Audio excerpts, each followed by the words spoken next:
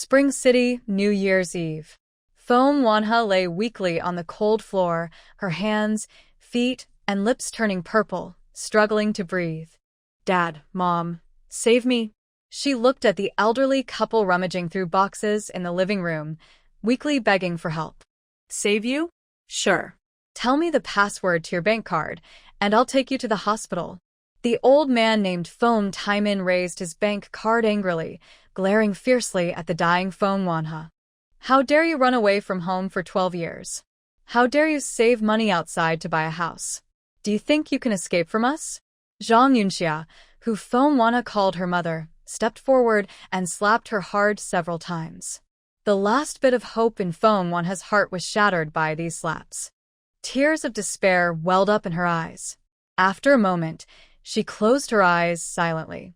Since she was old enough to understand, she had been trapped in, overwhelmed by heavy chores and parents as cruel as demons. Her life was like a nightmare she couldn't wake up from.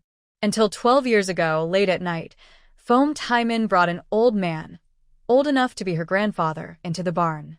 Yes, the drafty barn was her only shelter. The old man, with yellow teeth and a foul smell, wore a disgusting smile and chased after the just-turned 18-year-old girl, saying, "Give me a kiss, dear wife." Perhaps even heaven couldn't bear to watch anymore. When the old man tried to her, a gentle old ox suddenly kicked out, hitting him squarely in the groin. The old man didn't even have a chance to scream before fainting from the pain. She seized the opportunity to escape from that hellhole, suffered hardships outside, worked hard to survive, and never contacted her so-called parents or family again. She spent 12 years building a small home for herself. When she met a man she wanted to spend her life with, she thought her suffering was over. But now, the demon has returned, and even more. Do you know why you're feeling bad? Because I put something in the food I just gave you. Foam Taimin chuckled wickedly, grabbing Foam Wanha's hair and forcing her to open her eyes to look at him. That's industrial salt. The butcher in the neighboring village said it can kill if you eat too much. So, I got some and put it in your salt jar. It's very effective.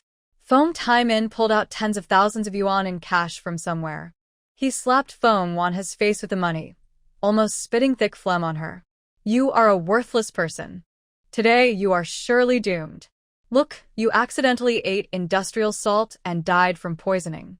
As your parents, we will legally inherit your house and savings, which we will use to marry off my son. Foam Taimin chuckled wickedly. Oh, I forgot to tell you, you're not even our biological child. He grabbed Foam Wanha's chin, forcing her to look at him. Do you want to know who your real parents are? Do you remember that morning you ran away when a couple from another place drowned in the pond at the village entrance? Seeing Foam Wanha's shocked eyes, Foam Taimin smiled with satisfaction. They are your real parents. They found out about you and came to look for you. I even took 200 yuan from old Wang for the bride price. How could I let you be taken away? So I pretended to be drowning and called for help. Your real parents actually jumped in to save me. Do you think I could let them have a chance to save their own lives? Foam Taimin's cruel words surprisingly eased Foam Wanha's pain. Suddenly, she felt at peace and lost all desire to survive. It wasn't that her parents didn't love her, it was that the evil couple in front of her weren't her real parents at all. If she died, maybe she could reunite with her real parents in the afterlife, those she had never met. Maybe she could enjoy her parents' love again, just like other children in another world. Thinking this, Foam Wanha's body relaxed instantly. Everything in front of her began to turn black, and her consciousness gradually blurred. Just as she was about to lose her awareness, her phone, which Foam Taimin had taken, suddenly rang. Xue Zhancheng? Oh, that man is the disabled soldier who's dating Foam Wanha, right? I heard he's from the military district compound. Hang up, hang up. Such people are not easy to deal with. Foam Wanha suddenly woke up from her nightmare. She turned over and sat up, touching her face, only to find tears streaming down her cheeks. The air was filled with the smell of cow dung. Through her blurry tears, she saw the old yellow cow lying nearby, chewing grass and occasionally mooing at her. Looking down at her ragged clothes, Foam Wanha felt a moment of confusion. What was she? It's already so late. Why are you still sleeping? When night falls, those few acres of rice seedlings won't be planted. Just wait and see how I'll deal with you. A familiar scolding came from the cow shed. Foam Wanha looked up and saw Zhang Yunxia still young, wielding a sickle and rushing over. Just as the sickle was about to cut her face, the old yellow cow suddenly stood up, and the reins caught Zhang Yunxia's leg. Upon hearing Zhang Yunxia's cry of awe, a dog that had been eating dirt suddenly fell to the ground. Seizing the opportunity, Foam Wanha escaped from the other side of the barn. In the drizzly, continuous rain, Foam Wanha walked alone through the old, empty village, occasionally passing by neighbors in raincoats. Getting soaked, her foggy mind finally cleared. She realized she had been reborn, back to her childhood before escaping the danger zone, perhaps even before her biological parents were harmed. With this realization, Foam Wanha's body trembled suddenly. She rushed into a neighbor's house, trembling as she looked at the calendar on the wall. March 3rd, lunar calendar, 1988. Isn't this the day the couple from out of town drowned in the pond in her previous life? On that day, there was a temple fair in town. After planting rice seedlings, Foam Wanha went to buy sewing needles and cloth to mend her tattered clothes. When she returned, she saw many people gathered by the pond, talking about a couple from out of town who had apparently drowned themselves. Just as she was about to go closer to look, Foam Taimin, soaked from head to toe, squeezed out of the crowd with a sinister, vicious look. Afraid of being beaten, she quickly turned around and went home to cook. That night, she almost suffered abuse from an old man, and after escaping that danger, she never returned. It turned out she had been so close to her biological parents, almost meeting them. But in the end, they missed each other, and that separation was like a cycle of rebirth. Realizing this, Foam Wanha's heart ached terribly, trembling so much she could hardly breathe. I heard a small car from out of town is parked at the village entrance, but I didn't see anyone inside. I wonder whose it is. 2 villagers returning from the fields whispered, and Foam Wanha overheard. Out of town? A car? No one inside? Suddenly, Foam Wanha's face changed. She seemed to go mad, rushing straight toward the pond at the village entrance. If she guessed correctly, her biological parents had already arrived at this moment. And Foam Taimin, who wanted to sell her to an old bachelor for money, had already become murderous. Foam Wanha turned a corner and saw the pond filled with rainwater. Foam Taimin, a good swimmer, was struggling and calling for help in the water, while on the shore, a couple had already thrown down something and was about to dive in to rescue him. Even from afar, Foam Wanha could see Foam Taimin's fierce, wicked smile. She shouted hoarsely, "No. He's going to hurt you. Don't go into the water.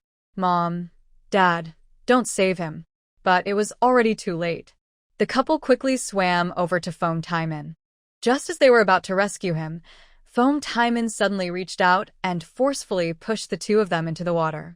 Under Foam Taimin's years of abuse, Foam Wanha instinctively felt afraid of this man. But at this moment, she ignored her fear. She took a deep breath and dove into the water, swimming swiftly, like a fish toward the middle of the pond. "Get away. Stay back. If you ruin my plans, I will hurt you when I get ashore." Seeing Foam Wanha swim over, Foam Taimin's eyes were full of cruelty. However, Foam Wanha paid no attention. She kept her breath and submerged herself, seeing her biological parents trapped underwater by Foam Taimin. Even though the water was muddy, she could still see blood flowing from the man's back. Her father was seriously injured, but still jumped into the water without hesitation to save others, ultimately falling into a trap and risking his life. Her mother was being choked by Foam Taimin. She struggled fiercely, not just to escape alone but to do her best to save her husband. Foam Wanha held her breath and swam over. She handed her father a flathead screwdriver to use as a weapon and then fiercely struck Foam Taimin's wrist with a rusty axe. After a moment, Foam Taimin let out a painful cry. He was forced to loosen his grip, with one hand pierced by the screwdriver and the other wrist nearly cut off. Meanwhile, Foam Wanha had already brought her nearly oxygen-deprived father to the water's surface. Without stopping to breathe, the man was about to dive back into the water to find his wife, but was stopped by Foam Wanha. "You're injured. I will help save her." She looked deeply at the unfamiliar middle-aged man in front of her, feeling an indescribable emotion. "He is my dad." Soon, Foam Wanha dragged the unconscious middle-aged woman onto the shore. Under her pressure, the woman coughed out some water and slowly opened her eyes after a heavy cough. "Xue Zhancheng, how are you?" The middle-aged man, just reaching the shore, saw his wife wake up. He staggered over and knelt beside her, asking in a trembling voice, "I'm fine." "Lao Feng, you're still hurt. Let me check your wound." The woman was still weak but ignored her discomfort, trying to get up to check her husband's injury. Coincidentally, the man also had the surname Feng, called Feng de Biao, and the woman was named Mei Yuedeng. The couple came to their senses and looked almost simultaneously at Foam Wanha sitting beside them. "Child, thank you." Mei Yuedeng leaned forward, pushed aside Foam Wanha's messy hair, and when she saw the girl's face, her expression suddenly changed. "Old Foam, this child." She. So excited she could hardly speak, Mei Yuedeng grabbed Foam Wanha's hand, tears falling down her face. Foam de Biao was just as excited. Why did they come to the village? To find their biological daughter, who had been swapped. "Yes, I am the person you are looking for. Let's leave quickly. I'm afraid we won't be able to if we delay." Foam Wanhao turned around and saw Foam Taiman swimming to the other side of the pond, shouting for villagers to help catch someone. About 100 villagers in the town all share the Foam surname. They are relatives from the same ancestral hall. If Foam Taiman calls for help, who can escape? Foam Village is remote, with rough and wild customs. Even if someone dies, it's no big deal. They quietly throw the body into the mountain valley, and wild animals will gnaw on it all night until nothing is left but bones. Isn't that the tragedy of their past life? Their biological parents died in the pond, but it was labeled as suicide. The village didn't report it or make a fuss. They just dug a hole and buried the bodies. So, Foam Wanhao, who is reborn, cannot let her biological parents suffer again. Can you still walk?" Foam Wanhao looked at Foam de Biao's bleeding back, unable to call him dad. "I can walk. As long as I don't die, I can walk. Yuedeng, we're taking our daughter home." Foam de Biao held his wife's hand tightly, then grabbed Foam Wanhao's hand without hesitation, heading straight for the car. Luckily, many villagers had gone to the town for the temple fair today. Even though Foam Taiman was shouting for help and looking for people, it gave Foam Wanhao and her family a chance to escape. When Foam Taiman led a few villagers with shovels and hoes to chase them, Foam de Biao had already started the car. He looked calm and determined. As the villagers rushed toward them, he said coolly, "Kids, don't be afraid. Dad is taking you away." He pressed the accelerator to the floor. The car roared loudly, and he drove straight ahead without hesitation. The villagers, looking fierce and angry, scattered in fear. A few stones hit the car, making loud noises. During the bumpy ride, Foam Wanhao turned to look back. She saw Foam Taiman still chasing, but soon the car left him far behind. Half an hour later, the car finally left Foam Village and entered the main road. As the traffic increased, Foam Wanhao's heart finally eased. She looked up and saw Foam de Biao's clothes soaked in blood, blood still flowing, and the seats covered in blood. "You need to get this wound treated immediately. Otherwise, someone could die." Foam Wanha tremblingly spoke. Hearing this, Foam de Biao smiled happily. He was driving and said cheerfully to his wife sitting in the back seat, "Yuedeng, did you hear that? No wonder she's our real daughter. She cares about me." Mei Yuedeng gently looked at Foam Wanha's side face. "Child, how do you know that we are your real parents?" This question made Foam Wanha pause. How should she explain? Should she say she had died once? Or that she came back with memories from her past life? After a long moment, she softly said, "I overheard Foam Taiman and his wife talking and accidentally found out I am not their biological daughter. Just now, I saw him trying to hurt you all. I guessed that maybe my real parents had come for me. After all, he took money from a single man and planned to sell me to him as a wife. Hearing this, Feng de Biao's face turned furious. He punched the steering wheel and cursed angrily. She's only 18 years old. How could he? Wait and see. I won't let him go. He caused me and my daughter to be separated for 18 years, made my daughter suffer all that time. If I don't send him to prison for life, I won't be called Feng. If killing people wasn't illegal, Feng de Biao would have chopped that into mincemeat. In his rage, the wound bled even more heavily. Feng Wanhe quickly said, "We should find a place to treat the wound first. Your condition is too serious." Because today in her past life was her biological parents' Memorial Day, even though she had rescued her parents from Feng Tiamin's evil grasp now, what if something else happened? Feng de Biao kept glancing back at Feng Wanhe, his face lighting up with happiness. All right. I'll listen to my daughter. Old Xue's kid is nearby doing military drills. We'll find a place to make a call and have him come pick us up. There was a public phone booth by the roadside. Feng de Biao got out of the car and dialed a number. "Hey, Lao Xue, I've got good news for you. My daughter has been found." Feng de Biao's face was full of joy and excitement, completely ignoring his bleeding wound. "I'll tell you the details when I get home. It's been very dangerous. Call Zhancheng and ask him to come pick us up. My daughter just came home, and now she's supposed to be dating your son?"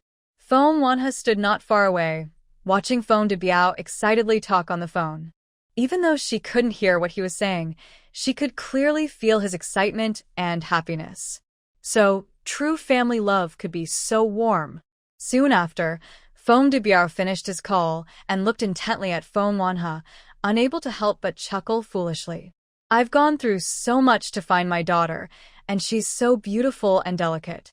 How dare old Xue say she can be his daughter-in-law? Bah, Xue Zhancheng isn't worthy." Hearing the name Xue Zhancheng, Feng Wanhe's body suddenly trembled. While waiting for help, Feng Wanhe suggested that Feng de Biao quickly treat his wounds. Feng de Biao hesitated, stammering and refusing to take off his clothes. After all, they were strangers who had just met. Why should anyone trust her? She withdrew her hand and smiled, saying it's okay. I'm not a doctor. If I make a mistake and make your injury worse, that would be terrible." Seeing her timid and helpless look, Yue Tang was upset. She glared at her husband and said, "Are you that precious? Do you not trust your own child? You're disappointing her with your lack of faith, Feng de Biao. Have you no conscience? It's not that I'm precious or don't trust her. It's just that." Feng de Biao looked aggrieved and explained, "My wound is serious, and it's split open after getting wet. I was worried I'd scare my daughter. Is he really that precious? If he truly valued his life, he wouldn't have traveled hundreds of kilometers to this mountain valley to find his daughter, while still injured." To prove he wasn't just making excuses, Feng de Biao unbuttoned his wet shirt, turning his back to his daughter and wife. Feng Wanhe immediately saw his father's scarred back, with crisscrossing scars that looked like fierce dragons coiled on his body, making her heart race.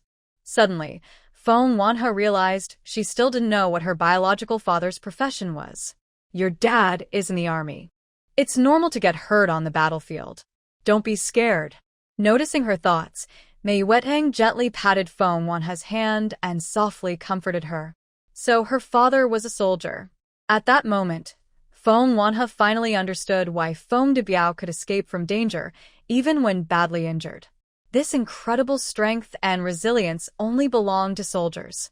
Her hands trembled slightly as she unwrapped the blood-soaked bandage. When she saw the bloody, bone-deep wound, she couldn't hold back her pain and choked, tears welling up and softly crying. This cry made Feng de Biao feel heartbroken. "Oh, my girl. Why are you crying? It's Dad's fault. It's all Dad's fault for scaring you." Ignoring her own injuries, Feng de Biao turned around to comfort his daughter, but was stopped by his wife, who held his shoulder. Yue Tang, with red eyes, scolded, "Are you trying to die? If you want to die, then struggle wildly. Your father died first, and I will remarry with our daughter afterward." Hearing this, Feng Debiao immediately calmed down. What's the point of talking about dying? It's bad luck. Our daughter was just found. I should spend more time with her and make up for what I owe her. In the trunk of the car, there was a first aid kit. Feng Wanho and Mei Yuetang worked together quickly to treat Feng Debiao's wounds. First, disinfect and bandage him. We'll wait for Xue Zhancheng to bring the doctor for further treatment. While dealing with the blood on her hands, Mei Yuetang said to Feng Wanho, soldiers often get hurt. They're used to it and don't cry. Once they get used to it, they'll be fine. When she first married Feng Debiao, she was frightened and cried when he was seriously injured. But now, her principle was that as long as he returned home alive after each mission, everything else was not important. Looking at her kind and gentle biological parents, Feng Wanho finally asked her long-held question. How was I taken away by Feng Taiman back then? And how did you find me? Hearing this, a trace of pain flashed in Mei Yuetang's eyes. That year, when she was 8 months pregnant, her husband went on a mission and was injured. They said he couldn't be saved. She thought she had to see him one last time, so she secretly went to the front line alone.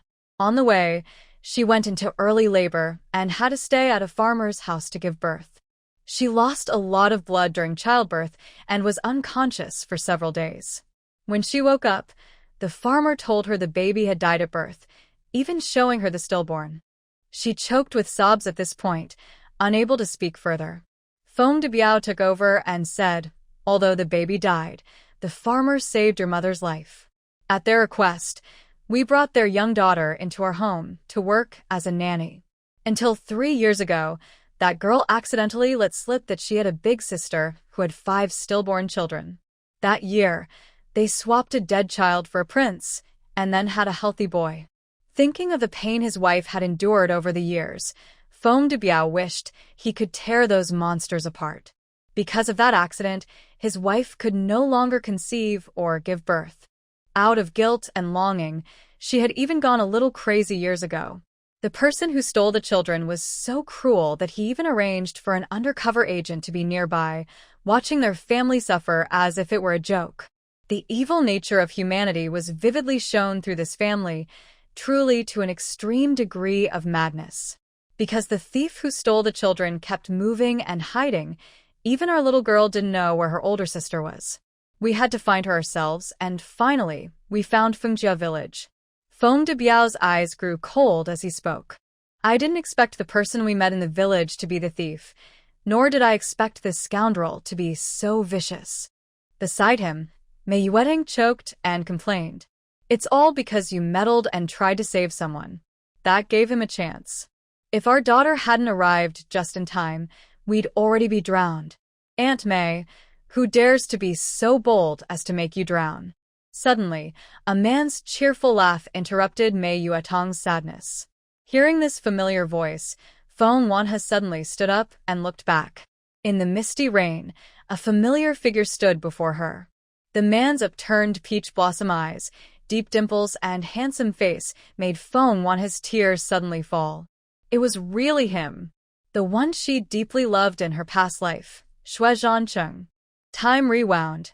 Xue Zhancheng was still uninjured and healthy, hadn't retired or returned home, and hadn't become a moody, unpredictable madman. He wore a vibrant combat uniform, with camouflage still not fully washed off his face. The young man stood in the rain, his hair wet from the mist, yet he still smiled brightly and freely, as if the spring breeze of March was caressing foam on his face. The gentle, lingering March wind softly brushed away the tears in foam on his eyes. The grievances from her past and present flooded her mind, causing her tears to flow wildly. She remembered the tragic circumstances of her previous life and the hardships she faced in this one to save others. She thought she could endure the pain in her heart, but seeing Xue Zhancheng, she instantly broke down. "Hey, little sister, why are you crying?" Xue Zhancheng took off his gloves, stepped forward, and bent down to wipe her tears. His fingertips were rough, with thick calluses from guns, and a little force turned her delicate skin red. "Hey, kid, are you taking advantage of my daughter?" Feng Debiao stepped forward and pushed away Xue Zhancheng's hand without hesitation. Look at you, so rough, making my daughter's face red. No wonder she's crying. Feng Debiao clumsily used the back of his hand to wipe away Feng Wanya's tears. He said, "Don't be afraid, little girl. Dad is here. No one will bully you again in the future." Feng Wanya nodded heavily. She hurriedly wiped her face and choked out, "It's just. The wind is a bit strong and it hurts my eyes." Yes, that mountain wind is really strong. Look, Uncle Feng is almost swaying from it. Xue Zhancheng teased with a smile. Before Feng Debiao collapsed, he quickly caught him. See? After such a serious injury and traveling so long, even an Iron Man would have fallen. Before losing consciousness, Feng Debiao tightly held Feng Wanya's hand, then placed it in Xue Zhancheng's. "Protect her well for me." Seeing Xue Zhancheng nod in agreement, Feng Debiao's tense body gradually relaxed. As his resolve eased, he suddenly fell into unconsciousness. Seeing his father suddenly faint, and remembering that today in his previous life was his memorial day, Feng Wanya's face immediately changed. She couldn't suppress her fear inside and rushed over, trying to wake the man related to her by blood. Dad, you can't sleep. You can't fall asleep. What if you don't wake up again? She had been reborn and couldn't just watch tragedy happen again. She hadn't even had a chance to call him Dad. Xue Zhancheng embraced Feng Wanya from behind. His strong arms tightly held her slender waist, forcing her against his chest, preventing her from seeing the bloody scene of the military doctor treating Feng Debiao. Feng Wanya couldn't break free from his grip. She struggled weakly for a while and finally burst into tears in Xue Zhancheng's arms. Her tears were hot and burning, soaking through her thick combat uniform and wetting Xue Zhancheng's chest. In that moment, Xue Zhancheng felt as if something was squeezing his heart.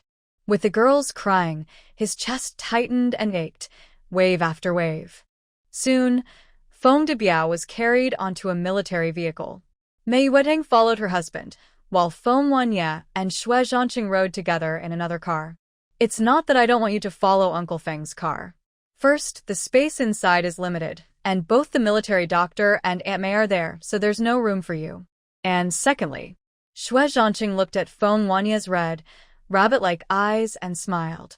"You said you cried so much. What difference does it make if you follow?" I'm afraid Uncle Feng won't be able to rest properly with all the noise." Feng Wanya sniffed and said, "I already said I didn't cry. It's just because the mountain wind hurt my eyes." Yes, the wind is just being naughty." "Oh, be careful." Before she finished speaking, the car suddenly jolted. Feng Wanya's small frame couldn't handle it, and she was almost thrown up. Xue Zhancheng reacted quickly, reaching out to hold her waist and using his strong arms as a seatbelt, keeping her tightly in his arms. "Strange, the first time I saw you, I had a feeling like I've seen you before. Hey, little girl, have we met before?" Hearing this, Feng Wanya stayed silent, but her heart was already filled with waves. "Not just met before. In our past life, we were each other's salvation, the only light in each other's dull lives. We once promised to marry when you could stand up again, but in the end, I died prematurely." Feng Wanya said nothing, and Xue Zhancheng wasn't angry. He still smiled playfully and said, "What did Jia Baoyu say when he first saw Lin Daiyu in Dream of the Red Chamber?" "Oh yes, this girl I've seen before." As he finished speaking, the driver in front couldn't hold back his laughter. Xue Zhancheng picked up his belt and pretended to hit him, joking, "Xiao Yuanguang, what are you laughing at? Did I say something wrong?" The driver, Xiao Yuanguang, was a company commander in Xue Zhancheng's reconnaissance unit and a trusted confidant he personally trained. He looked through the rear-view mirror at his usually serious and stern commander trying to coax the little girl, and he couldn't stop smiling. Maybe this iron-blooded battalion commander is about to bloom? After all, someone even used a cheesy line from Dream of the Red Chamber to flirt. That's definitely unprecedented. Xue Zhancheng scolded with a smile, "If you laugh again, tonight you'll run 10 kilometers with a load, and no dinner until you finish." Yes, Commander, I was wrong. I didn't laugh. It's just my nerves acting up." Look at this. Why won't the muscles at the corner of my mouth obey? Why are they curling up by themselves? Xiao Yuanguang laughed so hard his teeth almost flew out. As the most gossip-loving company commander among the 10 platoon leaders, he couldn't wait to reach the base and tell everyone about his heroic deed of charming the little girl. Feng Wanhe wasn't stupid. She naturally understood what Xiao Yuanguang was laughing at. She moved to the side, trying to break free from Xue Zhancheng's embrace. But the man's strong arms made it impossible. Her little strength was like scratching an itch. Useless. The road isn't good. It's better if I protect you. If you fly out, how can I explain to Uncle Feng? The more Feng Wanhe struggled, the tighter Xue Zhancheng held her. In the end, she was completely leaning into the man's arms, her face almost pressed against his chest. Fortunately, the convoy quickly arrived at the military base where Xue Zhancheng and his team were stationed. When Feng Debiao was carried out of the vehicle, a few regiment-level officers hurried over to salute and greet him, all looking very nervous. This scene left Feng Wanhe feeling a bit confused. Wasn't her father a high-ranking officer? He was still unconscious, yet a group of regiment-level officers showed such respect. Xue Zhancheng seemed to see through Feng Wanhe's confusion. He smiled and casually rested his arm around her waist possessively. Uncle Feng didn't tell you? He's a war hero of the Chun City Military District, the commander of a group army, with the rank of Major General. Feng Wanhe vaguely guessed that her father held an official position, but she didn't expect it to be such a high rank. She maintained her composure on the surface, softly responding with a and followed her mother into the field tent with the military doctor. The direct cause of Feng Debiao's coma was severe blood loss. Considering a critically injured person who personally drove hundreds of kilometers through dangerous terrain and fought in the water with villains, was able to hold on long enough to bring his wife and daughter out of danger and summon reinforcements, it was already an incredible display of willpower. The military doctor was stitching Feng Debiao's wounds and couldn't help but sigh. With such serious injuries, how did the commander manage to hold on until now? Based on his many years of medical experience, even absolute rest would be extremely exhausting for someone with such injuries. It could be said that Feng Debiao's survival until now was almost a miracle. Mei Wedang held Feng Wanhe's hand and also grasped her husband's hand. Her voice was calm, but carried a heartbreaking sadness. What kept him going? It was his love for his daughter, his care for his family. Even though she complained about how hard it was to marry a soldier, deep down she believed that the best decision of her life was to marry Feng Debiao and become a military family member. Xue Zhancheng did not come inside. He seemed busy and had disappeared from sight since returning to the base. It was not until evening that he hurried into the tent, looking exhausted. Feng Wanhe's sharp eyes immediately saw that Xue Zhancheng had changed into plain clothes, and his clothes were stained with blood. There were also a few fresh bloodstains on the back of his hand. "You're hurt," she said, straightening up. Hearing this, the military doctor quickly approached with alcohol and gauze, intending to bandage Xue Zhancheng's wound. Xue Zhancheng avoided the doctor's hand, coughed heavily, and shot a stern look at him. The military doctor quickly understood and said, "Oh, sir, you need to take medicine. Xiaohe, please help Captain Xue with his wound." Xiaohe?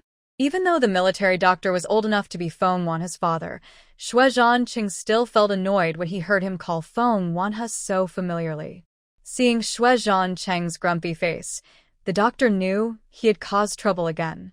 Honestly, Xue Gongzi's possessiveness over Feng Wanhe was really strange. How could two people who just met for the first time already hit it off? Could this be the legendary a destined connection across 1,000 miles? Or rather, meeting you for the first time feels like returning to an old friend? Xue. Captain Xue, just call me Xiaohe. Feng Wanhe was unsure how to address Xue Zhancheng, so she hesitated but decided to call him Captain Xue. She sat across from him with gauze and alcohol, took his hand, placed it on her lap, and carefully disinfected the wound with a cotton swab dipped in alcohol. Xue Zhancheng was known as a tough man in the army. His most famous story was when he was bitten by a poisonous insect during an international military competition. Others from different countries' officers also got bitten. The officers from other countries chose to withdraw and get treatment to save their lives, but Xue Zhancheng did not. He dug into his bone to treat his wound without any anesthesia, and in the end, led his comrades to victory, standing proudly on the international podium. Later, many asked Xue Zhancheng how he endured that sharp, stabbing pain during the bone treatment. His answer was very calm. Pain?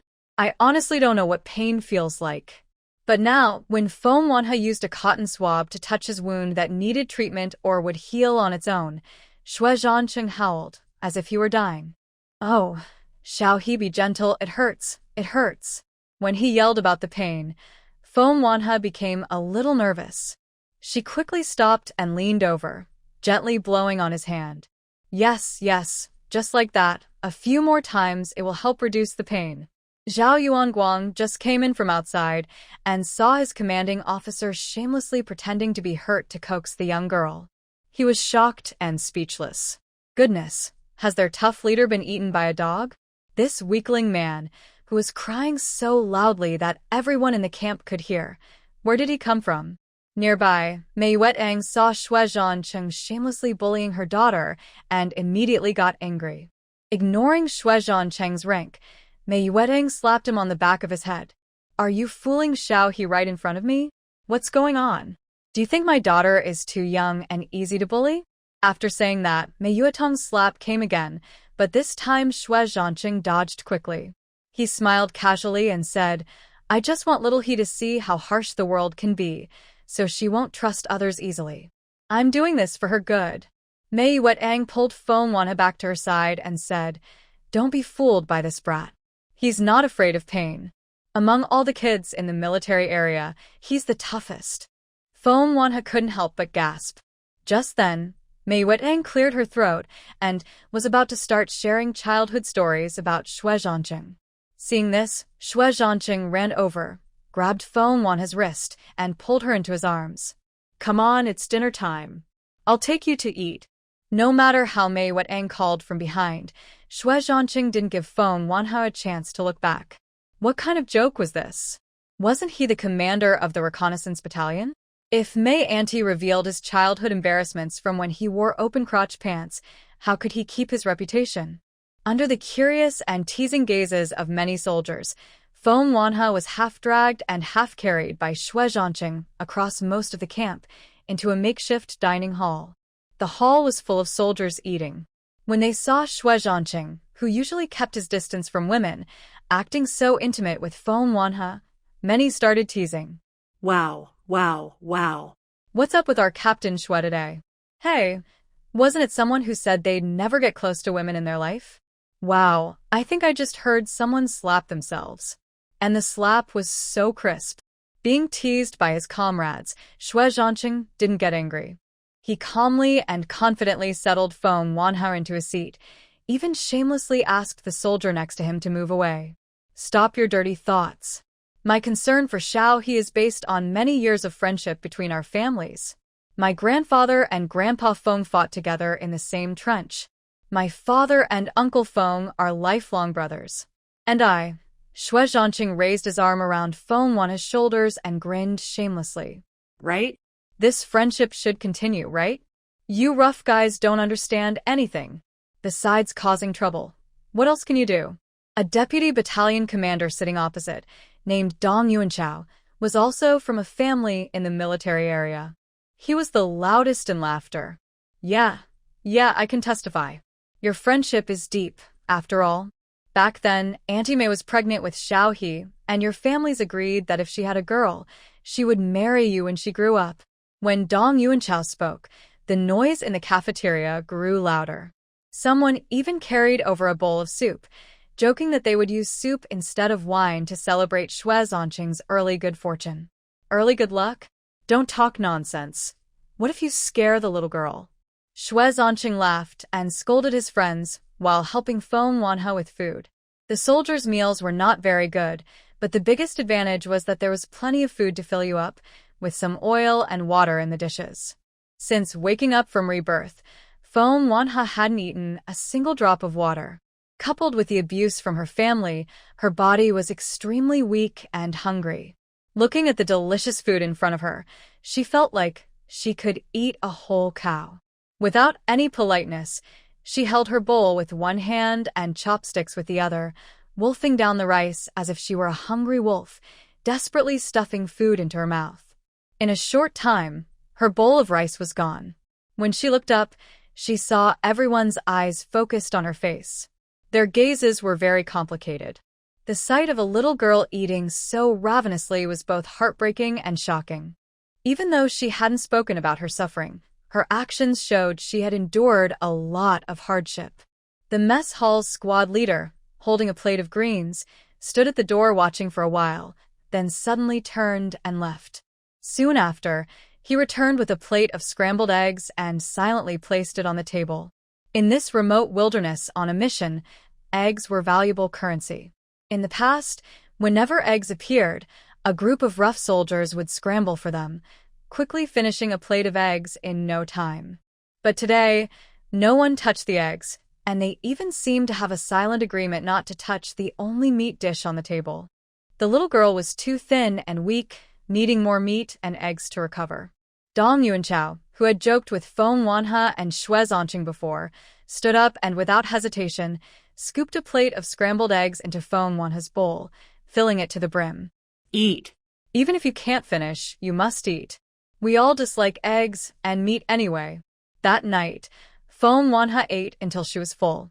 2 bowls of rice and a large plate of scrambled eggs, plus the precious meat dishes from each table, were all piled into her bowl despite her protests. Her deep friendship was hard to refuse. The only way she could repay was to eat silently, tears unknowingly falling into her bowl. Tonight, you and Aunt May will sleep in my tent. I'll go squeeze in with Dong Yuanchao and the others. Xue Zhancheng led Feng Wanhe towards his tent. The starry sky looked like flowing water, and the distant mountains added a mysterious feel in the night. Bats flew overhead now and then, and the air was filled with the fresh scent of wildflowers. The military drill will end in 3 days. After that, we'll head back to the command center and take you home. The path was uneven, and Feng Wanhe stumbled several times, almost tripping.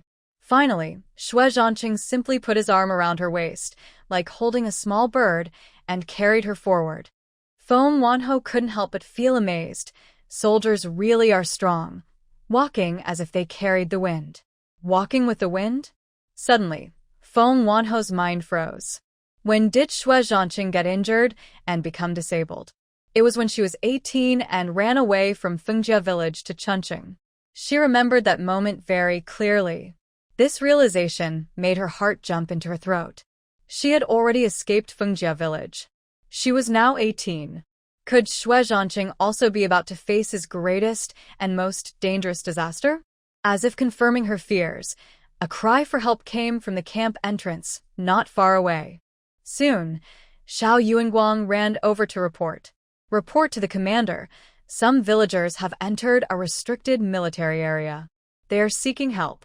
A few minutes later, several farmers sat around a campfire, nervously explaining their situation. Our sheep ran away. My older son and second son went after them. They accidentally crossed the barbed wire and entered a minefield zone. This area was surrounded by mountains. During past wars, many deadly mines had been buried here. Even after the country set up a mine-clearing team, it was still very difficult to clear all the mines quickly. Tonight, the sheep came back, but the 2 children are still missing. We've searched everywhere we could, but no one dares to go into that minefield. A dark-skinned woman cried as she spoke. We really have no choice. Otherwise, we wouldn't trouble you. Xue Zhancheng looked serious. He immediately ordered his team to take out a military map and analyze the villagers' information to find the children's possible location. After careful discussion, they pinpointed where the children might be. The children were likely trapped in the most dangerous part of the minefield center. Without professional help, it was almost impossible for the children to come out safely. Rescuing them became an urgent task. The planned military exercise was temporarily paused, and all personnel waited in place. Soldiers with mine-clearing experience hurriedly gathered to form a rescue team. Unexpectedly, Xue Zhancheng was not part of this team. Although he also had experience in battlefield mine clearing, he was still excluded from the team after careful consideration by the higher-ups. Before Feng Wanhe could relax, Xue Zhancheng stepped forward voluntarily. "Report, Commander. I request to lead the rescue team. Dong Yuanchao is injured and not fit for this mission." Hearing this, Dong Yuanchao became anxious. "Xue Zhancheng, get lost. I may be injured, but I can still disarm a few mines and save people. Don't try to take the credit from me." Xue Zhancheng took a few steps forward and pulled open Dong Yuanchao's combat uniform. A fierce wound on his arm was bleeding, staining the bandage red. Seeing this, the leaders adjusted the rescue team's assignments. "Dong Yuanchao, stay on standby. Xue Zhancheng will take your place and lead the rescue team immediately to find the missing children in the minefield-filled mountains." Xue Zhancheng stood straight, saluted loudly, and said, "Yes, I will complete the mission." After 10 minutes of preparation, they set out to find the 2 missing children in the mountain full of mines. Feng Wanhe was anxious, and tears filled her eyes. She grabbed Xue Zhancheng and urgently said, "Don't go. You might get hurt by a mine and never be able to stand again." Xue Zhancheng looked at Feng Wanhe gently. He smiled and slowly loosened her fingers. "I know the task is dangerous, but that's exactly why I can't let Yuan Chao go.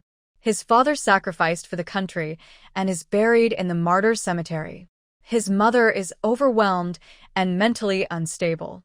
His 2 younger sisters are still in middle school. I'm different. My parents are alive. If something happens to me, my younger brother will take care of my family. I'm more suitable for this." He gently pried her hand away from his sleeve, paused, but didn't immediately let go. "The first time I saw you, you were crying at me. I don't know why, but my heart also hurt. It felt strange." Xue Zhancheng looked at Feng Wanhe and said, "When I finish the mission, I want to find the answer that makes my heart ache. I still believe that when I first saw you, I felt like I had seen this girl before." He raised his hand, tousled her hair, and pinched her pale, thin face. "Eat more, gain some weight, and be healthier." After saying this, he released her hand, turned around, and left without looking back. He was dressed in combat gear, standing tall and straight, like a sturdy pine tree in the glow of the fire. At some point, Feng Debiar realized he was awake. With his wife's help, he left the tent and stood behind Feng Wanhe, watching Xue Zhancheng leave with her.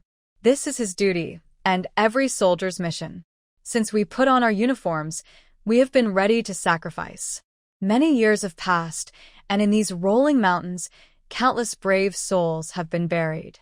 They become the mountain breeze and gentle rain, always protecting the fertile land of our country and its people. Dong Yuanchao was so anxious he was bouncing on his feet. The reason this minefield hasn't been cleared is because there are many tricky mines. Xue Zhancheng is still a bit inexperienced at identifying them. What are tricky mines? As the name suggests, tricky mines are very strange and unpredictable, making it hard for enemies to defend against them. To confuse opponents, these mines can look like watches, books, water bottles, or even biscuits. If someone picks one up, the huge explosion can cause severe injuries or death. When Feng Wanhe heard the term tricky mine, her mind suddenly flashed back to memories from her past life. The rescue mission was successful, but just as they were leaving the minefield, a child suddenly picked up a pen from the ground. It turned out to be a tricky mine, and Xue Zhancheng was blown up while trying to save the child. She heard this story from other soldiers when she accompanied Xue Zhancheng to the military hospital for rehabilitation. Minefield, children. The keywords clicked into place, and Feng Wanhe seemed to see the cruel wheels of fate crushing toward Xue Zhancheng. No. She couldn't let children touch anything in the minefield, and she couldn't let the tragedy from her past life happen again. Overcome with fear, Feng Wanhe grabbed Dong Yuanchao's arm and tremblingly said, "Xue Zhancheng is in danger. Hurry, take me to save him." Dong Yuanchao and Xue Zhancheng grew up in the same courtyard, and Xue Zhancheng was also on a dangerous mission for him this time. When he heard that his good brother was in danger, Dong Yuanchao didn't ask why. He immediately started the car and drove Feng Wanha straight to the minefield. Xue Zhancheng reached the center of the minefield and found the two lost children. Fortunately, they had passed through an area with fewer mines, and because it was dark and they were afraid to go further, the two brothers sat on a large rock, trembling from the cold. Seeing that the children were safe, Xue Zhancheng let out a sigh of relief. He avoided areas with dry grass or leaves, stepping carefully on solid ground with each step, very cautious. Two children saw Xue Zhancheng in military uniform walking toward them and burst into tears with joy. "Uncle, the People's Liberation Army is here. I knew Uncle would save us." Xue Zhancheng picked up his younger brother and had his subordinate hold his older brother's hand. The group carefully moved along the path they came in. The dark clouds in the sky had disappeared, and a bright moon hung in the treetops. The moonlight shone down on the forest, like a lamp illuminating Xue Zhancheng's way home. Soon, they had left the most dangerous area and could faintly see the faint glow of campfires. At that moment, two figures ran toward them from the opposite side. From afar, Xue Zhancheng heard Feng Wanha shouting desperately, "Xue Zhancheng, be careful. The children might pick up a strange pen on the ground. That's a hidden trap." Hearing this, Xue Zhancheng instinctively looked back. He saw that the older boy had somehow strayed from the path and was walking alone into a thicket full of dry branches and leaves. And 2 meters away from the boy, there was a pen lying on the ground, shimmering with an eerie light under the moon, like the eyes of a monster. The boy had already taken a step forward, about to bend down and pick up the pen. Xue Zhancheng's face changed instantly. He shouted, "Stop," and rushed forward. Just as the boy's hand touched the pen, he grabbed him and lifted him up. But he was too late. The boy had already touched the pen, and as he picked it up, a thin wire appeared in Xue Zhancheng's line of sight. He instinctively threw the boy to his comrades behind him, then grabbed the disguised trap and threw it as hard as he could into the air. With a loud explosion, a burst of fire lit up the mountain, almost turning it red. Startled forest animals scattered in all directions, and the explosion was accompanied by flames and noise. At that moment, Feng Wanha rushed over recklessly. Despite being small and fragile, she seemed like an unstoppable shield, throwing herself onto Xue Zhancheng to protect him with her weak body. Shrapnel pierced Feng Wanha's arm and cut Xue Zhancheng's waist, finally falling to the ground.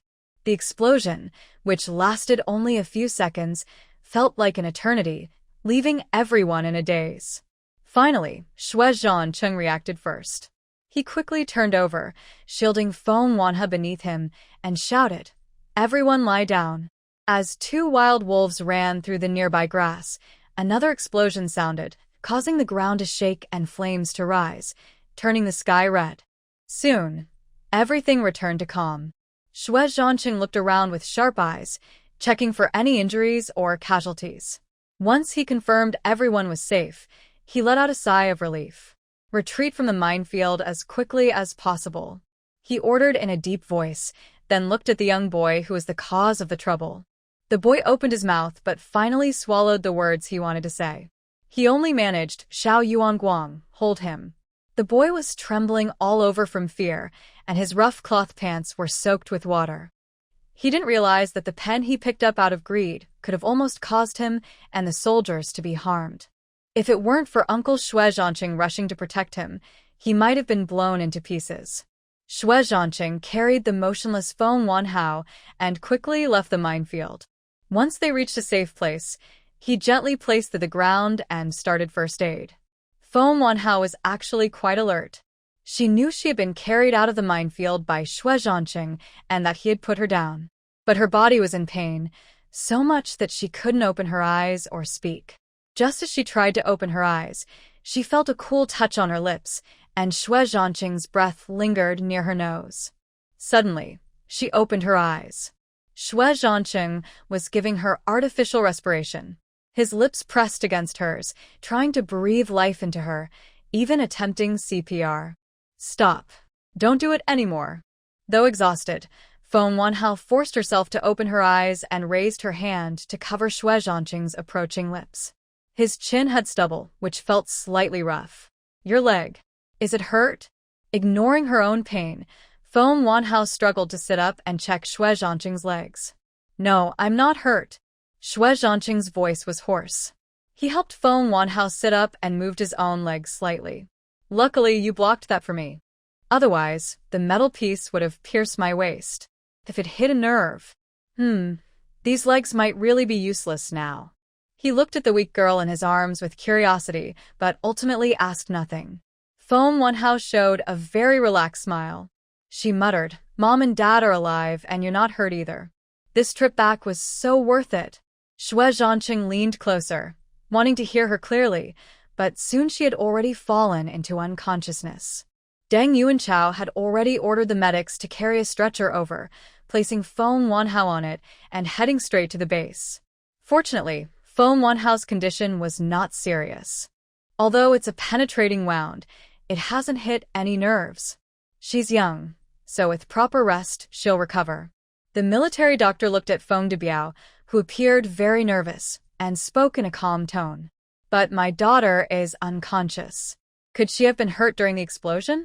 Feng Debiao had already listened to Xue Zhancheng's report.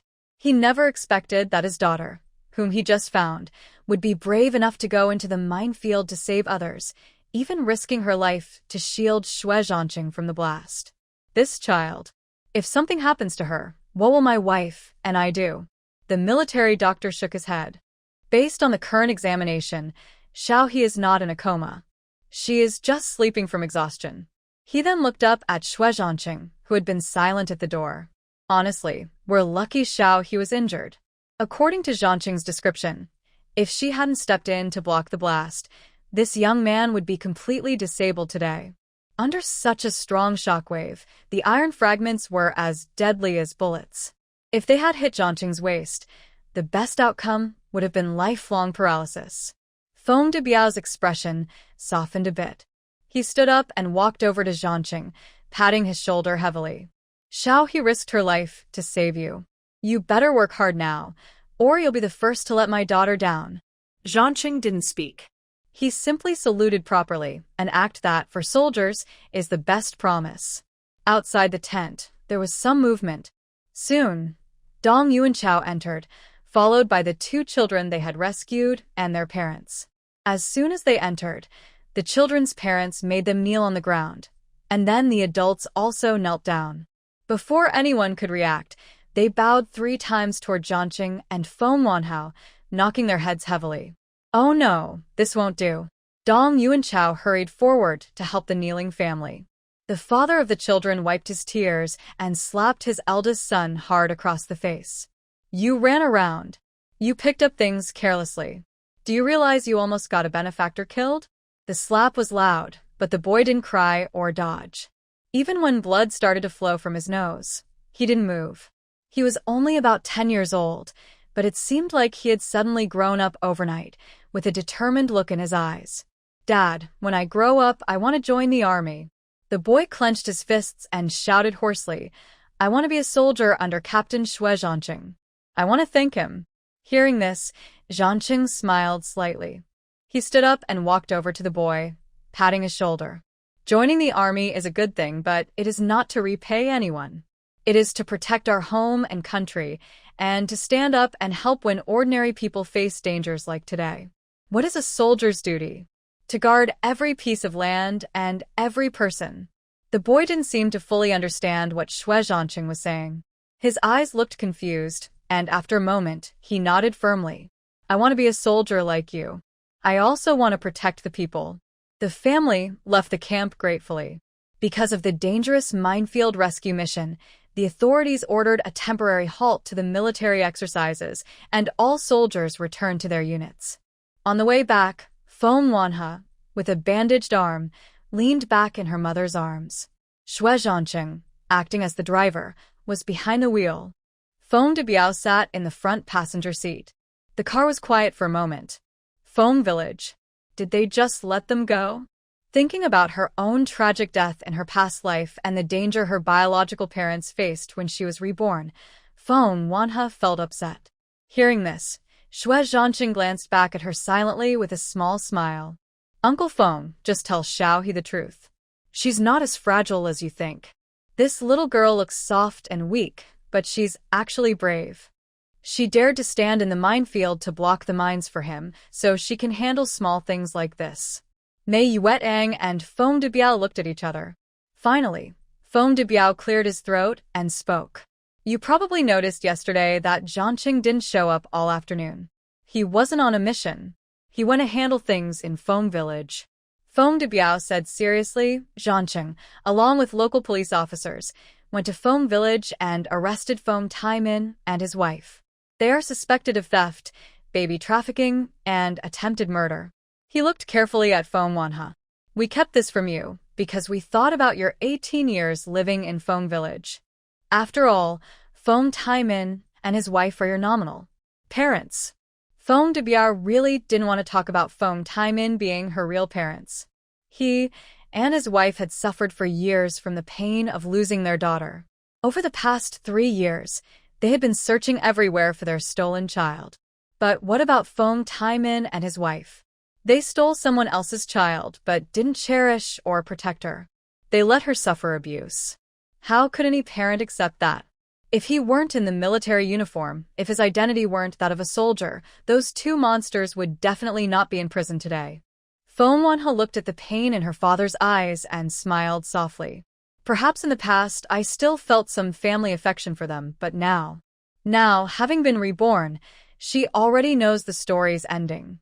She will be sold by her so-called parents to an old bachelor, and they will poison her with nitrate.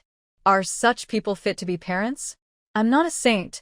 Why should I accept a thief as my parent? Feng Wanhe leaned into Mei Yuetang's embrace. Her mother's heartbeat was steady and strong, like the most beautiful melody in the world. This warmth she never experienced in her past life or this one. She liked it but also felt a bit scared. I heard that abroad, there's a new DNA test that can confirm family ties through a blood test, so Feng Wanhe was afraid she might be mistaken, afraid that Feng Debiao and his wife weren't her real parents, afraid that the warmth and happiness of these days were just illusions. So she didn't even dare to call them Dad and Mom. She was like a chick hiding in its shell, too timid to face reality. No need for a test. Anyone can see you look just like your mother, and the remaining 2 parts look like me. Feng Debiao loudly said, if I, Feng Debiao, can't recognize my own daughter, what kind of man am I? Yes, Xiaohe, parents and children have a kind of spiritual connection. When Mom saw you for the first time, she was already sure of your identity. We won't do any DNA test. Mei Yuetang was very smart. She saw through her daughter's worries, so she didn't rush her to call them Dad and Mom. Time passes slowly, and in the long future, they would always wait for her to say Dad and Mom. Xue Zhancheng, who had been silent, finally spoke. I think it's better to do a DNA test. Not only to ease Xiaohe's worries, but also to stop gossip from others. After all, words come from others' mouths. Without real evidence, rumors will spread. And who gets hurt in the end? The Feng family. Yesterday, I heard from local police officers that a province in the northeast has already used this DNA testing to solve cases. Doing a DNA test wouldn't be difficult, and it would give everyone an answer. That made sense. After a moment of silence, Feng Debiao finally said, we'll arrange this when we go back. Anyway, Feng Wanhe is definitely my daughter. Xue Zhancheng suddenly seemed to remember something and let out an "Oh." Uncle Feng, I remember there's a tombstone at your family's ancestral grave. The name on it seems to be Feng Wanhe? When he was a child, he went to the countryside with Feng Debiao and visited Feng's ancestral grave. He vaguely remembers a tombstone but didn't pay much attention to it before. Now, suddenly recalling it, he feels a shiver down his spine. That is, we thought our daughter had died, so we buried the child beside the ancestors and named her Feng Wanhe. Feng Debiao sighed. We thought the child would rest in the arms of our ancestors, and they would take care of her. But this. He paused. No wonder I sometimes dream of my grandfather scolding me for being stupid. Of course he was stupid. Burying the enemy's child in your family's ancestral grave and begging the ancestors to take care of her? The ancestors didn't get angry enough to open the coffin and come out to settle the score. That was already giving Feng de Biao face. When I was a child, I had no name. Feng Taimin and his wife always called me a lowly servant. Until I was 7, a guest came to our house, claiming to be my aunt. Feng Wanho frowned as she recalled those painful memories. I was in the yard feeding the cows and chopping firewood, listening to them talk and laugh inside the house. After my aunt left, Feng Taimin said she gave me a cultured, big name, Feng Wanho. Unaware all these years, she didn't understand why Feng Taimin and his wife would laugh so loudly when mentioning the name Feng Wanho. Now, thinking about it, It was basically a way of hurting her deeply. They enjoyed watching Feng de Biao and his wife struggle in pain while shamelessly humiliating their daughter, even using the name Feng Wanho in a very malicious way. As they approached the Spring City Military District, Mei Yuetang briefly explained the family situation to her daughter. You have 3 brothers and 1 sister. The eldest and second brothers are orphans of martyrs, and the third brother and sister are earthquake orphans. Hearing this, Feng Wanho was a bit surprised. Didn't you have more children later? 18 years was enough to heal deep wounds, especially for someone like Feng de Biao, who held a high position. How could he not have his own children? Since they acknowledged each other, she had never dared to ask this question. She was afraid of making her parents uncomfortable and worried about her own awkwardness.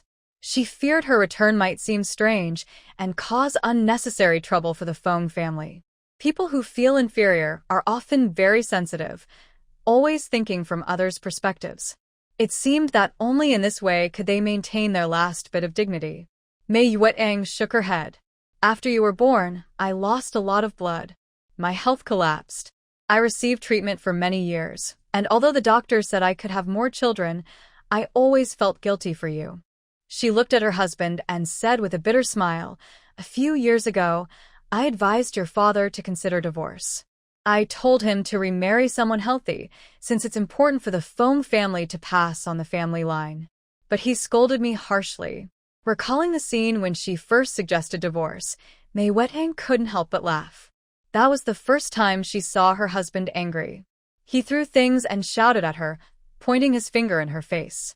Mei Yuetang, what do you think I am? Do you think I married you just to have children? I am a man, not a beast. Who says we don't have children? Our daughter is Feng Wanhua. She left for another world earlier, waiting for us. When we die, our whole family will reunite there. Listen carefully. I only lost my wife. I will never divorce. Later, no one mentioned divorce or having children again. Over the years, they quietly adopted 4 children, hiding their beloved children deep in their hearts. Your brothers and sisters know you're still alive. They've been searching for you all these years. When you return home and meet them, you'll like them. Mei Yuetang gently touched her daughter's face, speaking with love and tenderness. Your return makes my life complete. Even if I were to die now, I would do so happily. Feng de Biao let out a soft sound and muttered to his wife. What are you talking about? It's a big happy event for the children to come home. Why are you talking about death? That's bad luck. Nearby, Xue Zhancheng, who was driving, also chimed in. Since we've introduced the family members, maybe I should also introduce our family? Regardless of whether Wanhua wanted to listen or not, he started introducing himself as if firing a machine gun. My parents are still alive. My father is in the military, just like Uncle Feng. My mother is a high school teacher. I also have a younger brother, who should be your age. Xue Zhancheng smiled and said, I wonder which careless dog told my father about last night's events. Early in the morning, my dad called me, and he almost scolded me to death. Why did he scold you? Didn't we successfully rescue the children? Wanhua asked with doubt. Xue Zhancheng looked sad and complained. He scolded me for not being careful during the mission, for not predicting the children's actions, which almost caused a big problem. And most importantly, I also caused trouble for you. Xue Zhancheng still clearly remembered his father's angry scolding. Do you know how hard Uncle Feng and Aunt Mei worked to find their daughter? You really went all out, not only failing to protect Xiao He and ensure her safe return, but also letting a young girl take the blame for you. You're quite capable. Let me tell you, you owe Xiao He a big favor for a whole day. Think carefully about how to repay her. Anyway, my biological father is very angry, and the consequences are serious. He bombarded me with calls, cursing me until I felt dizzy. Don't let me find out who snitched on you, or I will definitely deal with him. Xue Zhancheng clenched his fists, ready for revenge. In the back seat, Feng Wanhe couldn't hold back and snorted with laughter. Xiao He, you're being scolded like that and you're still laughing? Are you happy about it? Xue Zhancheng raised an eyebrow, pretending to be angry. Feng Wanhe shook his head quickly, trying to hold back his laughter. No, I'm not happy about it. Are you sure you want to find the person who betrayed you and get revenge? Of course, I won't let this go. Before he finished, Feng Debiao in the front passenger seat snorted coldly. I was the one who called and told on your dad. So what? You want to take revenge on me? Fight me? Hearing this, Xue Zhancheng was so scared he slammed on the brakes. The sudden stop almost threw the small Feng Wanhe out of the car. This. Seeing Feng Debiao's face as dark as a pot's bottom, recalling his earlier harsh words, Xue Zhancheng wanted to jump out and dig a hole to hide himself. Not only because of the relationship between Feng Debiao and his superior, but also because of the connection between Uncle Feng and his biological father, he knew he wouldn't escape another beating. What am I trying to prove with my words? Do I think I haven't suffered enough? Xue Zhancheng quickly changed his attitude and put on a fake smile. Here he started the car, smiling like a puppy begging for approval. Uncle Feng, you misunderstood me. I didn't mean revenge through fighting. No, I mean thank you. He racked his brain for words of praise. To me, you are as great as my father. Everything you do is for my good. I don't even know how to thank you. Maybe I'll sing you a song? Feng Wanhe struggled to hold back his laughter. Even Uncle Feng, who usually had a high sense of humor, couldn't help but smile a little. But he still kept a serious tone and said coldly, Sing? Don't think I don't know you're tone deaf. Uncle Feng, you said that the army is a good place to transform ordinary people. Before I joined, I was tone deaf, but after joining, well, I've changed. Xue Zhancheng cleared his throat and said, Friends, soldiers, now our military song prince, Reconnaissance Battalion Commander Xue Zhancheng, will perform a song called Return from Shooting Practice for everyone. Holding a singer's posture, Xue Zhancheng took a deep breath and began his performance. Sunset in the west, red clouds fly, soldiers finish shooting practice and return to camp. Disturbing, howling sounds drifted out of the car window, startling birds all over the mountain. Amid the roar of the convoy, faint curses from Feng Debiao could be heard. Can I forgive you? Can I forget the score? Kid, can you shut up? Your loud voice is almost driving me crazy. Are you trying to ruin my life? Uncle Feng, you don't like this song? Then I'll change to We Walk on the Main Road. I don't have to sing? Uncle Feng, don't hit me. Xiao, he helped me. When they arrived at the military district compound, it was already evening.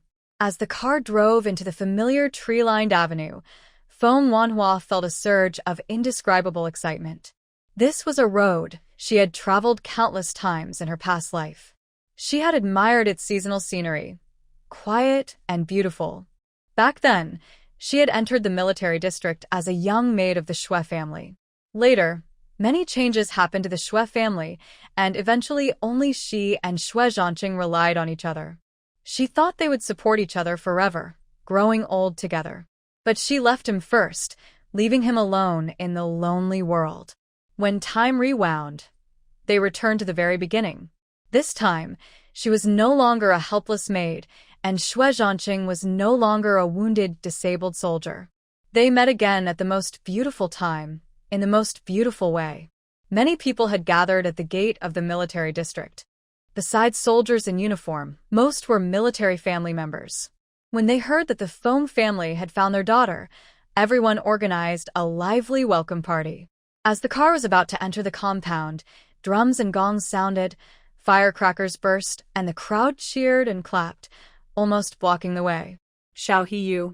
Forget it, just stay in the car and go straight home. I'll greet the neighbors. Originally, Mei Wetang wanted to hold her daughter's hand and get out of the car, eager to introduce her daughter to all the neighbors. Look, her child is alive, her daughter has come home, and she's still a beautiful young lady. However, upon further thought, she worried that her daughter might not be used to the warmth of the military community, so she changed her mind halfway through her words. Let me walk down with you. Foam Wanha took Mei Yuetang's hand voluntarily, smiling with clear, firm eyes. In that moment, Mei Yuetang suddenly felt like crying. Let's go, Lao Feng. Our family of 3 will get out of the car and walk home together. Mei Yuetang held back her tears and spoke to her husband in the front passenger seat. Feng de Biao couldn't sit still anymore. What a happy occasion, her daughter coming home. He had to show off immediately. So Feng de Biao got out of the car, standing on either side of their daughter, with Mei Yuetang. The couple held their daughter's hand and happily accepted neighbors' blessings. Suddenly, a familiar figure pushed through the crowd and grabbed him just before Xue Zhancheng tried to run away. The person was Xue Zhancheng's mother, Zhou Yuping. Zhou Yuping slapped Xue Zhancheng the back of his head, very fierce. That little rascal, I heard you caused Xiahe to get hurt? You're always bragging and showing off, but when it comes to serious matters you fall apart? Xue Zhancheng jumped and dodged while protesting loudly. My dad doesn't follow military rules. That's classified information, and he even told outsiders. Hearing this, Zhou Yuping's hand struck even harder. Outsiders? Who are you calling outsiders? Have you gotten so cocky? Seeing his mother scold him openly, Feng Wanha hurried to speak up for him. Auntie, this isn't Xue Zhancheng's fault. The mission was dangerous and sudden. If he hadn't been brave and quick, someone might have been hurt or worse. As soon as Feng Wanha spoke, Zhou Yuping let go of Xue Zhancheng. She glared at her son sharply and said, just be grateful to Xiahe. If it weren't for her speaking up for you, I'd have beaten you into a pulp today. Yes, I thank Xiahe for saving me, Xue Zhancheng said casually, but some military family members started joking around. The stories and books say that repaying a life-saving deed should be with a promise of marriage. Coincidentally, your families once arranged a childhood engagement, so it's like a perfect match made in heaven. The military families come from all over the country, with varying levels of education, many of whom are illiterate. They don't understand the so-called respect and privacy of high society. They just joke kindly, making the atmosphere livelier and helping Feng Wanha feel less awkward about returning home. When they heard about the childhood engagement, Feng de Biao couldn't hold back anymore. No. Xue Zhancheng is not suitable. He doesn't deserve my daughter. Once a low-key person, Feng de Biao's attitude today is almost arrogant, with his words full of pride. Not only does Xue Zhancheng not match my daughter, but none of the boys in our whole courtyard are good enough. When he said this, the crowd burst into laughter. Oh, I was planning to let my son meet your daughter someday, but now, we're not good enough. A colonel joked with a smile. Just then, Zhou Yuping said, whether we're a match or not doesn't matter. This marriage was personally agreed upon by Yutang back then. I don't care about anything else. I've decided on this daughter-in-law. Everyone laughed and joked around. Oh, so there's going to be a big celebration in our courtyard? TSK, we'll need to prepare a big gift. Yuping, don't just talk. Have you prepared the wedding house? The dowry? My family has everything ready, just waiting to see if Xiaohe will like my son. Hey, don't gossip and bully the young girl. Everyone disperse now. Let my son get to know Xiaohe and the courtyard environment better. Although Feng Wanha blushed shyly from the teasing, she genuinely enjoyed the lively atmosphere. Everyone was warm and full of kindness. Their gazes were filled with affection and tenderness, like spring breezes and rain that nourished her lonely heart. Her parents held her hands tightly, treating her like a treasure. She looked up and saw Xue Zhancheng also watching her from among the crowd. Their eyes met. He smiled, his lips curling up, full of springtime joy. Just then, 2 young men in military uniforms ran over wildly. Dad, Mom, is my little sister back? The leading young man arrived first, rushing through the crowd, panting but excited. Mei Wedding smiled and pulled Feng Wanhe aside, saying, Zhanghe, your older brother. Xue Zhancheng, 24, was a child of a martyr. His father died heroically when he was 8, and his pregnant mother was so shocked she suffered a fatal hemorrhage. Later, Feng de Biao adopted him. Feng Wanhe looked at this excited young man and called out, Big brother. Hey. That one word, big brother, made Xue Zhancheng so happy he almost jumped up like a child. Dad, Mom, I have a little sister now. Feng de Biao patted his eldest son's shoulder and then waved to the thinner boy behind him, saying, Xiang Yan, come say hello to your sister. 22-year-old Xiang Yan is an orphan. His biological father sacrificed himself a month before he was born. When he was 10, his mother, who depended on him, passed away from illness. As a result, he became Feng de Biao's second son. Xiang Yan's personality is not as cheerful and smiling as his older brother, Xue Zhancheng. He is calm and reserved. He gently patted Feng Wanhe's head. From now on, if anyone bullies you, just tell your second brother. I will protect you. Besides his older brothers, Xue Zhancheng and Xiang Yan, Feng Wanhe has a third brother and an older sister. Big sister and the third brother already prepared a big table of delicious food at home, waiting to welcome the little sister. Feng Wanhe already knew that the older sister Xue Zhancheng mentioned was Wang Xingnan, 25 years old, recently married. The third brother is named Xu Hao. He lost a leg in a big earthquake and just finished his 19th birthday. He is in his third year of high school and studies very well. Amid loud drums and firecrackers, and surrounded by military family members, Feng Wanhe finally reached her home door. Standing at the door, Feng Wanhe was filled with shock. This was a place she had visited many times in her previous life. Unlike the prosperous scene today, her memory of the yard was deserted and dilapidated, now a playground for stray cats and dogs. She had asked Xue Zhancheng why no one lived in this fancy Western-style house. At that time, Xue Zhancheng only looked deeply at the weeds on the roof and did not answer. It turned out that this was her parents' home.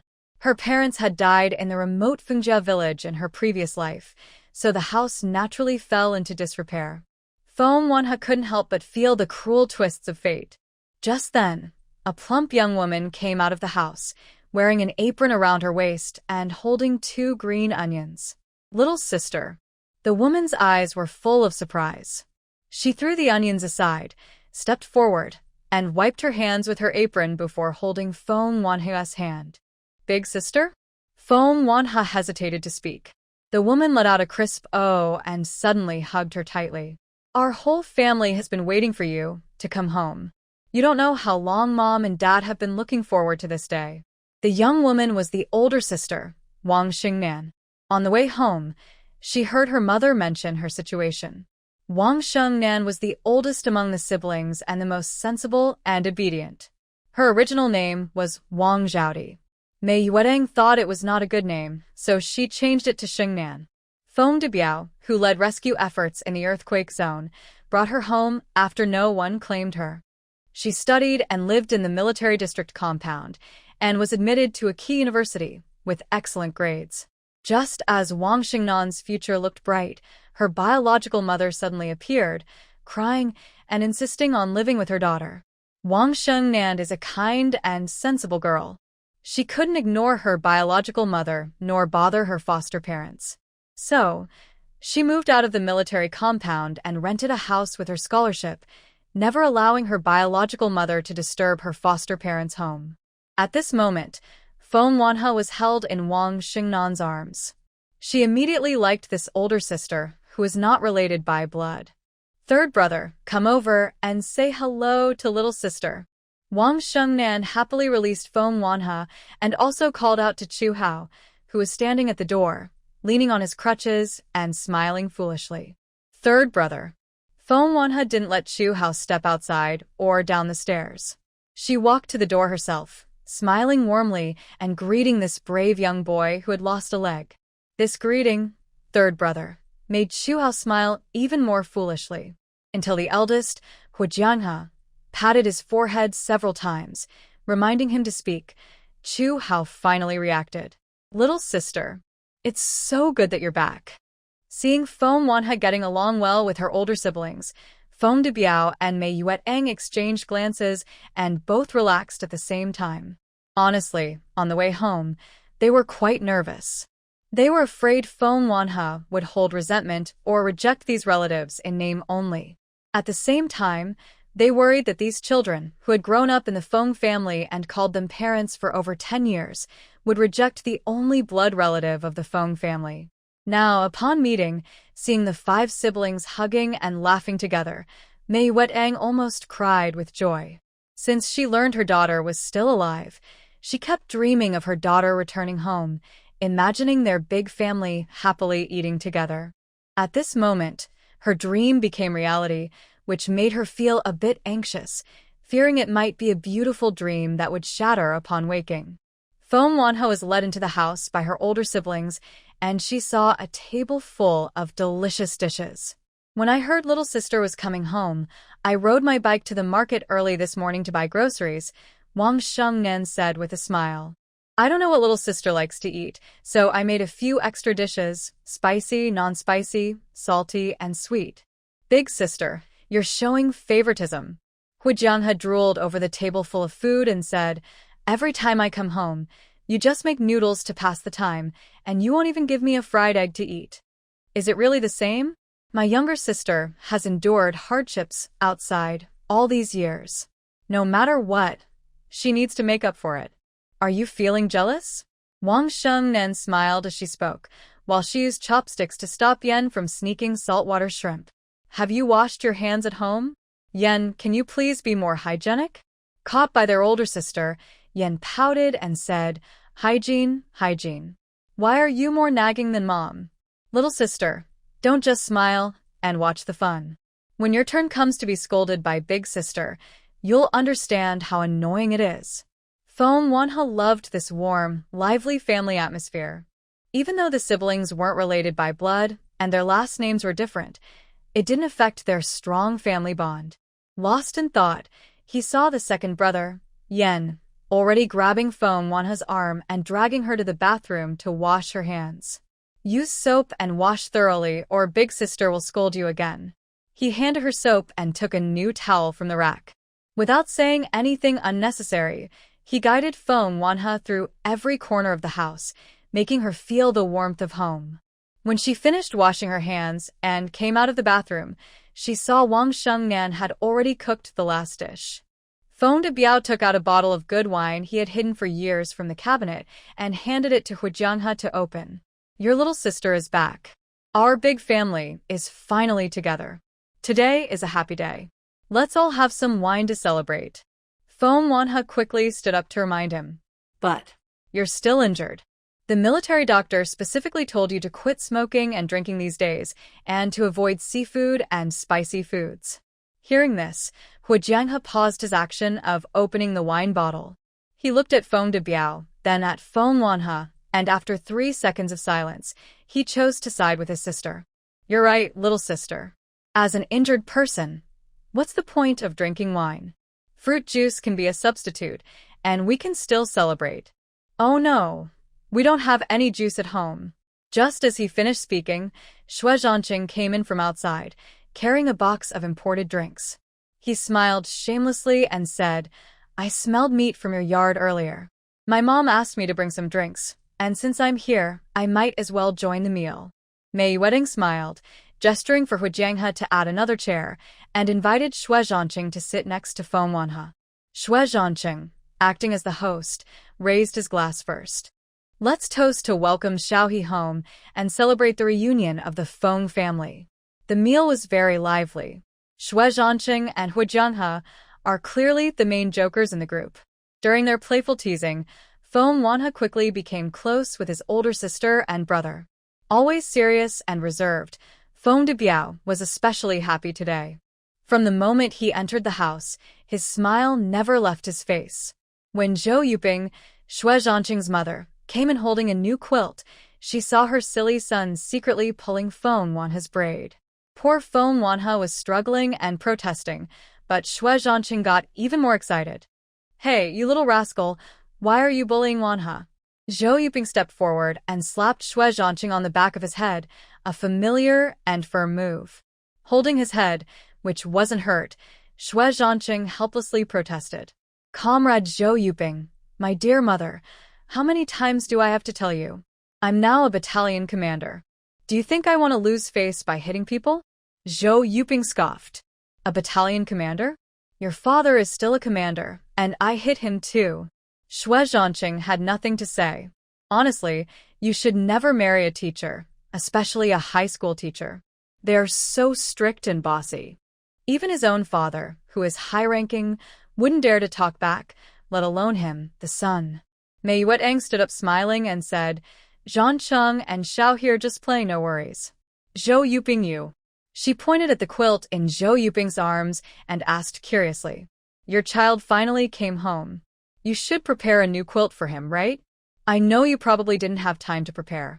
Look, I have a ready one at home, so I brought it here. Zhou Yuping placed the quilt on the sofa. The quilt was made of white cotton cloth with a red silk cover, still carrying the scent of sunlight, soft and warm. Mei Yuetang didn't refuse. Yes, she had left in a hurry and didn't expect to find her daughter, so she didn't have time to prepare new bedding or even tidy the room. This new quilt from Zhou Yuping was like a timely rain. Hey, isn't this the new quilt I was supposed to sew? You. All right, I'll be quiet. Xue Zhancheng stretched his neck to look and couldn't help but protest. But just as he spoke, his mother's slap came again. He dodged quickly and meekly shut up. You, a rough man. What's the point of having a quilt if you're just going to fight over it with Xiaohe? Besides, you spend most of the year in the military dorms. Giving you a new quilt is just a waste. Zhou Yuping was a true mother. She was straightforward and didn't hold back when criticizing her son. Turning to look at Feng Wanhe, she smiled warmly and gently. Xiaohe, tomorrow go to Auntie's house to play. Auntie will make you delicious food. Feng Wanhe watched Zhou Yuping rush around happily.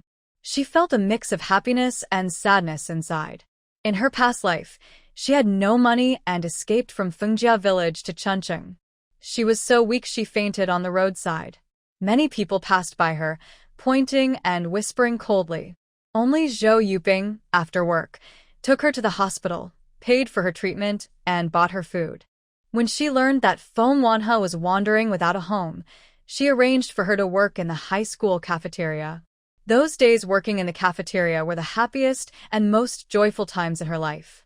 She could eat well, dress warmly, and even sneak outside to listen to lessons and learn new things. Until one day, 6 months later, she heard from the cafeteria staff that Zhou Yuping had passed away. Her eldest son, Xue Zhancheng, was injured and disabled, which was a huge to her. She struggled to accept this harsh reality. Just as she was about to recover, her younger son drowned on his way home from school. Misfortune struck her twice, one son injured, the other lost. Zhou Yuping's hair turned white overnight. In her deep grief, she suddenly had a heart attack and passed away on the night of her younger son's memorial. Xue Zhancheng, who was outside on a dangerous mission, learned that his wife and son had died one after the other. He was so devastated that an enemy took advantage of the moment, and a bullet pierced his heart. She then entered the crumbling Xue family and saw Xue Zhancheng lying on the bed, full of sorrow. He cried with red eyes, begging her to give him a knife so he could join his parents and brother in another world. She shook her head and refused. From then on, she took on the responsibility of caring for Xue Zhancheng. 12 years passed in the blink of an eye. The two wounded young people relied on each other, supporting and comforting one another through sad times. In her long life in the previous world, Feng Wanhe often wondered what she could do if she could start over to help the Xue family avoid disaster. Maybe heaven heard her wish and gave her a chance. Now, Xue Zhancheng has escaped a deadly disaster. The most important thing now is to keep his younger brother, Xue Zhanping, away from death's grasp. Xiaohe, what are you spacing out for? Feng Wanhe was so lost in her thoughts, she didn't hear Xue Zhancheng calling her. When she felt his hand pinch her cheek, she finally snapped out of it. Oh, I am thinking. She stammered, unsure how to explain her distraction. When her eyes finally landed on Zhou Yuping's face, she suddenly had a bright idea. I want to study. I want to go to college. Going to school was the thing Feng Wanhe had looked forward to most in her past and present life. Feng Wanhe finished middle school, not because Feng Taiman was kind, but because she heard that girls who finished middle school were more attractive and could ask for more bride price. Attending high school and college seemed like a distant dream for Feng Wanhe. Now, it seemed her dream might come true. Hearing this, Zhou Yuping smiled. Ah, I thought it was something serious. So, you want to study? Auntie can arrange it. How about being in the same class as Xue Zhancheng? He can look after you. That sounded good. If she was in the same class as Xue Zhancheng, she might be able to watch over him and help him avoid trouble. However, Feng Debiao had his own worries. Even without anyone saying it directly, everyone knew Feng Wanhe's academic foundation was weak. Going to high school and college was almost impossible for her. Why do you want to go to school? Oh, am I worried you won't find a job as my daughter? He waved his hand confidently and said, Girl, studying is too hard. We won't do that brain-draining, hopeless stuff. Let's just live easily. If needed, Mom and Dad will support you for life. If you want to work, Dad can find you a simple job to pass the time. If you don't want to work, just play freely. Whatever money you need, Dad will give it to you. Then he looked at brothers Xue Zhancheng and others and asked, You guys, as brothers, promise me, if Mom and I are gone someday, can you take good care of your sister? Yes. The three brothers answered in unison, their tone and eyes very firm. Feng Debiao nodded with satisfaction and looked at Feng Wanhe. As long as Dad and your brothers are alive, you won't have to suffer. Can we give up studying and that hard life? Seeing the concern and love in her father and brother's eyes, Feng Wanhe felt a fullness inside her. After a moment of silence, she softly said, But I still want to study. Going to school is fine, but my only request from Dad is that you stay happy. If studying makes you unhappy, then it's okay not to go, said Zhou Yuping, the teacher, joking with a smile. That's because our two families are close. If it were an ordinary parent, I would definitely scold a few words. Who spoils their child this much? Feng Debiao snorted and said, My daughter, I love her however I want. Don't think I don't know. Your family's old Xue's biggest regret is not having a daughter. You guys are just jealous. This remark made Zhou Yuping laugh and cry at the same time. Yes, Feng Debiao is right. When she was pregnant with her second child, she liked spicy food and had a big round belly. Everyone in the yard said it must be a girl. But when she was born, it was a boy. Her heart was. Now, seeing Feng family's daughter, Zhou Yuping genuinely likes her and wishes she could adopt her as her own daughter. Yuping, I'll trouble you with Xiaohua's school matters, Mei Wedding said with a smile. No problem. It's just a small matter. But before that, you need to transfer the child's household registration. When it came to household registration, Zhou Yuping hesitated a bit. The child's foster parents. They're not foster parents, they're human traffickers, child thieves. Feng Debiao's face changed as he spoke sternly. They've been arrested. I will personally oversee this matter. The couple will never get out of it in this lifetime. Not taking their lives was Feng Debiao's respect for the law. Otherwise, with his temper, he would have shot those two hundreds of times. By the way, Zhancheng, can you help contact someone for a DNA test? I don't mind, but Xiaohua has some doubts. If we do it, it'll be clear and my daughter can go home openly. Xue Zhancheng nodded in agreement. He looked at Feng Wanhua, who was sitting on the sofa, looking very tired and haggard.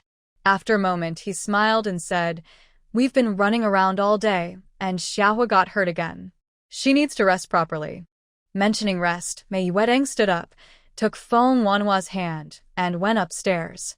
Because Feng Debiao held a high position, the Feng family lived in a 3-story house. Your eldest brother, second brother, and eldest sister's rooms are on the 3rd floor. The third brother has trouble walking, so he lives on the 1st floor. The 2nd floor is where I and your dad live. Your room is right next to us. They continued upstairs to the end of the 2nd floor, pushed open a tightly closed door, and the quiet atmosphere of time greeted them.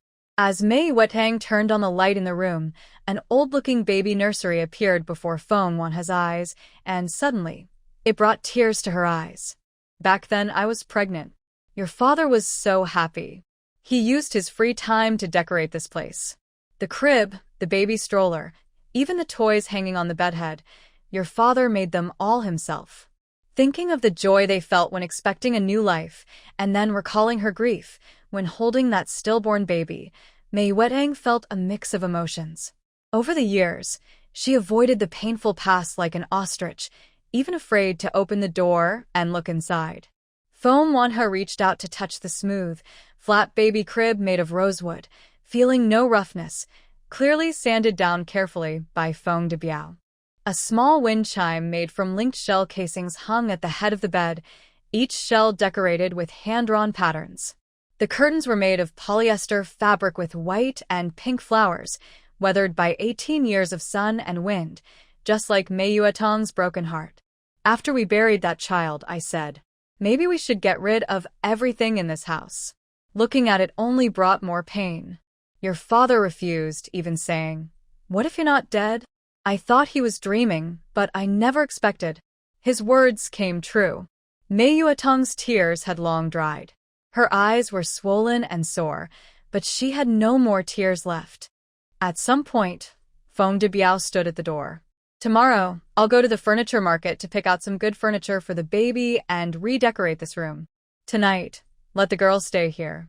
Hearing this, Mei Yuetang gently held Feng Wanha's wrist, her eyes filled with cautious hope. Shao he tonight. Can you sleep with Mom? Feng Wanha nodded heavily, tears in her eyes, choking on her words.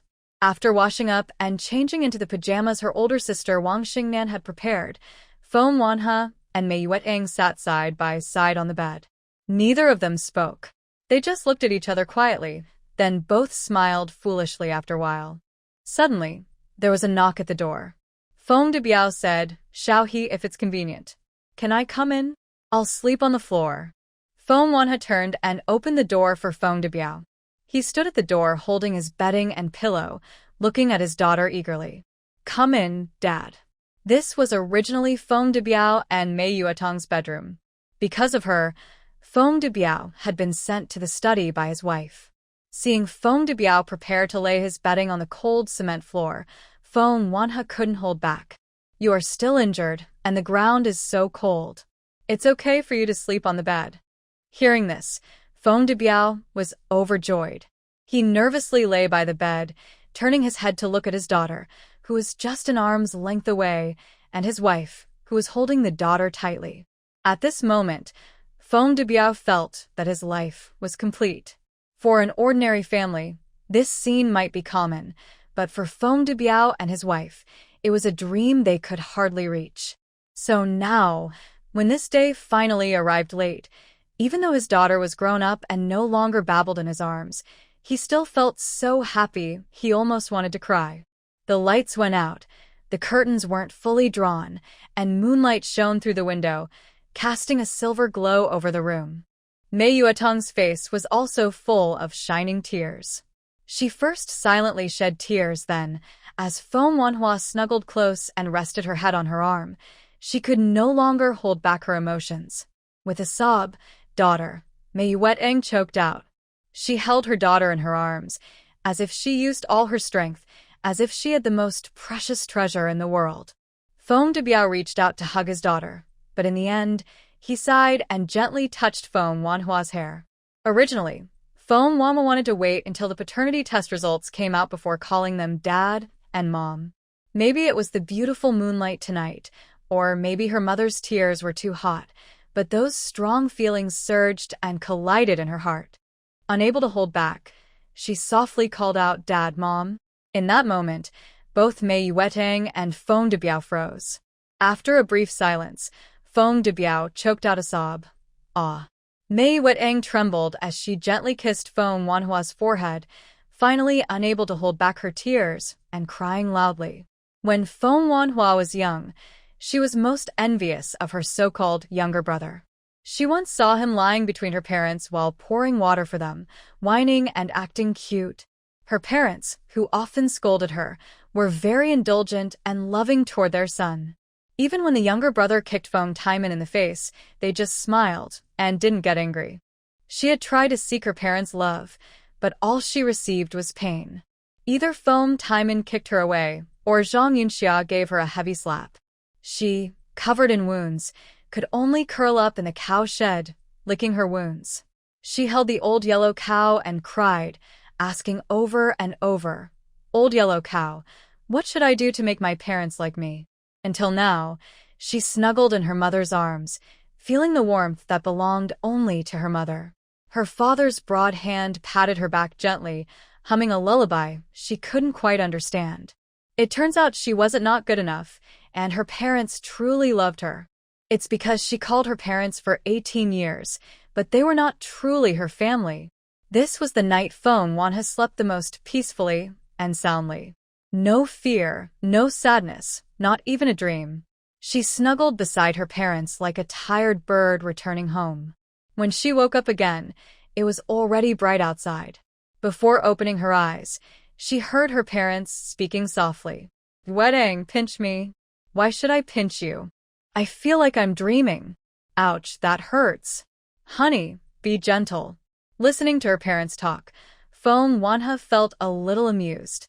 Just as she was about to open her eyes, she felt a rough touch on her face. Her father was stroking her cheek with his hands full of calluses from working hard. "Wedding, our daughter is so beautiful. No girl in the whole yard is prettier than her." Feng de Biao was smiling foolishly, making Mei Yuetang laugh along. "It's fine to say that at home, but don't go around telling others and offend them. If other parents hear you say that, they'll get angry."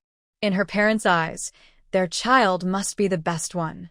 Unfazed by his wife's reminder, Feng de Biao was a bit stubborn. I'm just telling the truth. Even outside, I dare to say it openly. Everyone can see our daughter's beauty. Otherwise, why would that young man from the Xue family be so persistent?" Feng de Biao shrugged and said, "Men are the most realistic, you know. They judge by appearance. There are so many girls in the yard who like Xue Zhancheng, but he wouldn't even look at them. When he saw our daughter for the first time, he started making moves." "What does that mean?" Mei Yutong snorted coldly. "What does it mean?" "It means your men are no good. They can't resist beautiful girls." "Hey, Feng de Biao, I ask you, did 2 female soldiers come to your office at the secretariat and keep visiting?" Feng de Biao immediately got anxious. "I'm innocent." "I didn't pay attention to that. I only have eyes for you." Feng Wanha, pretending to be asleep, suddenly felt the scene was a bit off. Her parents were already flirting and teasing each other. If it kept going. So she moved slightly, coughed twice, and opened her eyes with a sleepy look. "Is my daughter awake?" Mei Yuetang didn't bother to pursue the matter of the female soldiers. She leaned over and gently touched Feng Wanha's face, her eyes full of love and tenderness. "Good morning, Mom." She thought she might find this unfamiliar, but last night, when she spoke, that deep sense of family from her heart made her quickly adapt to her new identity. The sound of Mom made Mei Yuetang very happy. She kept saying it several times, feeling as joyful as a child. Next to her, Feng de Biao couldn't sit still. "Girl, should it be my turn now?" He pointed at himself, looking eagerly. Feng Wanha smiled. She sat up and looked at her father, loudly calling out, "Dad." Feng de Biao was so happy, he almost jumped up. He turned over, put on slippers, and happily went outside. "No, I have to go find Lao Xue and show off so he gets jealous, maybe even mad at me." Watching her father leave, Feng Wanha couldn't help but laugh. After changing clothes and going downstairs, she saw Wang Shengnen watering the flowers in the yard. "Where are the brothers? I haven't seen them." Feng Wanha looked around but saw no one and asked. "Jiang He and Xiang Yan went to exercise. Zhu Hao is at school." "Don't worry about them." Wang Shengnen put down the watering can, smiling as she looked at Feng Wanha. "How does it feel to be back home? Are you happy?"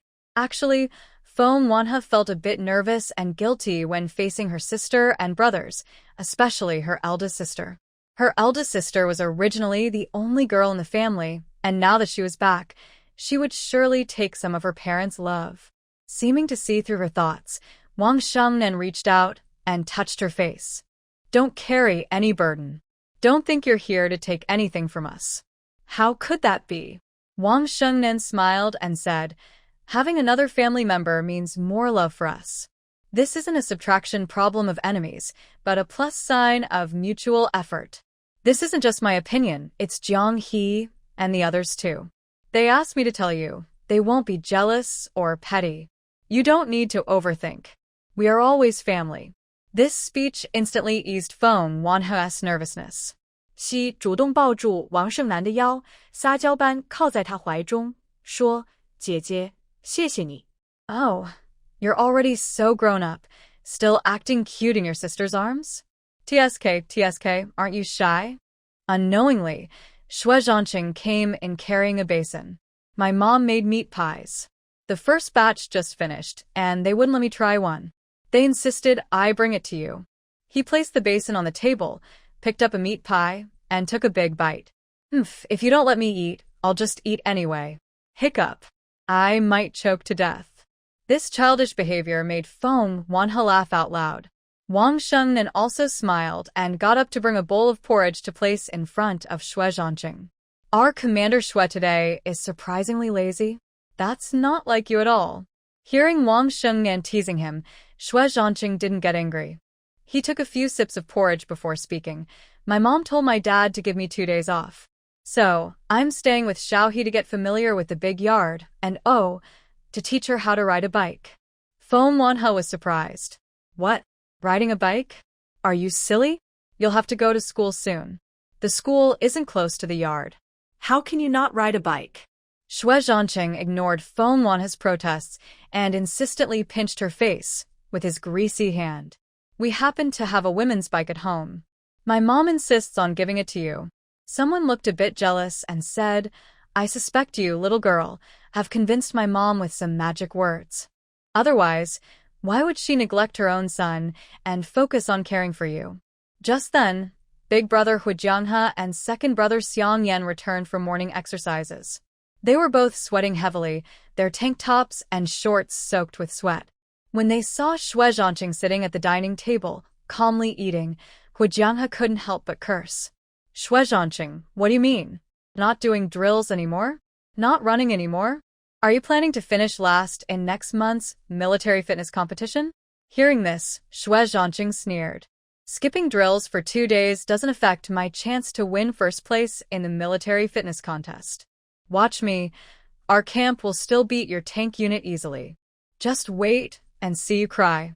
Xue Zhancheng is the leader of the reconnaissance battalion, while Xue Zhancheng is the squad leader of 3rd platoon in the tank battalion. They are about the same age, but Xue Zhancheng has a much higher rank. The main reason is that he graduated from a proper military academy. After graduation, he was immediately promoted to a company commander, earned a second-class merit during a mission, and last year was promoted to lieutenant colonel. He is one of the youngest and most talented officers in the military district. Xue Zhancheng, on the other hand, joined the army after finishing middle school, starting as a basic soldier. Although his rank isn't as high as Xue Zhancheng's, he has also earned many medals over the years of service. Xiang Yan, who usually doesn't talk much, ignored Xue Zhancheng. He seemed to perform a magic trick, pulling some imported hard candies from his pocket and giving them to Feng Wanhe. Seeing the candies in her hand, Feng Wanhe's eyes lit up with joy. She eagerly unwrapped the wrapper. Although the candies had slightly melted, they still tasted sweet on her tongue and warmed her heart. She smiled so much her eyes squinted, looking very happy. Thanks, second brother. The candy is so sweet. Watching Feng Wanhe be bought with a few broken candies, Xue Zhancheng sneered. Little girl, can you be a little more ambitious? We must have integrity. Whether it's candies or gold, we should stick to our principles and not waver. Feng Wanhe happily ate the candies and mumbled, but this is second brother's candy, not enemy's surprise bombs. Why should I stick to my principles? Second brother is so good to me. Her words made Xiang Yan, who is usually cold and distant, smile slightly. If you like to eat, I'll take a day off tomorrow and go buy you a box.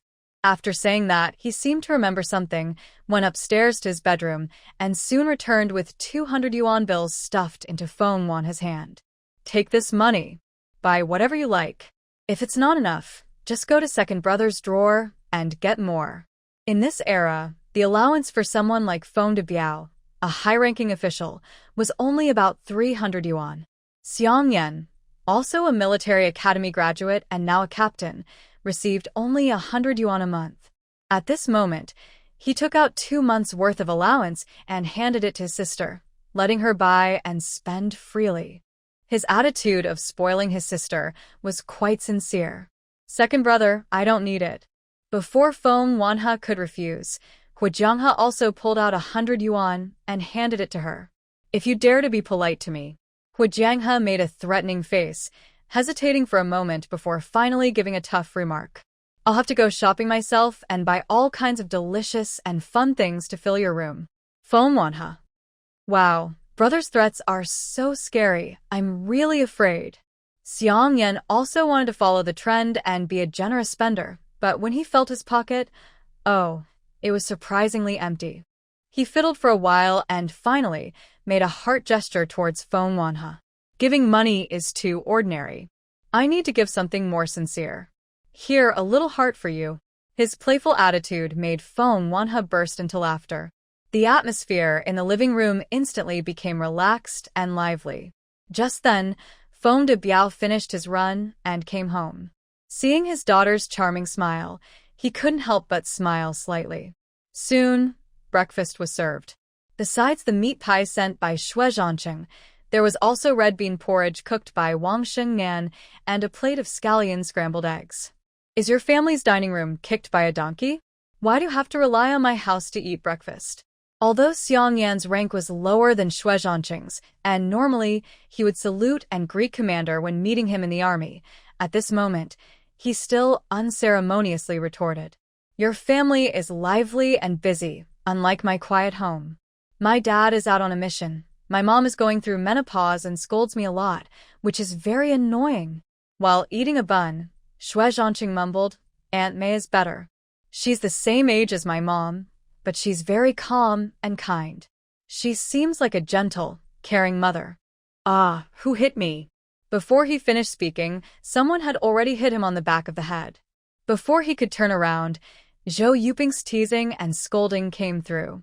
You little rascal, no wonder you didn't come home all afternoon. You've been plotting against me here.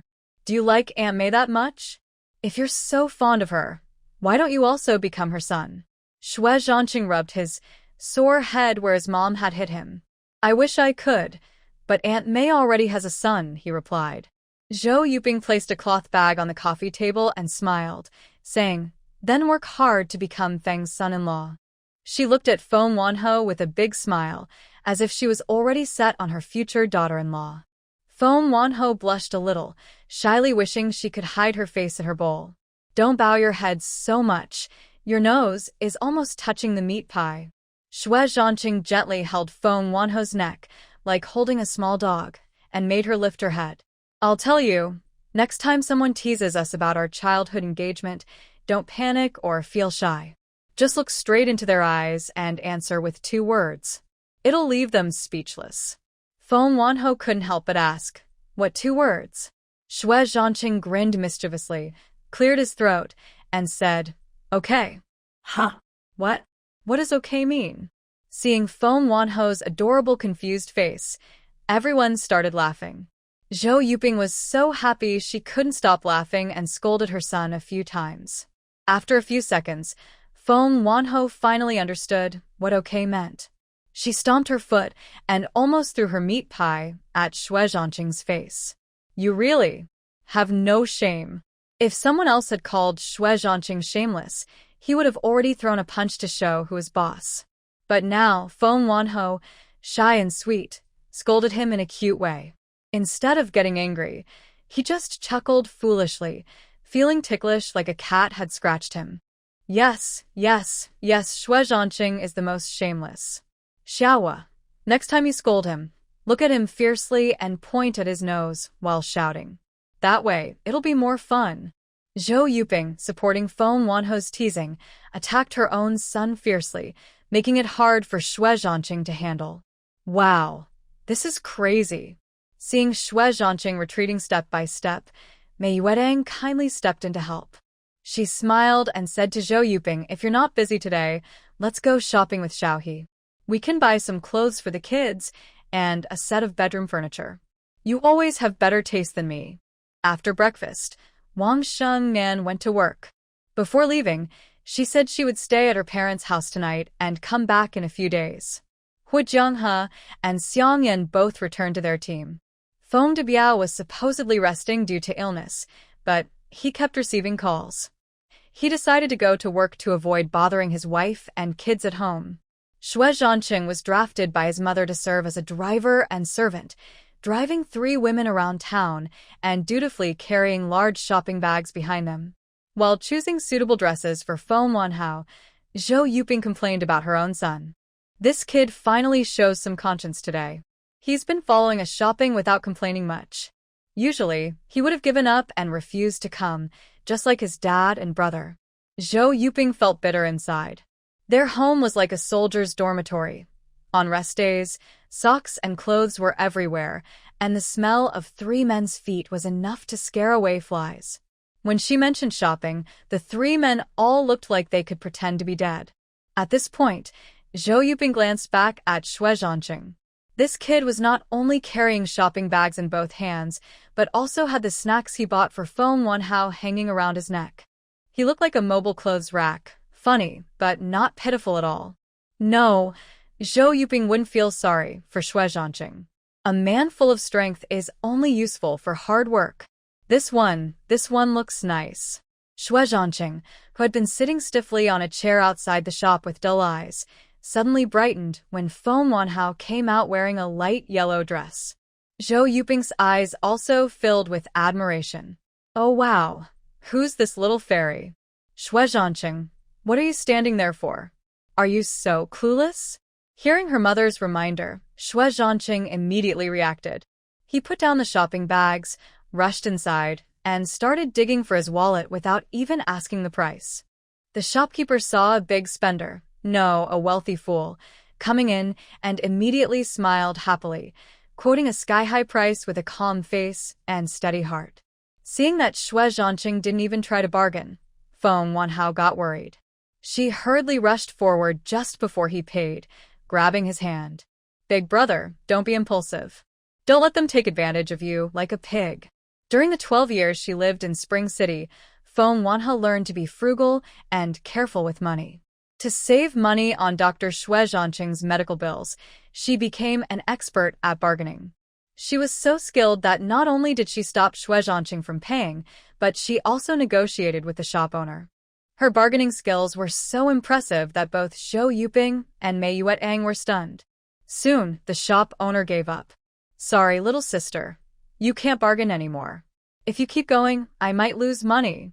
Having run a business for half her life, she had seen many ups and downs, but today, this young girl's bargaining ability truly amazed her. The shop owner initially asked for 120 yuan for a skirt, but Feng Wanhao managed to buy it for only 30 yuan. When Xue Zhancheng paid, his eyes were full of disbelief. Women's world really is mysterious. Skills like bargaining seem to only belong to women, right? The shop owner, while giving change, sighed happily.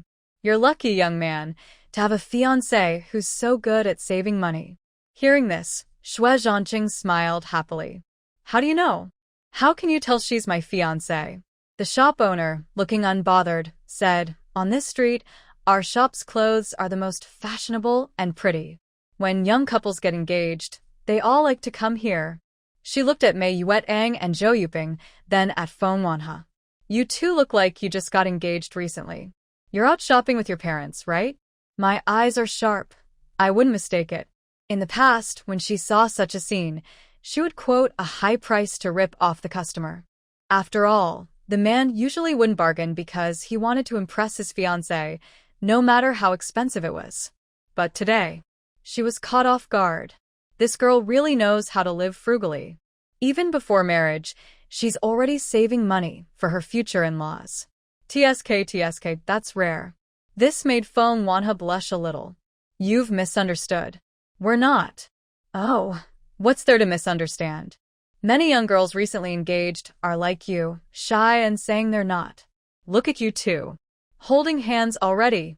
The shop owner pointed at their clasped hands and joked happily. Hearing this, Feng Wanha looked down and saw her hand still resting on Xue Zhancheng's. She didn't realize when Xue Zhancheng had changed his position. Their palms were now touching. Wasn't that holding hands? Realizing this, Feng Wanha quickly withdrew her hand. The shop owner handed the bag with the skirt to Xue Zhancheng and said, "Wow, I've seen many new brides, but yours is the prettiest." This statement greatly boosted Xue Zhancheng's pride. He turned around and pointed to another light blue dress, asking, "Does this one have her size? I want to buy it too." The shopkeeper was very pleased.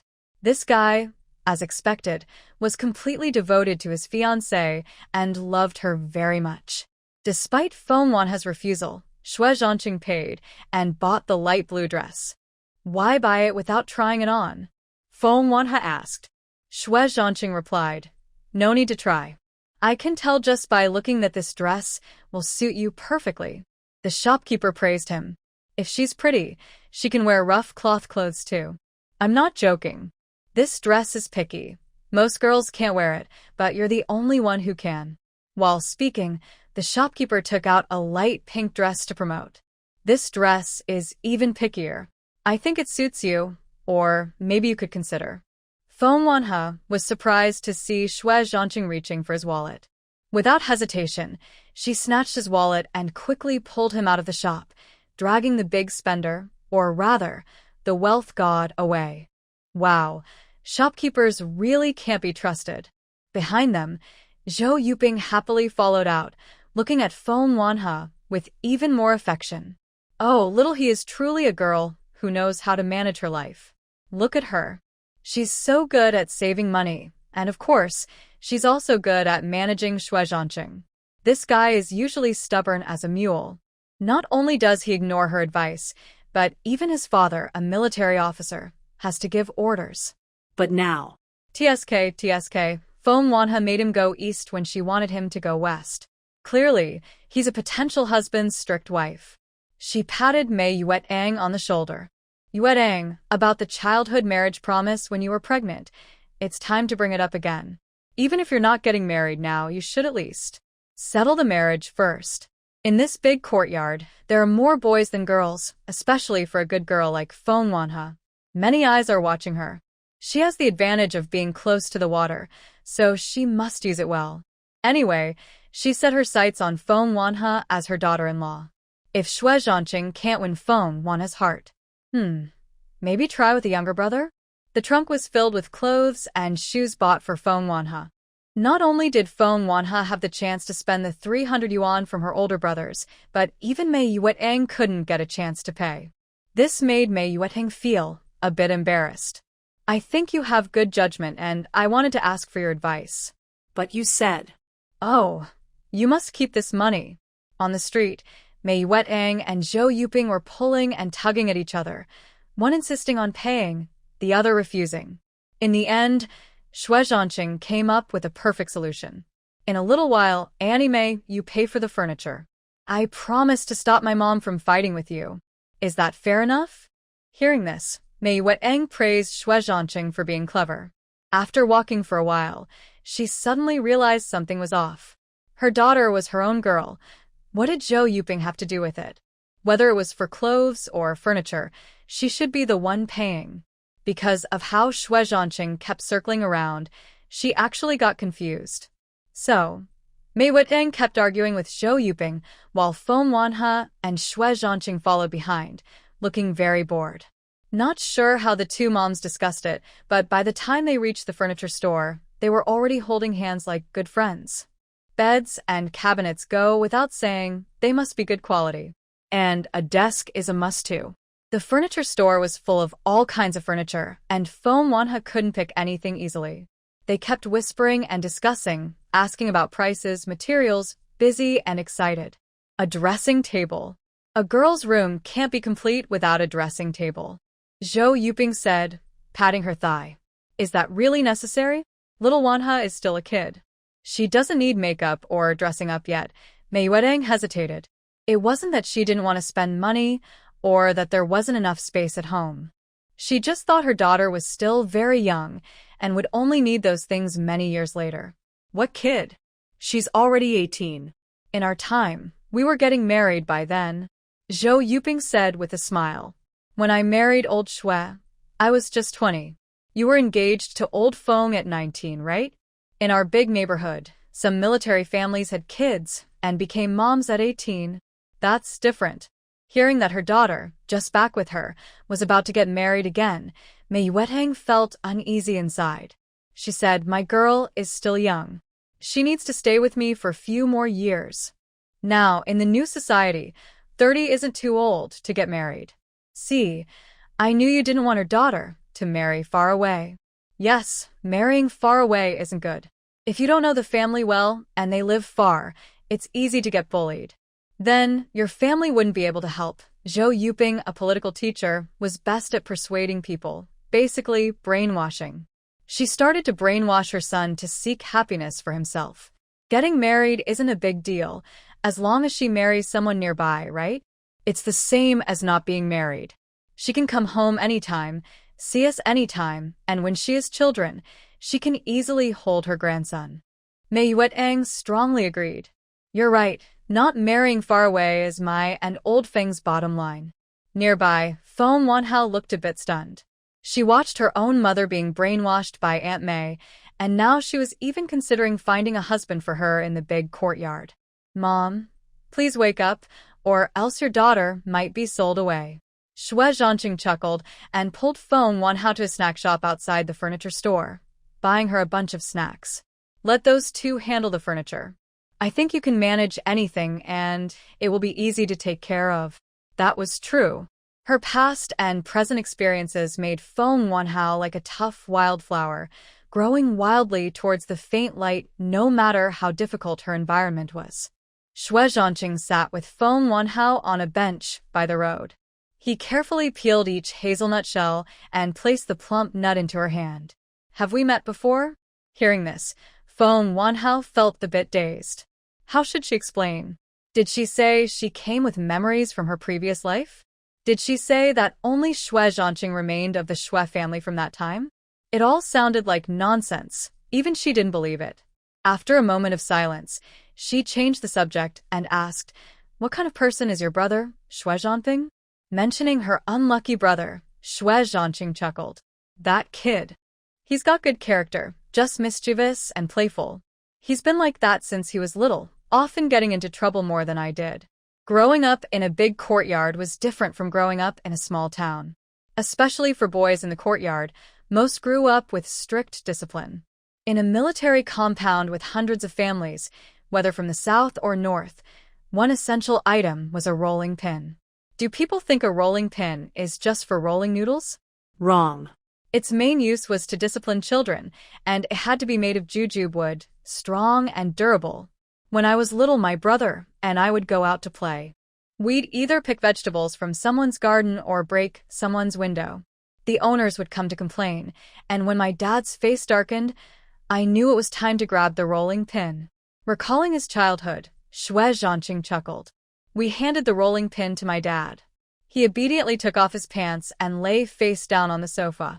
My dad then gave him a firm spanking.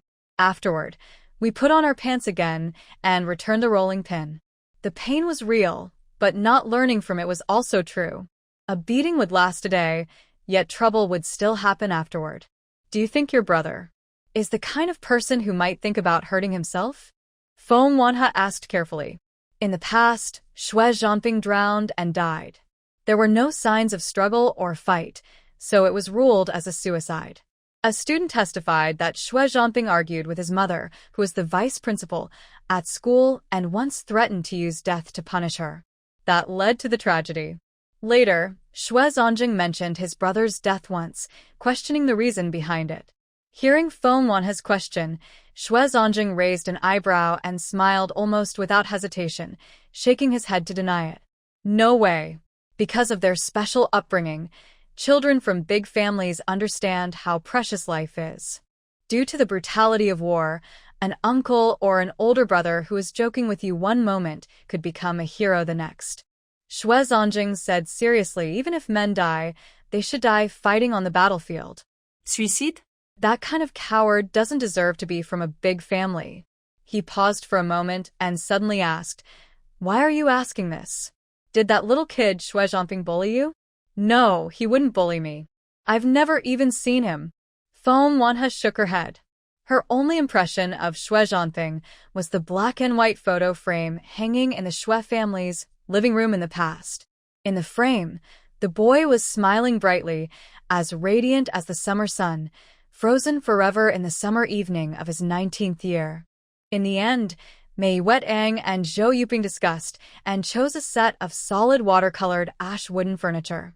The style and materials were the most popular now, including a large bed, wardrobe, and even hooks for hanging clothes, completely matching. Even if Feng Wanhe didn't ask about the price, she knew this whole set of furniture was quite expensive. Don't have any worries or feel guilty about spending your parents' money. It's not a trouble for them. Seeing through Feng Wanhe's thoughts, Xue Zhancheng smiled and said, "For others, spending so much on children might seem painful, but for Uncle Feng and Aunt Mei, it's a happy thing." They wanted to give their daughter everything they could to make up for their past regrets. After paying, Mei Wetang happily left the furniture store. When she saw her daughter and Xue Zhancheng squatting by the roadside eating snacks, she couldn't help but smile. "Hey, Wetang, just tell me, do these two kids look like they're a couple?" Zhou Yuping, carrying her bag and holding Mei Yuetang's arm, whispered. She was increasingly pleased with Feng Wanhe. Oh, if only this girl were a bit older. She really wanted to arrange a marriage and hold a celebration right away. Although Mei Yuetang didn't speak, she secretly agreed with Zhou Yuping's words. Honestly, just seeing how these two kids looked at each other, she felt something hard to describe, like they were lovers in their past lives. But no, what am I thinking? People don't have past lives. It was already evening now. Mei Wetang was eager to go home and cook for her third son, but Zhou Yuping was not in a hurry. Let them eat at the big courtyard's cafeteria. We'll take Xiaohe outside to enjoy good food and relax. Zhou Yuping pointed at Xue Zhancheng and said, "This kid is treating us." "Okay, I'll treat. Whatever you want to eat, just eat. No need to save money." As a battalion commander, Xue Zhancheng received a monthly allowance of over 200 yuan. He didn't have to spend money on food, lodging, or transportation, so he was considered quite well off. They had already decided to spend 3 months' allowance to dine at the most luxurious restaurant in Chongqing. But Feng Wanhe chose a nearby fried noodle shop close to the military district and ordered 4 bowls of fried noodles. "I'm paying." Feng Wanhe patted her pocket with a smile and said, "I'm a rich person now." Then she stood up and told the boss, "Add meat and eggs to the fried noodles. And 2 bowls with extra chili." Zhou Yuping, feeling distressed, said, "Since we're out to eat, let's have a nice meal. Not at a fancy hotel, but at least a decent restaurant, right? This place." It's not that she looked down on roadside shops. She just wanted to treat the little girl to a good meal after Feng Wanhe's return as a welcome home. "Auntie, this place is very good." Feng Wanhe smiled warmly at the busy boss, feeling a bit emotional. In her previous life, she often brought Xue Zhancheng here for rice noodles. At first, he was resistant, unwilling to let others see his disability, staying indoors and avoiding contact with people. She deliberately brought him to busy places like this, each with a bowl of spicy fried noodles, eating until they sweated in the lazy evening breeze. They enjoyed the meal passionately. Xue Zhancheng thought the food here wouldn't taste good, but in the end, he ate the most. He ate 3 bowls of fried noodles alone. Feng Wanhe was surprised, but couldn't help feeling happy. Look at how lively, healthy Xue Zhancheng was. Healthy body, good appetite, everything was great. Unlike in the past, the disabled Xue Zhancheng couldn't even finish a small bowl of fried noodles. By evening, she returned to the courtyard and saw her father's figure from afar. She jogged a few steps forward and shouted loudly, "Dad." At first, Feng Debiao didn't react immediately. After a few seconds of surprise, he suddenly turned around and looked at Feng Wanhao with a big smile.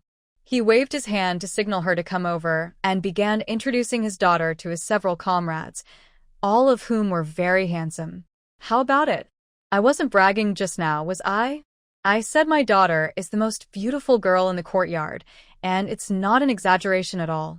Feng Debiao was so proud his tail almost lifted into the sky. He was smiling so happily that his teeth almost showed. Only high-ranking officials from the military district could walk with Feng Debiao.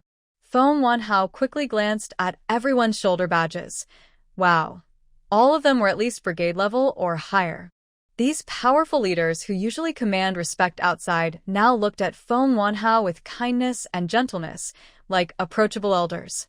A man with the rank of Major General smiled and said, "No wonder my wife scolded me early this morning, saying I'm not as considerate as old Xue and that I haven't built a good relationship with you. Maybe even arranged a marriage for the kids." He looked at Feng Wanhao with admiration and then at Xue Zhancheng, who was coming over. The Major General couldn't help but laugh and scold. "I said, when I went to the reconnaissance battalion today, I didn't see you, kid. Turns out, you were out shopping with your wife?" Xue Zhancheng chuckled and said, "Even donkeys taking a break need rest, right? Besides, I was just following Commander Xue's orders." Well, Commander Xue was carrying out Teacher Zhou's orders. Basically, whoever is in charge rules.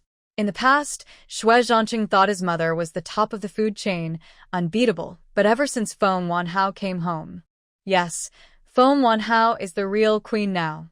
Someone spoke up, saying, "Hey, old Feng, since the kid is back home, what are your plans?" "The secretarial department just needs a secretary. It's a simple matter. Her job could be arranged there. What do you think?" Never underestimate the importance of a military secretary. They are the chief's personal assistant, with a clear status and position. If her daughter hadn't mentioned her schooling, Feng Debiao would definitely have arranged for her to work in the secretarial department, close to him, so no one would bully her. But now, "My girl is sensible. She doesn't want to trouble me. She said she wants to go to school. Whether she takes college entrance exams or not isn't important. What matters is learning more knowledge." Feng Debiao looked proud. Leo Tolstoy once said, "Knowledge is the ladder of human progress." Hearing this, everyone was happy. Someone joked, "Wow, old Feng, when did you become so cultured? Talking about Tolstoy and the ladder of human progress? So fancy and poetic, I even got goosebumps." Just after speaking, someone shouted from behind, "The original words of Tolstoy are, 'Books are the ladder of human progress.' If you don't understand, don't talk nonsense, okay?" Feng Wanhao turned around and saw a tall boy walking over with 2 backpacks who looked about 5 or 6 parts like Xue Zhancheng. Behind him, his third brother, Chu Hao, was leaning on a cane. Even without an introduction, Feng Wanhao recognized at a glance that the person was Xue Zhanping, Zhancheng's younger brother. "Little brat, did you fight again?" Zhou Yuping hurried over, looking at her son's bruise on the forehead and the blood at the corner of his mouth. She frowned tightly and scolded him sternly. Xue Zhanping broke free from his mother's hand, with a mischievous look on his face, and said, "It wasn't me who started the trouble. It was those second-rate kids insulting others." After saying that, he looked up at Feng Wanhao and suddenly grinned. "Oh, so this is Haozi's sister. You look really pretty. Come on, brother, I admire you." Hey, why are you pinching my ear?" Like holding a chick, Xue Zhanping was roughly pulled away by his own older brother, keeping a meter apart from Feng Wanhao. At first, he stubbornly refused to beg for mercy, trying to prove he had backbone. But in less than 10 seconds, he gave up and looked tearful, shouting, "King, spare my life." Only then did Zhancheng loosen his grip on his annoying little brother, laughing and cursing, in front of Xiaohe, "Drop your careless act." And calling her Xiaohe? Why not call her sister Dayu? Rubbing his ear, Xue Zhanping muttered, "That's right. Haozi said she's a year younger than him. I'm the same age as Haozi. If Xiaohe isn't a sister, what is she?"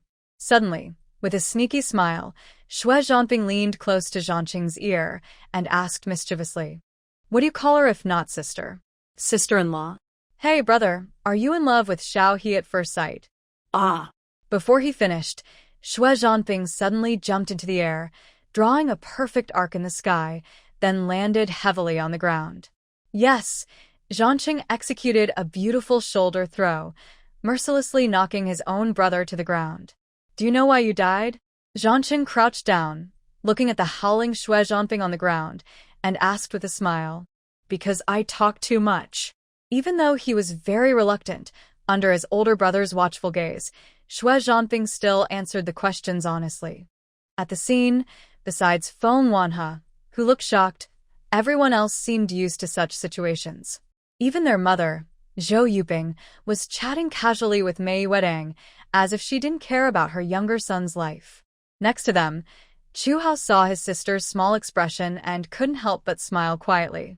He took a fragrant notebook from his bag and handed it to Feng Wanhe, smiling as he said, "Look, recently, girls in our class like these scented notebooks.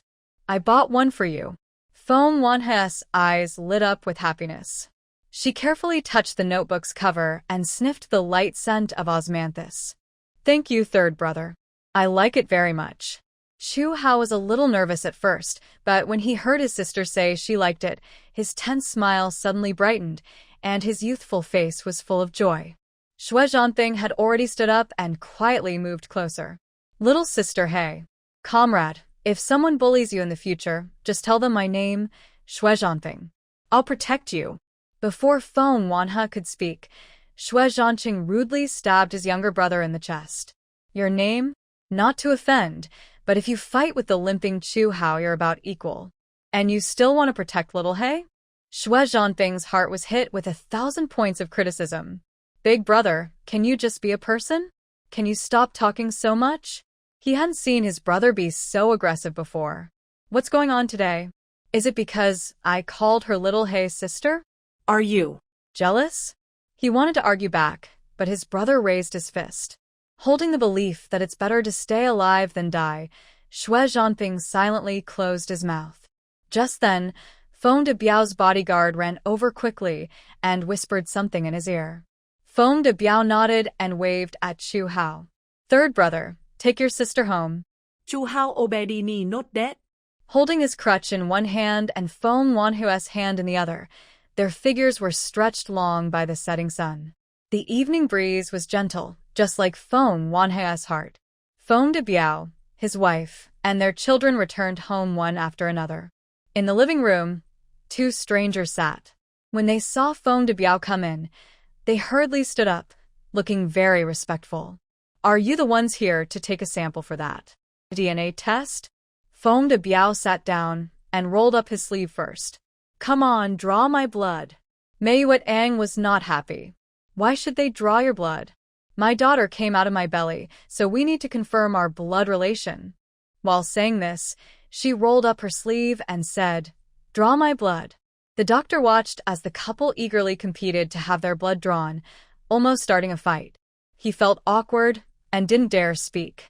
In the end, Feng Wanhe broke up the argument. "Mom, just draw my dad's blood. He's tough and doesn't mind the pain. It's okay to poke him." This made Feng de Biao and Mei Wedang laugh. The next moment, Mei Wedang, who was about to get angry, smiled happily. "See? My daughter cares about me. She doesn't want me to suffer or get hurt." Feng de Biao laughed loudly, letting the nurse draw his blood while saying, Yes, I'm tough and don't fear pain. I deserve the needle." After drawing Feng de Biao's blood, the nurse tried to draw blood from Feng Wanhe. Maybe she was nervous because she was dealing with a high-ranking official, or perhaps Feng Wanhe's veins were too thin. The nurse poked several times, but couldn't find a vein. Seeing her daughter's fair skin turn bruised, Feng de Biao and Mei Wedang felt very worried. Especially Feng de Biao, who was so anxious he kept pacing and finally pounded on the table. "What's going on? My daughter's arm is all bruised from the needle." The more angry he got, the more nervous and scared the nurse became. Eventually, she was trembling so much she couldn't continue, tears welling up in her eyes, which made Feng Wanhe feel a bit sorry for her. "Dad, don't blame the nurse. It's just that my veins are too thin, she said with a smile. When I was 6 or 7, I once stole a cookie and was thrown into the mountains by Feng Taimin. I was hungry for days. Luckily, the village doctor from the next village found me when he was gathering herbs and took me home. I couldn't eat anymore, so he had to give me 4 drips. I still remember the village doctor poking me all over, sweating and anxious, and finally getting so frustrated he scolded me, asking why my veins were so thin and why he couldn't find a place to poke.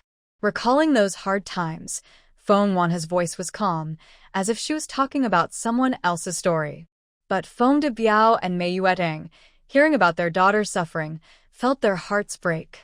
A 6 or 7-year-old child left alone in a mountain full of wild animals, at risk of being bitten or taken by snakes or wolves. I didn't feel pain back then. I was just grateful the village doctor saved my life. Just like now, when the nurse gives me a shot, it's for our family to be together. We should be thankful. Her comforting words made the nurse tear up. She whispered thank you, then picked up the blood collection tool again. After switching arms, she finally succeeded with a quick, precise needle. Feng Wanha gasped, smiling and saying, "Nurse, you're so good." The nurse smiled gratefully at Feng Wanha and replied, "You're very brave too." After the blood was drawn, Feng De Biao asked about some details, mainly when the results would be available. "We don't have the technology for DNA testing here in Spring City. The samples need to be sent to the capital. In 10 days, you can get the results by phone, and in about 2 weeks to 20 days, you'll receive the official report." The doctor looked at Feng Wanha, then at Feng De Biao and Mei Yuetang. From a genetics point of view, Miss Feng's appearance is more like her mother, but her features still show some of her father's. I can't say it's 100%, but this blood relation is very likely. Because the new furniture wouldn't arrive for a few days, Feng Wanha stayed with her mother. Sometimes Feng De Biao stayed in his study, and other times, after getting his daughter's permission, he moved the folding bed into her room to be closer. On the 7th day after returning to the military compound, Zhou Yuping brought good news. Xiaohe's enrollment paperwork is all done. As soon as she's ready, she can start school anytime. In the Feng family living room, Zhou Yuping carried 2 bottles of fruit preserves, 2 cans of malted milk, and 2 jars of royal jelly. In this era, malted milk and royal jelly were considered good, rare items. Not just ordinary families, even children in the military compound couldn't always get these things. Xiaohe is too thin and needs to eat some nutritious food to strengthen her body. I heard that malted milk and royal jelly are good for health. I specifically bought 2 boxes. Mei Yuetang also bought a box of royal jelly for her daughter. It cost 20 yuan, containing 10 vials of royal jelly drink. Drinking 1 each day, Feng Wanha would spend 2 yuan daily just on royal jelly. Feng De Biao's monthly allowance was only about 300 yuan, so buying royal jelly took up a 1/5 of his budget. Quite luxurious. Even though Feng Wanha had told her mother more than once that she didn't want to drink royal jelly, her mother seemed not to hear and still bought it. Now, Zhou Yuping had just given 2 more boxes, making Feng Wanha feel a bit guilty. "This isn't my idea. Xue Zhancheng asked me to buy it." Zhou Yuping was always eager to speak well of her son in front of Feng Wanha. This kid never used to give up his allowance wages, but recently he voluntarily handed over 3 months' worth, saying it was so I could take better care of you. At this point, Zhou Yuping looked at Feng Wanha and said, "Xiaohe, Annie wants to share some advice on how to manage men. The first rule is to control the man's finances. Don't let him have all the money." Feng Wanha was a bit confused. What does Aunt Zhou mean by that? Is she hinting that I should discipline her son? Forget about the fact that I have no relationship with him now, and even if I might in the future, that's... No mother-in-law has ever encouraged her future daughter-in-law to take away her son's financial control. They say mothers-in-law and daughters-in-law are naturally enemies. Why is your Xue family not following the usual rules? Afraid that Zhou Yuping might say something even more shocking, Feng Wanha quickly changed the subject. "Annie Zhou, you said you've already taken care of my school registration? Am I in the same class as my 3rd brother?" Zhou Yuping and Mei Yuetang exchanged smiles. "Yuetang, why don't you tell Xiaohe?" Mei Yuetang chuckled and said, your third brother is a good student, always in the top classes. To take care of you, Annie Zhou even moved him from the honors class to a regular class. So now you, Chu Hao, and Xue Zhancheng are all in the same class. Zhou Yuping smiled and said, our Xue Zhancheng also gets to share some of the good fortune. Chu Hao is helping him with homework. He doesn't aim for a famous university, just a college is fine. Unlike Xue Zhancheng, who is talented and disciplined, Xue Zhancheng's poor grades make Zhou Yuping, the vice principal, constantly doubt herself. Did her child get swapped at birth? Could she have given birth to a girl? Is her sweet, lovely daughter waiting somewhere unseen for her salvation? Sigh. Forget it. Wake up and stop dreaming. Xue Zhancheng's big face looks just like his father and older brother, cut from the same mold. Ugh, such a hypocrite. Hearing that Chu Hao moved from the honors class to the regular class just to accommodate her, Feng Wanhe felt uneasy. Mom, I know my own abilities. I can't hold back my third brother. Unlike the older brothers, her third brother's disability leaves him no other path besides college. Yes, their father is powerful, but that doesn't mean her third brother wants to spend his life sheltered by him. They are proud people.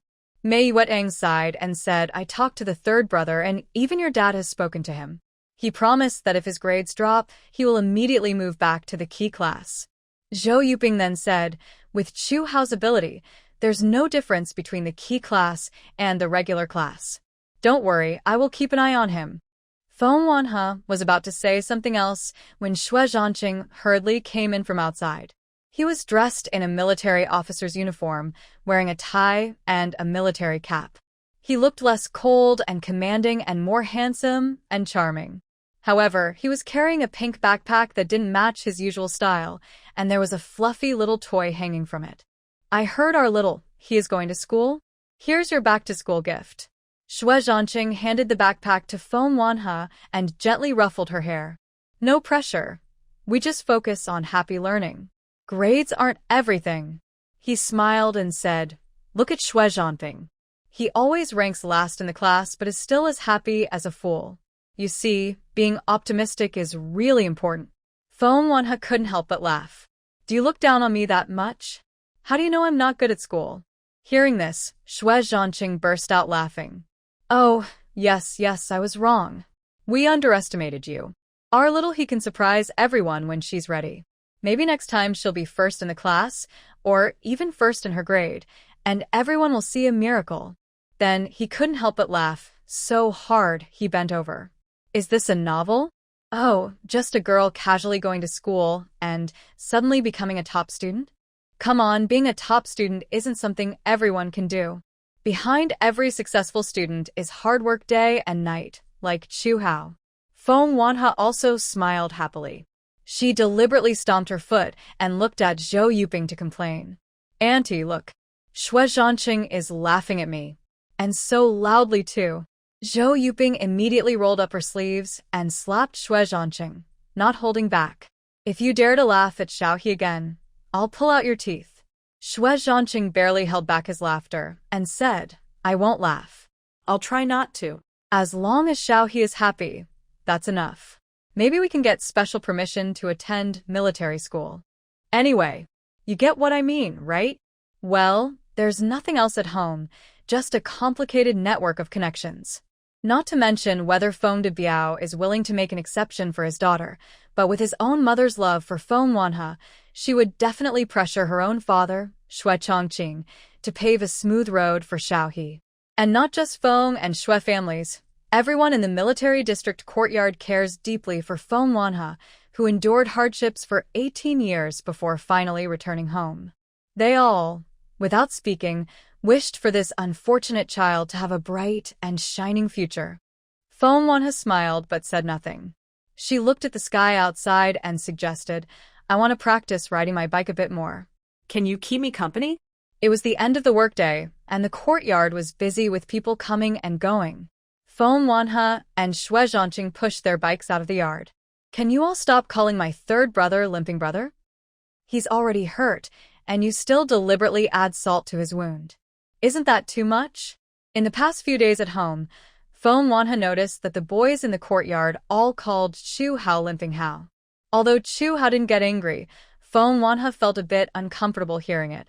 Xue Zhancheng smiled and raised an eyebrow. Is that your idea or Chu Hao's? My third brother didn't say anything. I think. I never dared to mention his leg injury at home because I was afraid it would hurt him. Feng Wanha sighed. Third brother is so pitiful. Hearing this, Xue Zhancheng stopped and looked at the girl in front of him. Xiao, the biggest harm to Chu Hao is when you look at him with pity in your eyes. He said seriously, in this military compound, in this military camp, what does a limp matter? So many heroes are even buried underground. Do you think they need others' pity? The greatest respect for Chu Hao is to treat him as an ordinary person. You're not Chu Hao, so how do you know he doesn't dislike being called Limping Hao? Seeing Xue Zhancheng's serious expression, Feng Wanha felt a bit confused. Would third brother like being given such a nickname? Why? Seeing the confusion in Feng Wanha's eyes, Xue Zhancheng chuckled softly. After living in the military compound for a while, you'll naturally understand this. Now let's practice riding. Under Xue Zhancheng's one-on-one guidance, Feng Wanha was barely able to ride a bike, but she still had trouble turning without falling. Like now. When Xue Zhancheng, coming home from work, was walking with his briefcase and happened to meet Feng Wanha at the intersection, he instinctively moved to the side. But Feng Wanha had the same idea and moved as well. They almost collided. Feng Wanha decided to go all out, turning her bike sharply to the other side. She prepared to fall, and as expected, the bike tipped over. But she didn't feel the usual pain. Suddenly, Xue Zhancheng rushed over like a cushion, falling onto her perfectly to catch her. Clumsy Feng Wanha fell onto Xue Zhancheng in a flirtatious pose. They were so close that even a slight pout from Xue Zhancheng could touch Feng Wanha's chin. Unconsciously, Xue Zhancheng's breathing became faster. He stared into Feng Wanha's sparkling eyes, saw her flushed cheeks, and felt her slightly rapid breathing. She smelled so nice. Even her breath had a sweet scent, making him want to taste it. Suddenly, he heard a low laugh and teasing from behind. Xue Zhancheng, you little guy. You really have good eyesight. His teasing broke the spell instantly. Xue Zhancheng and Feng Wanha reacted quickly, especially Feng Wanha, who hurriedly tried to get up. In her panic, her hand pressed against a part of Xue Zhancheng's body. He let out a muffled groan, seeming to feel pain and restraint, with a wild look flashing in his eyes, like a hidden beast. Feng Wanha, unaware, asked innocently, Huh? What's wrong? Did I hurt you? Seeing her innocent look, Xue Zhancheng forced a sad smile. His voice was soft and hoarse. It doesn't hurt, just a little. Uncomfortable. Be good and get up first. If I don't get up now, I might turn into a wild beast and pounce on you. Xue Zhancheng had already helped his bicycle up and looked at Feng Wanha with concern. How are you? Did you fall and hurt yourself? No, I'm fine everywhere, Feng Wanha replied obediently. Thank you, Uncle Xue, for your concern, she said politely. Xue Zhancheng's eyes were full of kindness and warmth, so gentle that Xue Zhancheng felt a bit jealous. Well, other families usually have a strict father and a caring mother, or vice versa, one playing the bad cop, the other the good cop. But their parents were amazing. A strict father and a strict mother. Wow, they disciplined him and his brothers so well. It was like a perfect team, scary but impressive. Because of that, he and Xue Zhan had built an unbreakable body. Ordinary punches felt like tickling. But now? Forget about how much his mother loved Feng Wanha. Just looking at his father's expression, it was clear he also adored her. Oh, I almost forgot the main thing. Xue Zhancheng suddenly slapped his forehead and took out a pen from his briefcase. It was engraved with words, and Feng Wanha looked at it with admiration. Turns out, it was a prize only a top soldier in a military competition would have. She looked at Xue Zhancheng with admiration and respect. Wow, Uncle Xue, you're amazing. A top soldier. Xue Zhancheng leaned over and glanced at the writing on the pen, then burst out laughing. No, Dad, as a military leader, how can you withhold other people's prizes? What? Uncle Xue withholds prizes? Isn't this pen? Your brave and bold attitude. Do you think I don't see through it? Every time you win a prize, besides taking the trophy home, you give the other prizes to someone else. Xue Zhancheng couldn't help but complain about his son. The prize 2 years ago was a notebook, which you gave to the commander of the 5th Company, right? Last year's prize was a telescope, which you gave to the deputy commander of the 2nd Battalion, right? This year, I've already heard that the commander of the 2nd Artillery Battalion is waiting eagerly to take the prize when you return victorious. At this point, he looked at Feng Wanhe. If it were before, it wouldn't matter. It's just a pen. You like to give it to whoever you want. But now, Wanhe is going to school. Giving her a pen that money can't buy is very meaningful. Xue Zhancheng couldn't help but give a thumbs up to his own father. Awesome.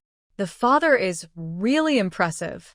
Xue Zhancheng's lips moved, but he decided to pull Xue Zhancheng aside to continue scolding him. And this pen means much more than that. What does it represent? It represents your excellent ability. Even peacocks know to display their feathers when they seek a mate. You should seize the chance to let Wanhe see how outstanding you are. What does that mean, a peacock seeking a mate? Is he a peacock? Is his intention so obvious?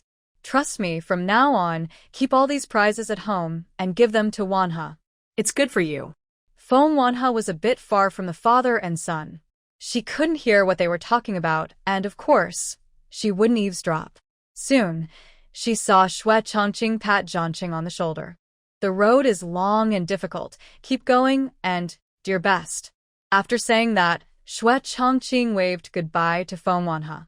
Wanhe, come to our house tomorrow night for dinner. Some comrades sent a few geese, and Aunt Jo will make braised goose for you. Feng Wanhe nodded happily. She watched as Xue Zhancheng left with a gentle smile. She looked at the pen in her hand with joy, her eyes filled with admiration for Zhancheng. Wow, are you always the champion in the annual military competitions? How are you so amazing? Under Feng Wanhe's starry-eyed gaze, Zhancheng felt a bit proud and a little lost in his own world. Winning the military district competition doesn't mean much. One day, I'll bring back the prize from the national military competition to show you. That will be truly impressive. Seeing Zhancheng so confident and spirited, Feng Wanhe felt full of happiness. Look at this. This is the proud look a soldier king should have. If time could rewind, she finally met the real Zhancheng. She was truly very happy. Thinking about going to school the next day, Feng Wanhe couldn't sleep all night. At dawn outside the window, she woke up eagerly. Afraid of waking her mother nearby, she tiptoed to get dressed and went downstairs. She looked at the clock on the wall. It was only a little after 5 in the morning. After a moment of silence, Feng Wanhe rolled up her sleeves and went into the kitchen. These days, Mei Yuetang was the one cooking, or they bought ready-made meals from the military cafeteria. Mei Yuetang's cooking skills were quite average. If she had to rate it, it would be just cooked. Several times, Feng Wanhe suggested her mother let her cook, but her parents always said they didn't want her to suffer even a little in the kitchen. So this morning, she finally seized the chance. She scooped 2 bowls of flour, half with boiling water to scald the dough, half with cold water to knead the dough, and finally kneaded it into a smooth ball. She found a bunch of green onions from the fridge, chopped them up for later use, and started making scallion pancakes. Feng de Biao always woke up on time at 6 for morning runs and left early, returning by 7:30 for breakfast. As soon as he went downstairs, he was attracted by the aroma from the kitchen. Wow, is this my wife's cooking? It shouldn't be. Even if she tried her best, she wouldn't be this skilled. Following the smell to the door, Feng de Biao immediately saw his daughter's busy back. The scallion pancakes in the pan were golden on both sides and sizzling. Feng Wanhe put down the rolling pin, lifted the cooked pancakes onto a plate.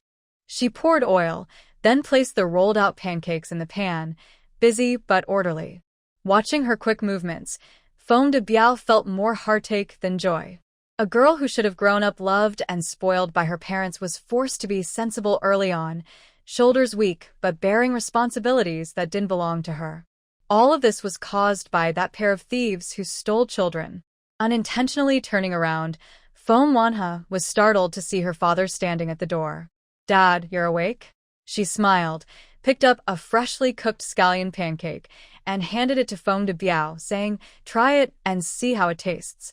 Seeing her bright smile, Foam de Biao's eyes slightly moistened. He took the pancake from his daughter, not caring if it was still a bit hot, and ate it in a few bites.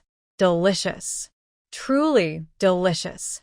My daughter's cooking is amazing. Hearing her father's praise, Foam Wanha was very happy. Foam de Biao couldn't bear to keep looking at his daughter's smile.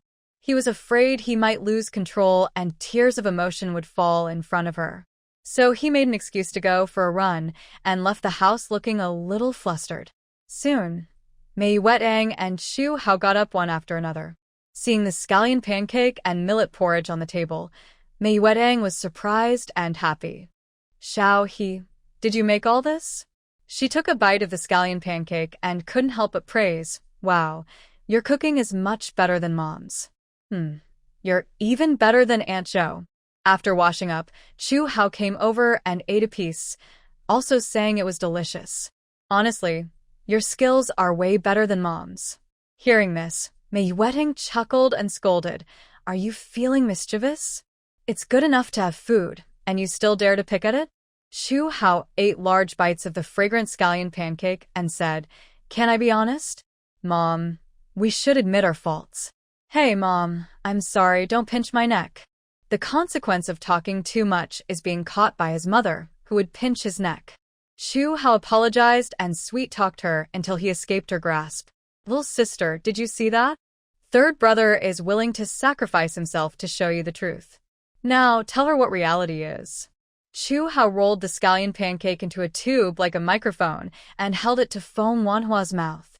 Foam Wanhua forced a smile and said, "Reality is, Mom is the head of the family. No one can mess with her. Good lesson. Here, third brother, I'll give you a piece of pancake as a reward." He fed the pancake to Foam Wanhua, and the siblings laughed happily, making Mei Yuetang also smile. These two kids still dared to joke with her. They were really mischievous. Just then, loud noises came from the yard. Soon, Foam de Biao entered the house, followed by a few comrades. "See? I wasn't bragging. These are all made by my daughter." As soon as he entered, Foam de Biao pointed at the golden, fragrant scallion pancake on the table and the thick, soft porridge, showing off proudly. "Wow, really?" One of the officers stepped forward and looked at Foam Wanhua's flour-covered hands, surprised. "Try it. Everyone come and taste. If it's not good, I'll call you Grandpa." Foam de Biao said as he took some chopsticks from the kitchen and handed them to his comrades. They didn't hesitate, and each picked a piece of scallion pancake. "It tastes really good. Much better than what you buy outside." After just one bite, someone gave a thumbs up and praised it, making Foam de Biao very proud. "I told you they'd be jealous. My daughter is not only pretty, but also obedient and filial. She got up before 5 to cook for us." "Oh, I'm so touched." Foam de Biao spoke here, looking at Foam Wanha and said, "Girl, although the pancakes are very tasty, let's not get up so early next time. It's too tiring." When Foam de Biao led a group of comrades inside, Mei Wetang and her 2 children were left stunned. What is going on? Did their kitchen get kicked by a donkey early in the morning? Sister-in-law, it's old Foam showing off that he ate a pancake made by his daughter this morning. We laughed at him for bragging, and now he's brought us here. Someone explained with a smile. In our big courtyard, there aren't many kids around Xiaohe's age who are sensible and capable. The military district compound is actually a small, independent community. Here, there are special schools for children, a dedicated supply store, and even a special cafeteria. Compared to local kids, children in the compound live much better. Cooking at such a young age? Not many kids can do that. Everyone was used to this situation. Now, Foam Wanha's excellent skill in making scallion pancakes made the fathers, who are officers, envy them. They used to feel sorry that Foam de Biao had no biological children, but now, TSK, only envy and jealousy remain. Someone ate a piece and wanted more, but Foam de Biao quickly snatched it back. What are you doing? My daughter made this for me. Are you not satisfied after eating? Feng de Biao laughed and shooed them away. Go back to your own homes. Don't keep thinking about my food. I have many children, and we're running out of food for them to eat. The comrades cursed and left, while Feng de Biao smiled so broadly his mouth almost reached his ears. He rubbed his hands and went home, feeling very happy. Oh, this feels so good. So satisfying. Let those guys be jealous and envious. Let's see how they get mad. Seeing his father's childish look, Feng Wanhe couldn't help but smile. She served Feng de Biao a bowl of porridge and said, Dad, drink your porridge. Feng de Biao hurriedly took the bowl, his eyes full of joy and contentment. He chewed on the fragrant pancake, looked at his children and wife, and let out a satisfied sigh. Today, my life is complete. I have no regrets even if I die now. After breakfast, Xue Zhancheng arrived. He was dressed in a military uniform, carrying a briefcase, looking quite proper. Let's go, Xiaohe. I'll take you to school. Seeing the scallion pancake on the table, he casually picked up a piece and put it in his mouth. The taste was good, but it didn't seem like Aunt May's cooking. Wow, there probably aren't such things in the cafeteria early in the morning, right? After eating 2 pancakes, Xue Zhancheng was still eager and asked, Where did you buy these? I'll buy more later. Honestly, they're even tastier than my mom's. Feng de Biao snorted proudly and said, Nowhere sells them. Actually, my little he made these himself. This is the only place no other branches. Hearing this, Xue Zhancheng exclaimed, Oh, little he, you still have the skill? No way, I don't care. I want to eat them tomorrow morning. Make some just for me. Before Feng Wanhe could speak, Feng de Biao already scolded with a smile. What are you dreaming about? Making my daughter wake up at 5 in the morning to make pancakes for you? Doesn't your conscience hurt? Xue Zhancheng stayed silent for a moment and said, Then it'll be on the weekend. We'll have scallion pancakes for lunch on the weekend. Yeah, little he, it's settled. No more changes. After saying that, he picked up Feng Wanhe's school bag and handed her a lunchbox. This is the lunch my mom prepared for you. Goose meat, stir-fried green beans, and 8 treasure rice. Feng Wanhe exclaimed, But I heard from third brother that there's lunch at the school cafeteria. Xue Zhancheng answered without hesitation, The cafeteria lunch is just pig feed. It's terrible to eat. Xu Hao, who was drinking water, and Xue Zhanping, who just entered the door, were stunned. Wait, what do you mean, brother? What do you mean the cafeteria lunch is pig feed? Are we eating pig food every day? Is that polite? Oh, sorry for the misunderstanding. Really sorry. Seeing Xu Hao and Xue Zhanping's fierce gazes, Xue Zhancheng burst into laughter, though his apology lacked sincerity. He shoved the lunchbox into Feng Wanhe's backpack and left the door with Xu Hao and the others. Xu Hao couldn't ride a bike himself, so during high school, he was always brought to school by Xue Zhanping. Today's group was noticeably stronger.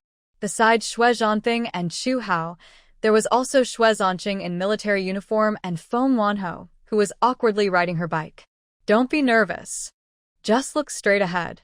Practice more, and you'll get better. Xue Zhancheng also rode his bike, keeping a safe distance from Feng Wanhe to protect her if she fell. Hey, little he, can you just go to the 3rd year? I heard from Haozi that you only finished middle school in Fingjia village. Xu Hao's tone was clearly a bit smug. No problem. I don't mind giving up the last place in class. My parents and my brother told me to do so. I'll take care of you. Well, then he has to be a good person and let Feng Wanhe inherit his throne. He is finally going to turn his life around and sing his song, yeah. Feng Wanhe feels a little nervous inside. In her past life, she secretly listened to classes outside the classroom for half a year, and later, she followed Xue Zhancheng around, occasionally flipping through high school textbooks. When Xue Zhancheng was in a good mood, he would also teach her some knowledge from high school textbooks, even bringing past exam papers for her to practice with. Over more than 10 years, the textbooks from grades 10 to 12 had been worn out from her flipping through them so often. Every question in those books she knew by heart. But all this was just self-study. She had never taken formal exams and didn't know her true level. So, When faced with Chu Hao's questions, she really couldn't give an answer. Can you speak? If you can't, just stay silent, okay? Xue Zhancheng kicked his brother's bicycle with some force, almost knocking Xue Zhancheng and Chu Hao into a dirty water ditch. After a moment of silence, Feng Wanha smiled and said, "The result isn't important. What matters is the process. My biggest dream is to go to high school and take the college entrance exam." What she didn't say out loud was that going to high school and taking the exam were her biggest regrets in her past life. Xu Hao looked at his sister with gentle eyes. Having a dream is wonderful. Doing your best without regrets is a full life. Feng Wanha nodded heavily, smiling sweetly and adorably, making Xue Zhancheng's heart beat faster. The military district compound was about 5 or 6 kilometers from the high school, and riding a bike would take about 20 minutes. Because Feng Wanha was not very skilled at riding, she took some extra time on the way. By the time they arrived at school, the morning reading had already started. The PE teacher was at the school gate catching late students. At the corner, about a dozen late students were standing. Seeing the lazy Xue Zhancheng, the PE teacher's brows furrowed tightly. "Xue Zhancheng, how many times have you been late this month?" "Oh no, or should I say, how many times have you not been late this month?" Xue Zhancheng was calm and unbothered. He supported Chu Hao and said seriously, "Teacher, Chu Hao wasn't feeling well earlier, so we were delayed on the way." "Really? Don't believe me? Ask him." When the PE teacher looked at Chu Hao, who was leaning on his crutch, his expression softened. "Chu Hao, are you feeling unwell?" Chu Hao pretended to be weak and said, "Yes, I felt a bit nauseous and wanted it earlier, so. If you want to punish me, go ahead. I'm the one who caused trouble for Xue Zhancheng." Xue Zhancheng shouted loudly, "No. Teacher, don't punish Chu Hao. He's disabled. I'm willing to accept the punishment." The physical education teacher sighed and waved his hand, signaling the duo to quickly return to the classroom. He wasn't fooled by their tricks, but it was true that Chu Hao was disabled. Seeing Xue Zhancheng consistently accompany Chu Hao to and from school, his spirit was admirable, and he decided to give these two a pass. After successfully resolving the crisis, Xue Zhancheng helped Chu Hao walk toward the classroom, then turned back to greet Feng Wanhao still at the door. "Little sister Wanhao, you'd better take care of yourself. Goodbye." Watching her older brother and Xue Zhancheng abandon her coldly, Feng Wanhao felt a bit anxious on her first day of school. Students naturally fear teachers, so she nervously grabbed Xue Zhancheng's arm. "What should I do? Am I going to be made to stand and be punished?" Her pitiful look made Xue Zhancheng feel very sorry. He didn't want her to be punished or scared. Gently, he patted her shoulder and said, "Don't worry, I'll take you inside." Xue Zhancheng straightened his military uniform, signaling Feng Wanhao to follow him, and confidently strode into the school gate. The PE teacher, who was scolding the late students, straightened up instinctively upon seeing Xue Zhancheng in his military uniform. They looked at each other for a moment, then the PE teacher suddenly smiled happily. "Hey, Commander Xue?" That title made Xue Zhancheng pause. what? What's going on? Why did he run into someone he knew? He was about to reveal his identity as the vice principal's son and use his status to help Feng Wanhao smoothly get into the classroom. "I'm Commander Xue Zhancheng of the Red 1st Company Reconnaissance Battalion of the Tank Regiment. I'm sure I didn't mistake you?" The PE teacher was so excited he could hardly contain himself. "I'm a retired soldier. I used to serve in the Red 1st Company." The PE teacher's name was Du Huining. At 17, he joined the army and was assigned to the Tank Regiment Reconnaissance Battalion, becoming a soldier of the Red 1st Company. He originally wanted to become a non-commissioned officer and continue serving, but due to health issues, he was no longer suitable for military service. At that time, Xue Zhancheng was the commander of the Red 1st Company. With his rank, he wouldn't usually have much contact with soldiers like Du Huining. However, because Du Huining wrote an article titled "A Strong Youth Makes a Strong Country," he caught Xue Zhancheng's attention. When he learned that Du Huining was returning home to the countryside to farm, Xue Zhancheng asked if he wanted to take the teacher qualification exam. That brief conversation completely changed Du Huining's life. With Xue Zhancheng's help, He scored excellently and was admitted to Zhancheng Normal College. But I never expected you to become a PE teacher. Seeing his former soldiers become teachers, Xue Zhancheng felt very happy. He patted Du Huining on the shoulder and said, I remember your major was Chinese language? It's a long story. I still believe in a strong sports nation. Our children shouldn't just focus on exams and studying. There's a saying, strengthen physical exercise and improve people's health. Du Huining smiled and said, fortunately, I had the chance to transfer to the sports department. I just got assigned here last year. No matter what rank Xue Zhancheng holds now, to Du Huining, the man in front of him is always his company commander. Next to them, Feng Wanhe looked shocked. What a strange story. Is the world really so small? So her teacher is actually a soldier trained by Xue Zhancheng? Du Huining realized this and asked company commander, are you dropping my sister off at school? Sister? Hearing this, Xue Zhancheng suddenly smiled. He stood with Feng Wanhe and said, now, she's sort of like a sister. As for what will be in the future, well, who knows? Lost in the joy of reuniting with his old company commander, Du Huining forgot about his original task. He immediately let Feng Wanhe into the school gate, feeling so happy that he even told the students standing at attention along the wall to go back to their classes. Feng Wanhe was assigned by Zhou Yuping to Class 7 of the senior year. There are 7 classes in the senior year, so Class 7 is known as the class of underachievers. For the head teacher of Class 7, Deng Juansong, as long as these students don't cause trouble, that's enough. As for their grades, forget it. When he took over this class, the vice principal said that student grades weren't part of his evaluation criteria. Right now, even if the classroom was noisy and chaotic, Deng Juansong sat calmly, like an old monk reading a newspaper. When Feng Wanhe, carrying her backpack, timidly stood at the classroom door and said report, Deng Juansong finally looked up from his newspaper. Oh, so this is the transfer student Zhou vice principal mentioned, Feng Wanhe, right? She looks very well behaved. Unlike those little troublemakers in the class. His expression softened a lot. He waved to let Feng Wanhe come in, then picked up the blackboard eraser and knocked loudly on the desk. Finally, the classroom quieted down. A new student has arrived. Let's welcome her. Feng Wanhe twisted her fingers nervously, looking very anxious. Hello everyone, my name is. Before she finished, a few boys in the back started making noise, especially a chubby boy with pimples who was the most disruptive. Our 7th grade class's welcome ceremony is to dance for everyone. Hey, do you know how to dance? Like in a dance hall. As he spoke, the chubby boy stood up and made some gross movements. Party Army Warehouse grabbed a blackboard eraser and threw it directly at the boy's face. Ma Xiaodong, it's your last semester. If you want to get your high school diploma, be good.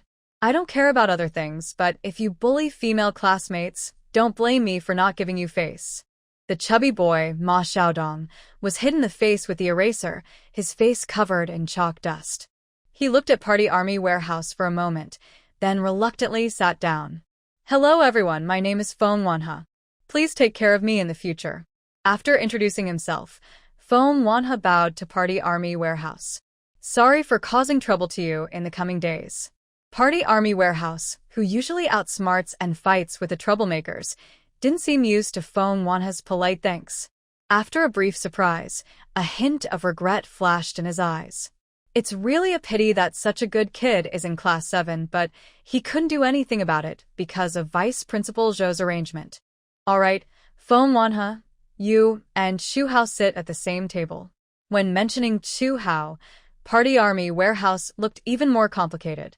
Who is Xu Hao? He's one of the top 3 students in the grade, a potential candidate to get into Qingbei University. So when he heard Xu Hao was transferring from Class 1 to Class 7, he was not only shocked, but Xu Hao's original homeroom teacher was even more heartbroken. His gloomy face looked worse than during a divorce. In the second last row, Xue Zhancheng raised his hand. Teacher, I want to change seats. Party Army Warehouse raised an eyebrow and asked, where do you want to move to? To the seat behind Xu Hao. I want to share the luck of being a top student. Maybe I can get into college? Hearing Xue Zhancheng say that, Party Army Warehouse couldn't help but laugh in anger. You want to go to college? Unless your family's grave suddenly turns green, with your luck. You should just read your martial arts novels.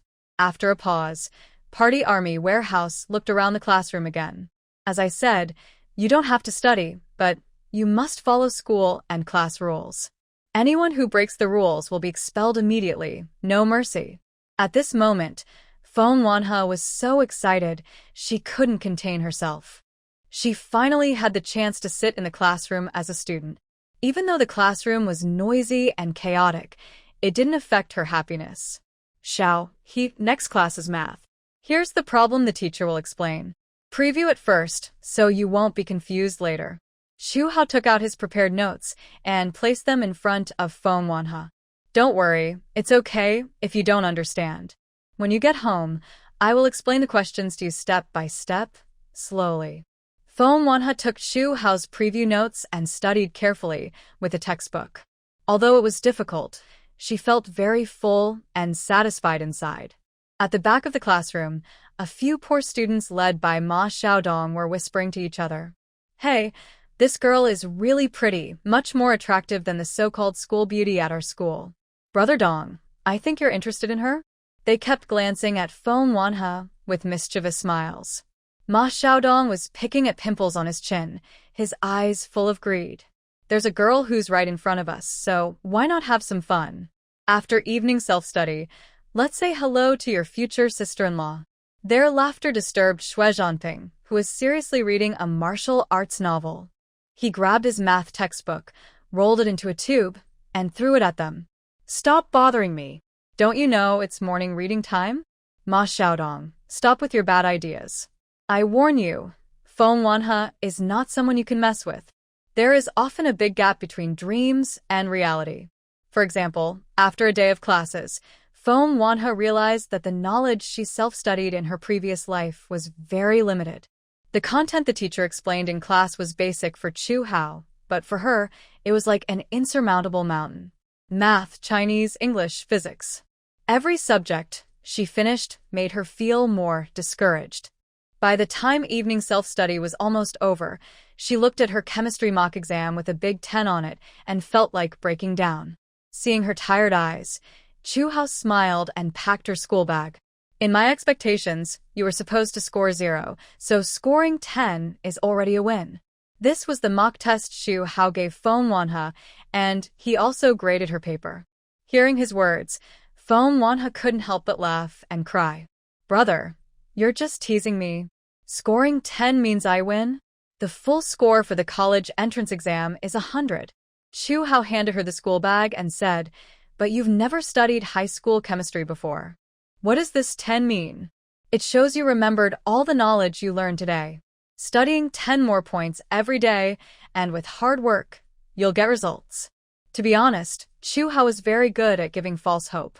If you study 10 more points every day, in 10 days, you could get 100? Xue Zhancheng, who was eating dried noodles behind her, wrinkled his nose. Only little he, this silly kid, believed Xu Hao's nonsense. If progress was that easy, he wouldn't be a poor student now. I threw 2 bags of crispy noodles to Xu Hao and Feng Wanhe. The 3 of us left the classroom together and headed toward the school gate. Hey, is my brother coming to pick up Xiao He? Since it was after school, the school gate was crowded. Xue Zhancheng and Feng Wanhe pushed their bikes to leave. He said he would come, but maybe he's delayed by something? Feng Wanhe looked around but didn't see Xue Zhancheng. Don't wait for him. Let's go home ourselves. I want to watch my favorite martial arts TV show tonight, and if we leave early, we can catch it. Xue Zhancheng didn't want to wait for his brother. He signaled Xu Hao to get on the bike and told Feng Wanhe to walk in front of him. What if he really shows up? Feng Wanhe hesitated a bit, but under Xue Zhancheng's urging, she finally rode her bike away from the school gate. The 3 of them chatted happily, not noticing anyone following behind them. There are several routes from the school to the military district compound. Usually, Xue Zhancheng took a narrow, quiet alley to save time. During the day, the alley was fine, but at night it was pitch dark, though that didn't slow Xue Zhancheng down on his bike. As they reached the deep part of the alley, Suddenly, they heard someone shouting behind them. Hey, little sister, don't rush home. Come dance with your brother at the dance hall. Before Xue Zhancheng could react, the road ahead was also blocked by Ma Xiaodong and his group. Forced to stop, Xue Zhancheng looked at Ma Xiaodong's greasy face with disgust. Are you looking for trouble? I warned you during the day. Didn't you remember? Ma Xiaodong grinned carelessly, pushing Xue Zhancheng and cursing. What are you thinking? Because your mom is a vice principal, I won't dare to mess with you? I heard your mom got her vice principal position by sleeping with the principal. As he finished speaking, Xue Zhancheng suddenly punched and hit Ma Xiaodong's nose hard. Ma Xiaodong let out a pig-like squeal, clutching his nose, but blood still oozed from between his fingers. Seeing their boss get beaten, the other thugs shouted and rushed over. Xu Hao quickly protected Feng Wanhe behind him and said in a deep voice, Xiaohe, don't be afraid. Your second brother is here. Although Xu Hao was disabled, he used his crutch as a weapon, and his fighting ability was not weak at all. However, they were outnumbered, and the enemies used a will tactic to drain Xue Zhancheng and Xu Hao's stamina. Soon, Xue Zhancheng's face was bruised, and Xu Hao's crutch was snatched away by the opponents. Ma Xiaodong was gaining the upper hand and was about to grab Feng Wanhe's hand, saying some disgusting words. Get lost. Feng Wanhe had picked up a brick at some point. Just as Ma Xiaodong leaned in, she swung the brick fiercely, hitting him right on the head. Ma Xiaodong let out a loud, pitiful cry. Yes, his head was smashed open by Feng Wanhe. This one move changed the situation instantly. Xue Zhancheng and Xu Hao fought back fiercely, shouting and punching, forcing Ma Xiaodong and others to run away in all directions. Seeing the enemies scatter like frightened animals, Feng Wanhe heaved a long sigh of relief. She picked up her cane and handed it to Xu Hao, asking with concern, Third brother, are you okay? I'm fine. Xu Hao wiped his nosebleed and smiled as he patted Feng Wanhe's head. You're just a young girl, but you're pretty skilled at swinging bricks. Have you ever fought with someone before? Feng Wanhe shook her head. No, but I've fought with animals. When I was a kid, I went to the mountains to chop firewood and once encountered a wild boar. To save myself, I had to wave a sickle to chase it away. Hearing this, Xu Hao looked at her with concern. From now on, we won't need to go to the mountains to chop firewood anymore. It's okay if you don't get into college. I'll make a lot of money in the future to support you. Xue Zhancheng's lips were a bit cut, and he had a bruise on his forehead. He didn't mind the blood on his lips, wiped it off, and helped Feng Wanhe by handing her her bicycle. Don't tell my mom about what happened tonight. Feng Wanhe was stunned. Why? It's such a big thing. How can I not tell Aunt Zhou? Plus, Ma Xiaodong is also a student. As vice principal, Aunt Zhou should know. Xue Zhancheng curled his lips. Because she's the vice principal. That's why I don't want to tell her. It's also my fault for being lazy and causing trouble all the time, making her lose face. Within 3 seconds, Xue Zhancheng's usual mischievous attitude returned. Come on, let's go home quickly, or we'll miss the TV show. As the three of them left the alley, they ran into Xue Zhancheng, who was returning from another street. Seeing his younger brother and Xu Hao with bandages and Feng Wanhe looking disheveled, he frowned slightly. I saw a group of people run out of the alley earlier, some with blood on their faces. Did you guys get into a fight? Before Feng Wanhe could speak, Xue Zhancheng spoke first. No, we didn't fight. We just happened to pass by and watch the fun. We got accidentally hurt.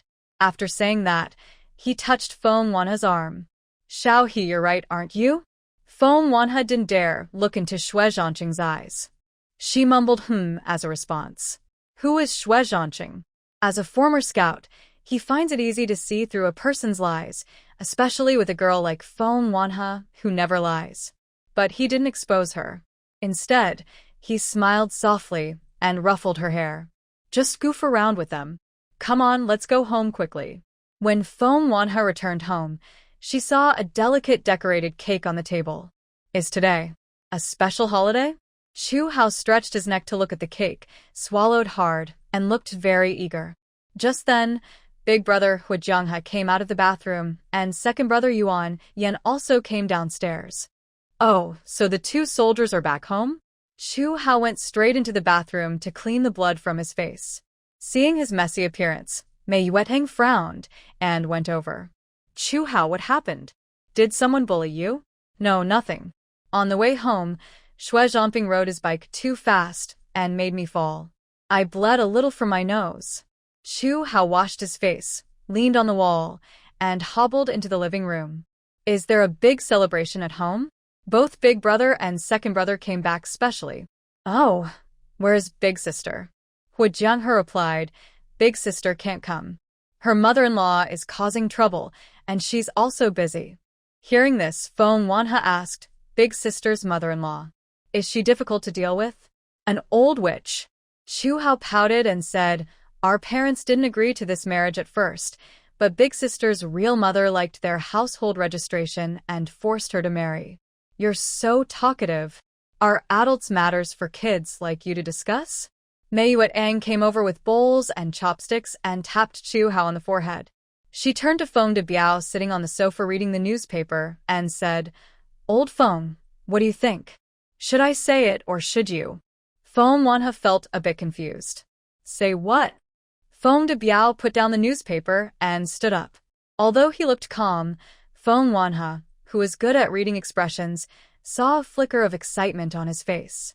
Even his lips trembled slightly, showing he was very emotional. To call the eldest and second sons home is to make an announcement. Feng de Biao looked at his children, with tears in his eyes and his voice trembling. The results of the DNA test with Xiao He are in. We are father and daughter by blood. These few words, Feng de Biao spoke very slowly, each word clear and deliberate, like a sound hitting the ground. This made Feng Wanhe burst into tears instantly.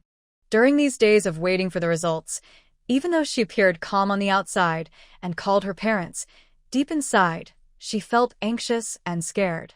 She was afraid of bad news, worried that the DNA test report might say she has no blood relation to the Feng family, and afraid that this hard-won happiness might disappear in an instant, like a mirage. Until now, when her father choked with emotion and said, We are indeed father and daughter by blood, she could no longer hold back her excitement. She covered her mouth and cried loudly. Mei Yueteng was also crying. She hugged her daughter tightly, calling out my child again and again. Now, no one could separate their family anymore. Feng de Biao quickly regained his calm. He looked at his wife and daughter still crying and smiled as he gently separated them. All right, the three sons are still watching. It's okay if the daughter cries and even the mother is crying. What kind of scene is this? Hu Jianghe teased with a smile. My mom is overjoyed and crying. It's fine to cry a little more. We won't laugh at our own mother. After Mei Yueteng and Feng Wanhe calmed down, Xue Hao urged them to cut the cake quickly. You're so greedy. Are you a hungry ghost reborn? Mei Yueteng scolded and laughed at her third son's greed, then stood up to cut the cake and divided it among the four children. Aren't you eating too? Seeing their parents sitting there quietly, Feng Wanhe couldn't help but ask. Your dad doesn't like these sweet, greasy things. This piece. I'm saving it for your eldest sister. Maybe she'll come over tomorrow. Mei Yueteng smiled and said, Your eldest sister likes sweets. Hearing her mother's words, Feng Wanhe picked up a piece of cake and offered it to her mother's mouth. The daughter personally fed her mother the cake, making Mei Yueteng very happy. Oh, my daughter is the best, unlike those three silly boys who only care about eating themselves. Hearing this, Hu Jianghe also mimicked his sister's behavior. He scooped a piece of cake from a messy plate and tried to feed it to Feng de Biao. Get lost. You've eaten so much and still want to feed me? Do you want me to eat your saliva? You little brat, you're so annoying. Feng de Biao laughed and scolded, then patted Hu Jianghe's head twice. This was Feng Wanhe's first time tasting cake. It was so sweet and soft. This was the taste of happiness. After finishing the cake, Feng de Biao called Xue Hao, who was about to go back to his room to do homework. Since you're all here, I want to talk about a few things. Feng de Biao cleared his throat and said, Xiao He is my and your mother's biological daughter. Now that she has come home, I don't know how you brothers see this. There are rumors outside saying that biological children are bound to replace adopted ones. Even if they didn't mention names, I know they are talking about our family. Xue Zhancheng couldn't sit still after hearing this. Who is spreading such nonsense? I will go find him and settle this. Calm down, please. Listen to what Dad has to say first. Xiang Yan quickly pulled his impulsive older brother back onto the sofa. Our mouths are on others, and we can't control what they say. I don't want to control it either. Our life is our own. If outsiders want to talk, let them. What I care about is you guys. Feng Debiao was silent for a moment before saying, actually, the real issue involved is inheritance. He looked at Mei Yuetang. Mei Yuetang took out a piece of paper and placed it on the coffee table, saying, today, after learning the results of the paternity test, your dad and I consulted a lawyer and made a will in advance. Hearing this, the siblings were all anxious. Mom, what are you doing? Making a will out of the blue. Doesn't that seem unlucky? Xiang Yan said, we've never felt any resentment because we are not your and Dad's biological children. On the contrary, we are very happy that Xiaomei has come back. Don't worry, wait until I finish speaking before you comment. Feng Debiao pointed to the documents on the table and said, when your mother and I pass away, all the family's assets will be divided into 5 equal parts. Each of you siblings will get an equal share. No one will get more, and no one will get less. Xiao He, do you have any objections to this way of dividing the inheritance? Xiao He shook her head frantically, looking sad. I didn't come home to fight over money. I just want to be with my family. Even if this family is poor, I don't care. Mei Yuetang gently put her arm around her daughter's shoulders. Don't worry, listen to your dad finish. Feng Debiao continued, dividing the inheritance early isn't to create distance among you siblings, but to make this family bond even stronger. Then he looked at Xue Zhancheng. Zhancheng, as the eldest son, your responsibilities are heavier than your second and third brothers. Your mother and I will eventually pass away. In the future, you will be the family member of your big sister and Xiaohe. You will be their strongest support. I might favor her a little more inside my heart, but this favoritism isn't because of our blood relation. It's because she endured so much suffering during those 18 years when she was stolen away.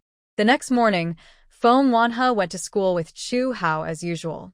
They happened to see Grandma Lei Shuxian from the Xue family sitting under a tree, chatting with neighbors. Grandma Lei's hearing isn't very good, so she talks loudly. From afar, Feng Wanhe overheard their conversation. Can you believe it? My daughter-in-law saw the report herself. Oh, right. The paternity test report clearly states that Feng Debiao and Feng Wanhe are father and daughter. Lei Shuxian told a few elderly women, I'm not saying we shouldn't chat, but we shouldn't spread rumors. The girl was missing for 18 years, and the Feng family suffered so much. They finally found their daughter, and now they have to listen to neighbors' gossip? That's only because Yu Tang is easygoing and doesn't mind.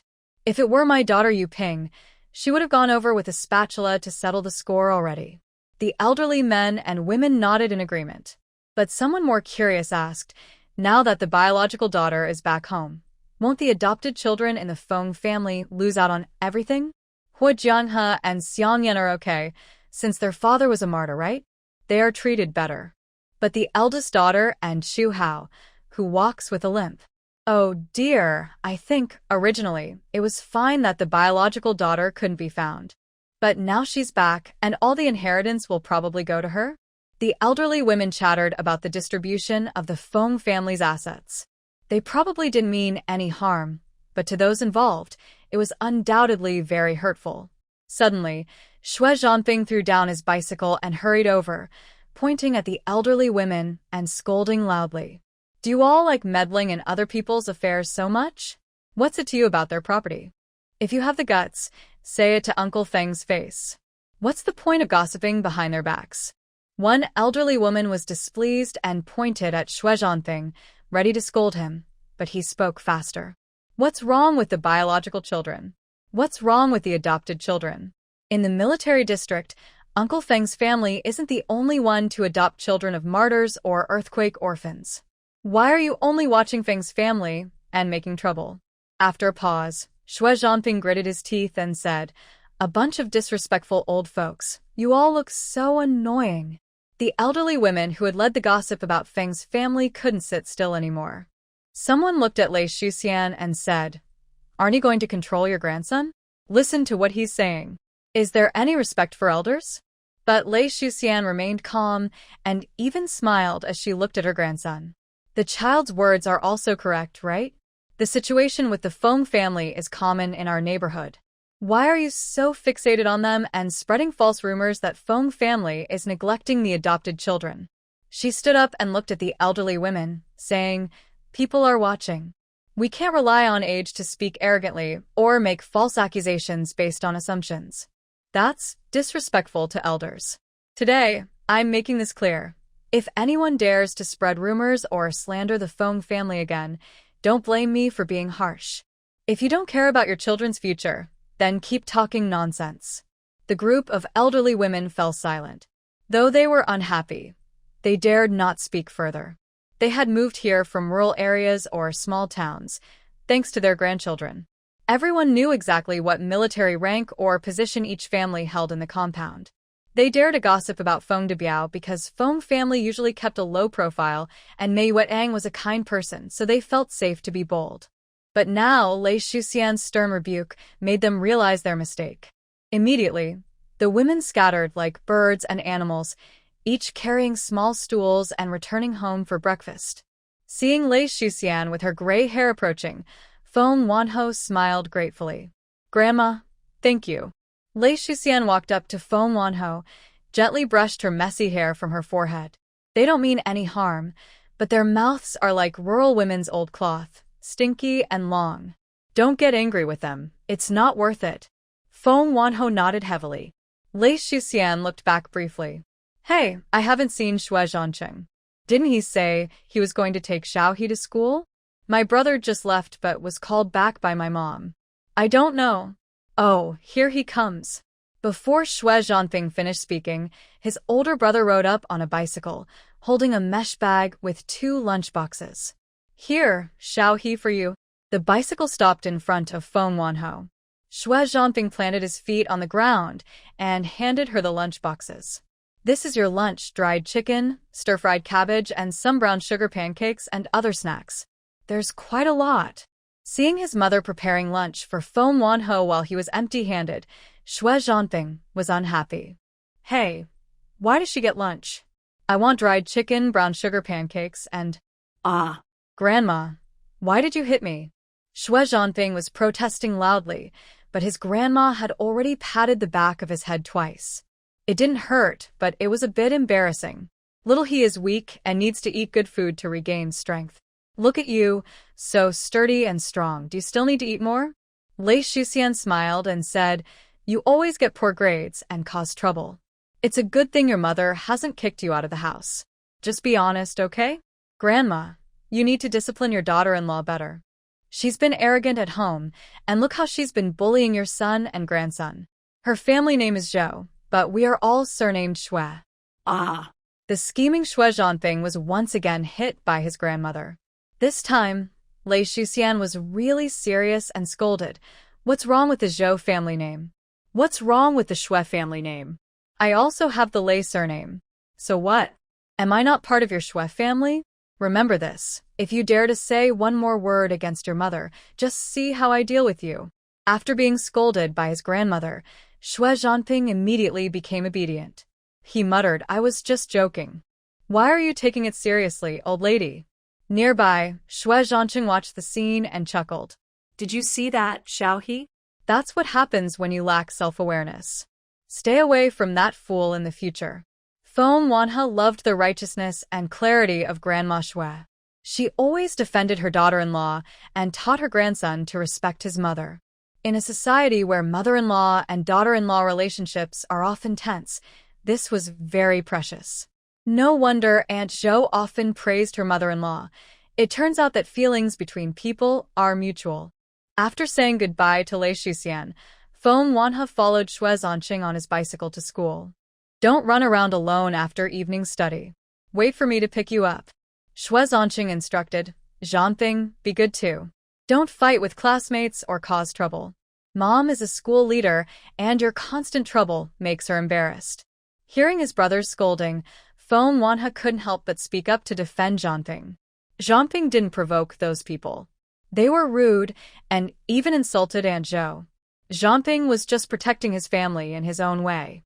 Xue Zhancheng was stunned. After a long pause, he reached out and tapped Zhanping's forehead. Did your mouth get kicked by a donkey? If it's not your fault, why not explain? Then he took 3 10-yuan bills from his pocket and handed them to Feng Wanhe, Zhanping, and Zhu Hao. If I'm not back after school, go to the small shop at the school gate and buy some snacks. Remember, wait for me to pick you up. When they entered the classroom, they saw Ma Xiaodong, and his gang had also arrived. Ma Xiaodong has a bandage wrapped around his head, and the bruise on his nose is very obvious. When he looks at Feng Wanhe entering the classroom, a hint of anger flashes in his eyes. Zhu Hao and Xue Zhanping walk ahead quietly, protecting Feng Wanhe behind them. Their meaning is clear. Feng Wanhe is under their protection. If anyone wants to trouble him, they must get past them first. The group silently stare at each other until Dang Junsong walks in holding a newspaper and a teacup. Ma Xiaodong, why are you glaring at me? What's wrong with your head? Have you ever been hit so hard? Which brave person did this? Seeing Ma Xiaodong's swollen face and bruised nose, Dang Junsong frowns. Although these students fight and cause trouble every day, their parents are wealthy. This is the best high school in Spring City. Students who get in are either like Zhu Hao, who has excellent grades, or they are either Xue Zhanping from a military family or Ma Xiaodong from a wealthy family. Xue Zhanping is okay. His grades are not great, but he has principles and morals. He knows how to behave and causes trouble only within limits. Ma Xiaodong is different. Since middle school, he's been a troublemaker that teachers find hard to handle. I heard he scored 0 in every subject during the high school entrance exam. So his father donated a building to the school, with one condition: his son must attend high school there. Dang Junsong and this kid have been outsmarting each other for over 2 years. The moment Ma Xiaodong shows any attitude, he knows what kind of trouble he's about to get into. Ma Xiaodong's henchmen stand up, pointing at Feng Wanhe, ready to complain. But as soon as they open their mouths, Ma Xiaodong kicks them. It's nothing. No one hit me. I just fell last night on my way home. He touches the bandage on his head and snorts coldly. Anyone who dares to hit me in Spring City will never have a good ending. This statement is clearly meant for Feng Wanhe and Xue Zhanping to hear. But the children from the big courtyard are not easily scared. Xue Zhanping sneers with a contemptful look in his eyes. Really? Then bring it on. If I were afraid of you, I wouldn't be surnamed Xue. During morning reading time, about 50 or 60 students are busy in the classroom. Some are eating breakfast, some are reading martial arts novels, and others are chatting and joking around. Only Feng Wanhe and Zhu Hao are studying seriously. Zhu Hao is studying English, while Feng Wanhe is memorizing classical Chinese texts. From first year to third year of high school, students are required to memorize many texts. Feng Wanhe can't memorize everything, so he only focuses on the key texts and passages that frequently appear on exams. Fortunately, she still has a good memory, and luckily, the top student Zhu Hao is helping her. Although studying is difficult, Feng Wanhe still feels both tired and satisfied. When Zhu Hao tutored Feng Wanhe on practice questions, he also brought over Xue Zhanping. Xue Zhanping swore and cursed, but under Zhu Hao's warning look, he obediently sat down to listen, which greatly surprised the head teacher, Dang Junsong, who was spying from outside the window. Wow, Xue Zhanping has started studying? Has the bad student finally realized and decided to turn over a new leaf? After evening self-study, Feng Wanhe didn't leave immediately. She didn't want to bother Zhu Hao to explain questions all the time, so she went to the office to ask the math teacher about a few problems she didn't understand. Since taking over Class 7 of Senior 3, the math teacher had never been asked questions by students, so his office was the quietest, even somewhat pitiful. During breaks or self-study time, other teachers' desks were surrounded by students asking questions. Only his desk was empty and cold, like a lonely wind mocking him. Although the new girl had a weak foundation, her serious and humble attitude made him very pleased. So he used all his effort, eager to cram all his knowledge into Feng Wanha's mind. It wasn't until Xue Zhancheng sneaked to the office door, peeking and calling, "Xiao He, it's time to go home," that the math teacher realized it was already 10 p.m. "Oh, it's a bit late today. Well, tomorrow, during lunch, come find me again. I'll explain the remaining 2 questions to you." Feng Wanha put away her textbooks, bowed to the math teacher, and gratefully said, "Thank you, teacher." Outside the teaching building, Xue Zhancheng complained, "Xiao He, why bother? Why study so hard? Anyway, you and I are the same. Neither of us will get into university." He took out 3 big white rabbit candies from his bag, ate one himself, and shared one each with Chu Hao and Feng Wanha. "I graduated high school and joined the army. Xiao He, just let your dad find you some job to pass the time. You're from a big family and you won't go hungry, right?" Feng Wanha ate the sweet white rabbit candy and thought for a moment, then said, "Even if hope is slim, I still want to try. What if? What if what? What if your luck suddenly turns and you get into university? Come on, don't be silly, thinking this is a novel." Suddenly, Xue Zhancheng stopped mid-sentence. His smile faded, replaced by a fierce and guarded look. Chu Hao had already reached out and pulled Feng Wanha, who was walking with her head down, behind him to protect her. On the playground, Ma Xiaodong led a few henchmen to block their way. He spat a thick saliva, threw away his cigarette, and pointed a spring knife at Feng Wanha. "Here's your last chance. Either you become my woman from now on, and we forget all past grudges, or today, all 3 of you will die." Before Feng Wanha could speak, Xue Zhancheng spat and cursed, "Get lost early, you toad. How dare you think about the swan? Fine, so you're determined to die rather than submit." Touching the wound on his head, Ma Xiaodong said fiercely, "Brothers, attack. Kill these unthinking fools." The small henchmen also held steel bars and wooden sticks, looking fierce and shouting to Xue Zhancheng's legs. Feng Wanha was very anxious. They had fought last night. Although Chu Hao and Xue Zhancheng were skilled fighters, the others had more people and weapons today. This. Just as she was about to cry from worry, a quick, agile figure leapt over the bushes and kicked Ma Xiaodong hard in the back. Ma Xiaodong let out a scream, fell forward, and landed face first on the ground. It was Xue Zhancheng. Unlike Xue Zhancheng's chaotic fighting style, Xue Zhancheng's moves were swift and deadly. He made no unnecessary moves. Each punch and kick hit the enemy precisely. Soon, the henchmen who had been shouting just moments before were knocked down. They clutched their stomachs and howled in pain. Seeing Xue Zhancheng lift his foot, they were so scared they curled up and begged for mercy. "Xiao He, are you okay?"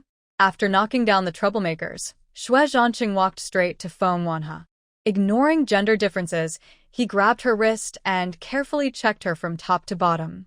His broad, strong palm, covered with thick calluses, conveyed a warm, tingling sensation as he held her wrist, soft, numb, and comforting.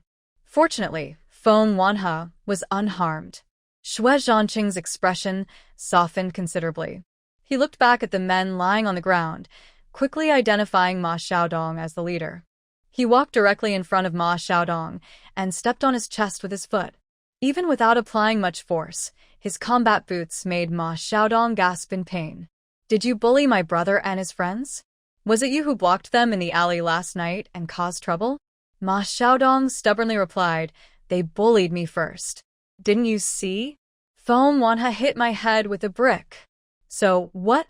Only she can hit people, and I can't get revenge?" When Ma Xiaodong's head injury was revealed to be Feng Wanha's doing, Xue Zhancheng chuckled softly. He turned to Feng Wanha and said, "Young girl, you hit pretty hard. Fine, you haven't brought shame to our courtyard." Feng Wanha stepped forward and said it was them, blocking the road and bullying me first. Zhanping and my second brother fought to protect me. Exactly, that forced Xiaohe to be his woman. "Brother, if this happened to you, could you stand it?" Xue Zhancheng also seized the chance to complain quickly. His older brother rarely stood up for him to fight, so he wanted to exaggerate the story and stir things up, making good use of this perfect opportunity. When he heard that Ma Xiaodong was forcing Feng Wanhe to be his woman, Xue Zhancheng's face changed instantly. Even though he still had a smile on his lips, the happiness didn't reach his eyes, and his cold, commanding presence made Ma Xiaodong a little scared. Are you daring to have ideas about her? Xue Zhancheng squatted down, pinched Ma Xiaodong's chin, and said coldly, Do you think you're worthy? Ma Xiaodong wanted to argue that he was worthy, but as he looked into Xue Zhancheng's frosty gaze, his body started trembling, and he didn't dare say a word. Come here, I'll tell you a little secret. Like picking up a chick, Xue Zhancheng easily lifted the chubby Ma Xiaodong. They moved to a dark corner, where Xue Zhancheng grabbed Ma Xiaodong's collar and forced him to look into his eyes. Feng Wanhe is mine. If you dare to touch her again, watch out, I'll make sure you pay with your life. Ma Xiaodong's legs trembled slightly. He didn't dare refuse and nodded obediently, like garlic being crushed, completely compliant. And also, from now on, be a respectful student, especially towards Vice Principal Zhou Yuping. If you dare to say a bad word about her again. Xue Zhancheng didn't continue, but Ma Xiaodong could clearly see the consequences in his eyes. This man was different from Xue Zhancheng's brother, different from the thugs in society. He carried a strong murderous intent, an oppressive aura that was terrifying. Do you understand? Hearing Xue Zhancheng's sinister voice, Ma Xiaodong trembled and replied, I understand. Only then did Xue Zhancheng release him, his face returning to a gentle smile, as if nothing had happened. He smoothed out the wrinkles on Ma Xiaodong's clothes and patted his shoulder. All right, it's over. Go home now. A few followers saw their leader walking over, looking distracted and acting a bit strangely. Someone with sharp eyes noticed that Ma Xiaodong's crotch was a little wet and couldn't help but shout, Boss, are you peeing? Mind your own business. Ma Xiaodong kicked the careless follower aside. He looked as if a wolf was chasing him from behind and quickly ran away, disappearing from sight. Seeing Xue Zhancheng approaching, Feng Wanhe went to greet him. What did you say to him? Why did he run so fast? Looking at Feng Wanhe's innocent and pure expression, Xue Zhancheng smiled and gently pinched her face. I told him that if he ever dares to bully you again, I'll break his legs. But who knew he'd be so easily scared? Xue Zhancheng made a face and said, I've been fighting with this little brat since high school. We've had many fights. He's just a fool. His family's rich, so he hired a few guys to help him. Without that, he's no match for me. Stop bragging. Xue Zhancheng lightly tapped his brother's head, warning him without much force. Fighting is like leading soldiers in battle. There's no such thing as absolute fairness, and no one makes strict rules for one-on-one fights. No matter how mean or shameful the tactics, as long as you win, that's all that matters. Instead of complaining that the other side has more people, you should focus on becoming stronger. If your fists are tough enough, you'll have the power to speak. Feng Wanhe followed behind Xue Zhancheng. After a moment of silence, she suddenly said, Brother Ah Cheng. Hearing this nickname, Xue Zhancheng's heart instantly lost control. It was like a little deer was running wildly inside him, making him feel a bit overwhelmed and unsure what to do. Since meeting Feng Wanhe, although they had become close, she had never called him so affectionately before. Brother Ah Cheng? It was almost like asking for his life. What's wrong? He forced himself to stay calm and turned around, looking as composed as ever. Is there something, Xiao He? Feng Wanhe said, Can you teach me how to fight? I want to become stronger. I want my fists to be tough enough so I can protect the people I care about. Who do you want to protect? Xue Zhancheng asked with a smile. I want to protect my parents, my older sister and brother, and I want to protect you. She looked up at Xue Zhancheng and said, for example, Tonight, if I were as strong as you, I wouldn't have to hide on the side like a useless person. I want to stand with you and fight side by side. When Feng Wanhe said this, her words sounded like heavenly music, the most beautiful language in the world. Xue Zhancheng's heart was pounding. The little girl's eyes were firm and clear, but they seemed to have hooks that tightly caught his heart. Okay, I'll teach you how to fight. After a moment, Xue Zhancheng chuckled softly. He felt a bit overwhelmed with emotion, gently hugged Feng Wanhe, then quickly let go. But are you ready to endure hardships? Fighting is very tiring. Feng Wanhe waved her small fists and said, I'm not afraid of being tired. I can endure hardships. Good. Our little he is the best. Xue Zhancheng laughed loudly, draping his arm around her shoulder, and asked, Are you hungry? Shall we go get some barbecue? Hearing this, Xue Zhancheng got excited first. I want to eat the small stove barbecue on East Street. Lamb skewers and beef skewers are must-try dishes. Yes, yes, yes, their grilled pork belly is also very tasty. The more he talked, the more hungry he became, and by the end, Xue Zhancheng was almost drooling. Why are you just standing there? Let's go. Anyway, there's a big spender. Oh no, a lucky god treating us. Seeing how impatient Xue Zhancheng was, everyone couldn't help but laugh. Xue Zhancheng looked at Feng Wanhe tenderly and said, Shall we go eat small stove barbecue? Only when we're full can we have the energy to study. After a pause, he added, Xiaohe, you might as well stop riding your bike. Zhancheng is taking Chu Hao, and I'll take you. It might be faster. Feng Wanhe nodded obediently and put her bike back in its place. She sat on Xue Zhancheng's bike seat, holding onto his strong waist. Under the evening breeze, everyone chatted and laughed as they headed to the barbecue restaurant. Honestly, a strong fist really works. Since that night Xue Zhancheng dealt with Ma Xiaodong, he has become much more obedient. He no longer dares to provoke Feng Wanhe, nor does he bother Zhancheng or Chu Hao. But Feng Wanhe could still see that Ma Xiaodong's eyes, when he looked at them, were full of hatred and resentment. But so what? After the college entrance exams, everyone will go their separate ways, and they will never cross paths again in this lifetime. They simply aren't from the same world. During the month Feng Wanhe was in school, they had their first monthly exam. Are you wondering if Feng Wanhe was nervous? It's fake to say she wasn't nervous, but she still kept a calm appearance, getting up early to review English. Feng Debiao hadn't gotten up yet when he heard his daughter practicing English from the next room. Even though she spoke softly, he heard her clearly. That girl got up to study around 4 o'clock. Meiwei Tang turned over and sat up, looked at the clock on the bedside table, and said, Old Feng, don't go for a run this morning. Take the lunchbox and go to the cafeteria.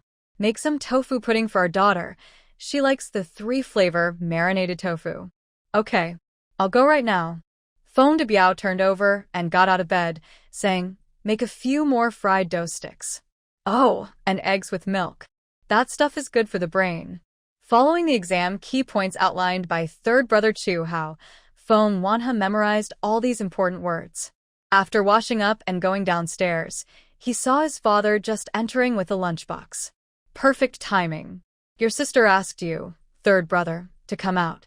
Dad bought you tofu pudding, eggs with milk, and fried dough sticks. Eat more. Before Feng Wanhe could call out, Chu Hao had already come out of the bedroom. He handed Feng Wanhe a notebook and said, This is the chemistry exam key points I jingly ed last night. After your English test, quickly review it. Cramming at the last minute can still help. Feng Wanhe hurriedly wiped his hands, took the notebook from Chu Hao, and ate while flipping through it. Hey, just eat your meals seriously. Why are you studying so hard? Since his daughter started school, Feng Debiao had been very worried every day. Really, the child is working too hard. Every day after school, around 10 o'clock, she comes home and keeps studying. Often, she only goes to bed at midnight. With such a small body, how can she endure? Xiaohe, I still say the same thing.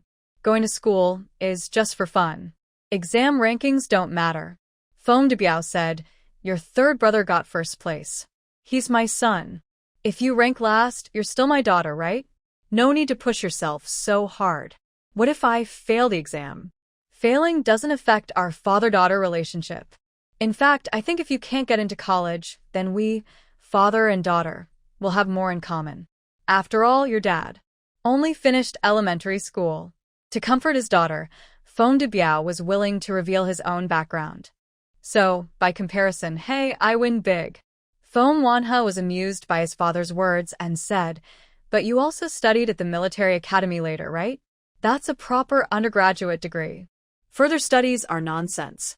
I slept through every class. I didn't remember a single thing the teacher said. Feng Debiao waved his hand and said, "It's fine for me to lead soldiers and do training every day, but sitting in a classroom listening to boring lessons, ugh, that's more painful than death." Because of the unique times they lived in, many people of Feng Debiao's generation came from rough backgrounds and built their careers with passion and courage. Today, Feng Wanhe is able to sit in the classroom and study because of the sacrifices and hard work of the previous generation. Therefore, she should work even harder. Enough, Feng Debiao. Stop talking so much. You know the child has a monthly exam today. If you can't give some encouragement, that's okay, but don't hold her back. Are you really a good father? Mei Wetang complained to her husband, placing 2 cups of milk in front of Feng Wanhe and Zhu Hao. "I'm just trying to help my daughter. But how can I help? If their school held a military competition, I could definitely help her win first place. But for studying and exams, you can't expect much from an illiterate, right?" Feng Wanhe was drinking her milk. When she heard her father's words, she almost spat out her milk, unable to hold back a smile. After breakfast, Xue Zhancheng was already shouting at the gate of the yard. "Xiao He, what did your family have for breakfast? Bring me some too. I didn't have breakfast this morning." Feng Wanhe wrapped the remaining 2 fried dough sticks in paper and took 2 packs of cookies before rushing out the door. "It's a monthly exam, so my mom went to school early. My dad and older brother are staying at the army for some mission these days. My grandparents went back to their hometown for a few days. Now I feel like a lone soldier." While nibbling on the fried dough, Xue Zhancheng said casually, clearly used to this kind of family situation, "By the way, Xiao He, for this month's exam, you'll be in the same exam room as me." Xue Zhancheng grinned mischievously. "Listen, I got the answer key for the exam questions from my mom. When we go into the exam room, I'll toss the answers to you." He smiled slyly as he said this. "This time, we'll both surprise everyone. You're first in your grade, and I'm second, beating that crazy top student Zhu Hao." Feng Wanhe hesitated a bit. Huh? Did you cheat? "If Aunt Zhou finds out, you'll get scolded again." Xue Zhancheng didn't care at all. "Neither you nor I will tell, and Zhu Hao won't say anything either. Who would know I stole the answers?" He patted his chest loudly and said, "Anyway, your first place in the grade is all on me." Just like a shooting star across the sky, a brief moment of brilliance is enough. Success in studies is like that too. If you're not destined to be a top student, then cheating with stolen answers is a quick way to reach the top of life. Enjoy it while it lasts. The consequences don't matter. Coincidentally, Xue Zhancheng and Feng Wanhe were not only in the same exam room but also sitting at front and back desks. Feng Wanhe didn't take Xue Zhancheng's answers. She focused on her test. Even though she encountered many difficult questions, she refused to look at the answers Xue Zhancheng handed her. Xue Zhancheng was truly loyal. Seeing that Feng Wanhe refused to cheat, he quickly copied the answers with swift, flowing strokes, then confidently wrote Feng Wanhe's name on the paper, radiating a saintly aura. Even though Feng Wanhe protested and refused multiple times, he couldn't resist Xue Zhancheng's great spirit of self-sacrifice. At the moment the exam submission bell rang, he calmly exchanged papers with Feng Wanhe. He handed Feng Wanhe the answer sheet filled with tiny, dense answers, then wrote his own name on Feng Wanhe's blank sheet, which had several unanswered questions. Friends and family, now is the moment to witness a miracle. Feng Wanhe, I want you to experience the wonderful feeling of standing at the top, overlooking all the mountains. I want you to reach the peak right from the start. No need to thank me, just call me Lei Feng. The first monthly exam exhausted Feng Wanhe completely. After 2 days of exams, it was the weekend, and the results wouldn't be released until next Monday. Have you heard about Xiao He's exam? How did it go? Wang Shengnan returned home, smiling as she patted her little sister's head and asked, Wow, big sister, what are you doing? We agreed not to mention exams. Don't put pressure on Xiaohe. Hu Jianghe was peeling garlic. Hearing her, he couldn't help but protest. Wang Shengnan chuckled and said, "Sorry, it's my fault. Xiaohe, big sister is cooking for you herself, making the best fish."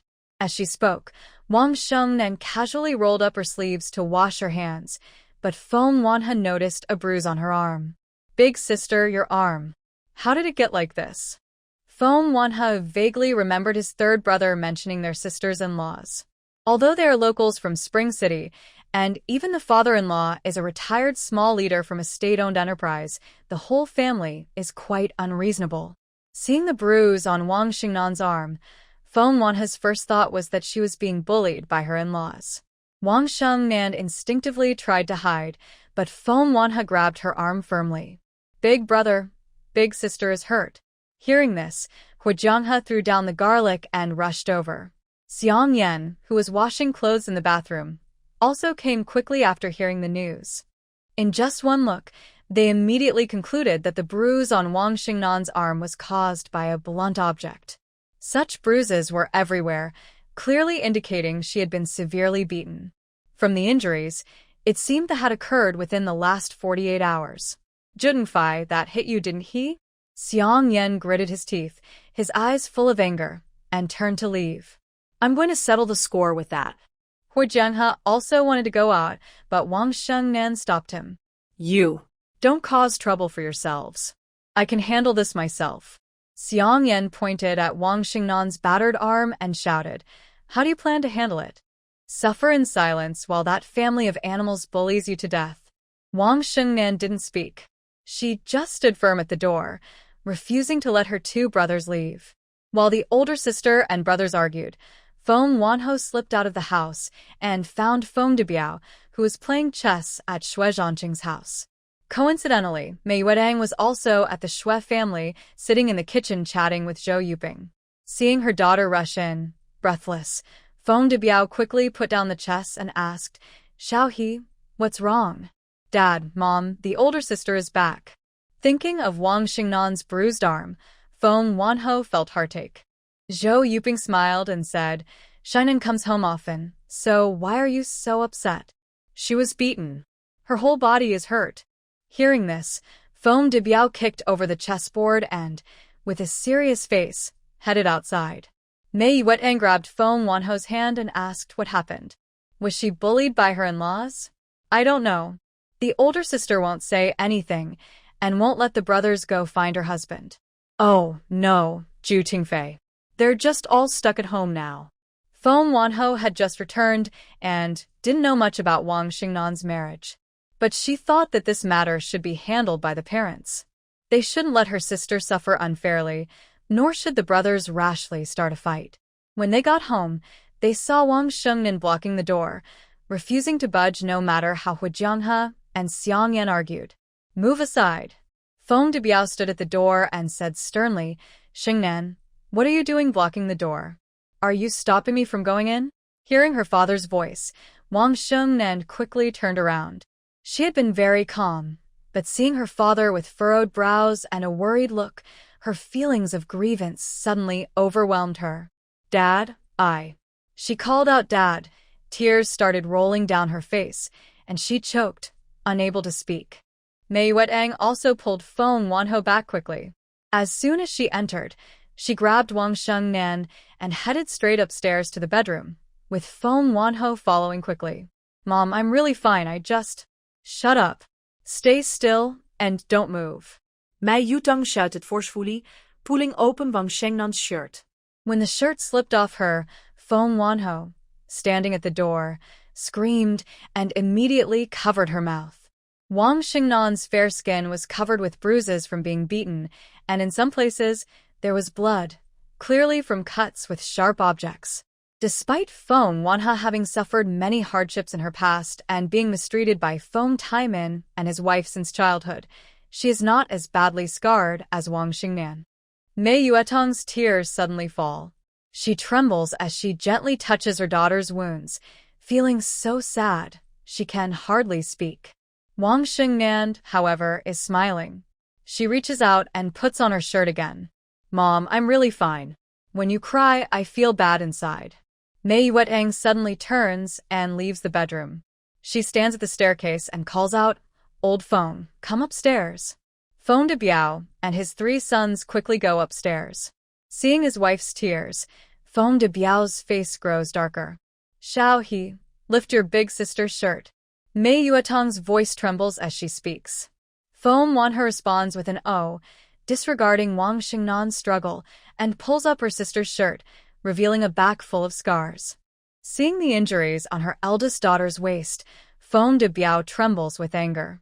"This is what you see. The injuries are worse in places you can't see. Old Feng, what do you think we should do?" Mei Yuetang chokes up, her eyes filled with a mix of anger and heartbreak as she looks at Wang Xingnan. "You're also so useless. Beaten like this, don't you think of going back to your parents' house for help?" Before Feng de Biao can speak, Hu Jianghe and Xiang Yan turn and head downstairs. Wang Xingnan wants to follow and stop them, but Mei Yuetang pulls her back. "What are you doing? Still trying to protect that beast? Tell me, how did you have the miscarriage last time? You said you fell accidentally, but now I suspect you were beaten by Zhu Tingfei."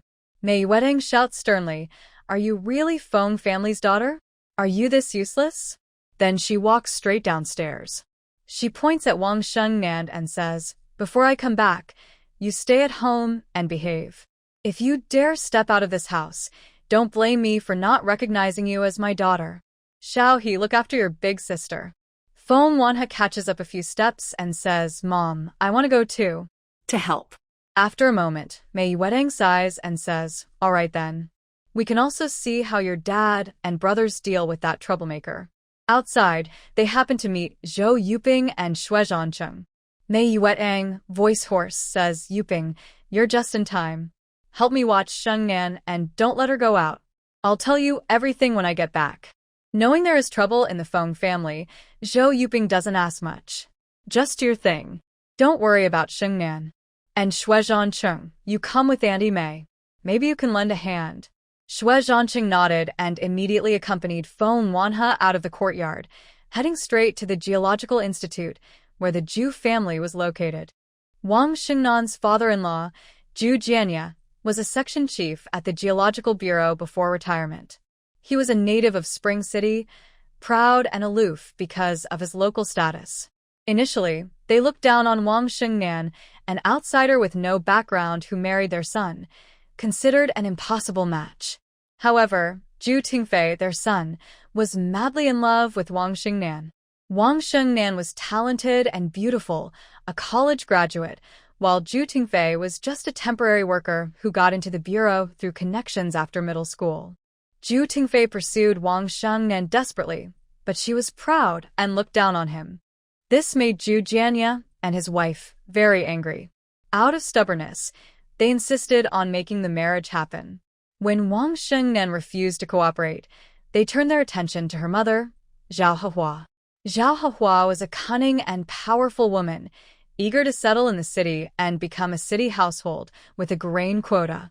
They promised Zhao Hehua that if her daughter married Zhu Tingfei, Zhu Jianye would help her son, Wang Zhencheng, get a grain household registration and a job at the bureau. Zhao Hehua saw this as a great opportunity. When Wang Xingnan failed to be persuaded, Zhao Hehua drugged her own daughter and personally sent Wang Xingnan to Zhu Tingfei's bed. The marriage was arranged, and Wang Xingnan had no choice but to marry with tears. After the wedding, the Zhu family completely turned against her. The promises of a job at the bureau and the grain household registration vanished. Zhao Hehua would cry and make trouble at the Zhu family every day, showing no concern for her daughter's suffering. Zhu Tingfei was a mama's boy. Although he liked Wang Xingnan somewhat, he was easily influenced and manipulated by his parents. Every time Zhao Hehua caused trouble, Wang Xingnan was beaten. Of course, Feng's family didn't know these details. For Feng de Biao and his wife, Wang Xingnan's marriage was sudden. Without knowing the full story, Wang Xingnan showed her marriage certificate. After their initial anger and disappointment subsided, Mei Yuetang had to accept the situation. She discussed with Wang Xingnan, wanted to sit down with the Zhu family to talk, at least to support her and prevent her from being bullied at her in-laws. But what was the result? Wang Shengnan simply said with a blank face, "They don't know about the Feng family. They only recognize my biological mother." Since then, the Feng family never mentioned meeting Wang Xingnan's in-laws again, and Wang Shengnan rarely talked about her life there. Everyone understood and avoided the topic, trying to keep this precious family bond intact. But now, Wang Shengnan was badly beaten and covered in bruises. As parents, Feng Debiao and Mei Yueteng couldn't just stand by and watch. They rushed into the geological compound and, after asking around, found Ju's house. The gate was shut tight. Xue Zhancheng took out a piece of wire from his pocket, ready to try his lockpicking skills. "What are you doing? Don't you know how to knock? Isn't that polite?" Feng Debiao stopped his eldest son. He took a deep breath and signaled for Yan to knock on the door. Yan kicked the door open loudly. Soon, voices of anger and curses came from inside. "Who's there? Knocking at this hour? Do you have no manners?" With a click, the door lock opened.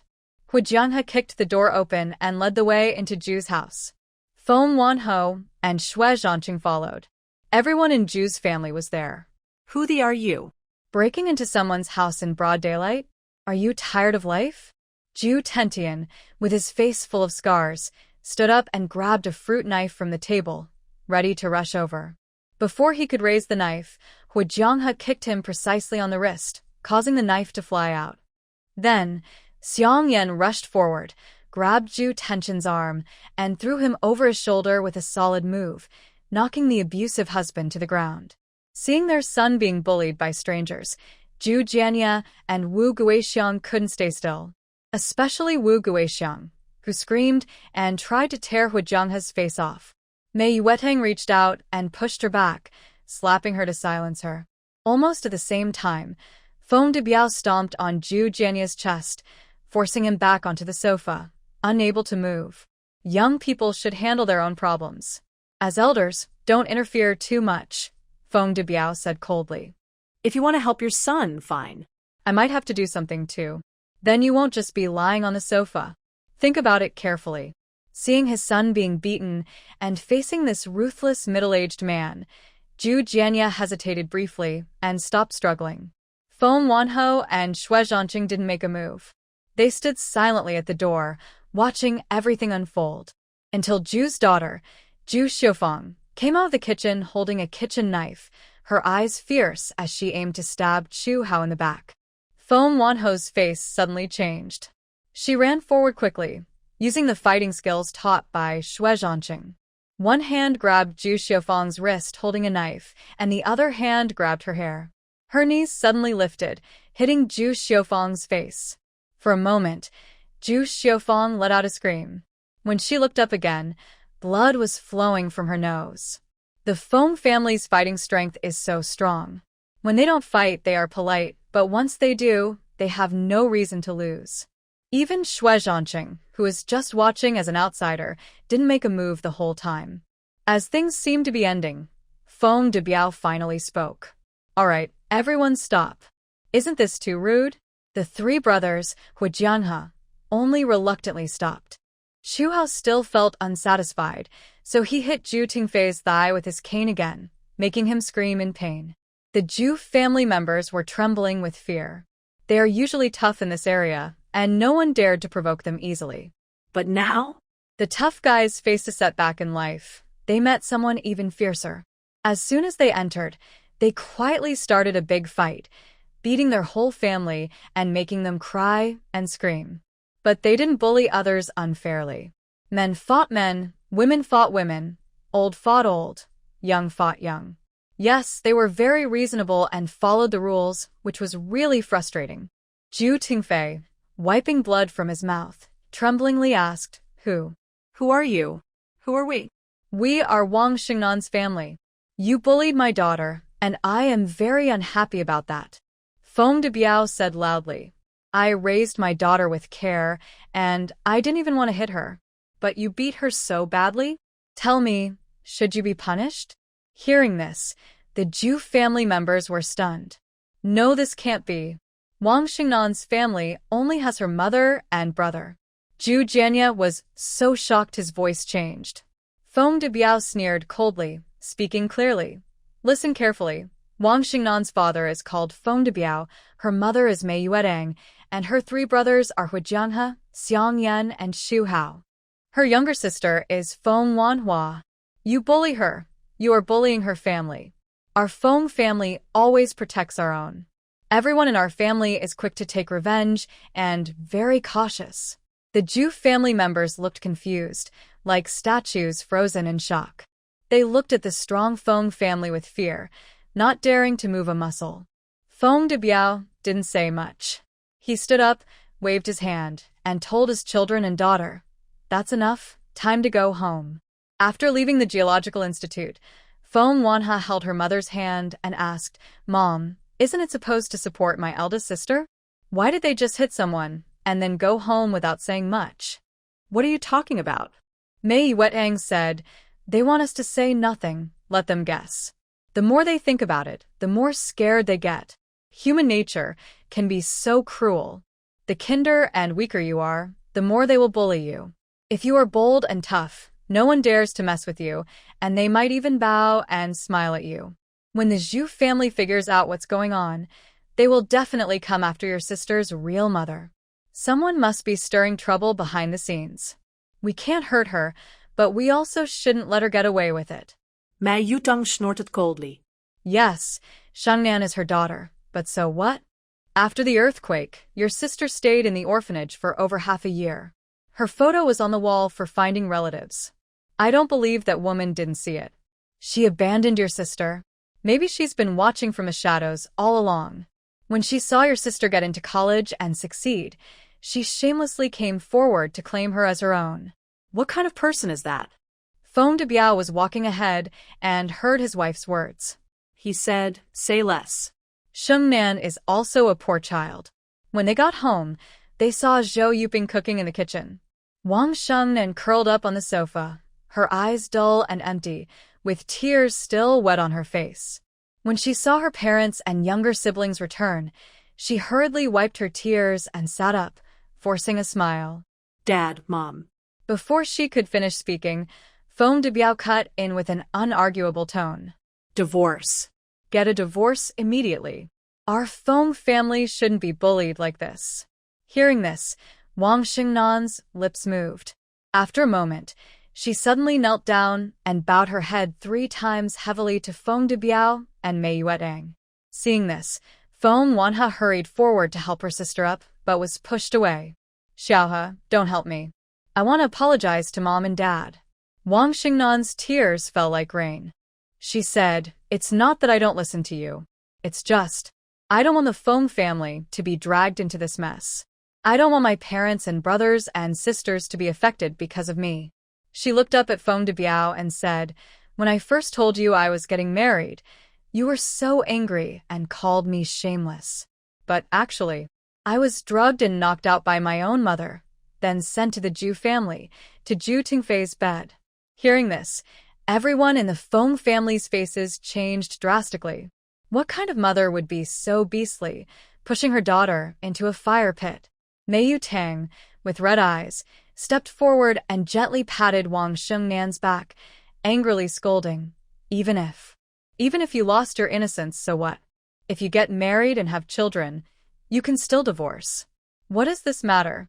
Big sister, you should have called the police right away and sent Zhu Tingfei to jail. He's a criminal."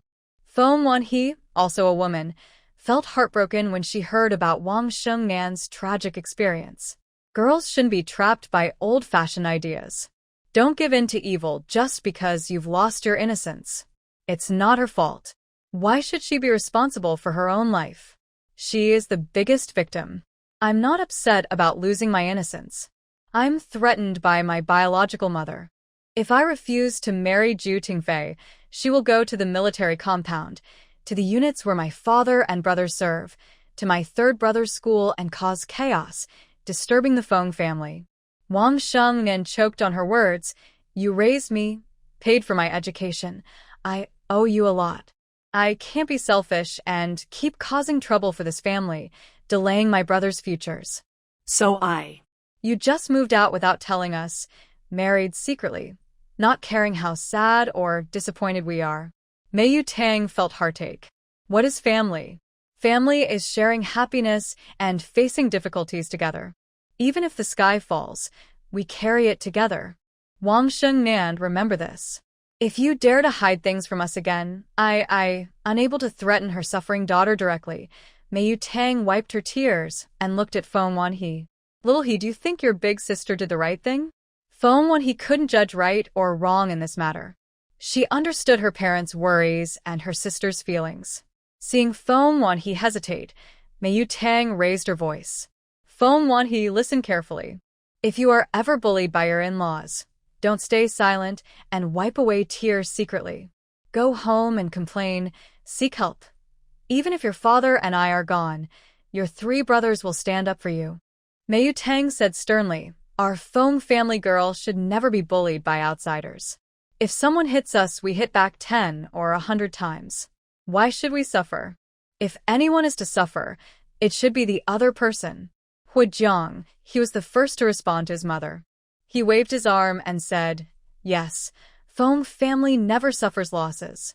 Anyone who dares to bully my sister or sister-in-law, I will make them kneel and beg for mercy. Nearby, Xue Zhancheng felt a chill down his back, even trembling slightly. He always couldn't help but think he was being targeted, feeling that the Feng family was punishing him to warn others. What is he feeling guilty or afraid of? He's not even their son-in-law. Maybe he will be someday? Anyway, no matter what, he must never bully the Feng family's daughter. Zhu Tingfei is a clear example of this. Boys need to learn how to protect themselves when they are out and about. Feng Debiao walked over to Wang Shengnan and personally helped her stand up. Child, I'm sorry. I shouldn't have scolded you like that before. Wang Shengnan smiled through her tears, choking on her words. I've never blamed you. I understand your love and concern. I know you've been good to me. This time, listen to Dad. We're not going back to Zhu's family. We must get a divorce. Feng Debiao frowned and said, you graduated from a top university, have a bright future with a good job, caring parents who love you, and supportive younger siblings. Why should you suffer and stay with someone unkind? Feng Wanhe also agreed, big sister, domestic violence is never just once. Yes, Zhu Tingfei might kneel and apologize after hitting you, but that doesn't mean he won't hit you again. The best way is to stay away from such a man. I agree with Dad. I support your divorce. Listening to her daughter, Mei Tang couldn't help but smile. You're so young, yet you know so much. Domestic violence isn't just once or countless times. Who taught you these ideas? You don't worry about adults' problems. Just take care of yourself. Xiaohu's main concern is studying, right? Oh, I heard Xiaohu had a monthly exam. How did she do? Whenever Xiang Yan brought up studying and exams, Feng Wanhe's face immediately fell. No, second brother, that's really hitting a nerve. But on the other hand, the exam results will be out next Monday. How did she do? On Monday, on the way to school, Feng Wanhe felt very nervous. Xue Zhancheng noticed her unease and gently ruffled her hair with a smile. What's wrong? Worried about not doing well? Feng Wanhe looked up at Xue Zhancheng and smiled, but it looked more like crying. Even though I'm prepared to do badly, I'm still scared. I'm afraid my results will be terrible and I'll disappoint Dad and Mom. Hearing this, Xue Zhancheng smiled. If you're worried about losing face in front of Uncle Feng and Aunt Mei, there's no need to worry. People in the military compound have strong mental strength. For example, my dad and mom. Xue Zhancheng quickly grabbed his younger brother and used him as a bad example to teach Feng Wanhe. Look at him. A child of a military family, with his father as a top officer and his mother as a vice principal. How about that? A real underachiever among students. And look at Xue Zhancheng, so carefree. Does he seem worried or nervous? Xue Zhancheng, being used as a bad example, protested, brother, do you really have to pick on me like that? I have my good points, okay? Good points? If you can name 3 good points, I'll apologize to you. Xue Zhancheng raised an eyebrow and looked at his younger brother, not holding back his teasing. Speechless, Xue Zhancheng replied. Not even one good point comes to mind.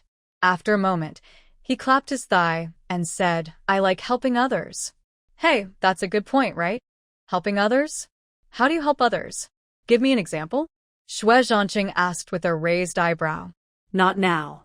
After school tonight, we'll give you a big surprise. Maybe you'll treat us to pig stomach soup then? He broke free from his older brother's hand and smiled mysteriously. All right, I'll wait for your surprise. Xiao He, do you want to drink pig stomach soup or eat grilled meat skewers? Xue Zhancheng looked at Feng Wanhe with a gentle smile and asked, I want to drink pig stomach soup just like Zhanping. Feng Wanhe smiled and waved goodbye to Xue Zhancheng as he entered the school. The classroom was noisy. In the back corner, Ma Xiaodong and a few of his followers were whispering. When they saw Xue Zhanping and the others come in, they instantly fell silent. Xue Zhanping looked coldly at Ma Xiaodong, snorted, and threw his bag onto his seat. Then he leaned over to Feng Wanhe and rummaged through her bag. He saw that his older brother had stuffed an entire box of chocolate cookies into Feng Wanhe's bag, no crumbs left for him. Nibbling on a chocolate cookie, Xue Zhanping asked with a smile, Xiao He, are you excited? Excited about what? About being at the bottom of the class? Feng Wanhe leaned on the desk, looking a bit down. How can you be at the bottom? The more daring a person is, the more capable they are. Why not aim higher, like trying to be the top of your grade? Last month's top student, Zhu Hao, was silent. Wow, you two really dare to think like that. Saying such things in front of me. Aren't you afraid I'll get tongue-tied? Xue Zhanping looked confident, as if he was determined to succeed. He looked at Zhu Hao and challenged him, saying, Hao, just wait until your sister takes your place on the throne. When that happens, don't cry. You'll be all alone. Zhu Hao curled his lips, showing disdain. Just then, the homeroom teacher, Dang Juansong, entered the classroom. Today, the teacher wasn't holding a newspaper or a teacup like the two usual actors, but a report card, and his expression was a bit strange. Usually, Class 7 of senior year doesn't release monthly exam scores, since it's a class full of underperformers and you can't expect them to do anything special. Releasing scores would just add salt to the wound for the teacher. But today, Dang Juansong stood straight at the podium, his back very upright, and his sharp little eyes sparkled with a rare light. All right, quiet now. He tapped the blackboard eraser on the desk a few times, and once everyone was silent, he looked around and finally focused on Zhu Hao. The monthly exam scores are out. As soon as he spoke, the underachievers started to cheer and jeer, giving a look like, Teacher, you're really out of it. What could be said? It was basically inviting trouble. Everyone shut up. Anyone who speaks again will stand outside. Dang Juansong used his authority as the homeroom teacher and spoke sternly. The underachievers finally quieted down, and the classroom returned to silence. This time, although our class's average score is the lowest in the entire grade, one student from our Class 7 actually ranked first in the grade. Dang Juansong was very excited. All right, I now announce that the top scorer in the class and the grade is Zhu Hao. Let's give him a round of applause. Faint applause sounded in the classroom. Zhu Hao calmly stood up, bowed to Dang Juansong, and said thank you, then continued working on his test. Oh, Zhu Hao has proven with his results that good or bad grades don't depend solely on the teacher. You need to work hard yourself. This monthly exam was undoubtedly the most glorious moment in Dang Juansong's teaching career. No matter which class Zhu Hao was in before, he was now his student, and he had to take credit for this achievement. Yes, Zhu Hao's previous homeroom teacher saw him this morning with a look full of hostility, as if colleagues wanted to stab him. But who cares? Class 7's grades were very uneven, and the second-best student didn't do well, ranking outside the top 100 in the grade. Suddenly, Dang Juansong called out Xue Zhanping. Xue Zhanping, how do you think you did this time? Xue Zhanping, who was busy reading a martial arts novel, replied. Teacher, are you okay? It's nothing to go eat sour plum candies now and then. Are you the heir of the nonsense literature? Are you trying to humiliate me? But do you think I would be embarrassed? My face is as tough as a city wall, bulletproof. Not bad, just okay. Xue Zhanping looks indifferent. With Feng Wanha's level, what kind of results can he get? Fortunately, he cleverly swapped the test papers, sacrificing Feng Wanha for this person, and it's worth it. But still, I clearly had the right answers, so why isn't Feng Wanha the top student? He didn't even rank second or third. This is ridiculous. It's not logical. Deng Juansong's eyes show admiration, making Xue Zhancheng feel a bit uneasy. Although you often cause trouble, I always believe you have potential. When Xue Zhancheng hears this, he feels something's wrong. What do you mean I have potential? I'm ready to be the last in class for Feng Wanha. Deng Juansong clears his throat and loudly announces, the 10th student in the class is Xue Zhancheng. 10th place? Xue Zhancheng exclaims in shock, jumping up from his seat like a spring, with a twisted, terrified expression. Deng Juansong smiles and says, don't get too excited. Although you're 10th in the class, your overall grade is already over 200 in the entire grade. You're barely qualified for college, so keep working hard. Yes, Xue Zhancheng is indeed excited, but not because of rapid progress.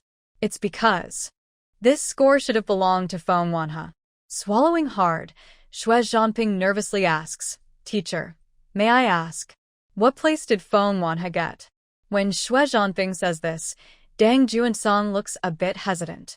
Before Feng Wanha joined the class, Vice Principal Zhou Yuping had a special talk with him about Feng Wanha's background. This kid was kidnapped by human traffickers and suffered in a small mountain village for 18 years. He finished junior high, but has no high school knowledge, so his learning might be. The parents don't care much about Feng Wanha's grades, just that he's happy. That was Zhou Yuping's words, and she also hinted that Feng Wanha's background is quite unusual.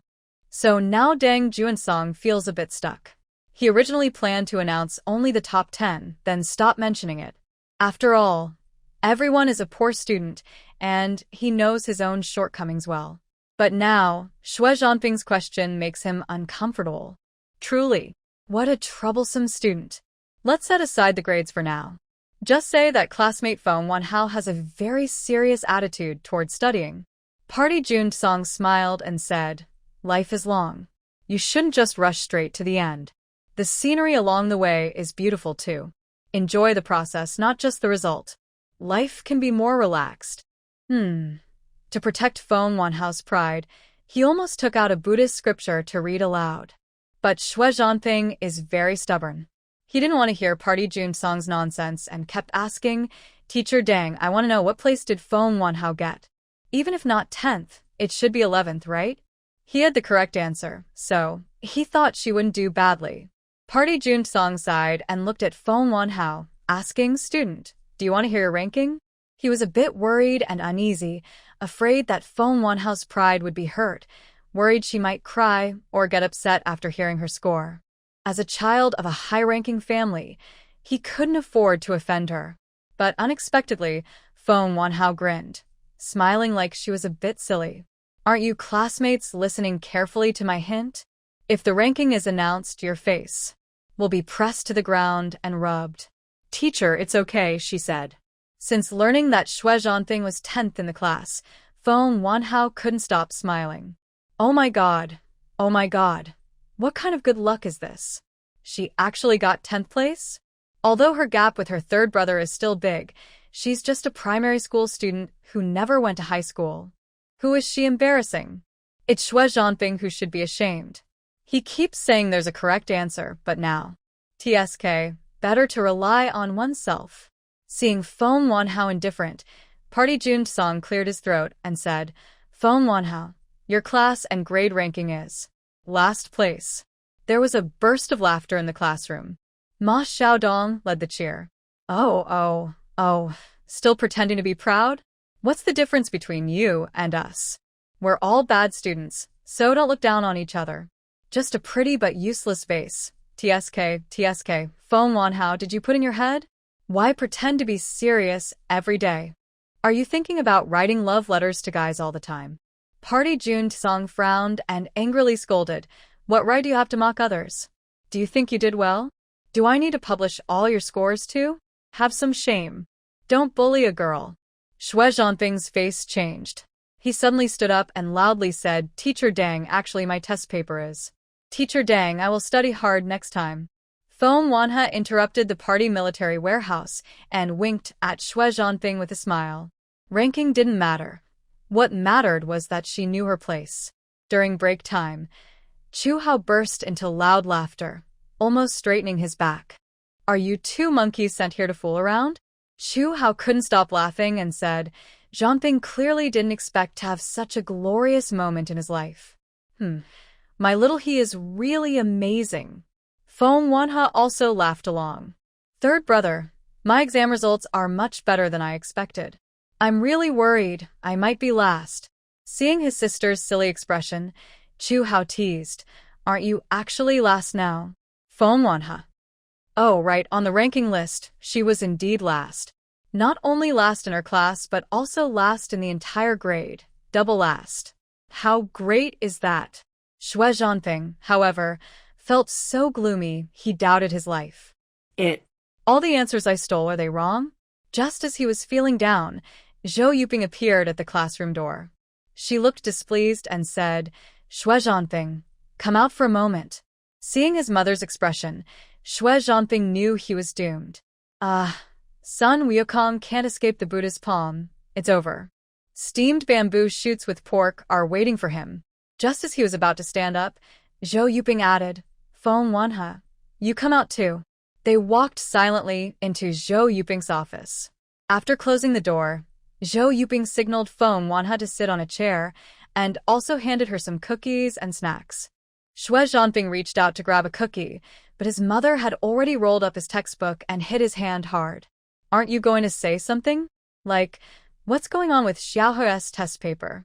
His mother stared fiercely, so Xue Zhanping dared not tell the truth. Good grief, stealing answers and swapping test papers, such a heinous crime. He'd get beaten to death for sure. He looked at Foam Wanha with a pleading gaze. Sister, whether I can survive and return to the classroom depends on your protection. Foam Wanha understood immediately. So, no matter how Zhou Yuping asked, the two of them pretended to be clueless, showing great teamwork. Zhou Yuping was so angry she laughed. She looked at Xue Zhanping and said, Fine, you don't want to tell the truth, right? It's okay. Our school has a whole set of ways to deal with problem students like you. Sitting at her desk, Zhou Yuping picked up the phone and dialed a number smoothly. Hello, is this Xue Zhancheng's office? Oh, I'm calling from the Vice Principal's office of Chuncheng No. 1 High School. Please inform Xue Zhancheng that his son, Xue Zhanping, has committed a serious mistake at school and needs to come over. What do you call me? Aunt Shou? Haha, little comrade, please don't try to get involved during work hours. I am not Xue Zhancheng's wife, nor Xue Zhanping's mother. I am a school leader on the verge of anger. Zhou Yuping sneered and said, Tell Xue Zhancheng that if he doesn't come to school within half an hour to discipline his son, he and his son will stand in punishment tonight. The secretary on the phone asked, What is going on? Why do I find it hard to understand? At this moment, in the army meeting room, Xue Zhancheng listened to the secretary's report. He was stunned and also feeling anxious. A puzzled comrade asked, Wait, isn't Vice Principal Zhou your wife and Xue Zhanping's real mother? Your wife called you saying she's looking for Zhanping's parents? Wait, how come this relationship seems so complicated? Xue Zhancheng hurriedly packed his things and rushed outside. Such strange situations only mean one thing. The leader is very angry, and the consequences are serious. Raising a son really costs a lot of effort. Xue Zhancheng ran all the way to the school, heading straight to his wife's office. He pushed open the door and saw Foam Wanha sitting in a chair eating cookies, while Zhanping squatted in the corner, almost with his hands over his head. Zhanping's parent? Zhou Yuping looked up at Xue Zhancheng with a somewhat cold voice. Wife. Oh no, Principal Zhou, what can I do? Whenever his wife showed this expression, Xue Zhancheng was terrified, more scared than seeing dead bodies on the battlefield. Really, wife is more terrifying than enemies. Just one look from her can make the body feel like it's been shot multiple times by machine guns. Ask your son what good thing he did. Zhou Yuping sneered and said, I just don't understand how your family educates children. As a father, are you qualified? Wow, wife, you're saying this as if Zhanping isn't your son. How do you educate children? Shouldn't you ask yourself? But is now the time to argue? After years of fighting, living alongside Zhou Yuping, Xue Zhancheng had gained quite a lot of combat experience. Without hesitation, he first admitted fault and apologized. His attitude was so sincere that it lacked the dignity of a military leader, almost like a sycophant. Principal Zhou, I'm sorry. I didn't educate the child well. I caused trouble for your school. After apologizing, Xue Zhancheng looked at his unlucky son, already rolling up his sleeves, ready to punish him.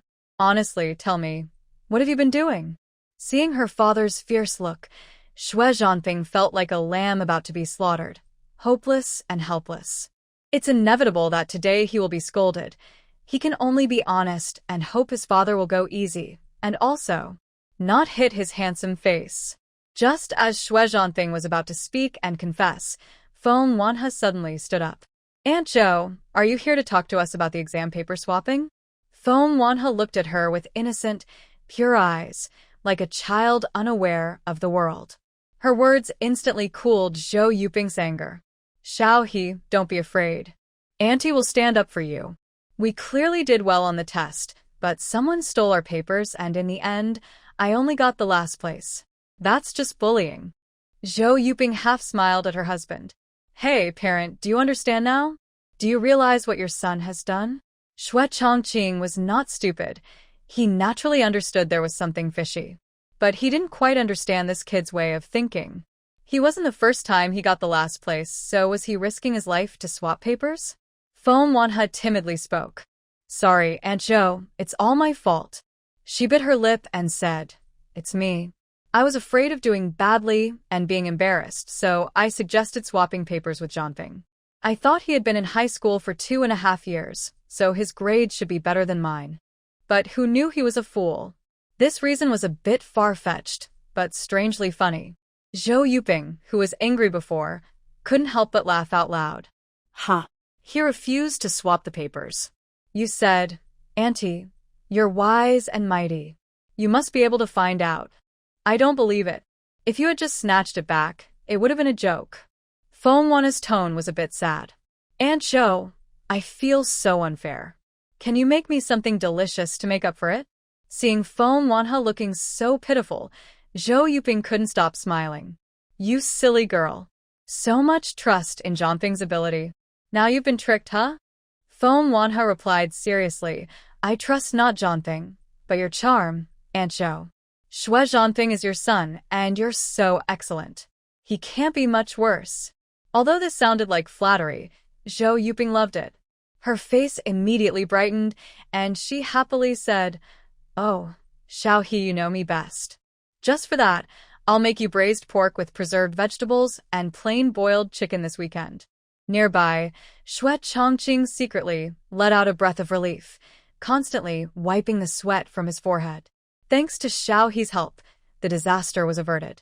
Otherwise, with my daughter-in-law's personality, today not only would Xue Zhanping suffer, but I, as a parent, would also be heavily criticized.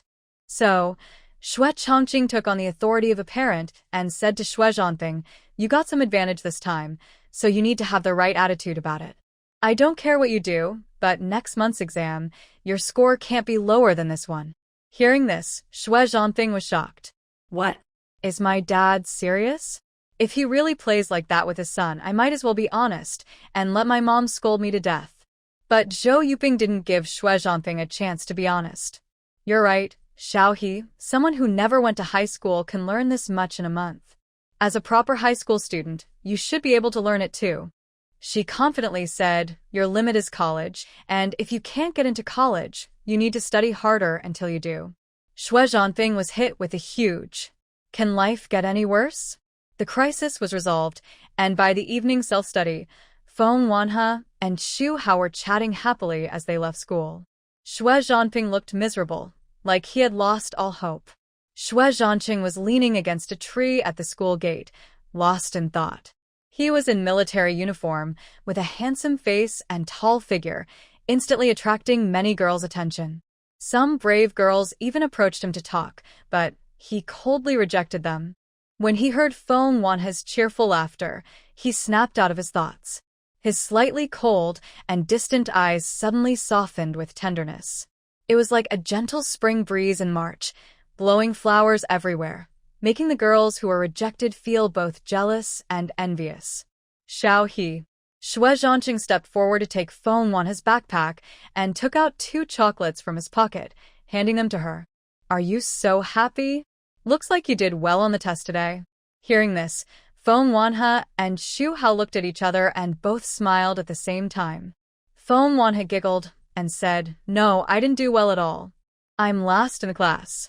This made Xue Zhancheng raise an eyebrow slightly. Are you upset about that? Feng Wanha laughed even louder. No, I'm not upset at all. This little girl isn't quite normal. Maybe she's so shocked by being last that she's lost her mind? But then he smiled again, feeling relieved. It's good that she can face reality calmly. Grades don't really matter. He turned to look at the silent Xue Zhancheng. Hey you. Weren't you supposed to tell me good news? Say it, and I'll take you to drink pig stomach soup. Just then, Xue Zhancheng looked up at the sky, uttering several woe sounds. Drink what? I want to go home and study. Compared to the pain of studying for another year, he would rather endure a few more months of hardship. Quickly cramming at the last minute. Maybe Buddha will be merciful? Ah, tofu. Xue Zhancheng thought he was hearing things. He reached into his ear and asked, Xue Zhancheng, say that again. What do you want to do? Feeling speechless and resigned, Xue Zhancheng gave his older brother a cold, unforgiving look and pedaled away on his bike, disappearing in a flash. Take a chance. Turn a bicycle into a motorcycle. On the way home, Xue Zhancheng couldn't stop laughing. Hey, don't laugh. If I knew you would make fun of Zhancheng like that, I wouldn't have told you. Feng Wanha's bicycle rear wheel suddenly went flat, so tonight, she was riding Xue Zhancheng's bike. Under Xue Zhancheng's persistent questioning, she roughly explained about changing the test papers and calling parents.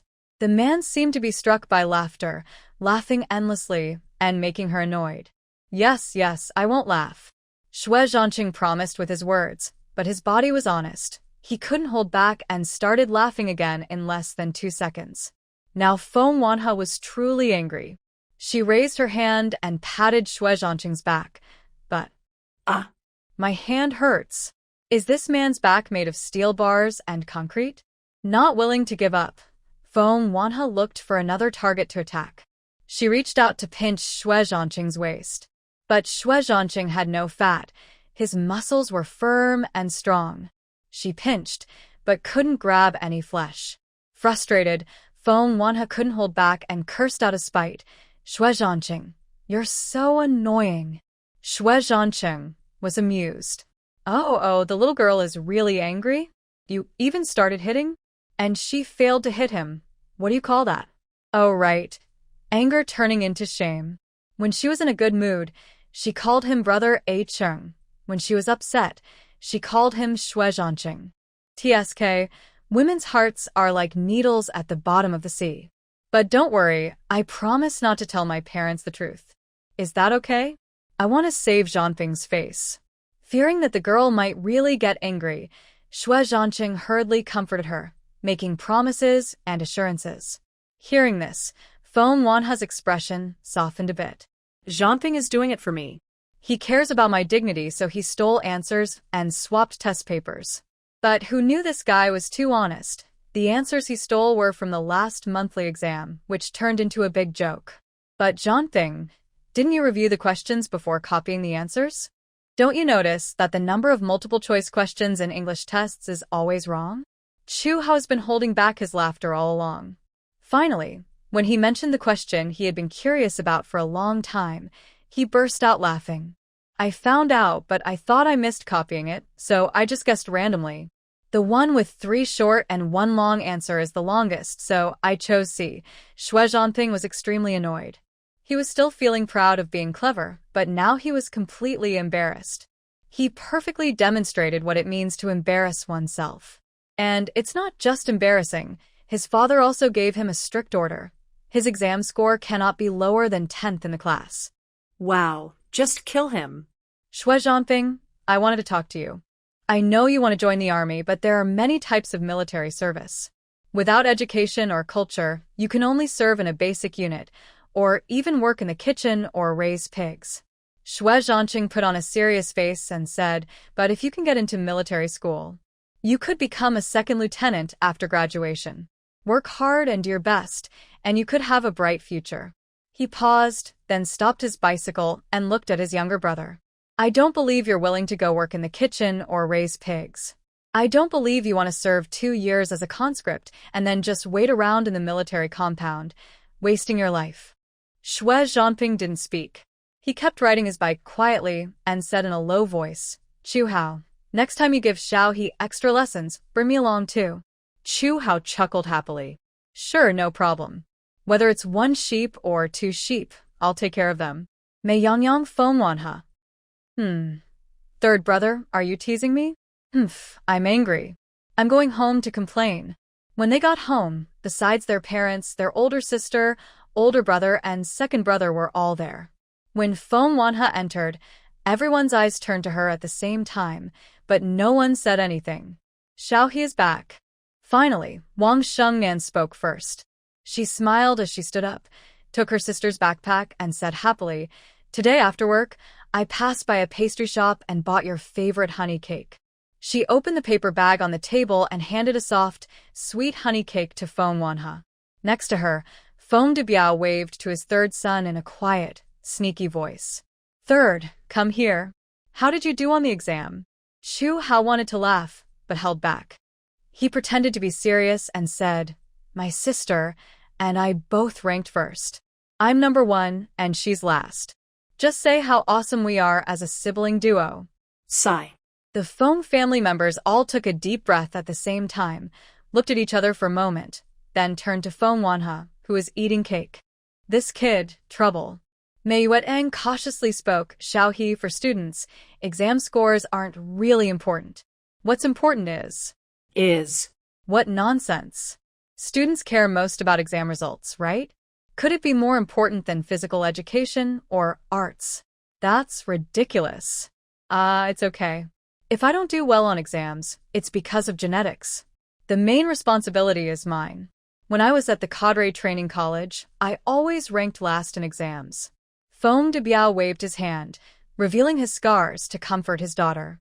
But look at me now, I'm fine. Leading soldiers in battle doesn't compare to those highly educated officers. Last time in the military drill, I was the blue team commander and made the red team look terrible.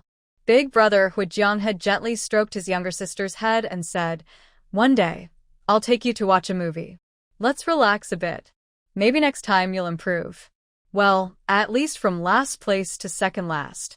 Second brother Xiang Yan is not very talkative. He took out 200 yuan from his pocket and handed it to Feng Wanha, saying, Since you're not good at studying, then enjoy good food and fun. You should aim for something, right? Feng Wanha couldn't help but feel touched at that moment. Her family loved her unconditionally. Even if she ranked last, she wouldn't feel sad. Moreover, she wasn't actually last. So, Feng Wanha held back her smile and roughly explained what happened. But to save Xue Zhancheng's face, she still took the blame herself, using the same excuse in front of Zhou Yuping. The Feng family looked at their youngest and most spoiled girl with a mix of shock and amusement. No, this girl usually seems pretty clever. Why did she stumble this time? Xiang Yan held back his laughter and said, Feng Wanha, you're so embarrassing. Give me the money back. No. Haven't you heard the saying, once a pig is hit, it doesn't come back? Feng Wanha put the money into her pants pocket, guarding it fiercely and refusing to return it. You silly kid. Pig being hit. Who says they are a dog to begin with? Wang Shengnan teased with a smile. Woof woof woof. Feng Wanha decided to give up and even barked a few times. Yeah, better to be a dog and refuse to pay back, showing off her shamelessness. The atmosphere at home instantly became cheerful and relaxed thanks to Feng Wanha's barking. Feng Debiao had already dialed the phone and was shouting into the receiver. Old Ma, are those tickets for the cultural performance still available? Oh, I've changed my mind. Yes, I want everything. You don't know anything. My daughter is doing really well in her exams. As a father, I have to reward her. In this time when most people have just enough to survive, no one cares about spiritual food. Movies and performances are only for wealthy city folks. Especially the cultural performances by the Army's art troupe. They are like a distant dream for ordinary people. Even if you have money, you can't buy tickets. These shows are held inside the army and are only for soldiers and some military family members. If you see local spectators at the show, it's because they have connections with the army, often high-level contacts. So, when Feng Wanhe is focused on her homework at her desk, she hears a few girls behind her chatting about the art troupe's performance. I really want to see the show. I asked many people, but they said it's an internal event, not open to the public. This isn't about money. It's a sign of status and rank. While they talk, Feng Wanhe doesn't need to turn around to know these girls are the class troublemakers. Actually, calling them troublemakers isn't quite right. They dye their hair bright yellow and wear bold, trendy clothes, but they haven't done anything truly bad yet. In class, they mostly sleep or read novels, much better than like Ma Xiaodong. Suddenly, behind her, a careless male voice calls out, "Hey, beautiful Feng, still doing homework? Come on, let me help you study." Before Feng Wanhe can react, a greasy hand reaches out to grab her. She instinctively dodges and looks up. It's the class slackers from the next class, a new follower of Ma Xiaodong. They don't know how fierce Xue Zhancheng is and don't realize the consequences of bullying her. At the back of the classroom, Ma Xiaodong stands with his arms crossed, watching the scene with a teasing smile, clearly testing and provoking. He knows Feng Wanhe's thoughts well. He's just a clueless. Even if Xue Zhancheng comes to settle the score, Ma Xiaodong can pretend he's not involved, saying, "We're not in the same class, I don't know him." Coincidentally, Xue Zhancheng was called to the office by Zhou Yuping for a reprimand, and Xu Hao was praised by the class teacher, Party Juansong. So Ma Xiaodong sees this as a good chance to strike back. Oh, quite bold. No wonder Brother Xiaodong can't forget her. The boy had a mischievous smile at the corner of his mouth, and his narrow eyes looked over Feng Wanhe's body with clear malice. "Get lost," Feng Wanhe said with disgust. "Before you bully me, you'd better ask Ma Xiaodong how he wet his pants last time." Ma Xiaodong's face immediately changed. He pounded the table and stood up, lips moving but ultimately saying nothing. If this boy were smart, he would have realized from Ma Xiaodong's reaction that Feng Wanhe was not someone to mess with. But unfortunately, this guy's mind is really not sharp. When he heard the girl dare to curse his new boss's name, he got angry right away. "Can you call my boss's name? Either call him big brother or husband, or don't blame me for being rude." As he spoke, the boy reached out to grab Feng Wanhe's hair. Just as Feng Wanhe was about to stand up and fight back, the girl who had been chatting in the back suddenly stood up, grabbed a metal pencil case, and hit the boy on the head. Immediately, the metal pencil case dented. "Hey, don't be too much. What's going on? Bullying someone in our class?" The girl with short blonde hair stepped in front of Feng Wanhe, pointing at the boy who was touching her and scolding him angrily. "Have you ever asked who I am? Let me tell you, all the girls in Class 7 of Senior Year 3 are under my protection." The boy clenched his fists and faced off with the short-haired girl, even showing signs of wanting to hit her. But the girl was not afraid. She didn't back down and even stepped closer, pointing her finger at the boy's nose. "What are you looking at? Believe it or not, I'll pick your eyeballs out and use them as marbles." Soon after, other girls from the class gathered around. Some protected Feng Wanhe. Others supported the short-haired girl. No one was willing to back down first. The entire class of girls united, and their presence suddenly became much more powerful. The short-haired girl pushed the boy hard and cursed, "Dog-blooded bully, if you dare to bully our class girls again, I'll kill you." The boy ran away in a panic, and when he reached Ma Xiaodong, he was kicked several times. With the crisis resolved, the short-haired girl didn't come over to take credit or ask for thanks. She simply sat back down and discussed the upcoming performance with her friends. At that moment, Feng Wanhe felt deeply touched. She had thought that after becoming Ma Xiaodong's target, she would be isolated by the whole class. After all, who would want to offend the school bully for someone else? But the female classmates did not bow to evil forces. They stood up to protect people who had nothing to do with them, which was very brave. She put down her pen and turned to look at the girl with short hair. "Hey, what's your name?" A girl with short hair glanced sideways at the transfer student and said casually, "What? Do you want to say those fake, cheesy words to thank me?" "Forget it, it sounds pretty gross." If it had been before, if someone had spoken to her like that, Feng Wanhe probably wouldn't have said another word. But today, she saw the soft heart behind the tough exterior of the short-haired girl. She wanted to be friends with someone like her. "No, I'm not trying to thank you with fake words. Would you like me to buy you some ice cream?" She took 10 yuan from her bag and smiled. "It's a bit hot today. After lunch, shall we go to the school shop and get some ice cream?" The girl with short hair looked into Feng Wanhe's clear eyes. After a moment, she stood up, took the 10 yuan bill from her hand, and put it back into her bag. Don't use money to flatter others. Friendships bought with money aren't strong. Just then, Xue Zhancheng came in and saw the girl with short hair holding Feng Wanhe's 10 yuan. His face changed, and he rushed over to scold her, but Feng Wanhe stepped in first to stop him. "She helped me." After Feng Wanhe explained what happened, Xue Zhancheng's expression softened. "Hey, Zhang Qiangwei, thank you so much." From Xue Zhancheng, Feng Wanhe learned that the girl's name was Zhang Qiangwei. She was also a transfer student, having moved to Class 7 at the start of the senior year. Zhang Qiangwei was good at martial arts. When she first entered the class, she fought with Ma Xiaodong because he was rude, and although both got hurt, Ma Xiaodong never dared to bother her again. You can't protect her forever.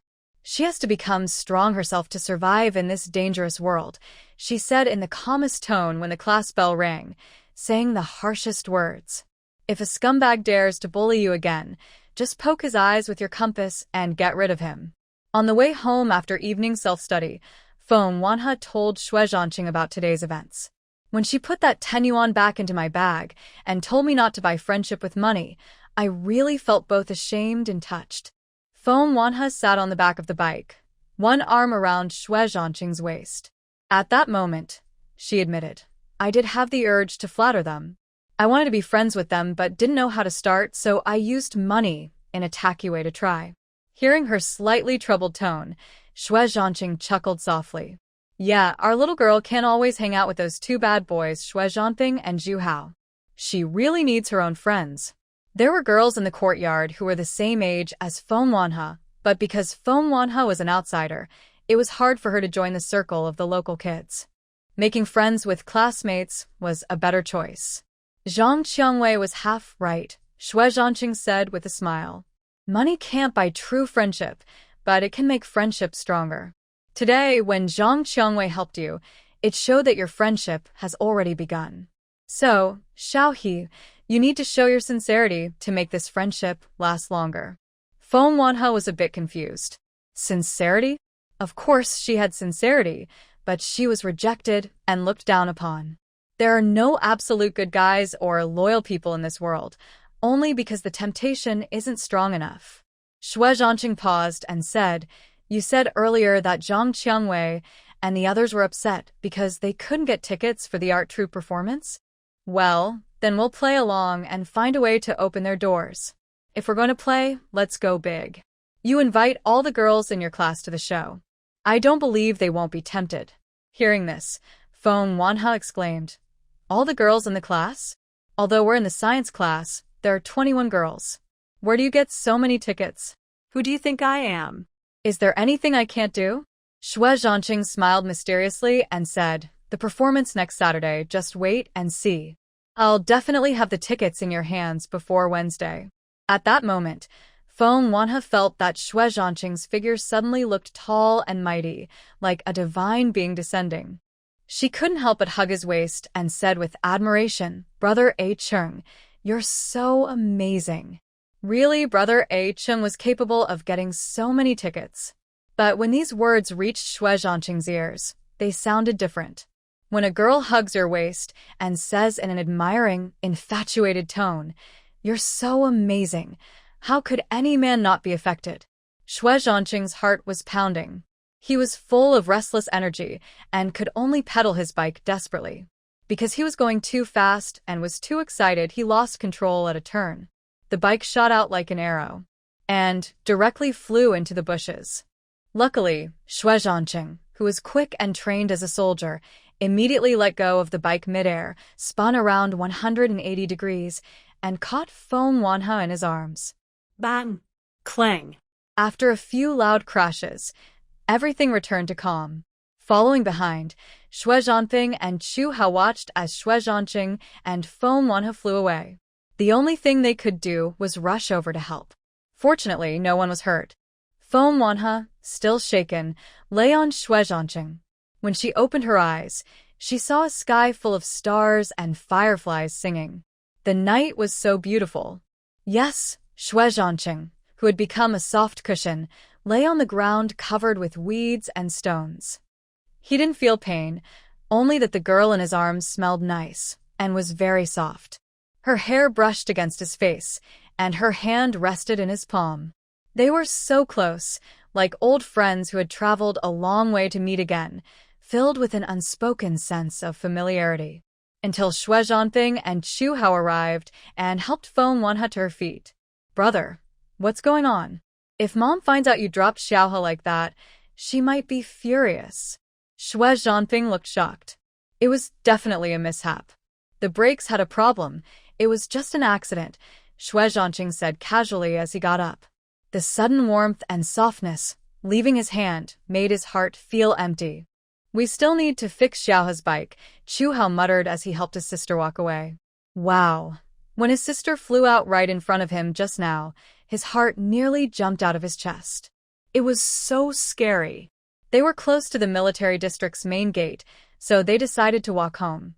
As they approached the gate, Xue Zhanping casually asked, Chu Hao, I heard your family is planning to move the grave. Before he finished, Chu Hao coughed heavily, interrupting him. Move the grave? Feng Wanhe, with sharp ears, had already caught this key information. She asked Chu Hao eagerly, third brother, why is the family moving the grave? I don't know anything about it. Seeing Chu Hao's evasive look, Xue Zhancheng's eyes flickered slightly. He held Feng Wanhe's wrist and smiled, saying, why ask Chu Hao about this? He's just like you, studying at school every day. You should ask Uncle Feng or Aunt May at home. That made sense. Feng Wanhe immediately carried her bag and went home, leaving Chu Hao feeling uneasy and grumbling about Xue Zhanping's nosiness. My mom specifically said not to let Xiaohe know about this, since that grave. There's no need to hide it. Xiaohe isn't a naive child, and I think it's better for her to know. She can understand more about Uncle Feng and Aunt May's love for her. Xue Zhancheng guessed what the grave moving was about. Feng Wanhe had been home for over a month. Even if no one mentioned it, she couldn't avoid the fact that there was a small grave in the Feng family's rural cemetery. The tombstone engraved with loving daughter Feng Wanhe marks another victim of the old story of swapping a prince. Fortunately, Feng Wanhe survived, but the baby girl didn't even get a chance to open her eyes and see the world. On the way home, Feng Wanhe already guessed what was happening. She entered the house, reached out to hug Mei Yuetang, who was knitting a sweater, and giggled sweetly. Mom, I want to go too tomorrow. Mei Yuetang paused her knitting and asked with a gentle smile, where are you going? Aren't you going to Aunt Zhou's for tutoring tomorrow? Wherever you go, I go too. Feng Wanhe pouted and begged. We agreed, as a family, not to hide things from each other. But you're hiding something from me. It makes me so angry. Hearing her daughter's words and seeing Chu Hao's hesitant look when he entered, Mei Yuetang knew she couldn't hide it anymore. She put down her work, sat her daughter upright, and said softly, Mom doesn't want you to go because she's worried you'll be sad. The child buried there is. She didn't continue, but everyone understood what she meant. Feng Wanhe smiled and said, yes, her father stole my treasure, but what did she do wrong? She didn't even get a chance to see the world before her parents callously abandoned her. I'm still alive, reunited with my biological parents. But her? She will forever look like a baby, always sleeping in the dark underground. How scared must she be all alone? The Feng family's old house was in the countryside, about 200 kilometers from Spring City. Because of a mountain road, it took 3 or 4 hours to drive there. The whole family set out to go back to their hometown, naturally in 2 cars. Xue Zhancheng claimed he needed to do some work near Feng's old house and also hitched a ride. As soon as the car left the military zone, a figure suddenly rushed forward, causing the driver to slam the brakes in fright. The person was Zhao Hehua, Wang Xingnan's biological mother. When the car stopped, Zhao Hehua threw herself onto the hood, crying as if she had lost everything. "Oh heavens, open your eyes and see. My own daughter has no conscience, even disowning her own mother. Yes, I'm poor. I don't have the wealth or power of her adoptive parents, but I gave birth to her after 10 months of pregnancy." As someone passed by, Zhao Hehua's wails grew louder, and she even knelt on the ground, as if she had suffered a great injustice. Wang Xingnan's face turned pale. She hesitated for a moment, about to get out of the car, but Mei Yueteng grabbed her firmly. "Stay seated and don't move, third brother. Watch over your eldest sister." Except for Wang Shengnan and Chu Hao, everyone else got out of the car. Zhao Hehua glanced at the figure approaching her, her sharp triangular eyes full of clever scheming. She couldn't even cry properly, just kept howling loudly, repeatedly saying, "I don't want to live anymore," which was truly annoying. "What do you want to do?" Mei Yueteng looked down at Zhao Hehua with a cold voice and asked. This was the first time the Feng family met Wang Xingnan's biological mother. Initially, Zhao Hehua went directly to Wang Xingnan, who had just graduated from college, to seek recognition, even causing trouble by demanding to come to the military compound to meet Feng de Biao and his wife face-to-face and negotiate conditions. Wang Xingnan clearly said she was willing to acknowledge her mother and daughter, but only if Zhao Hehua promised not to disturb the Feng family's life or meet her adoptive parents privately, or she would not show any mercy. Zhao Hehua was unwilling but couldn't control Wang Xingnan, so she set another condition. She wanted Wang Xingnan to rent a house for her and her son and give her monthly wages. Wang Xingnan agreed to these harsh and shameless conditions. Because she compromised, a series of tragic events followed, plunging her into a pit of despair. The Feng family only learned these details recently. At first, Mei Yueteng blamed Wang Xingnan for her coldness, crying and asking why she left so heartlessly after raising her for so many years when her biological mother arrived. Later, they realized that her departure wasn't out of cruelty, but because she cared too much for the Feng family. She understood her biological mother's character well and knew the consequences of staying with the Feng family, so she silently endured Zhao Hehua's torment, biting her lip and refusing to complain.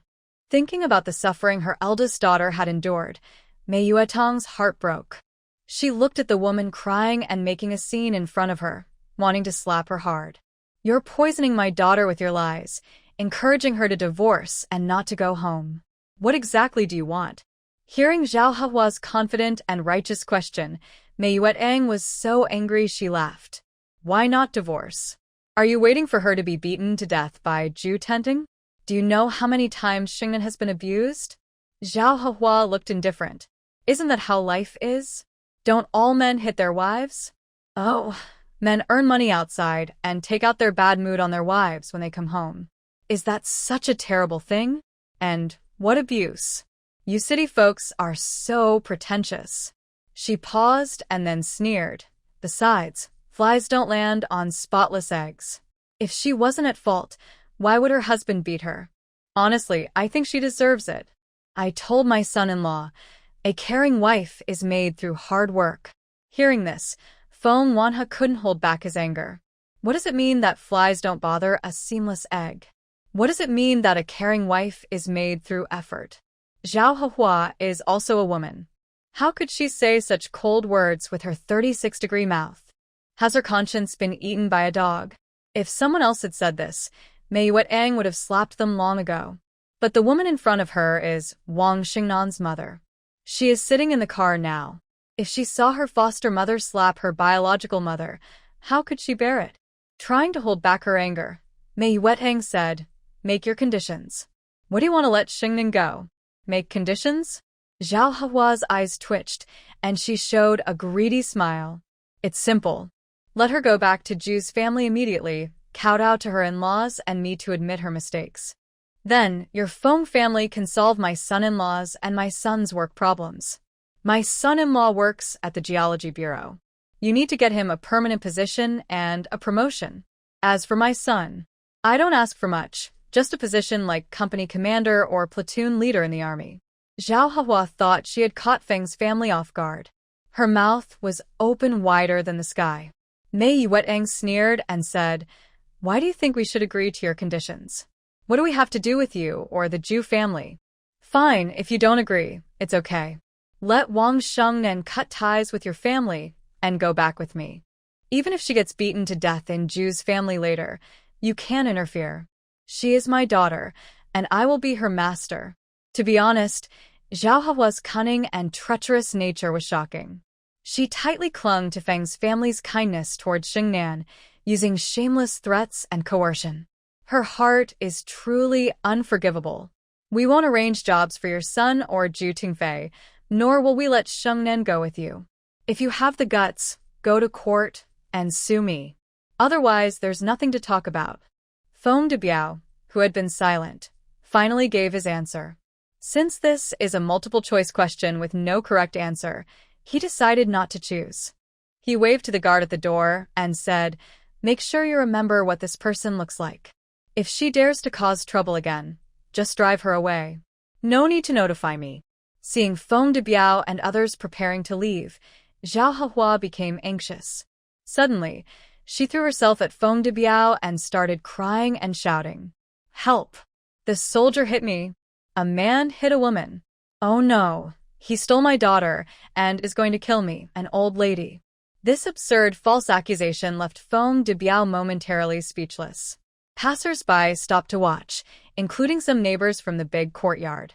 Zhao Hua's wild behavior, rolling on the ground, crying, and making a fuss, was clearly beyond what Mr.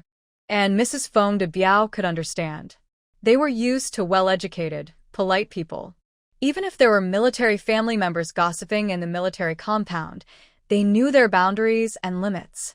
They were good at reasoning, but dealing with tantrums and chaos was too much for them. More and more people gathered to watch. Zhao Hua became more excited, even cursing loudly, accusing Feng Debiao of trying to her. No matter how Feng Debiao explained or argued, he seemed powerless. Just as the Feng family was overwhelmed by Zhao Hua's unruly behavior, Feng Wanhe suddenly stepped forward. She helped Zhao Hua to her feet, smiling warmly and saying all the greetings she could think of, so boldly that Xue Zhancheng, standing nearby, was stunned. Wow, is this charming girl in front of him really Feng Wanhe? Zhao Hua couldn't stand such insults and immediately lost her temper, slapping Feng Wanhe across the face. Feng Wanhe quickly fell to the ground, crying even louder and more painfully than Zhao Hua. Now Zhao Hua was stunned, standing there blankly, forgetting what she was supposed to do. Yes, Feng Wanhe was straightforward and tough. She took the unruly path, leaving no way for the troublemaker to escape. Feng Wanhe lay on the ground crying, and the situation was easily handled. The three Feng brothers, who initially couldn't intervene, claimed they were protecting their sister and started shouting loudly, rushing forward. Xue Zhancheng also got into the act, shouting like he was rallying troops, making the entrance of the courtyard lively. Xue Zhanping and some friends were playing basketball nearby. Hearing the commotion, they rushed over.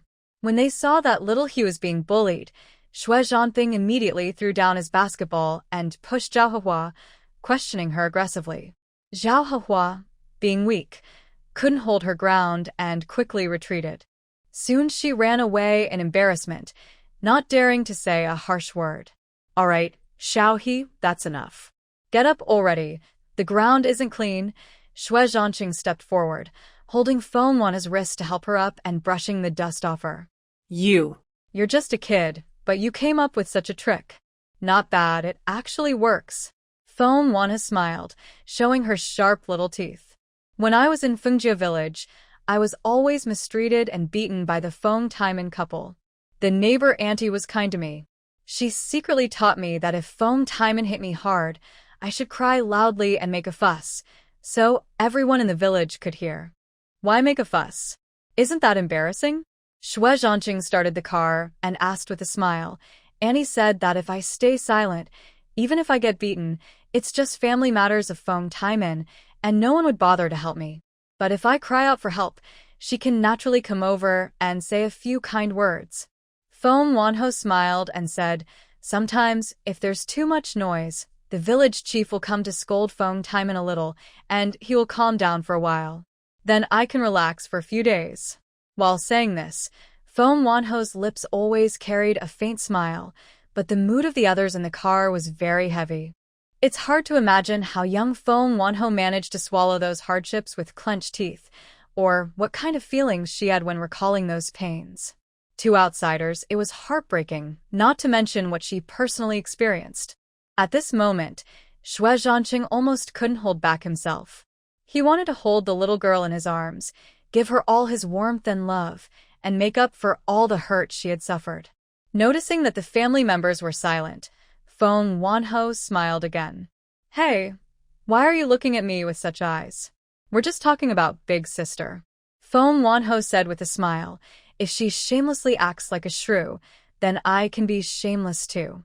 Look, I lie down on the ground, and you all will have a good reason for it. Everyone burst into laughter. What is this? Fighting fire with fire. She held Wang Xingnan's hand and said, big sister, if someone bullies or threatens you in the future, don't hold back. Be brave and fight back. Whether you can win or not, you must not lose your momentum. Feng Wanho saw that Zhao Hehua and Zhu's family were just cowards who bullied the weak and feared the strong. Today, Zhao Hehua had a bruise on her face, probably beaten by Zhu's family. Her coming to cause trouble was likely also forced by Zhu's family. Let them fight among themselves, it's just dog eat dog. But Zhu's family wouldn't dare to cause trouble in the military district. I know you're enduring this for the Feng family, but there's really no need. Your father's status is clear here. It's good enough that we don't bully others. Why should others bully us? Feng Wanho was extremely clever and had long seen through Wang Xingnan's thoughts. Big sister, if you want to listen to your parents, you must get a divorce. You're only in your 20s. There's no need to waste the best years of your life on a scoundrel. Seeing the worry in Feng Wanho's eyes, Wang Xingnan finally nodded. All right, I'll divorce him. Hearing Wang Xingnan agree to the divorce, Feng Debiao let out a long sigh of relief. You and your biological mother. Xingnan, filial piety is a traditional virtue, but it shouldn't mean blind obedience. You shouldn't let her take advantage of your kindness and pressure you. Do you understand what your father means? He looked at Wang Xingnan and said, Dad, when the earthquake happened, my brother and I were playing under the eaves. The house was about to collapse. My dad and mom rushed toward my brother at the same time, and I was pushed into the rubble. Tears filled Wang Xingnan's eyes. This was the first time she spoke about her past. When I was pulled out and taken to the hospital, I saw my dad and mom. They stood among the crowd, glaring at me harshly.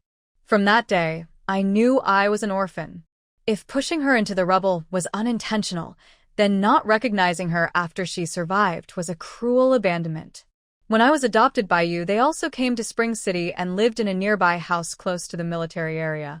They kept watching me until I graduated from college, and until my biological father died from drunkenness. Wang Xingnan felt a lot of pain and guilt inside. The Feng family gave her so much love, but before she could return it, her biological mother got involved, like an inescapable nightmare. You beast. You. Feng Wanha understood Wang Xingnan's pain the most. They were both girls poisoned by the idea of valuing boys over girls. They had been hurt deeply by so-called family members. The pain lingering in their dreams was something they would carry for their whole lives. Even after all these years, even though the Feng family gave her enough family warmth, recalling those times still made Wang Xingnan cry uncontrollably. She first cried softly, then, holding Mei Yuetang's arm, she wept heartbrokenly. Mei Yuetang also felt terrible inside. Since she was young, Wang Shengnan was more mature than her peers. She eagerly helped with chores and always kept top grades in school. Looking back now, she was just a young girl lacking a sense of security, afraid of being abandoned again, and desperately trying to please adults. Mei Yutong hugged Wang Shengnan tightly. Mom is here. Don't be afraid. When they arrived at the old Feng family house, it was already afternoon. From Spring City, heading south, the small village was surrounded by mountains. The lake beside the village rippled gently, like a paradise outside the world.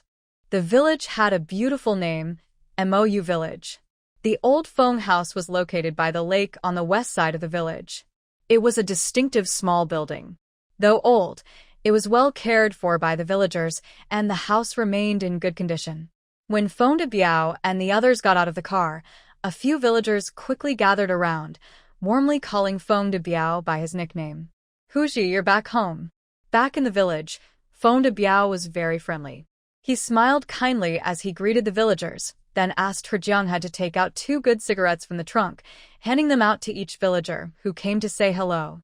I heard the village chief say that you came back to visit your ancestors and find your roots? Everyone saw Feng Wanhe, who was walking with Feng de Biao, and they all happily talked about it. Huji, if Grandpa Feng and Grandma Feng are in heaven, they would be so happy to see their granddaughter come back to pay respects. Feng de Biao looked toward the direction of the ancestral grave, feeling sad. Yes, if only my parents could have lived a few more years, they would have seen little He. Old Master Feng was a graduate of the Whampoa Military Academy and had fought bravely during the war, earning many honors. His 4 children were born during the fierce fighting. Feng de Biao was the youngest. Your grandma was a nurse at a field hospital. My eldest brother and second brother are twins. They were born during the most intense and brutal times of the war, and shortly after birth, they were fostered by local farmers. In front of the Feng family ancestral grave, Feng de Biao sat by his parents' tombstone, speaking softly about the family's painful history. 2 years later, when the situation eased, your grandma happily rushed to the village to pick up her twin sons. The village was devastated, completely destroyed by enemy bombers. Over 100 villagers were killed, and my eldest and second brothers. That was a painful memory for the Feng family. Feng de Biao had heard from his father's guard about that day. It was a snowy winter day. His mother sat among the ruins, staring blankly at the well at the village entrance. It said that the enemy forced everyone in the village into the well. Your grandma didn't cry once. She just sat on the millstone at the village entrance, staring and staring until it was dark. Finally, she brushed the snow off her shoulders, silently returned to the hospital, and continued to save the wounded. No one knew what the Feng family had endured. Later, the birth of Feng de Biao's older sister Feng Dexin and his youngest brother seemed to help heal his parents' broken hearts. When your mother was pregnant, your grandma was very happy. She liked to stare at your mother's belly. Your mother was worried, saying, "What if Grandma doesn't like my daughter?" Hearing this, Feng Wanhe smiled. She gently wiped the photo of her grandparents on the tombstone with a white cloth. Her parents looked kind and gentle, easy to get along with. Your grandmother probably guessed my worries. She held my hand and said, "Yuedeng, our faith does not allow old-fashioned ideas that favor boys over girls. I don't care if it's a boy or a girl, as long as you're safe and healthy." For Mayutang, her mother-in-law is the kindest and most generous woman she has ever met. She knows her parents feel some regrets, and she tries her best to give birth to a child for the Feng family. But things didn't go as planned, and the ending was very heartbreaking. Looking at her parents' sad eyes, Feng Wanhe gently touches the tombstone. She smiles and says, "Grandpa, Grandma, I am Xiaohe, your granddaughter. I finally came home. I came to see you." The cemetery is silent. Suddenly, a gentle breeze blows, like a soft hand brushing the treetops, and the leaves rustle. Burned paper money is lifted by the wind, and a few pieces land right in front of Feng Wanhe. "See, your grandparents heard you. They're happy to see their granddaughter for the first time. Here's a gift for your visit." Feng de Biao picks up the paper money and looks at it for a moment, then laughs and says, "Dad, Mom, you're a bit stingy." It's hard for the child to come all this way, and you only give a few pieces? Coincidentally, a strong wind blows, scattering ashes everywhere. The others are fine, but Feng de Biao's face is covered in black ash. The sad atmosphere suddenly lifts. Led by Ma Yutang, everyone laughs at Feng de Biao, who is covered in ashes. Feng de Biao brushes off the ash and looks both amused and helpless. Hey, why are you so impatient? Oh, so being a ghost is a big deal? Is it fun to bully your own son? If you keep this up, I won't come to burn paper next year. Feng Wanha chimes in, Grandpa, Grandma, don't worry. If my dad doesn't come next year, that's okay. I'll bring the paper money for you. You little flatterer, trying to please the old ghosts? Do you think they can protect you? Feng de Biao teases and lightly taps his daughter's forehead. Suddenly, the wind rises again, stirring up more dust. Old folks, I was wrong. I shouldn't bully my precious granddaughter, right? He quickly admits his mistake and apologizes. The dust circles around the tomb twice before finally dispersing among the swaying trees. All right, let's get to the main business. Feng de Biao stands up and walks to the tombstone in the corner of the cemetery. Feng Wanha follows and sees the inscription on the tombstone, Beloved daughter Feng Wanha. Unlike the solemn and oppressive atmosphere of other graves in the cemetery, this grave is covered with flowers and plants, quietly blooming in the gentle, warm breeze. Birds have built nests in the treetops, their cheerful chirping making the whole cemetery feel less gloomy. Dad, where do you plan to move her? Feng Wanha softly asked while looking at the tombstone. At first, I wanted to find a random hill to bury her, but later. This girl is also unfortunate. She was abandoned by her biological parents. If we throw her into the wilderness again, how scared do you think she would be? Feng de Biao sighed and pointed to the woods not far outside the cemetery, saying, That forest is also ours, the Feng family. Let's bury her there. He smiled bitterly and said, Whether she's related or not, we've been neighbors with our ancestors for over 10 years. Being close means we can look out for each other. Hearing his father's words, Feng Wanha nodded gently. She stepped forward, softly touching the tombstone, saying, Don't be afraid. We won't ignore you. In a hazy moment, Feng Wanha seemed to hear a faint laugh in her ear, as if someone was saying thank you. When she regained her senses, the sound was gone. Feng de Biao waved his hand, and several villagers waiting nearby came over with shovels. They're specialists in building and relocating graves in this area. The village chief specifically asked them to help Feng family move this unrelated grave. The grave was quickly dug open. When the small pine coffin was exposed, the bright sunlight suddenly disappeared behind dark clouds. The sky grew dull, and the villagers carefully carried the coffin out, covering it with red cloth as they moved it toward the small woods. Wang Shengnan stood at the outermost edge. She noticed that the coffin wasn't fully covered by the red cloth, so she pulled at it to cover the coffin completely. At that moment, a grayish-white butterfly suddenly fluttered out from under the cloth. The butterfly circled around Wang Shengnan twice, then stopped on her belly, remaining still. In the cemetery, during the grave relocation, the appearance of an unafraid butterfly was quite strange. But no one was afraid.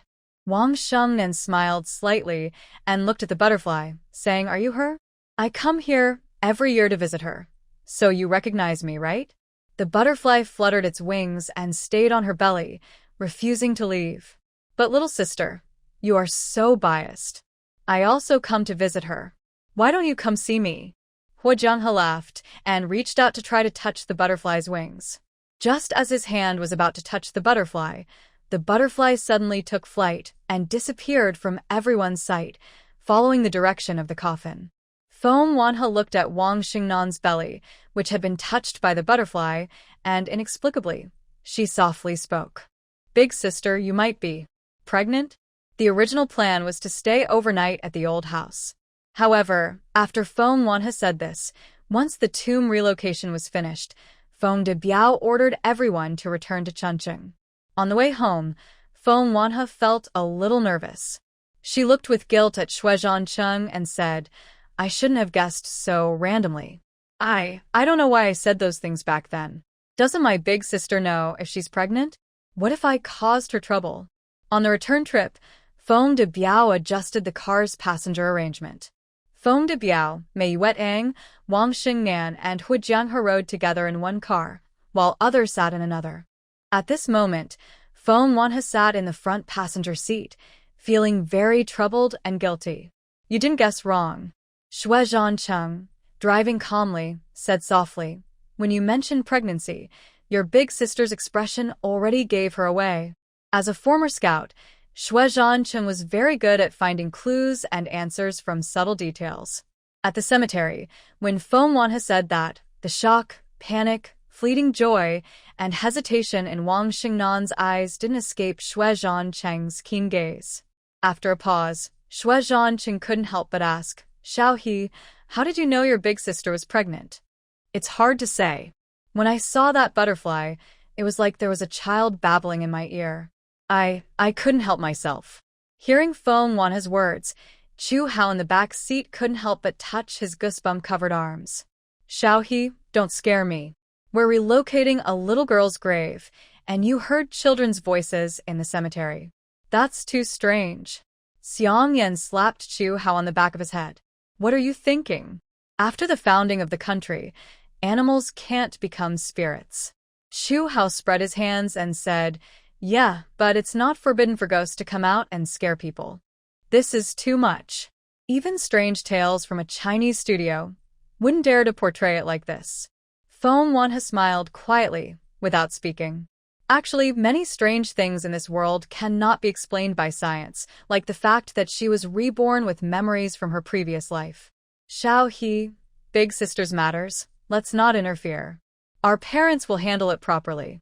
Dad told Yan Mom and Dad sent us off on this car to remind us not to worry. Hearing my second brother's words, Feng Wanhe simply nodded. It was already sunset, and the evening glow shone through the open car window onto Feng Wanhe's cheek. The gentle night breeze made her close her eyes and listen to the sound of the wind. In her mind, faint memories appeared. They were from her previous life, when she cared for Xue Zhancheng in the military compound, and she heard some gossip from gossiping old ladies. That girl from the Feng family, I heard she died. It was a difficult childbirth, but my relatives at the hospital said her in-laws caused her death. Baby was breech, couldn't be born naturally, but her in-laws refused to have a C-section, saying natural birth is better for the baby. In the end, both mother and child died. The Feng girl was pregnant with a girl, and her in-laws wouldn't spend money on surgery. Plus, I heard that her husband was already seeing someone else, and he was a doctor too. These fragmented words drifted in like the wind, floating into Feng Wanhe's mind. In her hazy state, she suddenly realized, the Feng girl, wasn't that her older sister? Difficult labor? Girl? Isn't that just Wang Xingnan's fate not long after? Thinking of this, she suddenly opened her eyes, her palms sweaty. Xiaohe? Xiaohe, what's wrong? Did you have a nightmare? The car had already stopped at the Feng family's house in the military compound. Xue Zhancheng looked at Feng Wanhe with concern, gently touching her forehead. Oh, it's so hot. Since returning from the cemetery that night, Feng Wanhe had a fever. It reached over 39 degrees Celsius, and she was in a daze, unable to open her eyes. In her dream, she was in a hospital delivery room, seeing her older sister Wang Xingnan lying on the delivery bed, looking lifeless and miserable. The floor was covered in blood, and a tiny baby boy lay in the pool of blood, blue and stiff. A young female doctor, arms crossed, looked at Wang Xingnan with a cold, sinister smile. Just you? Trying to steal my man? You're not even worthy. The dream shifted outside the delivery room, where Zhu Tingfei and his parents sat on a bench, eating sunflower seeds and chatting. This woman is like mud on the wall, layer after layer. She keeps falling apart. I've never liked Wang Xingnan. She's disobedient and unruly. What's the use of having such a daughter-in-law? This was Zhu Tingfei's mother, Wu Guixiang, speaking. She comforted her son with a disdainful smile. Just then, the door of the delivery room opened, and the young female doctor came out, her face showing a look of sadness and regret. We did our best, both the adults and children. couldn't be saved. Apart from Zhu Tingfei looking a bit shocked, Zhu Jianya and Wu Guixiang both appeared indifferent.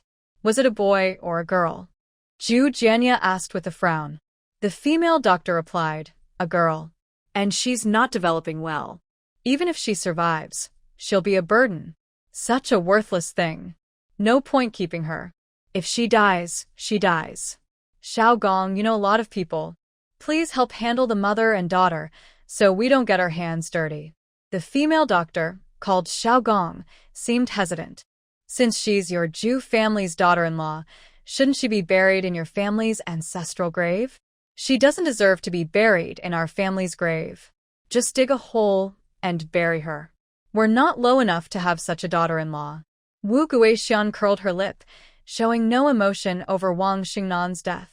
Zhu Tingfei, who had been silent, hesitated and asked, Mom, what about my mother-in-law? Mother-in-law? Wang Xingnan is dead. What mother-in-law? I'll handle Zhao Hua's side. Just give some money to settle it. After her daughter died, what more can she complain about? Wu Guixiang finished speaking, then smiled kindly at Xiao Gong. Xiao Gong, come visit my house sometime. Auntie will cook you something good. Tingfei, don't hide anything about you and Xiao Gong. Your dad, and I already know everything. Animals. These heartless animals. They disregarded morals and shame, helping their son's mistress to kill the original wife. Wang Xingnan and her son's bodies were left in the delivery room, with no one to take care of them, while these animals outside colluded in shame. Especially this Gong surname doctor, who lied about her older sister giving birth to a deformed baby girl just to marry Zhu Tingfei. Feng Wanhe silently roared. That was clearly a very healthy baby boy. In this pain and anger, Feng Wanhe felt like she was in a blazing fire, her hatred and fury sweeping over her like a moth trapped with no way out. Until she heard Xue Zhancheng's gentle voice. Xiaohe? Xiaohe, what's wrong? Did you have a nightmare? Then came her mother's caring voice. Are you okay? Why are you running a fever? Did something dirty hit you at the cemetery? Lao Feng, I need to go to the temple tomorrow and ask for a protective charm for my daughter. Feng de Biao, who usually didn't believe in ghosts or spirits, didn't refuse. After a moment, he said, I'll take you to the temple. The most selfless love in the world is that of parents for their children. As long as the daughter gets better, Feng de Biao was willing to believe anything and listen to anything. Feng Wanhe fell into the endless deep sea, the raging waves almost drowning her. Suddenly, a straw floated in front of her, and a voice said, Xiaohe, I am here to save you. Without hesitation, she grabbed the life-saving straw. Suddenly, everything spun around her, and she woke up from the nightmare. In front of her was Xue Zhancheng's handsome face, and her hands were tightly clutching his neck. The scene suddenly became very awkward. Are you moved? No, don't move. At this moment, if Feng Wanhe just moved slightly, her lips could touch Xue Zhancheng's stubbly chin. They stared at each other, their breathing blending together, and the surrounding temperature suddenly rose.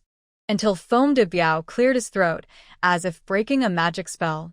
Immediately, Feng Wanhe let go of Xue Zhancheng's neck, and he quickly sat up, casually touching his nose as if nothing happened. Humph. If looks could kill, Feng de Biao would have killed Xue Zhancheng 10,000 times. What is this kid doing? He said he was checking Xiaohe's forehead temperature, but what was he really doing? He saw clearly if the two of them got any closer by 5 centimeters, their mouths. Well, oh. So frustrating. Beside them, Zhou Yuping was happily grinning from ear to ear. She looked at her silly son, feeling a sense of satisfaction like this pig finally knows how to share his cabbage with others.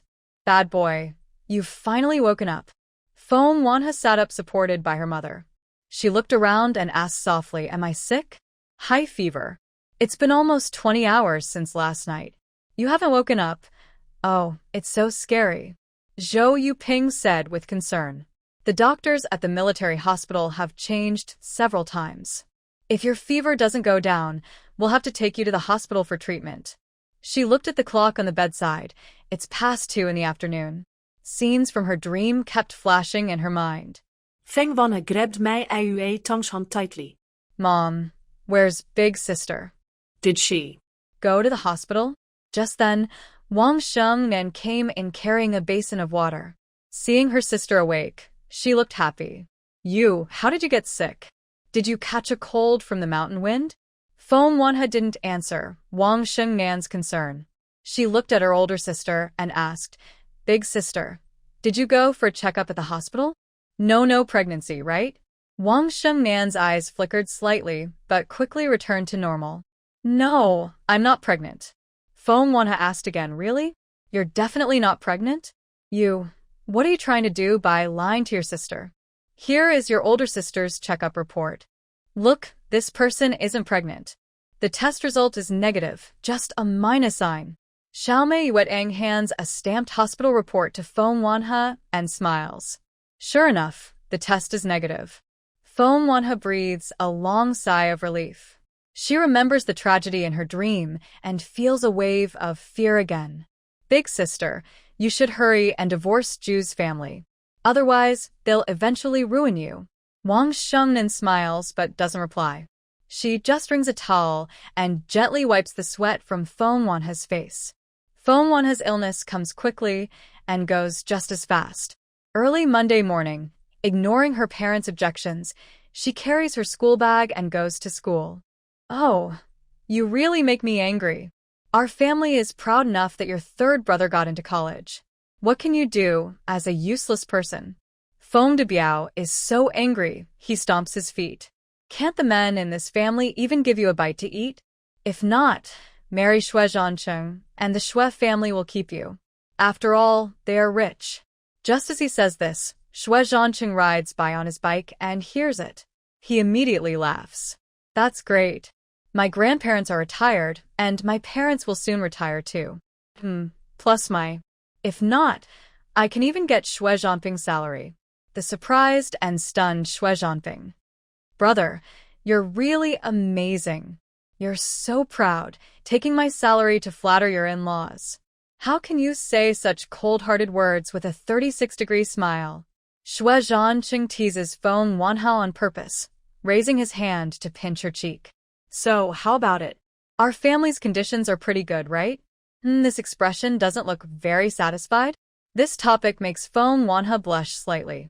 Although they were already lovers in her past life, she's still a naive girl now. No, she would get shy. Xue Zhanping deliberately jumps in. Brother, do you know what the current dating standards are?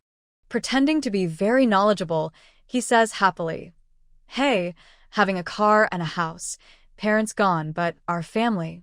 Not only are our parents alive, but grandparents are lively too. These are potential family conflicts. Seeing his mischievous look, Xue Zhancheng raises an eyebrow. So, according to you, people whose parents are alive aren't qualified to marry? Xue Zhanping shrugs and says, That's basically it. Let me tell you, I once chased the school's beauty, and you know how she rejected me? People say you're ugly. They say you're a poor student. They say you eat too much. Talking about poking at my younger brother's windpipe, Xue Zhancheng considers himself second, so no one dares to claim first. Xue Zhanping is so angry that his mouth twitches, almost biting his teeth apart. Nearby, Feng Wanha happily watches the show, smiling as she adds her comments. The school beauty says Zhanping has a mother who's a teacher, and she says teachers' wives are troublemakers. Zhanping looks sad and says, Sigh, my love, my happiness, is destroyed by my own mother. Someone hit me. He is hit several times on the back of his head and looks truly upset. He covers his head and turns around, only to see his mother glaring at him fiercely. Your wings aren't even strong yet, and you're already hoping I'll die? Or should I take your dad and go die so I won't affect your love life? While speaking, Zhou Yuping raises her hand and hits the unlucky Zhanping from different angles with various force. No wonder you're always bad at studying. Your mind is all on crooked tricks? Falling in love at such a young age? Come to my office today. Zhanping dodges his mother's punches and kicks while looking back at his smiling older brother and Feng Wanha, finally realizing what's happening. Wow, you two sneaky partners are teaming up to bully me. You knew my mom was coming and still lied to me about her talking badly of me. He shouts loudly, lock them up. I wish you both a lifetime of being locked together. After dealing with Zhancheng, Zhou Yuping walks over, holding Feng Wanhe's arm, her face gentle and kind. Little he, don't listen to Zhanping's nonsense. Auntie is different from those mean women outside. Don't worry, as long as you become our family's daughter-in-law, I promise I'll only work and won't talk. She happily says, including Zhanping, the whole family will listen to you. If you want us to go east, we won't go west. If you want us to pay retirement money, we won't hesitate. Zhanping is so shocked his eyes almost fall out. Wait, does this family have a place for me? If not, I'll leave right now. Feng Wanhe thought Zhancheng was joking, but unexpectedly, he actually got tickets to a cultural performance. Exactly 21 tickets. After school on Tuesday evening, Feng Wanhe saw Zhancheng handing her the tickets. She was first stunned, then excited, and couldn't help but jump up and hug Zhancheng's neck. Wow, you're amazing. You are so amazing. You are my idol. A series of compliments flooded into Xue Zhancheng's ears, making him completely lose himself. Moreover, the young girl actively threw herself into his arms. This was so worth it. Feng Wanhe was immersed in happiness and didn't realize how intimate their posture was. At this moment, she was hugging Xue Zhancheng's neck with both hands, her legs wrapped around his waist. Xue Zhancheng supported her hips with one hand and held her waist with the other. They were pressed close together, almost merging into one. Even Xue Zhan, who usually had a thick skin, felt a bit shy to keep staring. Look at this. The scene was full of dog food. Not only was he forced to eat the dog food of his older brother and Xiaohe, but the classmates passing by were also secretly watching. Classmates, don't be shy. Feel free to look openly. After all, both people involved are hugging and holding each other in front of everyone. What is this called? As long as I'm not shy, others should be the ones feeling shy? Zhu Hao was delayed for a few minutes, so he left the school later. From afar, he saw his own younger sister hanging on Xue Zhancheng like a little raccoon ornament, and the man's hand. Xue Zhancheng, let go of my sister. Normally, Zhu Hao was very respectful to Xue Zhancheng and called him Brother Zhan. But today, he called out Xue Zhancheng's full name with anger and dissatisfaction in his tone. What are you doing? Xue Zhancheng, what are you doing? Are you taking advantage of my sister in front of me? Limping, Zhu Hao ran so fast he was almost at 100 meters. Xue Zhanping was stunned, wide-eyed. Wow, buddy, you're so fast. It's a shame you're not competing in the 100-meter race. He ran up and directly pulled Feng Wanhe away from Xue Zhancheng, protecting her like a big brother. His brother's shout and actions made the excited Feng Wanhe calm down. She suddenly realized how wild and free her actions had been just now. Oh, so shy. Oh, I want to do it again. Her heart was shouting loudly, but her face remained calm and composed. She obediently stood behind her older brother, looking innocent, and said, Brother, don't get me wrong. I was just so excited to get so many tickets. Zhu Hao pinched Feng Wanhe's face. Even if she was excited, she shouldn't act like that. Throwing herself into someone's arms. Girls need to protect themselves outside, and men are no good. Xue Zhancheng, feeling both amused and helpless, said, Zhu Hao, no need to beat all the men in the world with one stick. Be bold, call my name directly. That night, back home, Feng Wanhe proudly showed her father a thick stack of tickets, as if presenting a treasure. Xue Zhancheng is really amazing. He managed to get so many tickets. Seeing her daughter's admiration and excitement when mentioning Xue Zhancheng, Feng Debier felt a bit jealous. Just a few tickets, and she's already won my daughter's heart? Made her think he's a hero? My daughter doesn't look at me with such admiration. Who does Xue Zhancheng think he is? Are these few tickets really worth your happiness? Xiaohe, remember, if you want something in the future, just tell Dad. Don't be fooled by a man's small favors, and don't be easily tricked by his sweet words. Feng Debiao snorted and said, Tomorrow I need to talk to old Xue. His son has bad intentions toward my daughter. I have to watch out. Next to them, Mei Wetang mocked her husband's pettiness. You just favor your two daughters. Did you come home so late today to give Shengnan the tickets? Hearing her mother mention her older sister, Foam Wanha remembered that terrible dream again. Foam Debiao smiled and said, Shengnan has loved these performances since she was little. There happened to be extra tickets, so I went to the finance office and brought her too. Yes, Wang Shengnan started working at the finance bureau after graduating from university. She has a bright future ahead. How's the situation with your older sister's divorce? Foam Wanha hesitated for a moment before asking. You're always worried about grown-up matters. Mei Wetang handed her a glass of milk and said, Divorce is a big thing. It's not easy to resolve. Ju's family said they're going back to their hometown for ancestral rites. We haven't seen them these days. She frowned and added, Let them be. Let's see who can outlast whom. Listening to her mother, Foam Wanha felt a strange, hard-to-explain feeling in her heart. After some hesitation, she almost told her parents about her dream, but in the end, she didn't say anything. Since her older sister isn't pregnant, the tragedy from her past life probably won't happen again. Maybe. She was just overthinking. The next day at school, during break, Foam Wanha usually heard Wang Qiangwei talking with other students about the arts performance. Don't mention it. I tried every way I could to get tickets, and guess what? They said I wasn't qualified. Wang Qiangwei was so angry she was pounding on the table. It's not about money. It's about qualification. Qualification. They said it's a performance for military personnel only and no tickets are sold to the public. It's so frustrating. Another girl joked, Well, we can't help it. We're not insiders. With our status, we probably won't get a chance in this lifetime. Wang Qiangwei clenched her teeth and said, Really, if someone could give me a ticket to the performance, I'd kneel and call him Dad. As soon as she finished speaking, a ticket seemed to fall from the sky and landed in her hand. The surprise was so sudden that Wang Qiangwei didn't know how to react. She thought she was hallucinating and even pinched her face hard a few times. Ouch. That really hurts.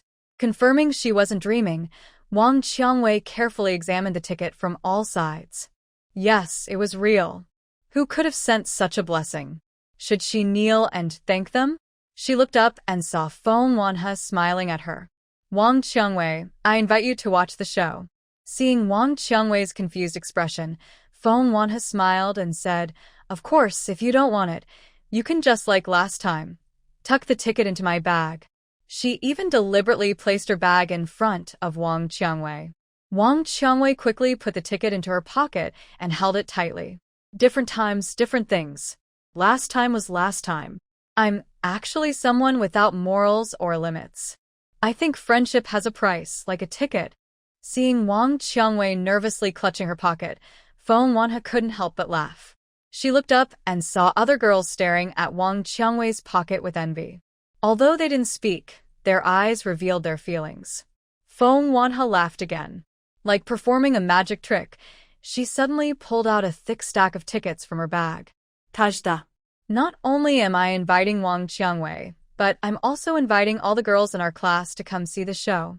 After a brief silence, the classroom erupted with loud screams that nearly pierced everyone's eardrums. During the break, Foam Wanha went to the vice principal's office. Zhou Yuping was reviewing documents. When she saw Foam Wanha come in, her face lit up with joy. Little he is here. Come, come, Annie has some peach cookies for you. Putting aside her work, Zhou Yuping took a box of peach cookies from her drawer and handed it to Foam Wanha. Foam Wanha took out 2 tickets from her pocket. Aunt Zhou, could you please help me give these 2 tickets to Teacher Dang? Hearing this, Zhou Yuping paused. Your class teacher, Dang Juansong? Does he know who you are? Is he asking you for tickets? No. No. Foam Wanha quickly explained, Teacher Dang has never asked about my background. It was only when I went to the office to ask the teachers for help with the problem that I overheard Teacher Dang chatting with other teachers. Fearing Zhou Yuping might misunderstand, Foam Wanha hurriedly spoke well of Teacher Dang. Teacher Dang's daughter is blind, and her biggest wish in life is to hear a singer perform live. Since there was this concert, I So that's the case. Zhou Yuping looked at Feng Wanhe with more gentle eyes. Why don't you just give the tickets to him directly? That way you can show your kindness. If you ask me to pass them on, how would he know it's your intention? Feng Wanhe shook his head. I'm worried about misunderstandings. I'm afraid some people might think Teacher Dang is giving gifts to students, or that he might think I'm bribing him and refuse to accept. I thought about it a lot, and in the end, I decided it's best for you to pass them on. Feng Wanhe's eyes were sincere. Teacher Dang has been very kind to me. I want to help him within my ability, at least to fulfill his daughter's wish. Seeing Feng Wanhe's innocent expression, Zhou Yuping took the 2 tickets and gently touched the little girl's face. All right, I'll help you. She picked up the phone on the table and dialed the high school teacher's office. Soon after, Teacher Dang hurried over, looking a bit anxious. He saw Feng Wanhe sitting in the vice principal's office, first stunned, then quickly approaching. Principal Zhou, has a student from our class made a mistake? There must be some misunderstanding. This little girl isn't the kind to cause trouble. Teacher Dang didn't rush to question or scold Feng Wanhe. He trusted his student unconditionally. Even though Class 7 of the senior year was known for having troublemakers, he still opened his arms to block Feng Wanhe. Zhou Yuping smiled. I didn't say she made a mistake, just wanted to talk to her. You know, I have a bit of a personal connection with her. After saying that, Zhou Yuping waved to Feng Wanhe, signaling her to leave first. As Feng Wanhe left the room, she heard Teacher Dang exclaim in surprise. Principal Zhou, this can't be. These tickets are too precious. I heard they're being sold privately, and 1 ticket can go for over 1,000. Keep in mind, Teacher Dang's monthly salary was only a little over 200.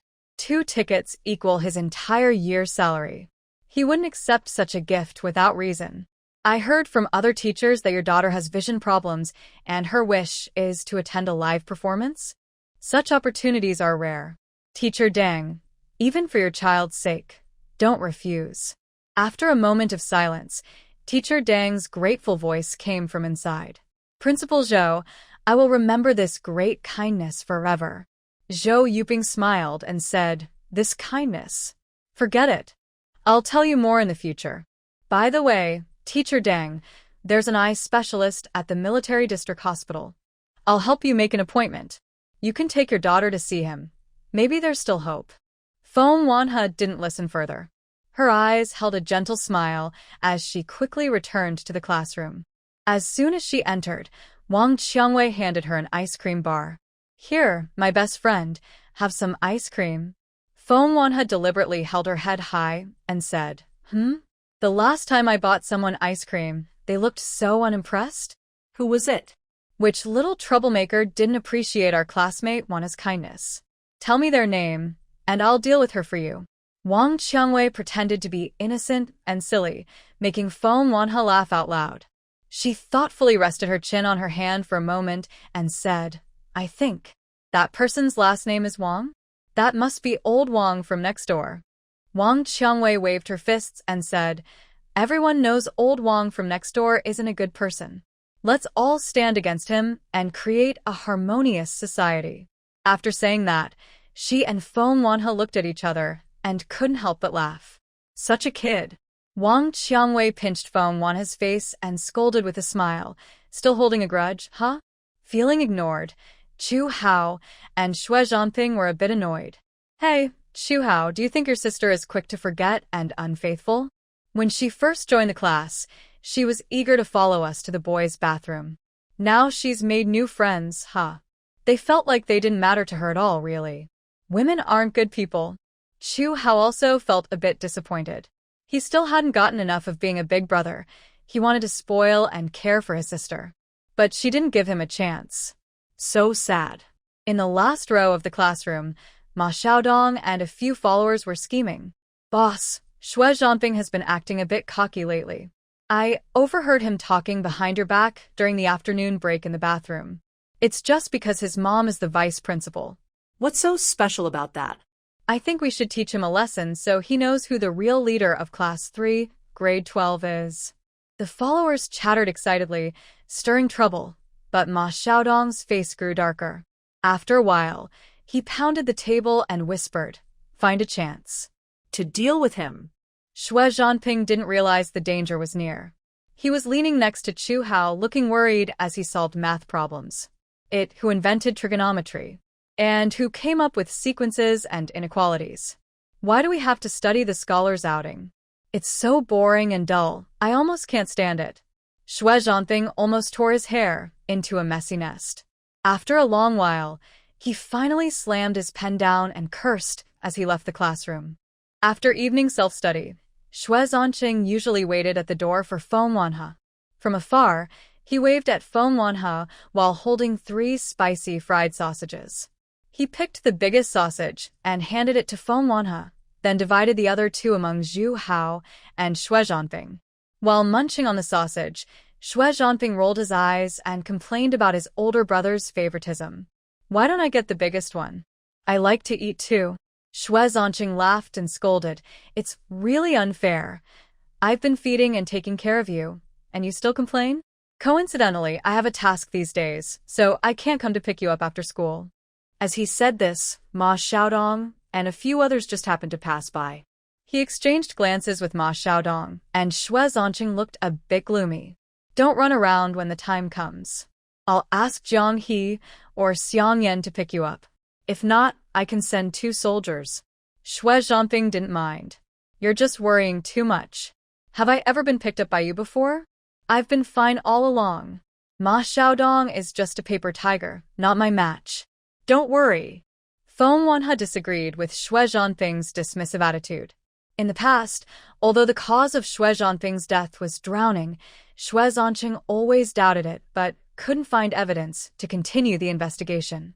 If no one interfered with fate, Xue Zhancheng's destiny might still have led to downfall, and Ma Xiaodong was the main suspect. So, Feng Wanhe insisted, "Let's listen to Brother Cheng." "Don't argue." Xue Zhancheng pouted and said, "You can listen if you want, but I'm not afraid of that Ma Xiaodong." Many things from the past, Feng Wanhe didn't know much about. But she still remembered Xue Zhancheng's Memorial Day. Not now, but a few days before the college entrance exam. There's still over a month until the exam, so nothing should have happened. But Feng Wanhe didn't dare to be careless. Because of her presence, the conflict between Xue Zhancheng and Ma Xiaodong quickly worsened. What if something happens? During the days when Xue Zhancheng was on a mission, she held tightly to Xue Zhancheng, refusing to let him go alone. No matter how much he protested, she insisted on waiting for He Jianghe to come pick them up before going home with her older brother. On Friday evening, Feng Wanhe went to the office to ask the physics teacher for help with a difficult problem, so she didn't notice that the rebellious Xue Zhancheng had left. Before the last class ended, Xue Zhancheng was already gone. Chu Hao was called away by the grade director, supposedly to do some motivational talk for the outstanding students before the exam. Feng Wanhe saw that Xue Zhancheng's seat was empty. She looked back and saw Ma Xiaodong, and a few little thugs were also gone. Her heart suddenly tightened. "Rose, did you see where Xue Zhancheng went?" she asked urgently, grabbing Wang Rose, who was reading a romance novel. "He left, I guess. You just left the classroom not long ago, and this kid ran off with his backpack. He asked me to tell you to meet at the Military District Auditorium tomorrow." After saying that, Wang Rose saw Feng Wanhe's anxious face and couldn't help but ask, "What's wrong? Did something happen?" Feng Wanhe couldn't explain. She couldn't say she suspected Xue Zhancheng might be harmed by Ma Xiaodong, could she? If she voiced such guesses, it might cause unnecessary trouble. So she shook her head and said, "It's nothing. I just needed to find Xue Zhancheng urgently. I'll go now. When Chu Hao comes back, tell him for me." Without even packing her bag, Feng Wanhe hurriedly ran out. Wang Rose put down her romance novel and watched her hurried figure, her brows furrowed tightly. Following her memories from the past, Feng Wanhe walked to the lakeside where Xue Zhancheng had drowned years ago. It was the beginning of the lunar month. The sky was dark and moonless. In the pitch-black night, the lake looked like a beast's open mouth, lurking in the darkness, waiting for prey. There was no movement around, only the chirping of crickets. Occasionally, bats flew by, and the silence was so deep it was unsettling. Feng Wanhe waited for a long time, but saw nothing unusual. She let out a long breath. It seemed she had overthought it. Just as she was about to turn and leave, she heard an excited male voice nearby. "Boss, he's coming." "Just as you said, as soon as we talk badly about Zhou Yuping, Xue Zhancheng will go crazy. Look, he's chasing us now." Immediately, Ma Xiaodong's sinister voice reached Feng Wanhe's ears. Just follow the plan we discussed. "You two hide in front, and when Xue Zhancheng comes over, trip him. Then beat him up hard, and after that, throw him into the lake." Someone asked worriedly, "Boss, won't someone get hurt?" "What if someone gets hurt? I have plenty of money at home. Is there anything in this world money can't fix?" Ma Xiaodong spoke with a very arrogant tone, showing no respect when talking about people's lives. Feng Wanhe felt very nervous. No, she couldn't let Xue Zhancheng fall into a trap, and she couldn't let the tragedy of the past happen again. Looking around, Feng Wanhe picked up a few bricks. She bent down and reached from another direction, quietly sneaking behind Ma Xiaodong and the others. While they were still planning how to deal with Xue Zhancheng, Feng Wanhe aimed at Ma Xiaodong's back of the head and hit him hard. On a dark, windy night, how could Ma Xiaodong guess that someone was hiding in this remote place? Caught off guard, his head was once again hit by Feng Wanhe. "Xue Zhancheng is here." Ma Xiaodong, in pain, covered his bleeding head and jumped up, looking around for the enemy. Feng Wanhe ran very fast. She had already hidden in the bushes, staying in the dark, watching the figures running around. Soon, someone was checking the bushes with their sticking out. Feng Wanhe picked up a stick and sharply poked at the person's backside. Suddenly, a miserable scream sounded in her ears. The unlucky person clutched his sword behind and rolled on the ground, shouting in pain. Before seeing the enemy's shadow, 2 leaders had already been injured, which made Ma Xiaodong a bit nervous. "Xue Zhancheng, if you have the guts, come out. Let's fight one-on-one." Ma Xiaodong shouted. "Hiding and using sneaky tricks isn't real skill. Are you even a man?" At this moment, anyone with a brain would have run away at the sound of the commotion. The difference in strength was too big, and Xue Zhancheng didn't have the fighting skills of his brother, so he couldn't handle this situation. But unfortunately, Xue Zhancheng was not very smart. He happened to be nearby and heard Ma Xiaodong's challenge. In a rush, he jumped out and yelled, Your grandpa is here?" Feng Wanhe, hiding in the grass. "Xue Zhancheng really is a fool. But what could she do?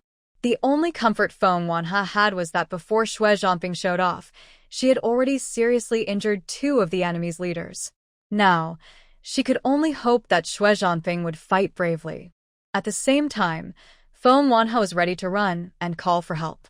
It was more than 10 minutes' walk to the school, and her older brother should have already arrived. As long as Xue Zhancheng could hold on for half an hour without dying, their chances of winning would be very high. At this point, Feng Wanhe could only take a gamble like a gambler. Her only regret was being too reckless at the time and not bringing a few helpers along just in case. Even if it was a mistake, she could have explained that she was not in her right mind and suffering from paranoid thoughts. Now, it's too late to regret. Sometimes, fate is so cruel. It keeps one trap after another, pushing a person toward a dead end. For example, Xue Zhancheng only focused on rushing forward and catching the main culprit, neglecting the enemies behind him. When Feng Wanhe was about to find reinforcements, someone hit him the back of the head with a steel pipe. Perhaps it hit a vital spot. Just before, Xue Zhancheng was shouting loudly, but then he trembled and collapsed to the ground. Ma Xiaodong, clutching his wound, shouted angrily, "Throw him into the lake. Drown him in the lake." A few thugs dragged the unconscious Xue Zhancheng toward the lake. Some even cruelly tied large stones to him, clearly not planning to give him a chance to survive. With many people, Feng Wanhe knew her chances of winning were slim. But thinking of the pain Xue Zhancheng felt when his brother died last time, and remembering how much Xue Zhancheng and the Xue family cared for her in this life, she couldn't just wait and do nothing. Grinding her teeth, she picked up the steel pipe and ran forward desperately to save him. Ma Xiaodong was startled when he saw a figure rushing toward him from a distance. As he got closer and recognized Feng Wanhe, he immediately showed a lecherous smile. "Oh, so you're here to save your brother-in-law?" Ma Xiaodong threw down the steel pipe, signaling his men not to rush to throw Xue Zhancheng into the lake. "Isn't Xue Zhancheng always protecting this woman? Fine. I'll do something right in front of him, make Feng Wanhe die with no peace." While speaking, Ma Xiaodong was unfastening his belt and told his men to help him hold Feng Wanhe. Ma Xiaodong was a very disgusting and shameless person. He wanted to take advantage, but was afraid of losing out, so he shamelessly ordered everyone to help hold Feng Wanhe down. When Feng Wanhe rushed over, she was prepared for the worst. She thought Wang Qiangwei had already told her brother at Jianhu, and her older brother was probably waiting at the school gate. As long as her brother told her older brother her location, he would arrive within 10 minutes at his speed. So Feng Wanhe planned to delay as long as possible, even risking everything, to protect Xue Zhancheng's brother. She struggled desperately, but all her efforts were in vain. Xue Zhancheng couldn't even win the fight, so how could she win? Even these bullies deliberately teased her, pushing her to the ground, watching her get up, then pushing her down again. Ma Xiaodong laughed happily. He also pulled at Feng Wanhe, kicking her over with one foot, then grabbing her up with his hand, repeating this many times. At some point, Xue Zhancheng woke up. He was and couldn't move, only able to watch helplessly as Feng Wanhe was bullied by those animals. Animals. Ma Xiaodong, if you have the guts, kill me. Bullying a girl. What's the big deal? Ma Xiaodong stepped forward, grinning fiercely. "Oh, you're awake? Perfect, I'll show you something more fun." He waved his hand, signaling his men to step aside. He tore open his belt and walked toward Feng Wanhe, leering in a creepy way. "Don't you look down on me? Today, I want you to be my woman. I've never tasted what it's like to be with a girl from the big yard." Xue Zhancheng shouted and cursed loudly, and eventually, he even cried out loud, begging Ma Xiaodong to let Feng Wanhe go. "Zhancheng, stop messing around." Feng Wanhe smiled at Xue Zhancheng and said, "Wait until dawn." Just as Ma Xiaodong's hand was about to touch Feng Wanhe's shoulder, a stone suddenly flew from nowhere. In the dark night, the stone seemed to have eyes, hitting Ma Xiaodong right in the forehead. The force was so strong, the flying stone looked like a bullet, embedding itself into his flesh. The sharp, stabbing pain made Ma Xiaodong almost faint. He didn't care about bullying Feng Wanhe anymore. He covered his head and howled, tears streaming down his face. Before anyone could react, several figures ran quickly toward them. Even though it was very dark, Feng Wanhe recognized the figure reaching out to hug her immediately. It was Xue Zhancheng. Since the incident started, Feng Wanhe hadn't cried. She didn't cry when she ambushed Ma Xiaodong, nor when she decided to save Zhancheng, nor when those animals pushed and humiliated her. But now, when Zhancheng reached out and hugged her, and when he said, "Little Wanhe, don't be afraid," all the fear and sadness inside her finally burst out. At first, Feng Wanhe tried to act as if nothing had happened, smiling at Zhancheng. "Am I good or not? I protected your brother. Praise me." Zhancheng's voice was hoarse as he said, "Little Manhwa is very brave." She wanted to smile, but her mouth wouldn't listen. It just wouldn't lift. Tears also refused to obey, rushing to fill her eyes. Finally, she couldn't hold back and let out a low sob. She tightly held onto Xue Zhancheng's arm, her nails almost digging into his flesh. "Why? Why did you come so late? Do you know how scared I was?" As soon as she spoke, tears could no longer be held back, falling rapidly and soaking Xue Zhancheng's hand, hurting his heart. Xue Zhancheng's eyes were full of pain. He held the girl who was crying silently in his arms, his palm pressed against her trembling body, squeezing tightly as if to merge her into his own flesh and blood. "It's all my fault. I am to blame." No argument, no explanation. Xue Zhancheng took all the responsibility upon himself. His beloved girl had been hurt. Any reason at this moment seemed pale and could not heal her emotional wounds. "I promise, this will never happen again," Xiao He. Even if I have to risk my life, I will protect you. Every word from Xue Zhancheng was a firm vow. As a soldier, he made this promise with his dignity. Unless he dies, this promise would last a lifetime. Meanwhile, Xue Zhancheng and Xu Hao were also extremely angry. Xue Zhancheng's fists pounded down like rain on the heads of those bullies who had hurt his sister. He didn't care about risking his future, or even his life. What is a soldier's duty? To protect the homeland. A soldier who can't even protect his family, what right does he have to defend the country? Xu Hao also fought with red eyes. His cane became a weapon, smashing the heads of those beasts, causing them to scream and beg for mercy. In the end, it was Feng Wanhe, who had regained her senses, that stood up to stop her older brothers. She wasn't worried about those animals like Ma Xiaodong, but about her brothers' future lives. Her brothers were in the prime of their lives, shining brightly. They shouldn't waste it on those beasts. They didn't deserve it. Xue Zhancheng grabbed the nearly irrational Xue Zhancheng. Enough, don't hurt Xiao He. Hearing this, Xue Zhancheng finally regained his reason. His eyes turned red as he looked at his beloved sister, speaking in a hoarse voice. Xiao He, it's okay. Big brother is here. The scene before them was tragic. When they arrived, they didn't know how far things had gone. But neither Xue Zhancheng nor Xue Zhancheng asked a single question.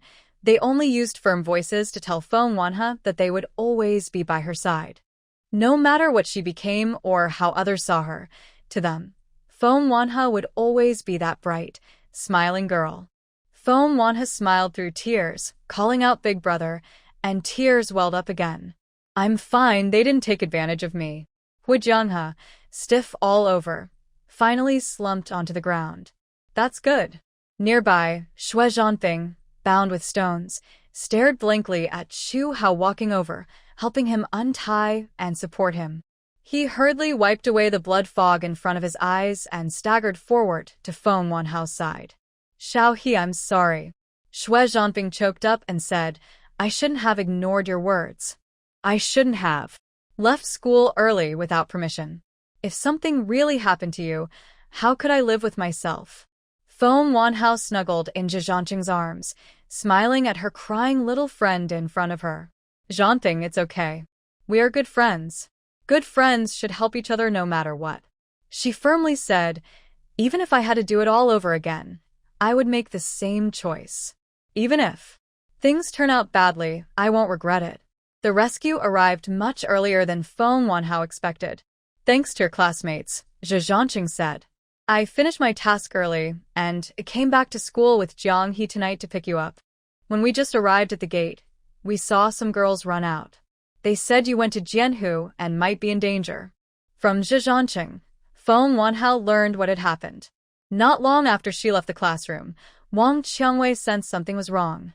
Coincidentally, a girl found a note written by Ma Xiaodong. Jianhu, Xue Zhancheng. On the name Xue Zhancheng, a big red cross was marked. Thinking about Feng Wanhao telling her to inform Xu Hao before she left that she was going to Jianhu, Wang Qiangwei panicked. So she quickly told someone to notify Xu Hao and, despite the danger, led a few brave girls who could fight to support her good friend at Jianhu.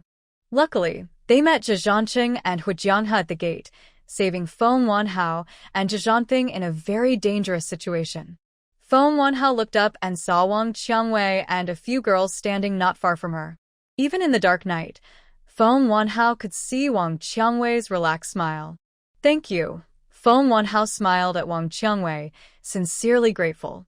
Wang Qiangwei, however, pouted and pretended not to care. Shut up. Don't be so cheesy and gross. If you consider me a friend, don't act so distant. She was extremely clever. Once she confirmed Feng Wanhao was safe, she waved her hand to signal her classmates to leave immediately. Whether it is Ma Xiaodong or Feng Wanhao, they both have powerful backing. A tough battle is sure to come. These ordinary civilians with no power or influence should wisely stay away to avoid becoming casualties. But before leaving, she paused. If you ever need a witness to testify, I can help. Ma Xiaodong and his group were now sprawled on the ground, all covered in blood, weak and crying out in pain. Ma Xiaodong was the worst. his face badly injured and unrecognizable, lying still on the ground. His pants were wet, clearly from being frightened and scared. Xue Zhancheng said quietly, "Don't make a scene. First, take these people to the military hospital. Don't let them contact the outside world." Late at night, the emergency room on the first floor of the military hospital was on lockdown due to an emergency. No outsiders were allowed in or out. Feng Debiao and Xue Zhancheng, dressed in military uniforms, followed guards past the security line, heading straight to the rescue room at the end of the corridor. About half an hour earlier, Feng Debiao, who was in a meeting, received a call from Zhu Hao. "Dad, you need to come to the military hospital right away. Xiaohe is in trouble." Hearing this, Feng Debiao felt weak all over and almost collapsed. He couldn't wait to hear more from Zhu Hao and rushed outside in a hurry. His daughter was his and his wife's life. If anything happened to her, how could they go on living? In the staircase, he met the serious-looking Xue Zhancheng, who had also received the same call. On the way, Feng Debiao kept his lips pressed tight and said nothing. But Xue Zhancheng could feel the deep fear and anxiety from his old comrade. As they neared the hospital, Feng Debiao suddenly spoke. "Old Xue, if something happens to my daughter, I will do anything to avenge her. My family is trusting you with her." Xue Zhancheng didn't know what to say, only silently nodded.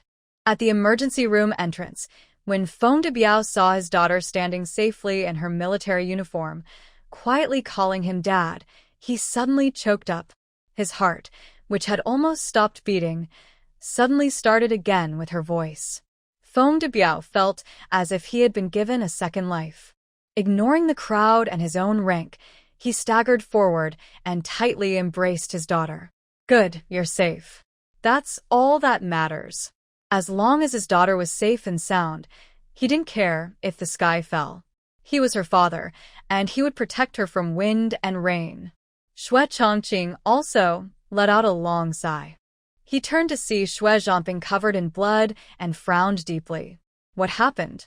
How did you get hurt again? Who is lying in the emergency room?"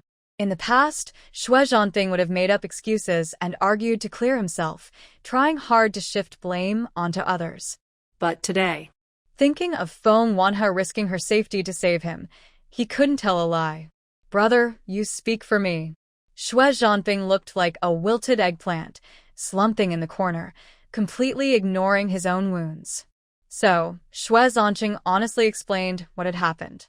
He didn't hide Xue Zhancheng's mistakes nor exaggerate the seriousness of the situation. The more he listened, the uglier Xue Zhancheng's face became. When he heard Xue Zhancheng say, Xiao He risked exposing her location to attract Ma Xiaodong and others, delaying time for the rescue team, and almost got hurt by those scoundrels. Xue Zhancheng couldn't contain his anger.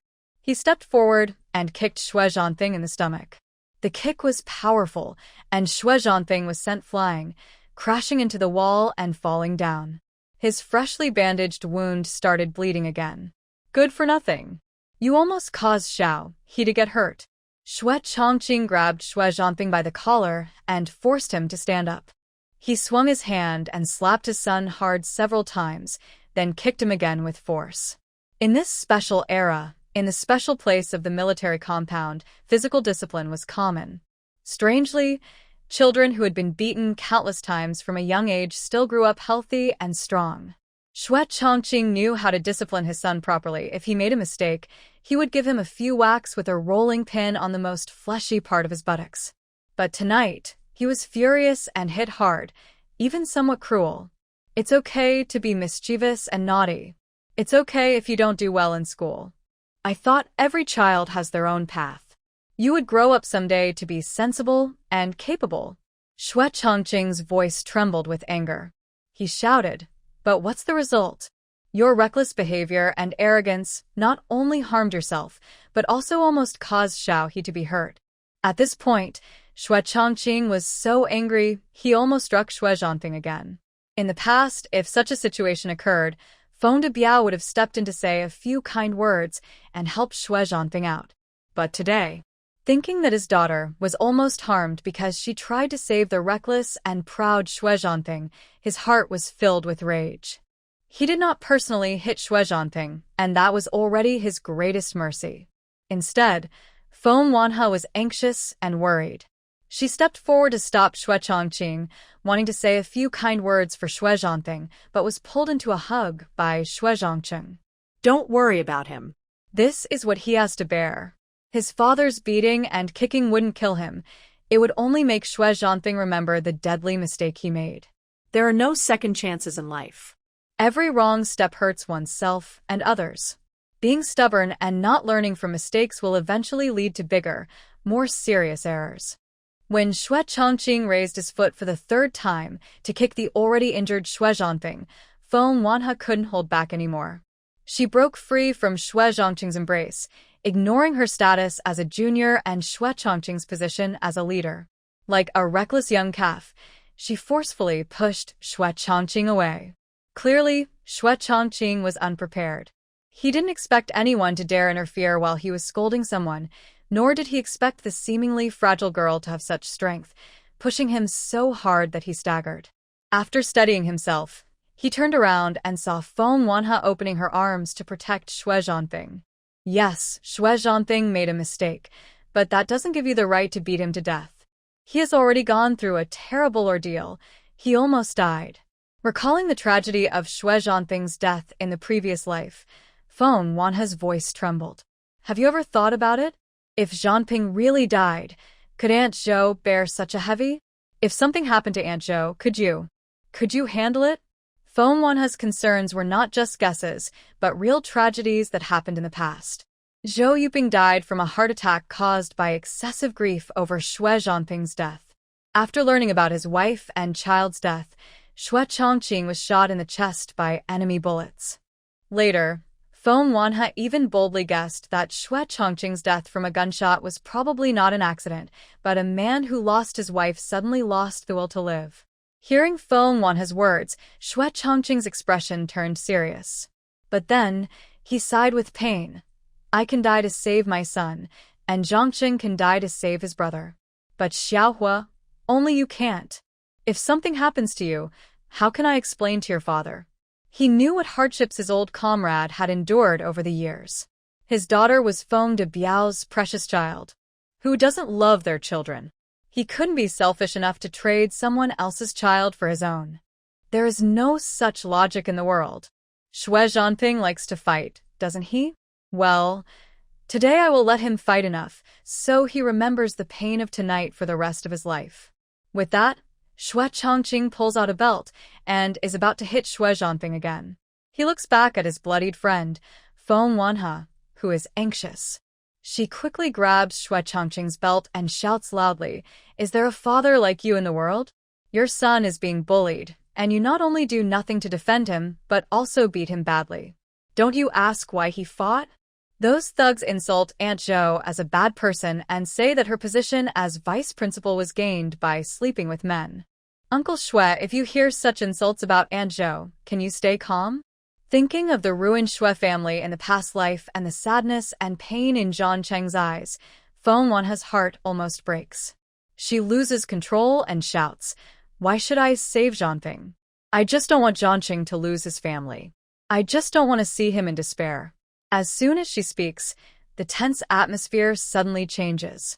Zhancheng, who had been expressionless, suddenly shows great joy in his eyes after hearing Feng Wanhe's words. He steps forward a few steps, goes behind Feng Wanhe, places his hand on her shoulder, and gently pulls her into his arms. Tears fall from Feng Wanhe's eyes. "Uncle Xue, please don't hit Zhanping anymore. He's already lucky to be alive. Must the tragedy of the past life be reborn?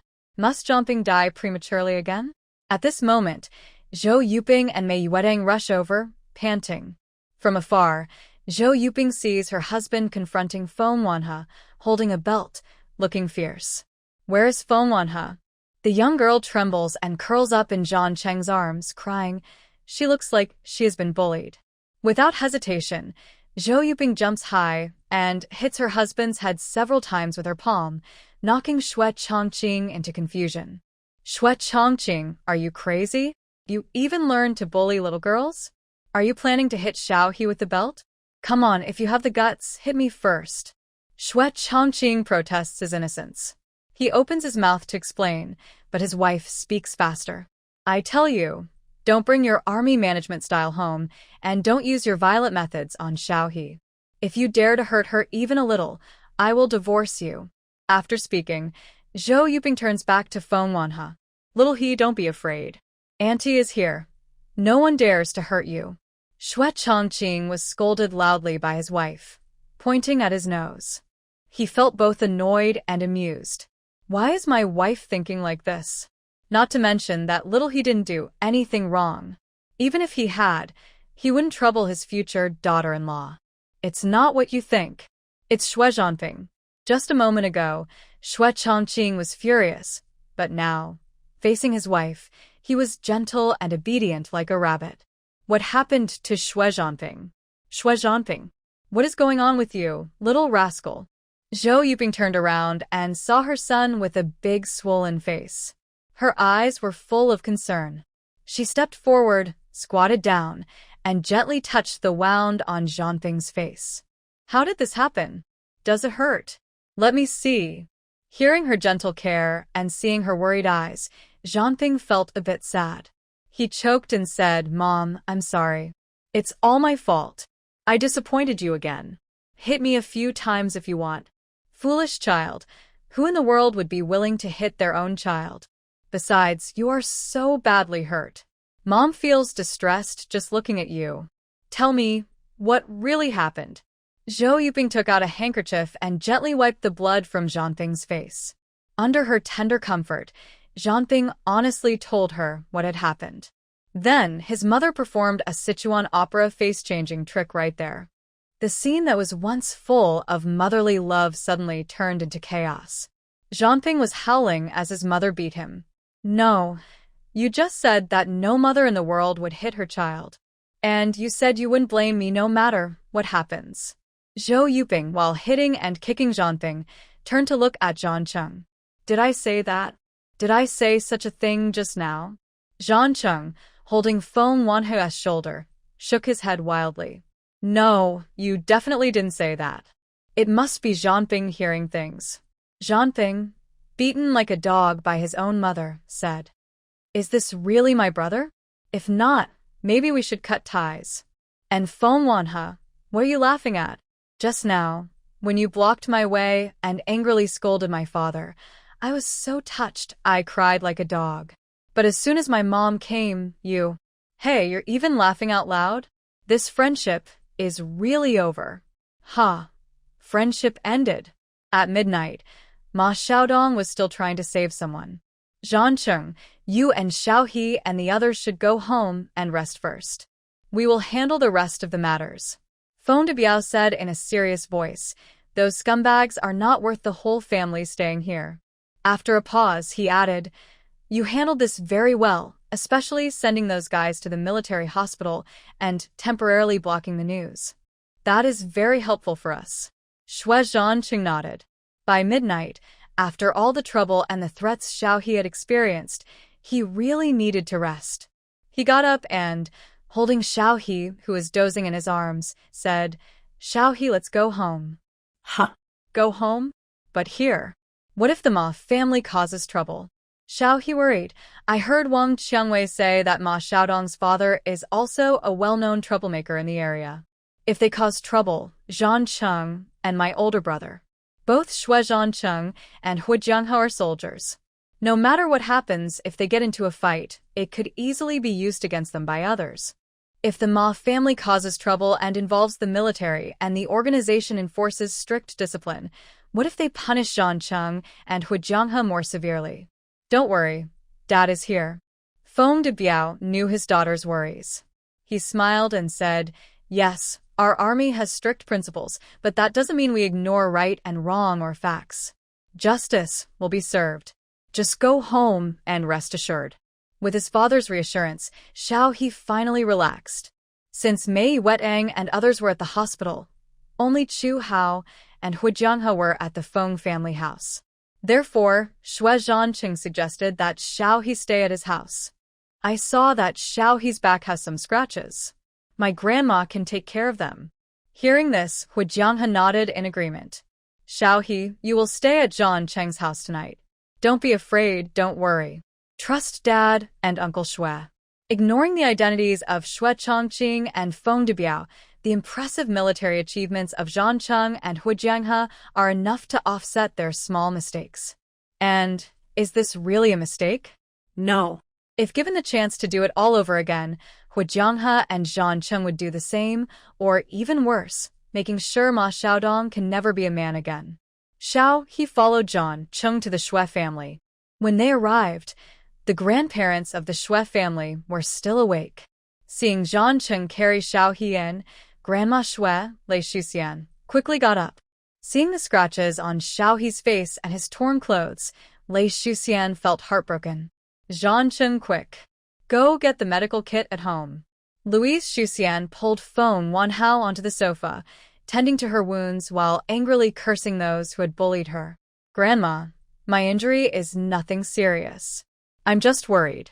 What if Zhancheng and my older brother get involved? Feng Wanhao frowned and said, they're active soldiers. Fighting locally will get them punished. Plus, Ma Xiaodong's injuries are still quite serious. That's not really fighting. It's clearly self-defense. Old Master Xue Song, reading a newspaper nearby, took off his reading glasses and smiled as he looked at Feng Wanhao. Our army always follows the principle of truthfulness. When they deserve punishment, they get punished. When they deserve praise, they get praised. For example, Zhancheng and Jiang He's brave actions are worth commendation. Before retiring, Xue Song was a political commissar of a military group. He always spoke and acted carefully and smoothly. As soon as he said this, Feng Wanhao's eyes suddenly lit up. Yes. The ones who fought Ma Xiaodong are us. Zhancheng and my older brother helped out of justice. Feng Wanhao was so excited she almost jumped up, but then she winced from her back injury and couldn't help but cry out. Ouch. It hurts. It really hurts. Seeing Feng Wanhao grimace and cry out in pain, Zhancheng felt heartbroken. He reached out and gently held her in his arms, pretending to be angry. Why didn't you cry out when you were fighting earlier? Now you know what happens when you show off. Serves you right. Feng Wanhao pouted and turned around to hug Louise Shuxian, starting to complain. Grandma, look. Zhancheng is bullying me. Louise Shuxian chuckled and said, What? Zhancheng dares to bully our little Wanhao? Grandma will teach this brat a lesson. She made a move as if to hit her grandson, but Zhancheng quickly dodged. Grandma, I'm your real grandson. How can you favor outsiders? Zhancheng protested with a smile, then pinched Feng Wanhao's nose. You little rascal, you're quite good at stirring trouble. You even got my grandma all fooled. As soon as he finished speaking, Louise Shuxian pinched Zhancheng's ear. What are you saying? Who's stirring trouble? I think you're the one causing chaos, little troublemaker. Seeing Feng Wanhao easily winning her grandmother's affection, Zhancheng felt helpless. There was nothing he could do. Feng Wanhao was just that talented. Everyone else laughed and played around, except John Ping, who had been sitting silently on the sofa since they entered. He curled up in the corner with his arms over his head, looking out of place in the world. Clearly, he hadn't truly moved on from tonight's events. Feng Wanhao stepped forward and patted Xue Zhancheng on the shoulder. Don't comfort me. I know I was completely wrong.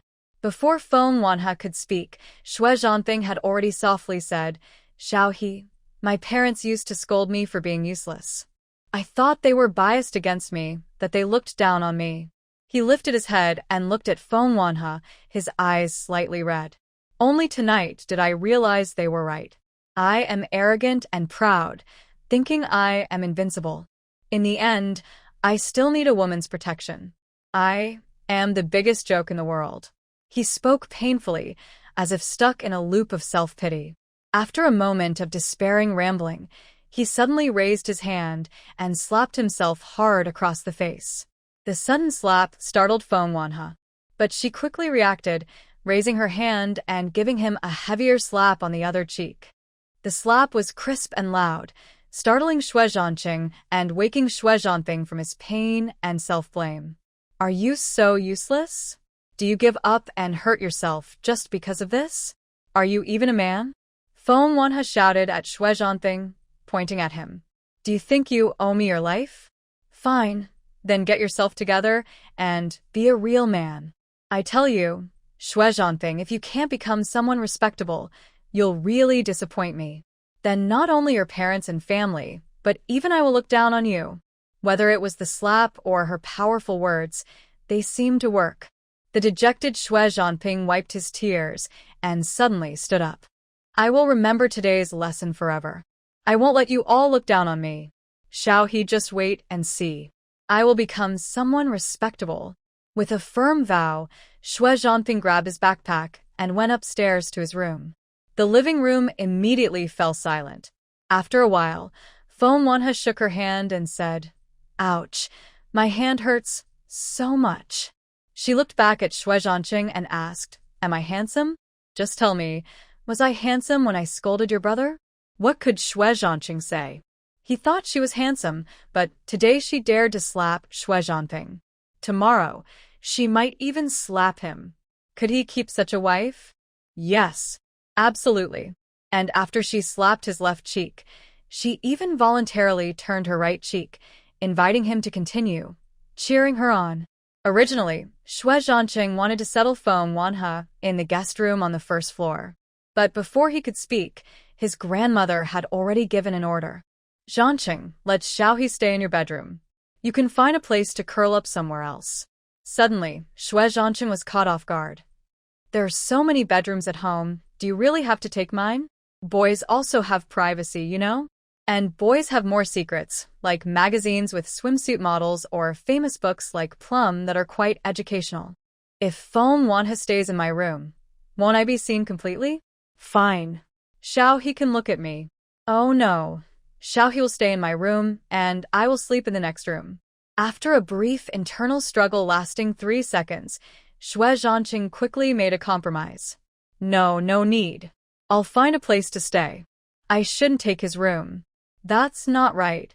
As someone who has 3 older brothers and has lived through a second life, Feng Wanhe knows a thing or two. After all, he's a young man full of energy. Everyone has secrets, right? Don't be polite with him. His room faces south and has a private bathroom. It's more convenient for you to stay there. Grandma has made the decision, so let's just stay openly. Lai Shuxian looked at her future granddaughter-in-law and grew more pleased. Not only is she pretty, but she's also obedient and sensible. Unlike her 2 grandsons, who are just stubborn and annoying, she has no other skills. Zhancheng, what are you standing there for? It's late at night. Hurry up and take Xiaohe back to her room to sleep. If an honest person heard Grandma's words, they would think she was simply telling them to rest. But for someone like Xue Zhancheng, who is not very serious, the meaning changes. Taking the girl he likes to his bedroom to sleep. Especially the word sleep, which in his mind has many possible meanings. Perhaps some kind of secret activity that can't be openly spoken of? Ah, nonsense. What am I thinking? Feng Wanhe didn't know about Zhancheng's thoughts. She followed the man upstairs to the 3rd floor and entered a bedroom filled with a masculine atmosphere. Xue Zhancheng's room was very simple and tidy. The bed had blue and white checkered sheets, perfectly smooth without a wrinkle, with a blanket folded into sharp, tofu-shaped corners. The bookshelf was neatly organized. In her previous life, when she came to Feng's house, Xue Zhancheng was already paralyzed. The door to this room was locked with an iron latch, completely cut off from the outside world. For Xue Zhancheng, this lock not only secured the door but also locked his heart, his most beautiful and happiest memories of youth. Now, when Feng Wanhe followed the owner of the room inside, her heart was filled with an indescribable excitement. Xue Zhancheng is not disabled, and Xue Zhanping is not dead. Aunt Zhou naturally wouldn't suffer from a heart attack due to the loss of her beloved son, and Uncle Xue wouldn't be so devastated that he would die fighting on the battlefield. The once turbulent Xue family, which endured many hardships in the past, is now about to welcome the best times and future. She stood at the door, lost in thought, so much so that she didn't notice a man hurriedly tidying up his things. The young girl seems to be lost in her thoughts, her gaze a bit distant. He needs to clean up quickly. The colorful comic books in the drawer must be taken away. The hidden magazines under the bed with pictures of beautiful women can't be seen by Xiaohe. He clearly remembers that there were some exciting and spicy novels hidden in the cabinet, but now they are gone. It must be that Xue Zhancheng sneaked into his room again. Until a loud thud of something falling reached Feng Wanha's ears, pulling her back to reality. She looked closely and saw that someone accidentally dropped something they were holding, revealing a magazine cover with a model in a daring swimsuit. Oh. Just as Feng Wanha was about to go help pick up the things, she froze in place. Although she had never eaten pork, having lived 2 lifetimes, she had seen pigs run. In her previous life, when she worked as a nanny at the Xue family, she had gone to Xue Zhancheng's room to tidy up and, if she remembered correctly, she had seen this swimsuit magazine before. Xue Zhancheng was like a whirlwind, hurriedly hiding the items away, then quickly turning back. Even though he tried to maintain a serious and cold appearance, his image as a handsome, aloof military officer was completely shattered because of the magazine cover. Men, unless turned into photos hanging on the wall, are never truly obedient. Xue Zhancheng was busy and sweating profusely. When he turned around, he saw Feng Wanha covering her mouth to stifle a laugh. He was momentarily stunned, then couldn't help but smile. He walked over and gently pinched Feng Wanha's face, his tone full of affection. "You're smiling so mischievously. What are you secretly thinking about?" Feng Wanha tilted her head, looking at Xue Zhancheng with a deliberately mischievous smile. "What book did you hide just now? Are you being so stingy? Can't you lend it to me to see?" Xue Zhancheng's face turned a little red, but he remained calm on the surface. "They are just some books about war, boring and tasteless. You girls probably don't like to read them. There are many kinds of wars, such as wars between countries, battles between good and evil, and even conflicts between men and women." The books he just sent away used simple, honest, and detailed language, with pictures, to tell the story of the battle between men and women. Although it was exciting and interesting, it's not suitable to share with Feng Wanha. If possible, when she grows older, he would be willing to guide her in person so she can experience it herself. Practice is the only way to test the truth, after all. Theoretical knowledge is dull and boring. Listening to Xue Zhancheng talk nonsense seriously, Feng Wanha couldn't help but laugh inside. Pretend. Just pretend. And about military books? Does he think I'm blind? Xue Zhancheng was actually a little nervous inside. He was worried that Feng Wanha might insist on reading those books, so he changed the subject and said, "I'll go to my mom's room and find you a set of pajamas." As soon as he left the bedroom, he saw Lei Shuxian coming up with a piece of clothing. "Little he isn't asleep yet? I brought her pajamas." Xue Zhancheng thought the clothes in Grandma's hand looked familiar, so he asked out of curiosity, "Grandma, whose clothes are these?" Lei Shuxian suddenly shook the clothes out of her hand. Oh, it was Xue Zhancheng's white shirt. How could he not recognize it? "I looked everywhere, but your mom didn't have suitable pajamas for little he. This shirt is made of pure cotton and is quite loose. Little he can wear it as a sleep dress." Older generations often have simple and healthy ideas. Lei Shuxian had no other thoughts. She just wanted to find a comfortable sleepwear for Feng Wanha so she could sleep well. But Xue Zhancheng's mind immediately flashed with the scene of Feng Wanha wearing his white shirt and lying on his bed. In an instant, his blood started rushing wildly. Usually very self-controlled, Xue Zhancheng suddenly couldn't hold back his restlessness and felt an urge to tear apart that white shirt like a wild beast. Xue Zhancheng hurriedly ran away. Lei Shuxian watched her grandson's embarrassed escape, feeling confused. What's wrong with him? He usually cares so much about little he, but tonight, just because he's wearing a shirt, he looks so strange. It's just a shirt. Why is he so petty? Feng Wanha was also stunned when she received the shirt-turned-sleep dress, shocked. Why does it have to be worn like this? Can't she change it? Oh well, when you're under someone's roof, you have to bow your head. Guests follow the host's rules. Whatever the host gives, she wears.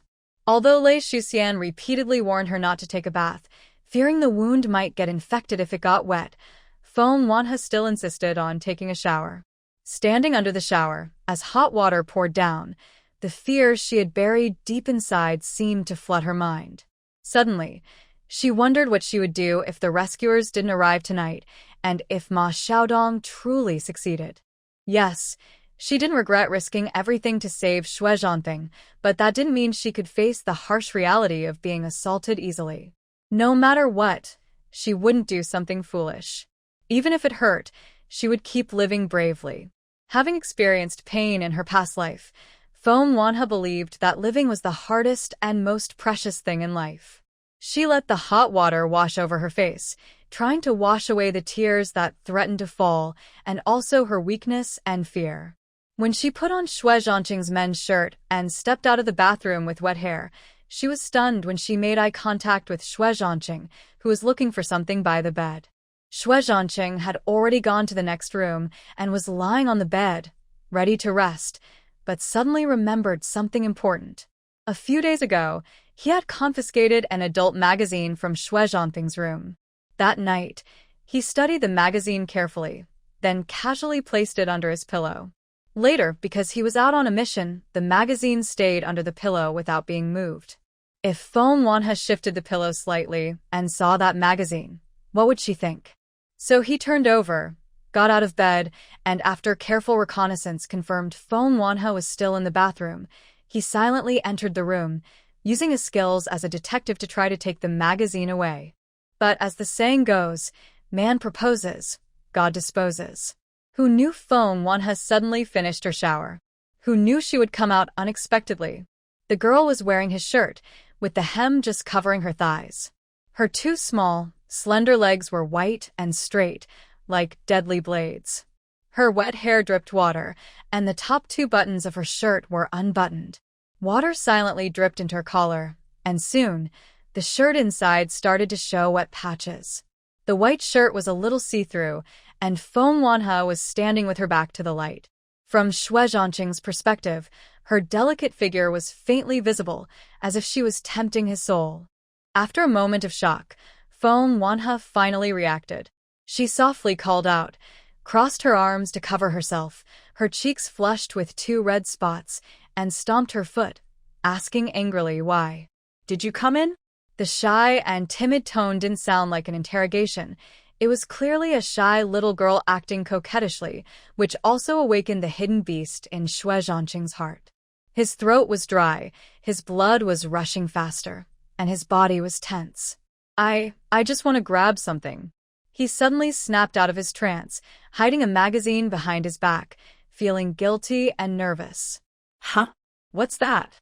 Feng Wanhe vaguely saw the cover of the magazine with a beautiful woman. Her eyes brightened, and she stepped forward to try to grab what the man was holding.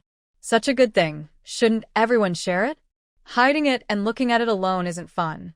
However, in Xue Zhancheng's eyes, Feng Wanhe was still an innocent girl who didn't understand the world. He was afraid that his dirty thoughts would stain her purity, and he was even more afraid that she would feel shy upon seeing such inappropriate content. So, one hiding, one grabbing unknowingly, the two of them were chasing each other, getting closer. Feng Wanhe held onto Xue Zhancheng's arm, hanging onto him like a little raccoon, trying to use her body weight to control him and the thing in his hand. Xue Zhancheng held the magazine in one hand and wrapped his other arm around Feng Wanhe's waist to prevent her from falling. Her body's curves were soft and flowing, just separated by a thin layer of fabric, fitting against his skin. When Feng Wanhe took a shower, she used the shampoo and soap that Xue Zhancheng usually used. Now, she carried his scent, like an alluring potion that tempted the mind, making Xue Zhancheng's heart race. This girl didn't realize how tempting she was at this moment. She had no idea how much willpower he had to use to resist her temptation. As the saying goes, happiness often leads to sadness. Feng Wanhe tripped over something unseen beneath her feet, stumbling forward, about to fall. Xue Zhancheng reacted quickly, throwing down the magazine, bending down to catch Feng Wanhe in his arms. In a whirl, Feng Wanhe was already held in his embrace. Her cheek pressed against his chest.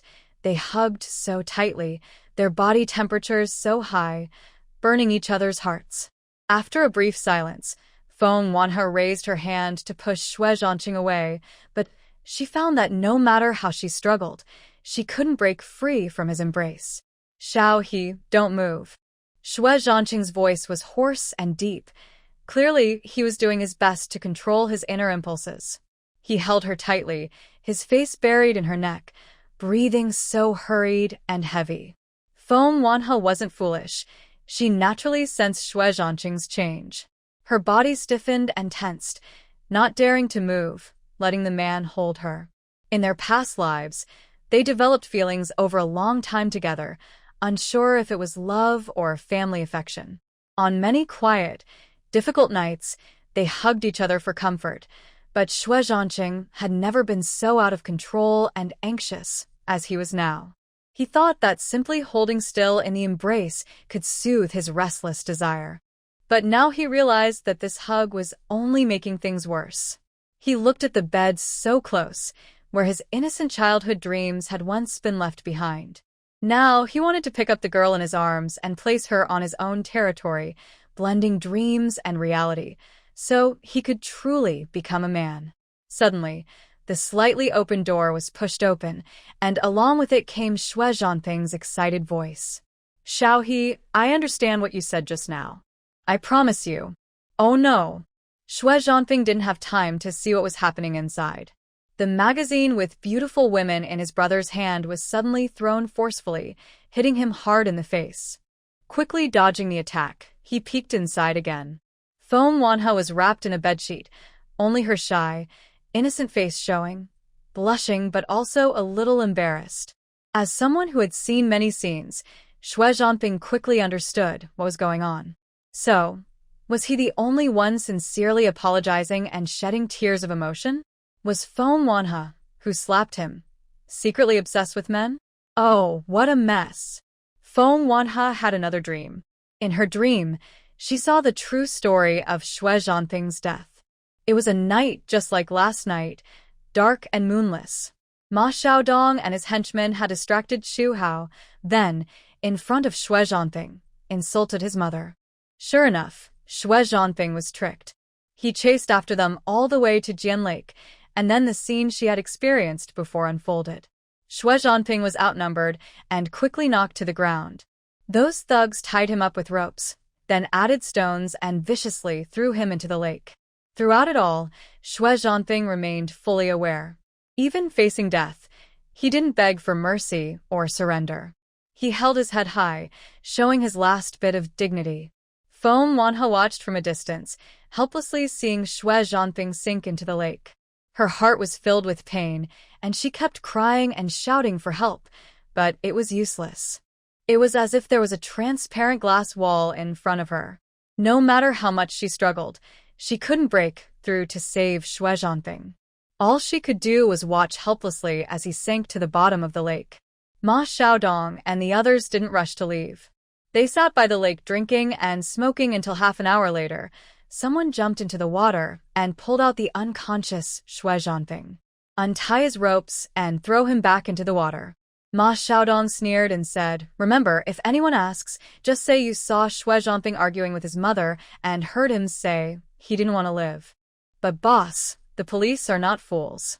We can't hide these tricks, a little follower nervously expressed his concern. Don't worry. My family has money and connections. As long as we stick to our story, my dad will find a way to settle this. I am an only child.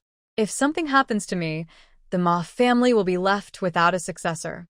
Killing someone, Ma Xiaodong showed no remorse or fear, even with a hint of excitement. I heard that Xue Zhancheng's brother lost his leg in an explosion during a mission. Now Xue Zhancheng is dead. Do you think Vice Principal Zhou will go crazy? Ma Xiaodong sneered loudly. Zhou Yuping dares to control me?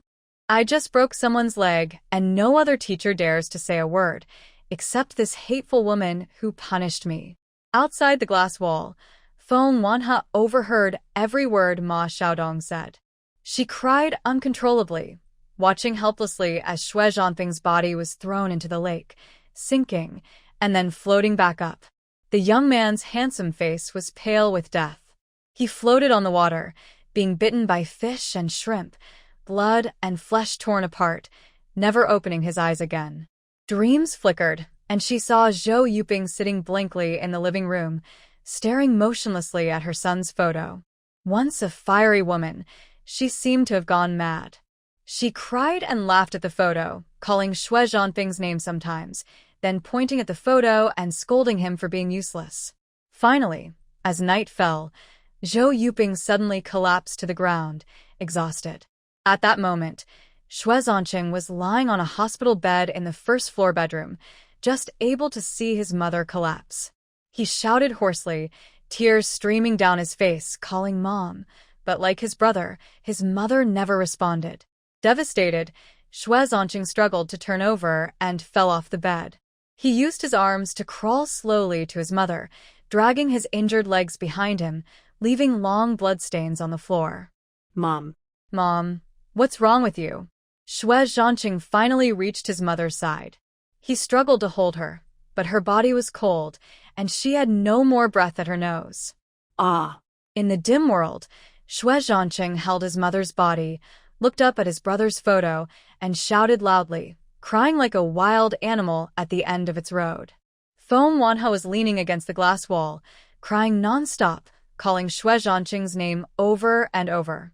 She wished she could break free from her restraints and rush forward to hold the man in front of her tightly, feeling his pain deeply. But it was useless. No matter how much she pushed or struggled, she couldn't reach him. Xiaohe? Xiaohe, wake up. When her tears blurred her vision, suddenly she heard Xue Zhancheng's voice beside her. Zhancheng! Xue Zhancheng! Manhwa shouted, calling his name again and again. I'm here, I've always been here with you. With his reply, a gentle hand stroked her forehead and cheek. Suddenly, Manhwa opened her eyes. She saw Xue Zhancheng's face with stubbly cheeks come into view. He was holding her, looking so tender and caring. When he saw her wake up, he smiled softly. Zhancheng. Manhwa couldn't tell if it was a dream or a reality. She suddenly sat up, hurriedly touching Xue Zhancheng's leg, saying, Your leg. Your leg. My leg is fine. Don't you remember? You protected me from a deadly danger, so I could stand here safely.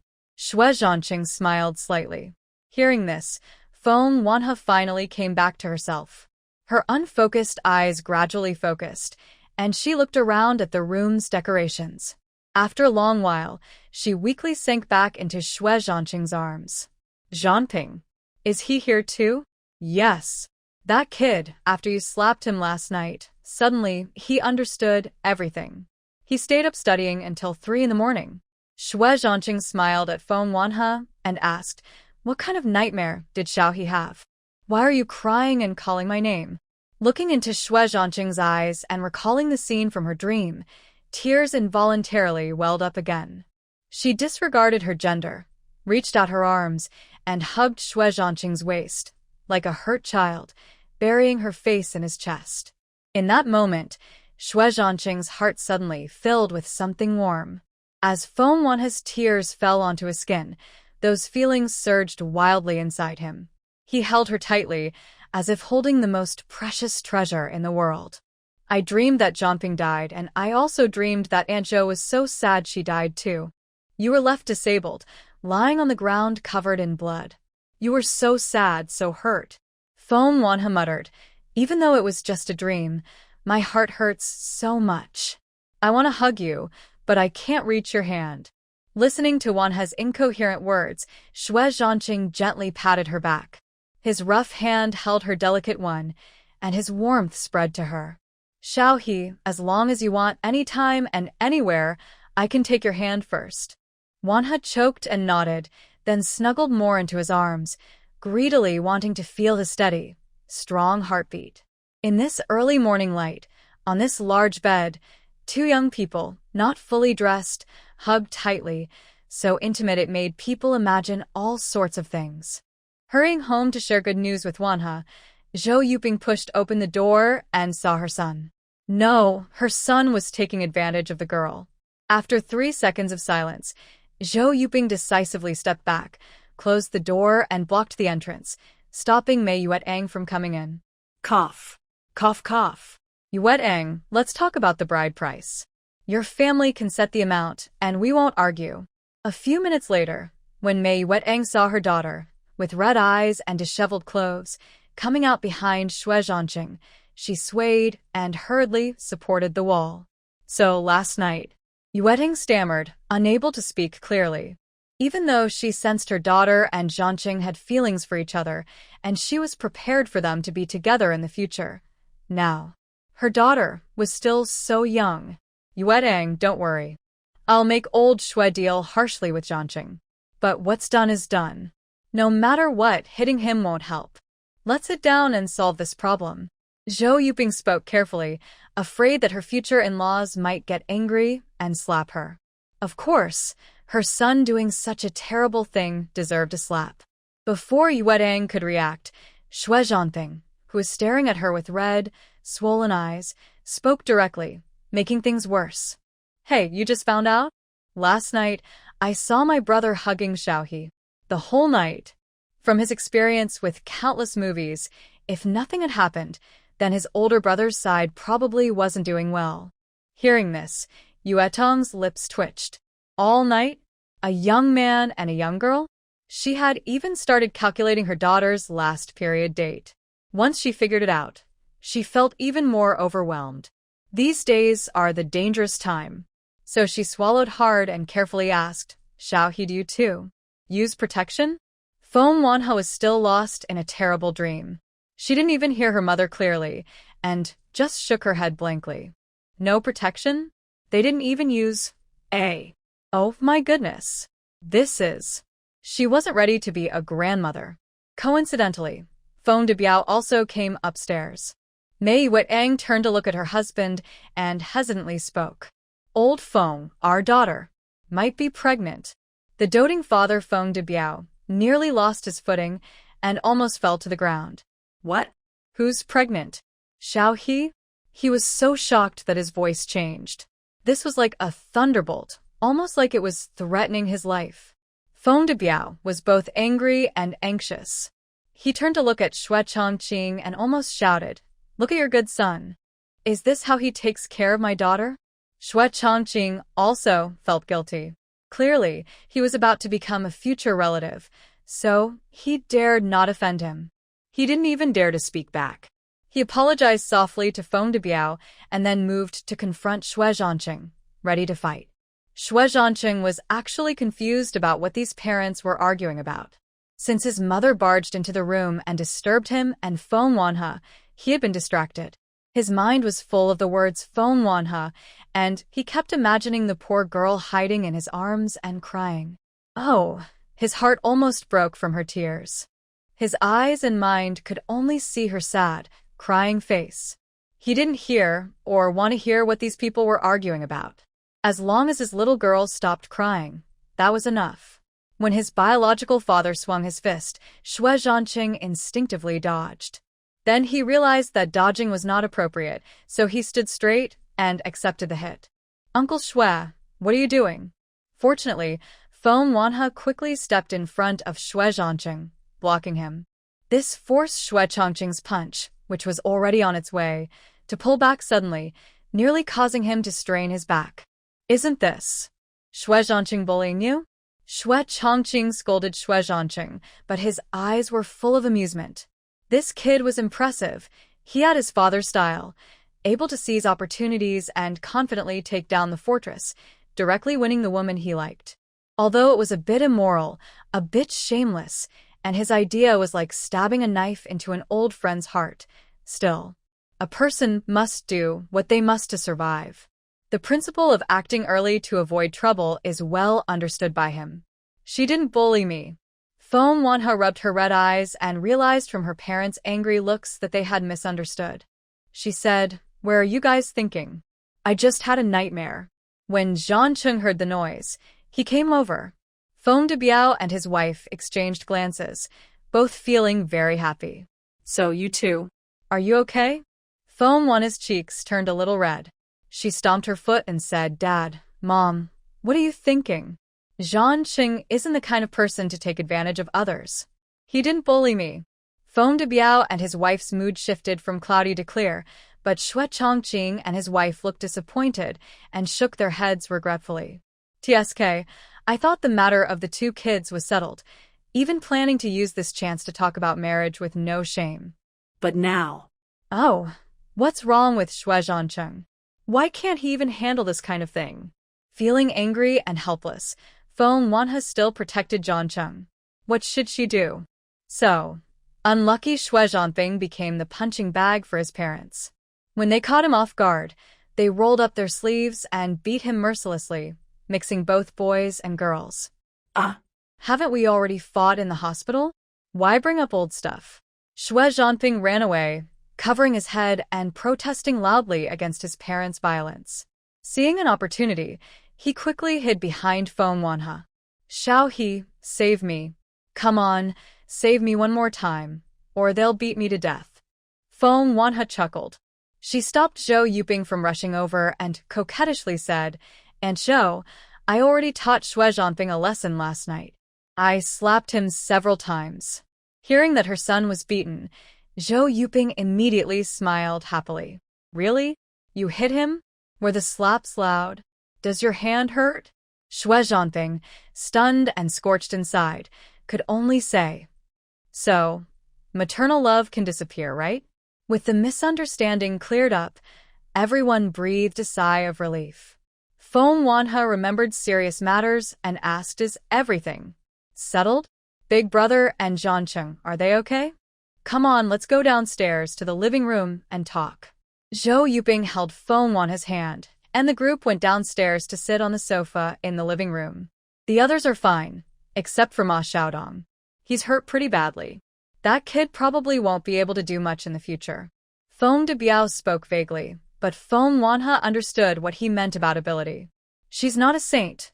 She doesn't pity Ma Xiaodong. In the recent dream, she clearly saw how Ma Xiaodong caused Xue Zhanfeng's death and nearly destroyed the Xue family. Even Ma Xiaodong's survival was the greatest mercy he could receive. At first, the Ma family refused to admit their son's mistakes and even threatened to make a big fuss, even planning to accuse Zhancheng and Jiang He of intentional killing. Feng Debiao said coldly. We were worried there would be no eyewitnesses, which would make the case unfavorable for us. But during the confrontation, an eyewitness stepped forward. From Feng Debiao's description, Feng Wanhe learned the identity of the witness. Huang Hui, Ma Xiaodong's most loyal follower, unexpectedly betrayed him and became the witness to his crime. Huang Hui was the most afraid of Ma Xiaodong among this group. How could he dare to betray him? Not only Feng Wanhe was shocked, even Zhanping was stunned. Thanks to your class teacher, Dang Juansong, who persuaded Huang Hui to testify, Zhou Yuping said seriously. Last night, when your class girls hurriedly left, Dang Juansong guessed something was wrong. Unfortunately, he was slow because of his weight and took a wrong turn. By the time he reached Jianhu, Zhancheng had already finished handling the scene. Hearing this, Feng Wanhe was confused. If teacher Dang arrived late, how could he know the truth and persuade Huang Hui to help us? Through Zhou Yuping's detailed account, Feng Wanhe finally understood that the seemingly irresponsible and unprofessional homeroom teacher was actually an extremely capable person. In a class full of troublemakers in the third year of high school, Dang Juansong appeared to be just letting things go, but he knew every student well. He understood each person's family situation, weaknesses, strengths, and even the last flicker of human kindness. Huang Hui's family was not well off.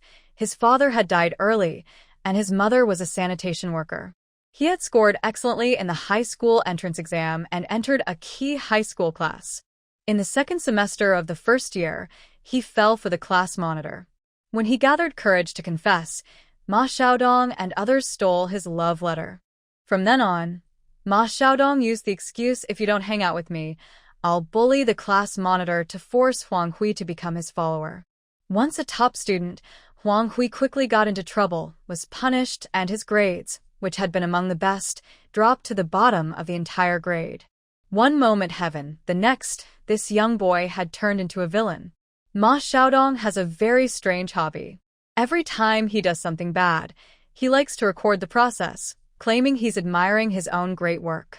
Huang Hui is responsible for filming, Zhou Yuping said in a serious tone. That night, Huang Hui took the recording device and ran away. The party army warehouse found him and talked to him, even convincing him.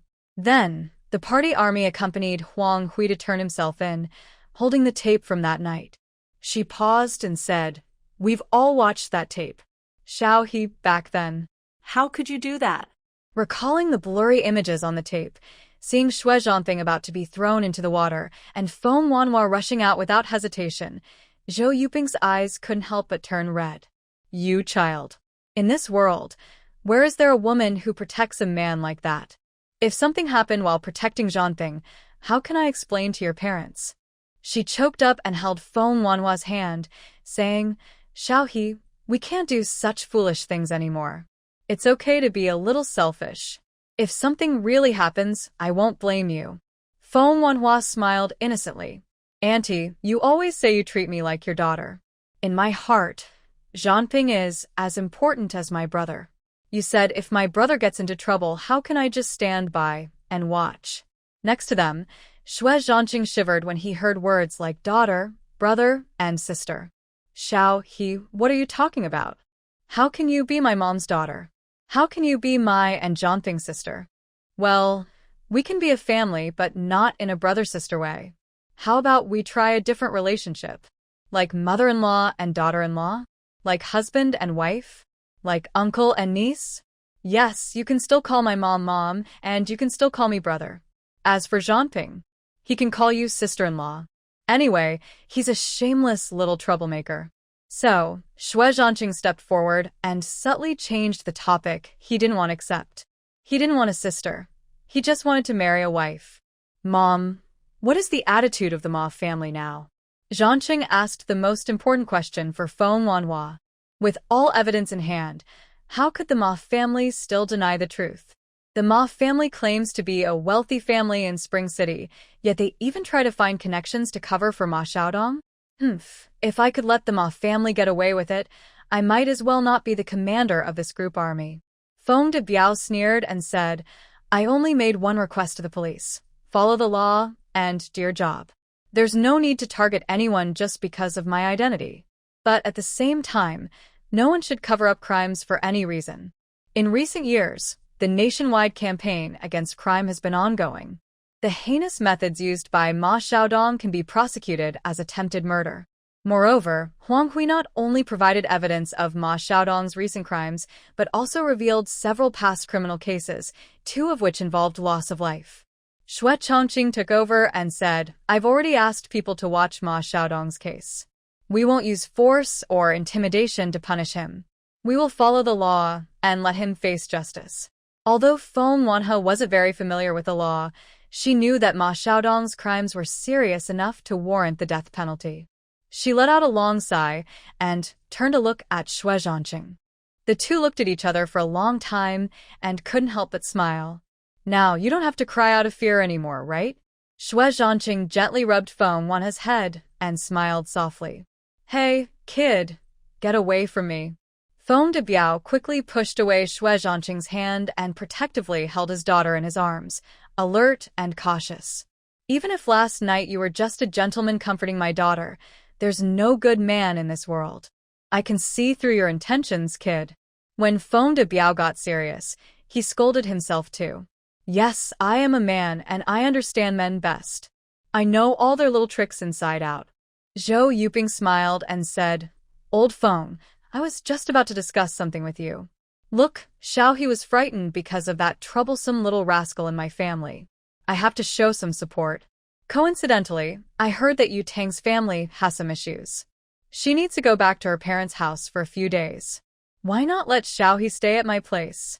I'll take good care of her, feed her well, and make sure she doesn't suffer. Zhou Yuping's plan was clear. She was eyeing Feng Wanhua to become her daughter-in-law. She was taking advantage of the situation to create opportunities for Xue Zhancheng to pursue her. Feng de Biao snorted through his nose and rolled his eyes to express his disapproval. No way. I disagree. Even if my wife goes back to her parents' house, I can still take good care of my daughter. Laozi would never give Xue Zhancheng any chance to take advantage.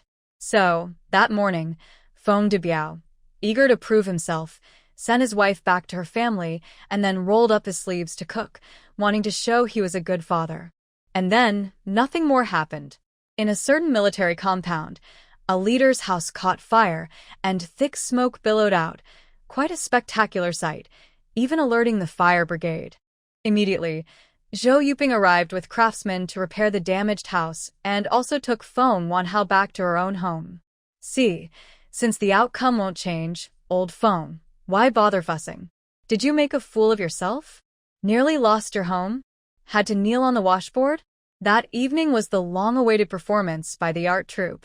Initially, Zhou Yuping worried that Feng Wanhao might be in a bad mood after last night and wouldn't want to go to the show. But unexpectedly, the girl was very strong-minded. By afternoon, she was already choosing clothes. This pink dress is pretty. Pink doesn't look good. It's too plain. This lake blue dress is the best. In the bedroom, Lei Xuxian and Zhou Yuping were giving Feng Wanhao fashion advice. The two women's opinions clashed, almost leading to an argument. Feng Wanhao had no choice but to hold up the pink dress Lei Xuxian liked in one hand and the lake blue dress Zhou Yuping preferred in the other, trying both on to see how they looked. People say clothes make the man, but for Feng Wanhao, with her good foundation, she looked good in anything. The plain pink dress, paired with Lei Xuxian's vintage hairstyle, made her look like a beautiful lady from the Republic era, which amazed Zhou Yuping. How about it? I was right about my taste, wasn't I? Lei Xuxian was very proud. She looked at Feng Wanhao in the mirror, feeling something was still missing. Yes, but you need jewelry to make it perfect. When I got married, my mother gave me a set of pearl jewelry as a dowry. I've hardly ever worn it. While speaking, Lei Xuxian left the bedroom and soon returned holding a delicate sandalwood box. Inside was a complete set of pearl jewelry. It might not be valuable, but it held special meaning. She didn't care that Feng Wanhao kept refusing and, without asking, put the necklace and earrings on her favorite girl. Look, who is this stunning beauty in the mirror? Lei Xuxian looked at Feng Wanhao, who was breathtakingly beautiful, with admiration and couldn't help but sigh. No wonder Zhancheng was moved. With Wanhao's looks, if I were a man, I'd fall in love at first sight too. Hearing this, Feng Wanhao's cheeks turned slightly red. She wanted to defend her pure friendship with Xue Zhancheng, but her words sounded empty. This morning had been chaotic and no one believed her innocence with Xue Zhancheng. She didn't believe it either. Meanwhile, Zhou Yuping saw her mother-in-law already bringing out her most valuable dowry, so she couldn't fall behind. She also contributed a pair of very expensive jade bangles, casually slipping them onto Feng Wanhao's wrist. That's more like it. Tonight, we must outshine everyone, better looking than the actresses in the performance troupe, to make them jealous. Lei Xuxian looked at Feng Wanhao, who looked like an angel, with admiration in her eyes. She held Feng Wanhao's hand and called out loudly, "Old Xue, come out and see how beautiful Xiao he is." Xue Weisong came out of the study, saw Feng Wanhao standing on the stairs, and smiled as he praised her. "Beautiful. Xiao he looks stunning. You're the second most beautiful girl I've ever seen." Hearing this, Zhou Yuping smiled happily. "Dad, who is the most beautiful girl?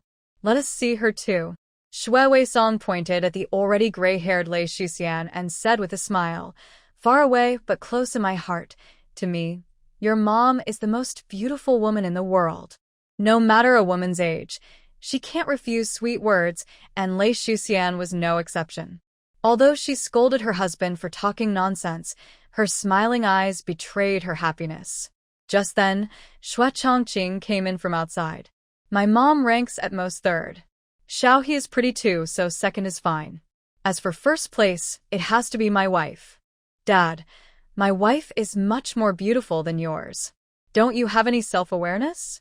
Hearing this, Xue Weisong laughed and scolded, "Forget your mother, you ungrateful son. Get lost." While scolding, he casually grabbed an apple and threw it unceremoniously at his son's face. Xue Zhancheng easily dodged, but Xue Zhancheng, who was unprepared, was hit. The apple hit him squarely on the nose, making him howl in pain. "Hey, what are you doing? I haven't even stepped inside yet." Feng Wanhe hurried over to check on him. "Are you okay?" "Not okay. It's serious. I might have to sacrifice myself." "Ouch. Ouch. It hurts so much," Xiao He on it for me.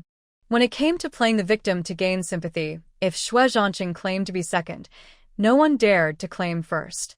Knowing full well that he was pretending, Feng Wanhe still smiled and gently blew on the spot where Xue Zhancheng had been hit. "Grandpa, Dad, you really don't understand. Don't you know what your wife looks like?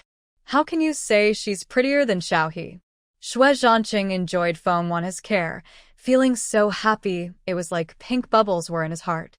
Hearing this, Xue Zhancheng smiled. He looked at his father and said, "You call me unkind? Look at the real unkind person here. Not only do you not see my wife as important, but you also don't pay attention to your own wife." Only Xue Weisong shrugged and said, "What can I do? The top is crooked, so the bottom is crooked too." The 3 generations of men in the Xue family teased each other, making Feng Wanhe blush. Seeing this, Lei Shuxian smiled and pulled Feng Wanhe behind her, helping the shy girl feel better. "I admit defeat with Yuping." The mother-in-law and daughter-in-law agreed to give up the title of the most beautiful woman in the world to Xiao He. Everyone couldn't help but laugh. Feng Wanhe looked up at Xue Zhancheng, dressed in a military uniform, and asked, "Why are you back at this time?" "Guess," Xue Zhancheng replied with a smile. "Don't you remember what plans we have tonight? Watching a show. But didn't you give the tickets to our classmates? I thought you weren't coming." Feng Wanhe wore a beautiful dress just to go see the show, but she thought Xue Zhancheng and his comrades had given up the chance to watch it to show their selflessness. "How could I not go? You're so pretty, and if no one accompanies you, my single friends will go crazy." Xue Zhancheng knew very well how single soldiers in the army behaved around beautiful girls. Those guys, when they see a beauty, are like hungry wolves seeing meat, more eager and crazier than each other. He couldn't let anyone take advantage, not even his friends. Feng Wanhe was amused by Xue Zhancheng's words. She looked at the clock on the wall. It was getting late, and it was time to leave for the army hall to meet Wang Qiangwei and the others. Last night, Wang Qiangwei helped her a lot, and she hadn't had a chance to thank her yet. Xue Zhancheng seemed to see through Feng Wanhe's thoughts. He smiled mysteriously and teased her. "I prepared a special gift for your female classmates. Don't ask what it is now. When you get to the hall, you'll find out." Then Feng Wanhe said goodbye to the Xue family, sat behind Xue Zhancheng on his bicycle, holding his waist, and under the sunset and evening breeze, they happily headed to the hall, chatting and laughing. A cool breeze lifted Feng Wanhe's pink dress. In the orange glow of the sunset, the thin fabric of her skirt wrapped around Xue Zhancheng's green military uniform, creating a beautiful scene that almost brought people to tears. In the evening, the entrance of the army's main hall was very lively. From afar, Feng Wanhe saw many familiar figures, uncles from the courtyard and her classmates. "Feng Wanhe, over here." Seeing familiar faces, Wang Qiangwei waved her hand to greet them. Although Wang Qiangwei usually acted carefree, she looked a bit nervous at the solemn entrance of the main hall, watching the soldiers coming and going. "Why aren't you going in?" Feng Wanhe jumped off her bike, smiled, and greeted Wang Qiangwei and her classmates. "Qiangwei is afraid to go in, worried she might be stopped by the guards," one classmate bluntly revealed. She said she saw guards at the hall entrance and felt scared, thinking she didn't belong in such a sacred place, the classmate added. Wang Qiangwei looked embarrassed and made a move to cover the other's mouth. Amidst the laughter and chatter, Feng Wanhe was about to say, "I'll take you in," when she saw Xue Zhancheng shout, "Third squad leader." "Yes." With a strong voice, a soldier with thick eyebrows and big eyes ran over and saluted Xue Zhancheng. "Notify all units to follow orders." "Yes." The third squad leader stood straight, saluted, and then turned to give instructions to the nearby officer team. Everyone take out your tickets. Based on odd and even numbers, form pairs with female comrades. Make sure to take good care of your partner. The officers responded in unison, yes. We will complete the task. Then, the officers marched in orderly steps, standing neatly beside each girl, much to Feng Wanhe and her classmates' amazement. Double-check your tickets to make sure you haven't paired with the wrong girl. The third squad leader took out his own ticket first, then asked the girl next to him, "Comrade, are you sitting in seat 2 in row 7? The girl, confused, nodded automatically. The squad leader saluted her, introduced himself, and then said, "Tonight, I will be responsible for your schedule, comrade. May I ask your name?" The other officers behaved just like the third squad leader. The girls had never seen such a scene before and honestly reported their names, some even sharing details about their families. Feng Wanhe's eyes nearly dropped to the ground. She realized that Xue Zhancheng, that scoundrel, was just pretending to be fair and helping his friends find connections. No wonder he suddenly showed kindness by giving tickets and confidently promised to take care of her classmates. Yes, one-on-one service, which could be called quite inappropriate. Is this the surprise you mentioned? Are you crazy? My classmates are still high school students. Feng Wanhe couldn't hold back and sharply pinched Xue Zhancheng's waist. Ouch, ouch, ouch, shall he be gentle? It hurts. Ignoring the many friends watching, Xue Zhancheng shouted loudly, making Feng Wanhe feel very embarrassed. Is this man a rooster? Does he just start crowing when upset? Stop talking nonsense. Is a soldier king really like this? This is just a casual thing, like picking grass and hitting rabbits. Xue Zhancheng quickly smiled to appease her. As far as I know, among the girls in your class, you're the youngest, already 18. They are all adults now. He flattered, and I promise, this is just a meeting to get to know each other. Even if either side has feelings, it has to wait until after your college entrance exams. Seeing the irritation in Feng Wanhe's eyes lessen a bit, he took the opportunity to say, "Plus, these officers are carefully chosen by me. Their character and ability are solid. All are genuine national defense students, with at least a junior officer rank. If it works out, your classmates won't be at a disadvantage, right?" That part was true. In this era, marrying an officer was considered very honorable. Not to mention the prestige of being an officer, from a practical point of view, their monthly allowances are relatively high, with great potential for promotion. Marrying an officer could mean accompanying them to military assignments, enjoying many benefits. These female classmates are good at heart, but due to various reasons their grades are poor. To put it bluntly, they have little hope of college entrance. So, this is a win-win situation. It can solve the single officer's dating issues and give your classmates other life choices. Everyone benefits. Xue Zhancheng's words sounded almost like lies. Under his persuasion, Feng Wanhe surprisingly felt it made sense. Well, let's agree first that this can't be forced. It depends entirely on personal willingness. Xue Zhancheng was delighted and raised his hand to promise. Don't worry. If any of your classmates suffer even a little unfairness with my friends, I will personally make sure it's fair. At this moment, several officers had already entered the grand hall with their respective partners. As these dozens of people went inside, the entrance suddenly became much quieter. Wang Qiangwei suddenly realized she was alone. What's going on? Everyone else was accompanied by an officer to watch the performance, so why was she? Is the army also treating people differently? Is she not worthy of having someone with her? While she was questioning herself, a tall battalion commander, sweaty and tired, ran over and casually ruffled Feng Wanhao's hair. "Little he, you look really beautiful tonight." The person was Dong Yuanchao. Being so straightforward with his compliment, Feng Wanhao blushed a little but still smiled and greeted Dong Yuanchao. "Yuanchao, what are you hesitating for? Your partner is waiting anxiously." Xue Zhancheng smiled a bit flirtatiously, winking at Dong Yuanchao, signaling him to make a move. Meanwhile, Wang Qiangwei also seemed a bit anxious. Before Dong Yuanchao could even greet her, she stepped forward and grabbed his arm. "Are you my partner? Come on, hurry up, or the show will start soon."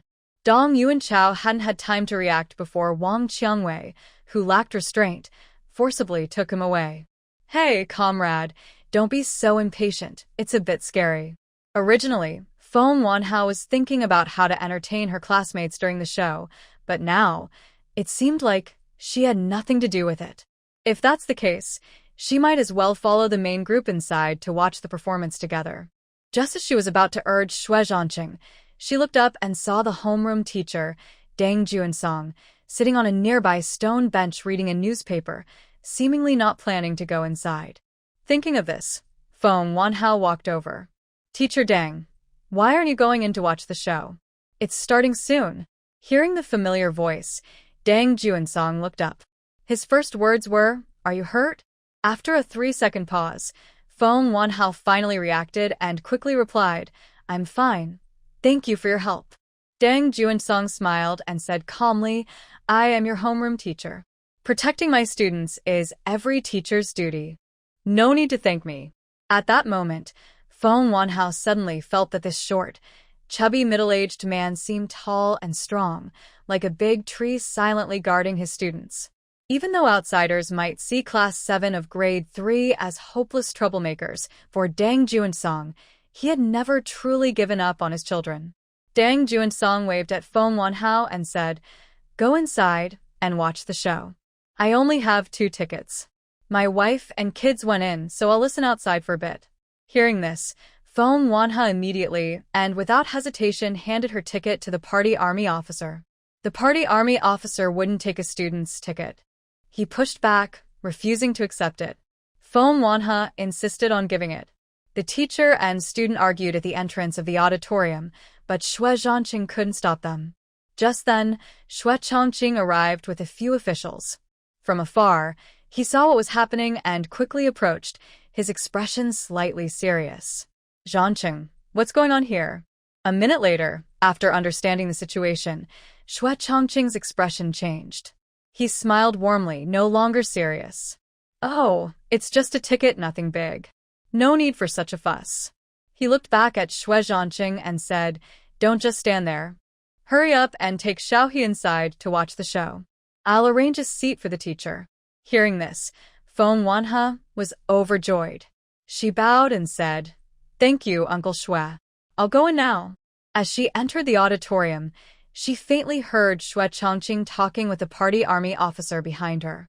"You can discipline and scold Xue Zhancheng as you see fit.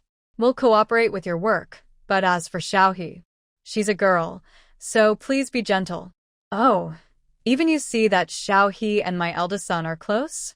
Honestly, I treat Xiaohe like my daughter-in-law and spoil her." Hearing this, Feng Wanhao almost collapsed to the ground. "No way, sir. Are you planning to make my life difficult by saying these things in front of my head teacher?" Just a few days ago, the head teacher had been furious because someone in the class was dating. At that time, the head teacher pounded on the desk and shouted, "Where are your bread? Where is your milk? I tell you, in the senior class 7, there's no place for love. Anyone who dares to date before graduation, don't blame me for being harsh. Get your parents involved, write a self-criticism, no exceptions." "Oh my, Uncle Xue, are you trying to put me in a tough spot?" But then, what the party army officer said next stunned Feng Wanhao again. If Xue Zhancheng hadn't helped her, she might have really fainted. "Well, this is a good match, but my student is kind and innocent. If she marries your son, please make sure she isn't wronged." His tone was like a father sending his daughter off for marriage, filled with worry and blessings for her. Feng Wanhao turned to look back from the steps. She saw that the party army officer's hair was already gray and his figure had become hunched. He is a teacher and also a respected elder to her. Meeting such a good teacher is a gift from heaven for her. Feng Wanhao and Xue Zhancheng just found their seats when the performance began. As the auditorium lights dimmed, performers from the art troupe took turns on stage to perform. Because a military leader was attending the event, the lineup of performers was very strong, including many well-known actors seen only on TV and in newspapers. Feng Wanhao was watching happily when she saw Xue Zhancheng hold her hand and place something in her palm. Looking down, she saw a handful of roasted peanuts with their shells removed. To keep you from getting bored, I prepared some snacks in advance, Xue Zhancheng said with a smile, pointing to his uniform pocket. There are also hazelnuts and calcium milk biscuits inside. When you want to eat, just take them. The peanuts in her hand still carried Xue Zhancheng's body warmth, slightly warm and making Feng Wanhe feel a little fluttery. She took a bite of the peanuts, and the crispy flavor spread in her mouth, making her feel sweet inside. Xue Zhancheng silently watched Feng Wanhe's profile and secretly gave himself a thumbs up. Yesterday, he overheard some young men discussing how to make a girl happy, mentioning preparing snacks, especially nuts with shells removed, to win her heart. He had tried preparing peanuts just to see if it would work, and surprisingly, Feng Wanhe seemed genuinely touched. Xue Zhancheng was very happy, feeling that his efforts to pursue her had taken a big step forward. Before he could think about what to do next, Feng Wanhe suddenly grabbed his hand. His heart jolted, and he couldn't help but feel excited. Could it be that he was so quick to understand? That they were already at this stage? Should he respond by putting his arm around her waist? Just as Xue Zhancheng was pondering his next move, Feng Wanhe's words hit him like a cold splash, making him feel a chill but also excited. Look. My favorite male singer is on stage. Ah, he's so handsome. I really admire and like him so much. Xue Zhancheng's smile froze on his face. Haha, so the clown is me? He looked up and saw a young man on stage, tall and thin, with a somewhat feminine face. Definitely not very masculine. Xue Zhancheng thought to himself, what's so great about this kind of guy? Why does it make Feng Wanhe so excited? Her taste in beauty was terrible. She didn't cherish the handsome guys around her and instead liked this little white face. Ugh. So frustrating. Not only was Feng Wanhe excited, but many girls in the auditorium were also very excited, some even screaming and cheering for their idol. The atmosphere became lively instantly. The male singer on stage was nervous, but kept singing and bowing to thank the audience. Can I take a photo with him later? After the male singer left the stage, Feng Wanhe looked eagerly at Xue Zhancheng and asked. Her eyes sparkled with excitement and hope, as if she would cry if Xue Zhancheng shook his head. What could Xue Zhancheng say? The woman he chose, he would spoil her no matter what. Even if she wanted to take a photo with a handsome guy or reach for the sky, he would help her. Jealousy flooded his heart, but Xue Zhancheng smiled and pretended to be generous, saying, Sure, I'll take you backstage to find him later. Clenching his fists, Xue Zhancheng secretly made a decision. He had to find out who that handsome guy was and get him transferred away soon. He didn't want him to appear in front of Feng Wanhe ever again. The 2-hour performance made Feng Wanhe and her friends very excited. They kept clapping until their hands were sore, but they still wanted more. Hurry, hurry. Take me to take a photo. Please, Brother Cheng. Feng Wanhe was so excited she was bouncing. She didn't care if others were watching. She grabbed Xue Zhancheng's hand and acted cute just to take a photo with her idol. Seeing some fans looking at her with envy, Xue Zhancheng felt happy inside, thinking his vanity was satisfied. He forgot about his jealousy.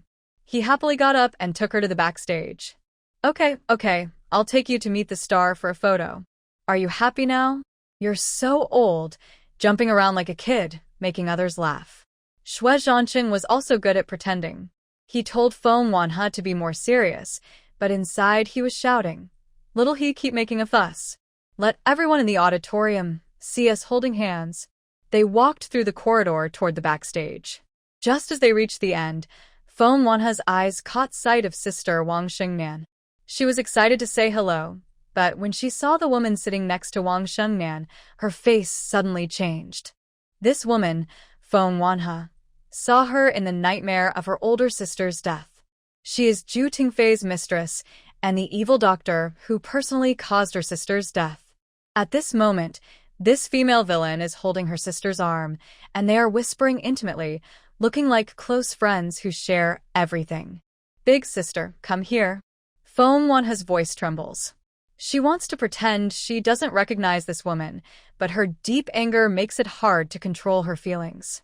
Hearing Feng Wanhe's voice, Wang Shengnan looks up, her eyes full of joy. Little sister, why did you come? I bought your favorite fish skin and peanuts. I was going to find you after the show ends. Here for you. As she speaks, Wang Shengnan takes a paper bag from her pocket, filled with snacks Feng Wanhe likes. She also affectionately introduces Feng Wanhe to the woman beside her. Gong Yuan, this is my little sister. How is she?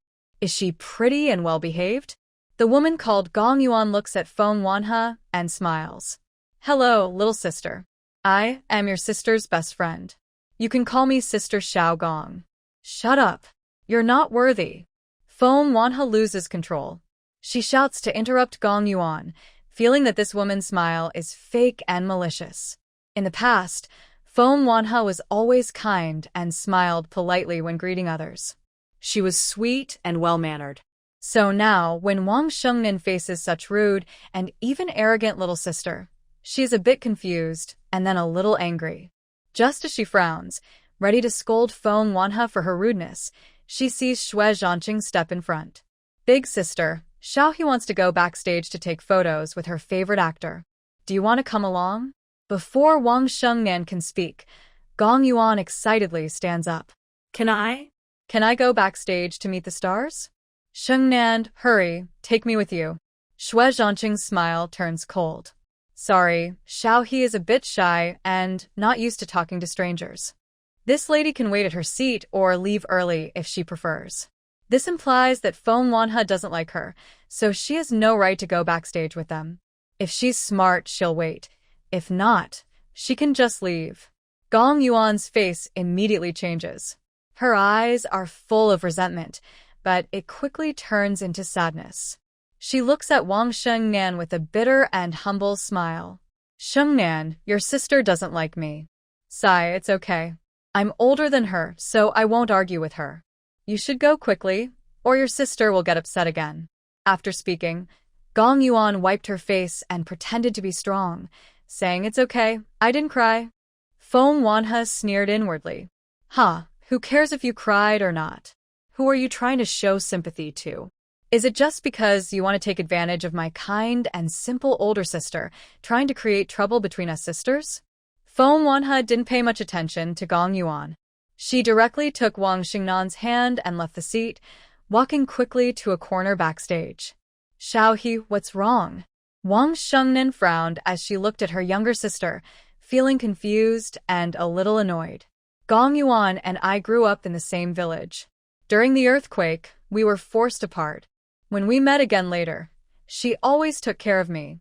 You're usually a sensible girl, so why are you acting so rude to your best friend today, even seeming to deliberately bully her?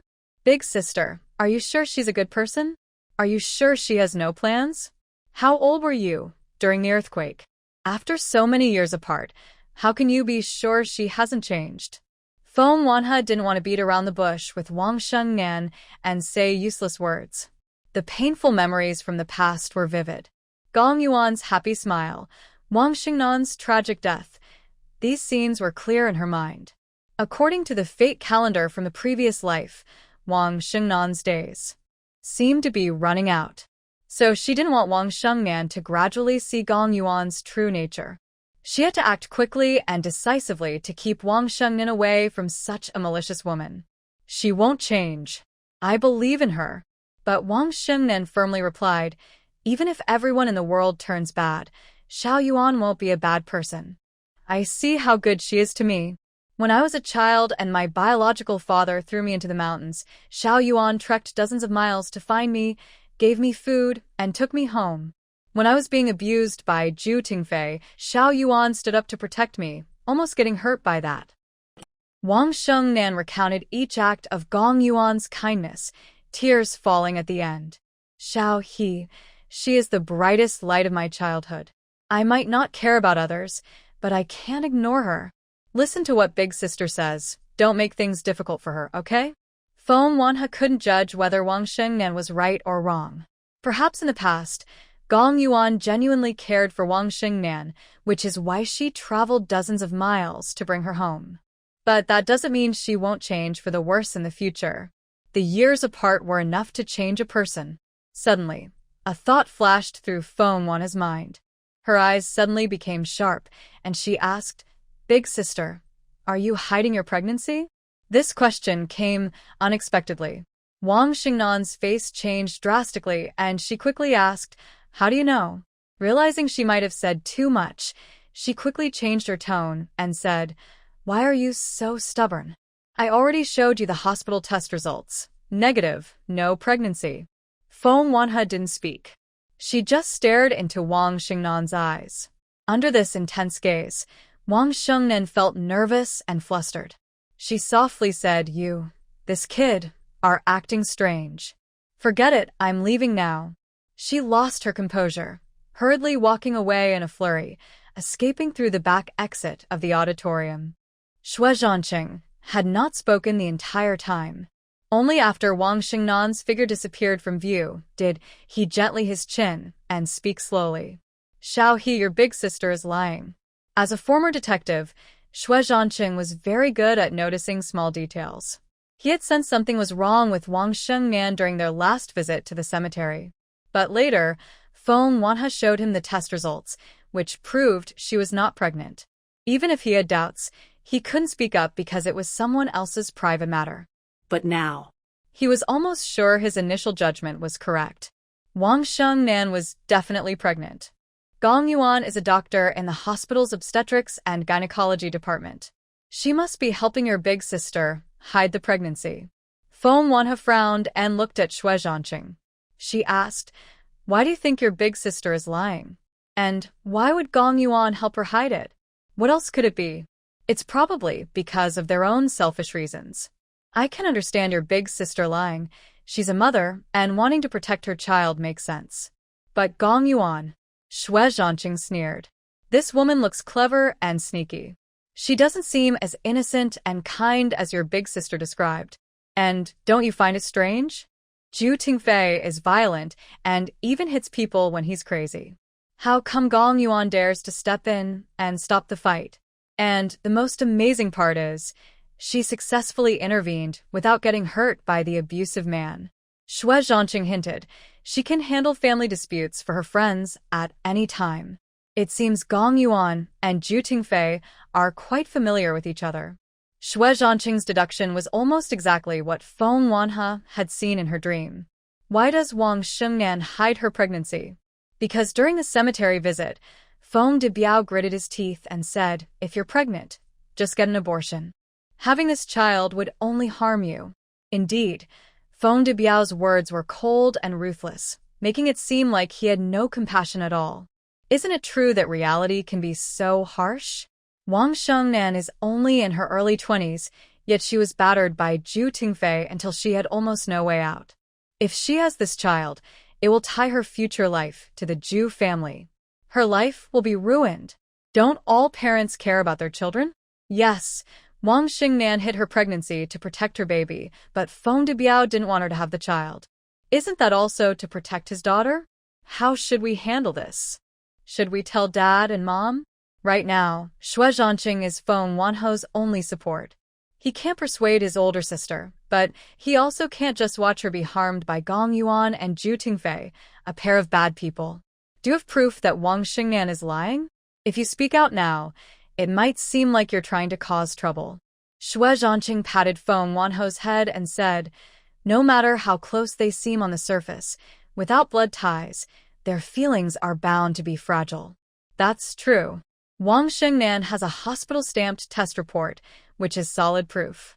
If she speaks out impulsively, it will only make the whole family uncomfortable. Leave this to me. Seeing Feng Wanhe's worried face and her small frown, Xue Zhancheng couldn't help but smile. It's just a small matter. Do you think Gong Yuan and Zhu Tingfei can really hurt your sister? At worst, she can leave with the baby and divorce. With her conditions, she might not have a bad life. Feng Wanhe didn't speak, but inside, she was crying in pain. Right now, her sister might be harmed on the operating table by her trusted best friend just because of having a baby. I'll get the proof of your sister's pregnancy within a week. As for whether Gong Yuan and Zhu Tingfei are involved, a quick investigation will tell us. In Spring City, the children of big families are always quite bold. Xue Zhancheng is the same. When he was 17 or 18, he often fought with local kids, and through fighting, he even made some friends. Now, although he's no longer in the martial world, he still holds a certain status. Do you still want to take photos with celebrities? If not, I can take you to meet some people. Maybe they can help your sister. Xue Zhancheng's eyes are sharp and clever. He knows Feng Wanho's personality very well. This girl knows her priorities and understands that family is much more important than celebrities. Sure enough, Feng Wanho immediately shook her head without hesitation. No more celebrities. Take me to meet your friends. Xue Zhancheng couldn't help but laugh. He pinched Feng Wanho's face and took her out of the auditorium together. Spring City said that it was neither big nor small, and Xue Zhancheng rode a bicycle carrying Feng Wanho. The two of them walked along the dimly lit street for a long time. They passed through quiet alleys and busy main roads until they finally reached a lively night market filled with the smell of food. Seeing Xue Zhancheng leave the bike by the roadside without locking it, Feng Wanho couldn't help but remind him, "Lock the bike, or it might get stolen." "Stolen here? Even if it gets stolen, I can find it back. No big deal," Xue Zhancheng said, then took Feng Wanho's hand and slowly moved forward through the noisy night market. The sign "Abalone Braised Rice" was very eye-catching in the busy market. Many people gathered around the stall, seemingly arguing. A young man, only wearing an apron that showed his muscular arms, was holding a metal spoon and confronting a few big men. "Say that again?" The muscular man pointed the spoon at the drunken man and said sharply. The other man was not easy to scare either. One of them picked up a soy sauce bottle and threw it on the ground, shouting, "Ask you, why isn't there abalone in the rice?" "Abalone? When did I say there was abalone in the fried noodles? 5 cents, you get a bowl of rice. Do you think you're entitled to abalone?" The muscular man sneered, full of disdain. Then, these people pointed at the "Abalone Braised Rice" sign and said, "What's this? What's this? Such big characters, trying to cheat us?" Hearing this, the man suddenly smiled. "This abalone braised rice doesn't mean there's abalone in the rice. It's because my nickname is Abalone, and a chef named Abalone cooked this rice. It's like the chicken stew sold next door. Don't expect the shop to give you a chicken, okay?" This explanation was so strange that the group suddenly fell silent. Goodness. Can you really do business like this? It's very annoying, but it's not without reason. Xue Zhancheng held back his laughter and stepped forward to smooth things over. From the accents of these customers, they're probably from out of town. Ignorance is no crime. Today's meal is on the house, but you'll need to pay for the soy sauce. It's not right to damage others' property.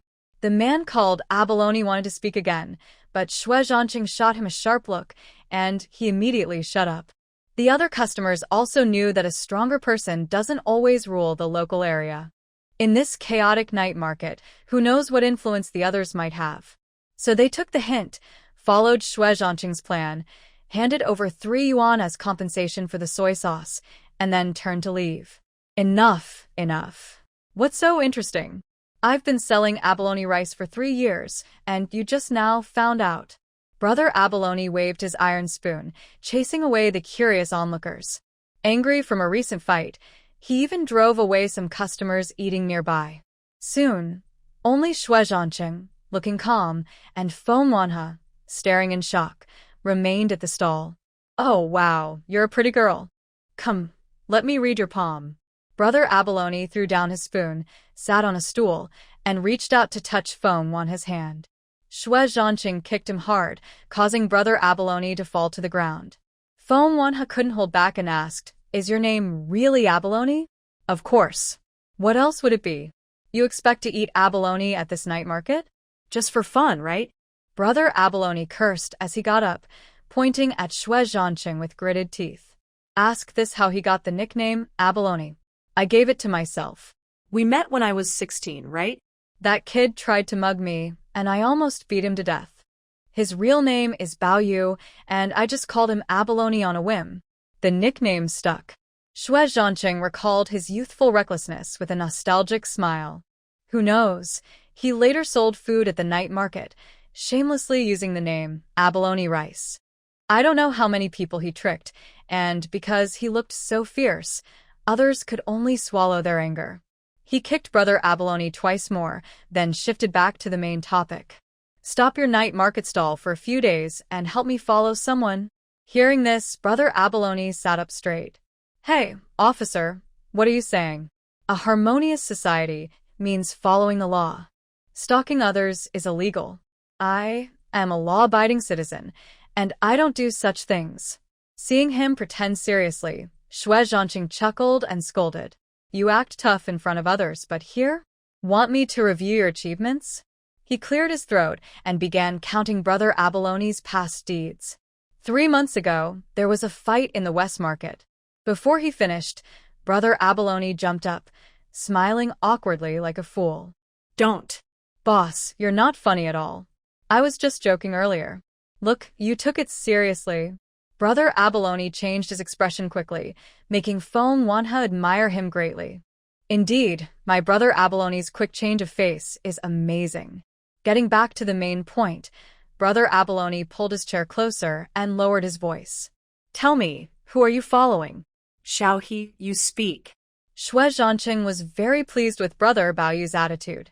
He reached out and pulled Feng Wanhe closer, so they sat almost shoulder to shoulder. Immediately, Feng Wanhe told Brother Baoyu everything about Zhu Tingfei, including his workplace, home address, and even how he was abusive to Wang Xingnian. Brother Baoyu grew angrier the more he listened. Finally, when Feng Wanhe said, I suspect Zhu Tingfei and Gong Yuan plan to team up to hurt my sister, he punched the small table in front of him. With a loud crash, the fragile wooden table split apart, and the broken pieces almost splattered onto Feng Wanye's face. Goodness! Are there really such cruel and ruthless men in the world? Cheating and betraying are bad enough, but planning to harm his own wife? Even beasts wouldn't do such things. Brother Baoyu clenched his fists tightly and pounded his chest, promising, This matter is on me. I will not only find evidence of the scumbag's cheating but also protect your sister and make sure she isn't bullied. He paused and then said, Honestly, I'm also an orphan of the earthquake. I don't have as good luck as your sister. I wasn't adopted by a kind family. I wandered all over and finally settled in Chun City. His eyes carried a hint of sadness. If that earthquake hadn't happened, and if my parents and brother were still alive, I'd probably have graduated from university by now. I used to be a very good student when I was young. Feng Wanhe looked at Brother Baoyu with full of sympathy. Just as she was about to speak and comfort him, she suddenly saw Brother Baoyu burst out laughing. Hey, little girl, I tricked you? I told you my acting has improved recently. Fooling a little sister like you is no problem. Maybe I should go find a girl to date someday. Hey, why are you hitting me? Before he could finish boasting, Xue Zhancheng raised his hand and patted Brother Baoyu's back several times. The force was so strong it almost made him spit out his dinner. I warn you, I don't care if you fight or get into trouble, but if you dare to bully girls, don't blame me for turning cold. Hearing Xue Zhancheng's warning, Brother Baoyu looked awkward and smiled. Come on. I really don't like being your best friend. You're boring, not funny, too serious, especially with all this sense of justice. Ugh, it's so annoying. Impatient, Brother Baoyu got up and took a few steps back, not wanting to sit with Xue Zhancheng anymore. As long as that Jew guy really has something to hide, don't worry. I promise to give you a complete chain of evidence, so we can firmly pin this scumbag and his accomplice on the moral shame pole. With Brother Baoyu's words, Xue Zhancheng nodded in satisfaction. All right, we'll wait for your good news. As for delaying your earning these past few days, 20 yuan a day, is that okay? To know, Brother Baoyu only earned about 10 yuan in a whole night at his street stall. Now that Xue Zhancheng offers him 20 yuan, it's clear he's making a profit. Forget it, I dare not take your money. With your status and position, I can't afford to offend you. Brother Baoyu pouted and said, When everything is settled, you treat me to a good meal. Xue Zhancheng didn't insist on giving him money. He nodded and replied, All right, I'll treat you to the most expensive restaurant in Spring City later. Just then, a customer came over shouting loudly, Boss, 1 abalone rice. Not selling anymore, get lost. While packing up his small stall, Brother Baoyu impatiently shouted, showing a bad attitude, lacking the service attitude expected in the food industry. No wonder he can't make money. Serves him right. After saying goodbye to Brother Baoyu, Feng Wenhe sat again on Xue Zhancheng's bicycle, riding toward the military compound in the cool evening breeze. How could you be friends with someone like that? Feng Wenhe couldn't help but ask on the way home. Brother Baoyu has a rough, heroic aura. You're from a noble family. You two are not the same kind. That's why when we first met, we fought fiercely. Back then, he was really a troublemaker, bullying students on the way home from school every day. I stepped in to teach him a lesson. Xue Zhancheng pedaled the bike, squinting as he recalled those wild days of youth. Me, Dong Yuan Chao, and 2 other kids from the big yard, we were known as the 4 kings of the military district yard. I heard someone was robbing people near the school, and our sense of justice couldn't stay quiet. So, on a dark, windy night, I crossed paths with Brother Baoyu. I've never lost a fight since I was young, but Baoyu is ruthless. He stabbed me in the thigh with a knife, almost killing me. Hearing this, Feng Wenhe gasped. Is that the scar on your inner right thigh? Oh. Before he finished speaking, the bicycle suddenly stopped. Feng Wenhe, caught off guard, leaned forward and hit his face on Xue Zhancheng's hard back, feeling so much pain that tears almost fell. Xue Zhancheng turned to look at Feng Wenhe, his eyes sharp as a hawk. How do you know I have a scar on my inner thigh? Even my mom doesn't know about that injury. Under Xue Zhancheng's intense gaze, Feng Wenhe felt a bit nervous. What should I say? In his past life, he was a useless person confined to bed due to paralysis. Later, he couldn't even take care of himself. She cleaned his body every day, and she had seen everything about him. What do scars on his inner thigh matter? She even knew the exact location of each of his moles, like where they grew. The images in her mind were too inappropriate, so Feng Wenhe quickly shook her head, trying to push away those unsuitable thoughts. Don't look at things you shouldn't. Don't look at things you shouldn't. Well. I heard from Zhanping. Feng Wenhe started to make up a story. Zhanping said, he sneaked into your room while you were asleep to get a beauty magazine and then saw the scar on your thigh. Her eyes twinkled as she fought back. How would you have a beauty magazine? Are they interesting? I saw the magazine under your pillow. It was a swimsuit magazine. Feng Wenhe looked at him with innocent, naive eyes, repeating over and over about the magazine, forcing Xue Zhancheng to retreat step by step. He didn't care about the scar on his thigh anymore. He immediately kicked his bike into gear and sped home with Feng Wenhe. Really, Feng Wenhe is dangerous. On Monday, Feng Wenhe went to school as usual with Xue Zhanping and Zhu Hao. When they entered the classroom, they saw that Ma Xiaodong's seat was empty, and the troublemakers involved in hurting Xue Zhanping that night were also gone. Wang Qiangwei saw Feng Wenhe come in and excitedly said, Ma Xiaodong, and those punks have been expelled. Although the school handled Ma Xiaodong's case discreetly, with many eyes watching, some rumors still spread.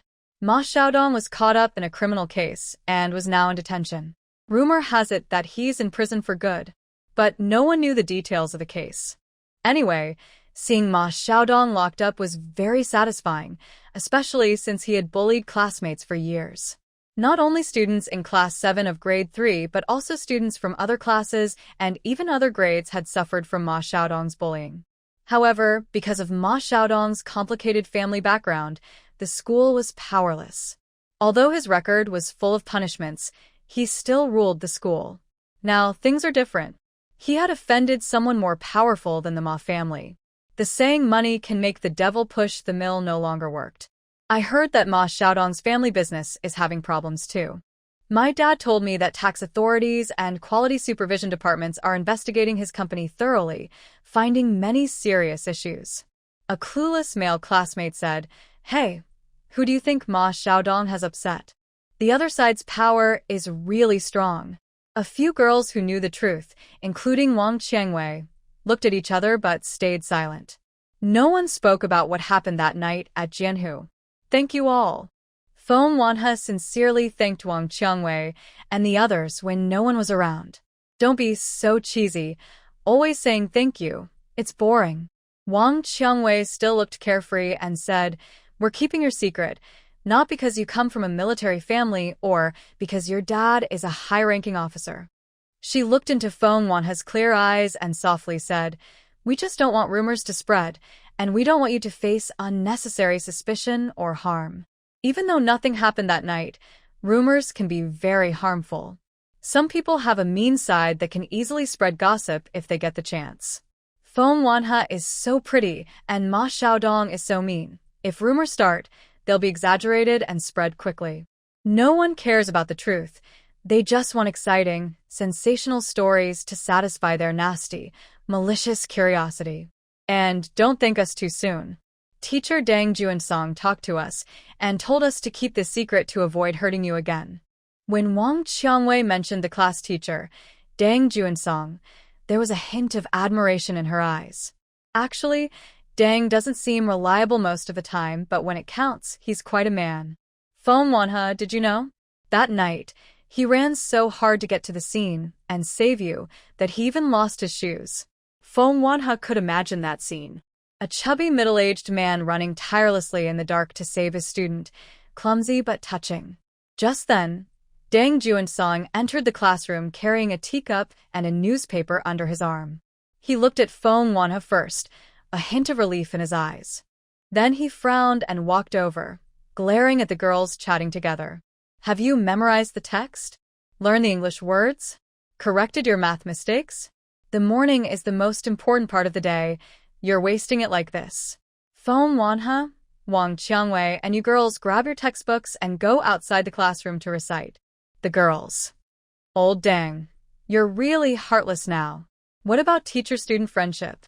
Bah, I take back what I just said. Dang Juansong, you're really not a good person. On this morning's reading session, a beautiful scene appeared outside Class 7 of Grade 3. More than 20 girls stood in a line in the corridor, looking bored and carrying their textbooks. At noon, Zhou Yuping called Feng Wanhao into her office. As soon as she entered, she saw Xue Zhancheng sitting on the sofa peeling an orange. On the coffee table, there were several lunchboxes filled with dishes Feng Wanhao liked. I'm on a mission and just happened to pass by your school, so I bought some of your favorite foods. Why are you just standing there? Sit down and eat. Seeing Feng Wanhao looking stunned, Xue Zhancheng smiled and said, "Oh, if I had known there was good food, I wouldn't have gone to the cafeteria for my meal." Zhou Yuping pointed at her own lunchbox with cafeteria food and smiled. "If the food is good, you should also get some. I didn't buy your portion, so what are you going to eat if not the cafeteria?" Xue Zhancheng spoke coldly, showing no filial piety to his own mother. His words, at a cool 36 degrees, made Zhou Yuping feel like she wanted to scold her own son to death. Honestly, what's the point of having a son like this? Besides making people angry, what else can he do? Annie, I can't eat so much. Here, this crispy roast goose is your favorite. I'll give you half. Feng Wanhao was obedient and sweet-talking, sharing her dishes with Zhou Yuping, who was all smiles and almost wanted to kiss her on the face. That's our little Wanhao being thoughtful, unlike some ungrateful person who has lost his conscience. Xue Zhancheng had nothing to say. Yes, I have no conscience. I am a bad person. Just give me your ID number. And Feng Wanhao, you're quite good at borrowing things and giving them away.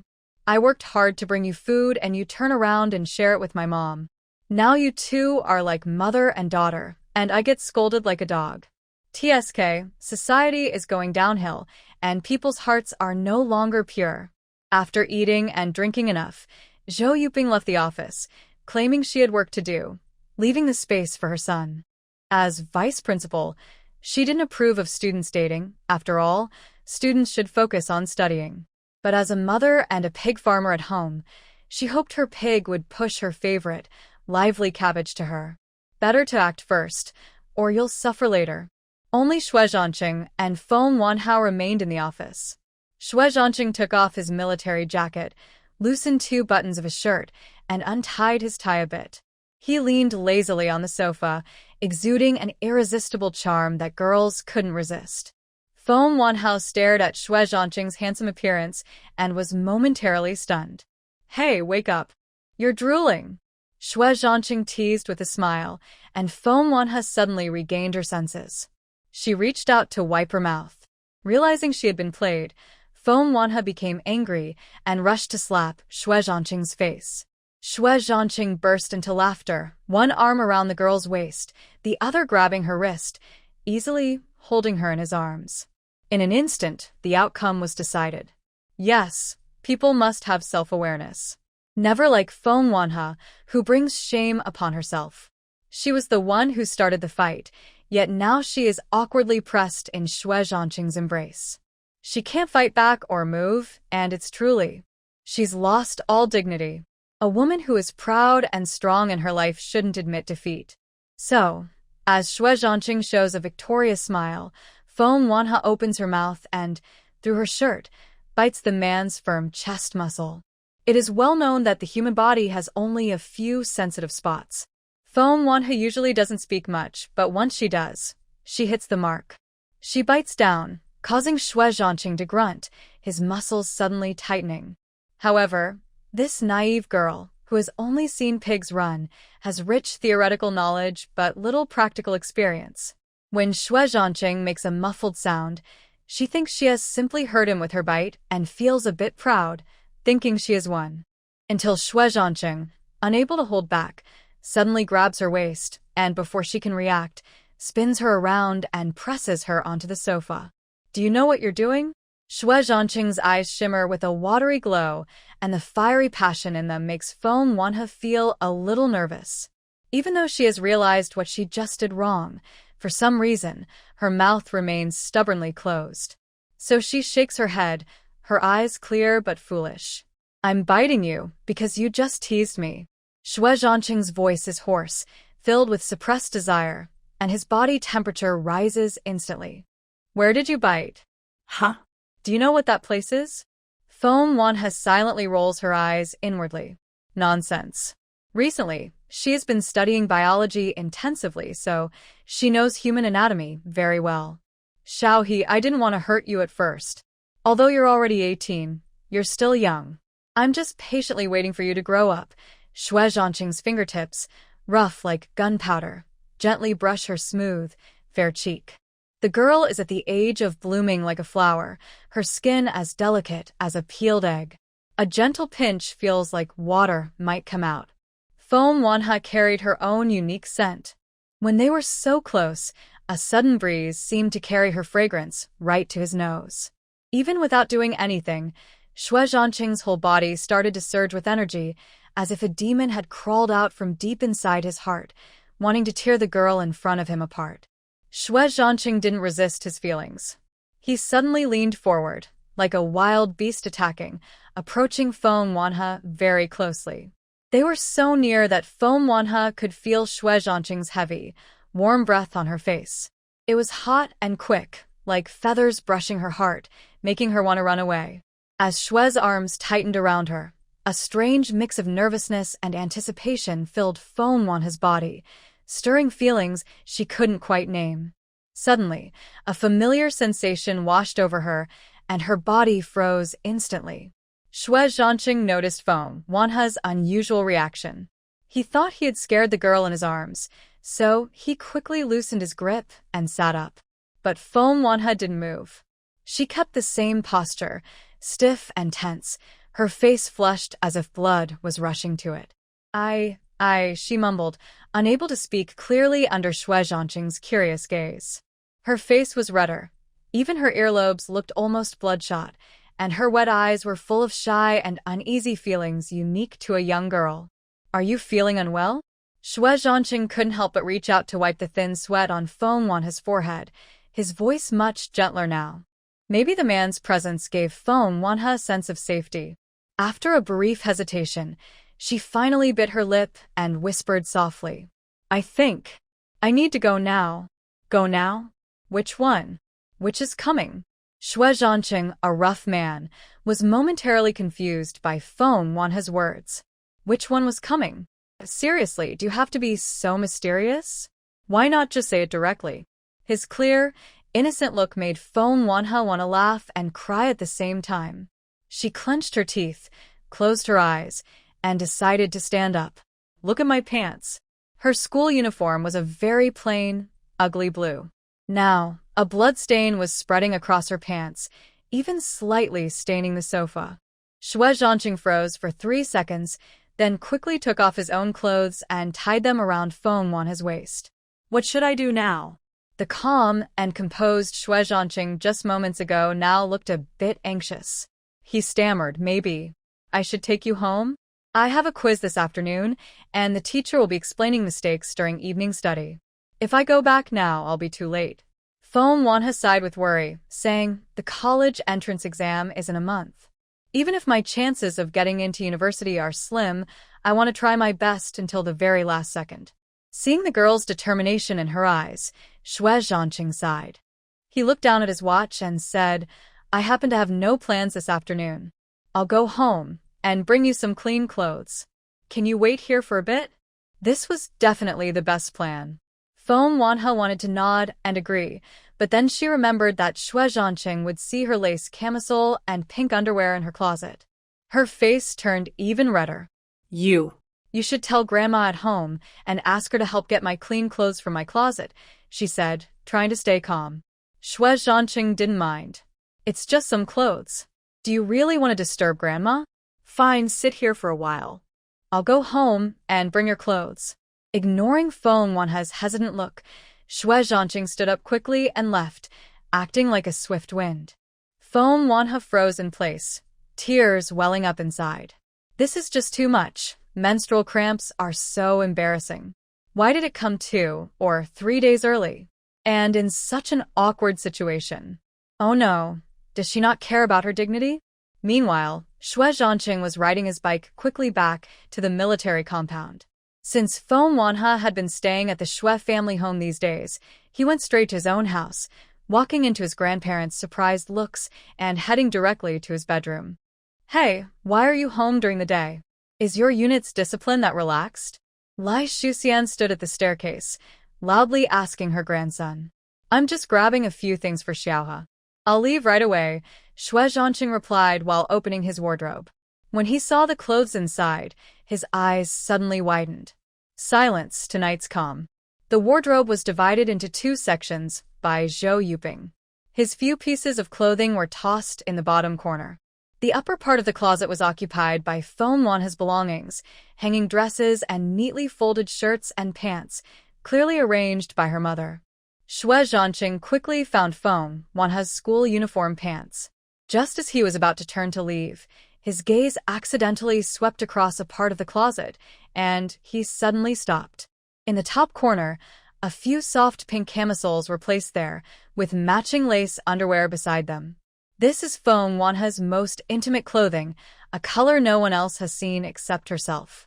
At this moment, these small pieces of fabric catch Xue Zhancheng's eye, making his throat feel dry. He keeps swallowing saliva, and his Adam's apple moves.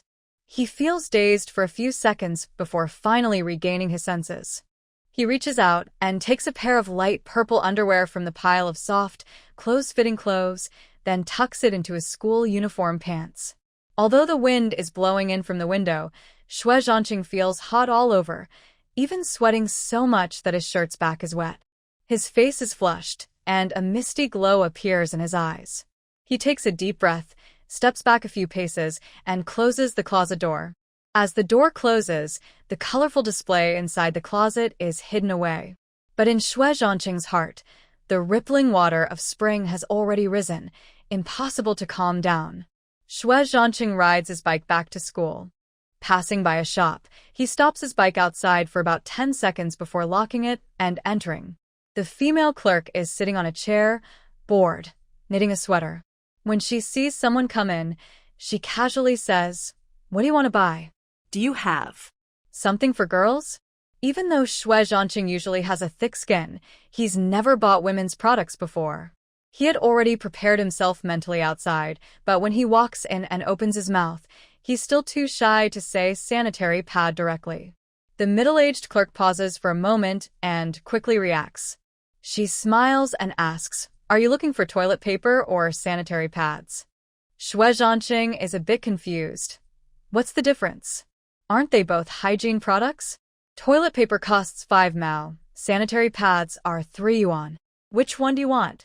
The clerk directly quotes the prices, placing a roll of toilet paper and a pack of sanitary pads on the counter, giving Xue Zhancheng a choice.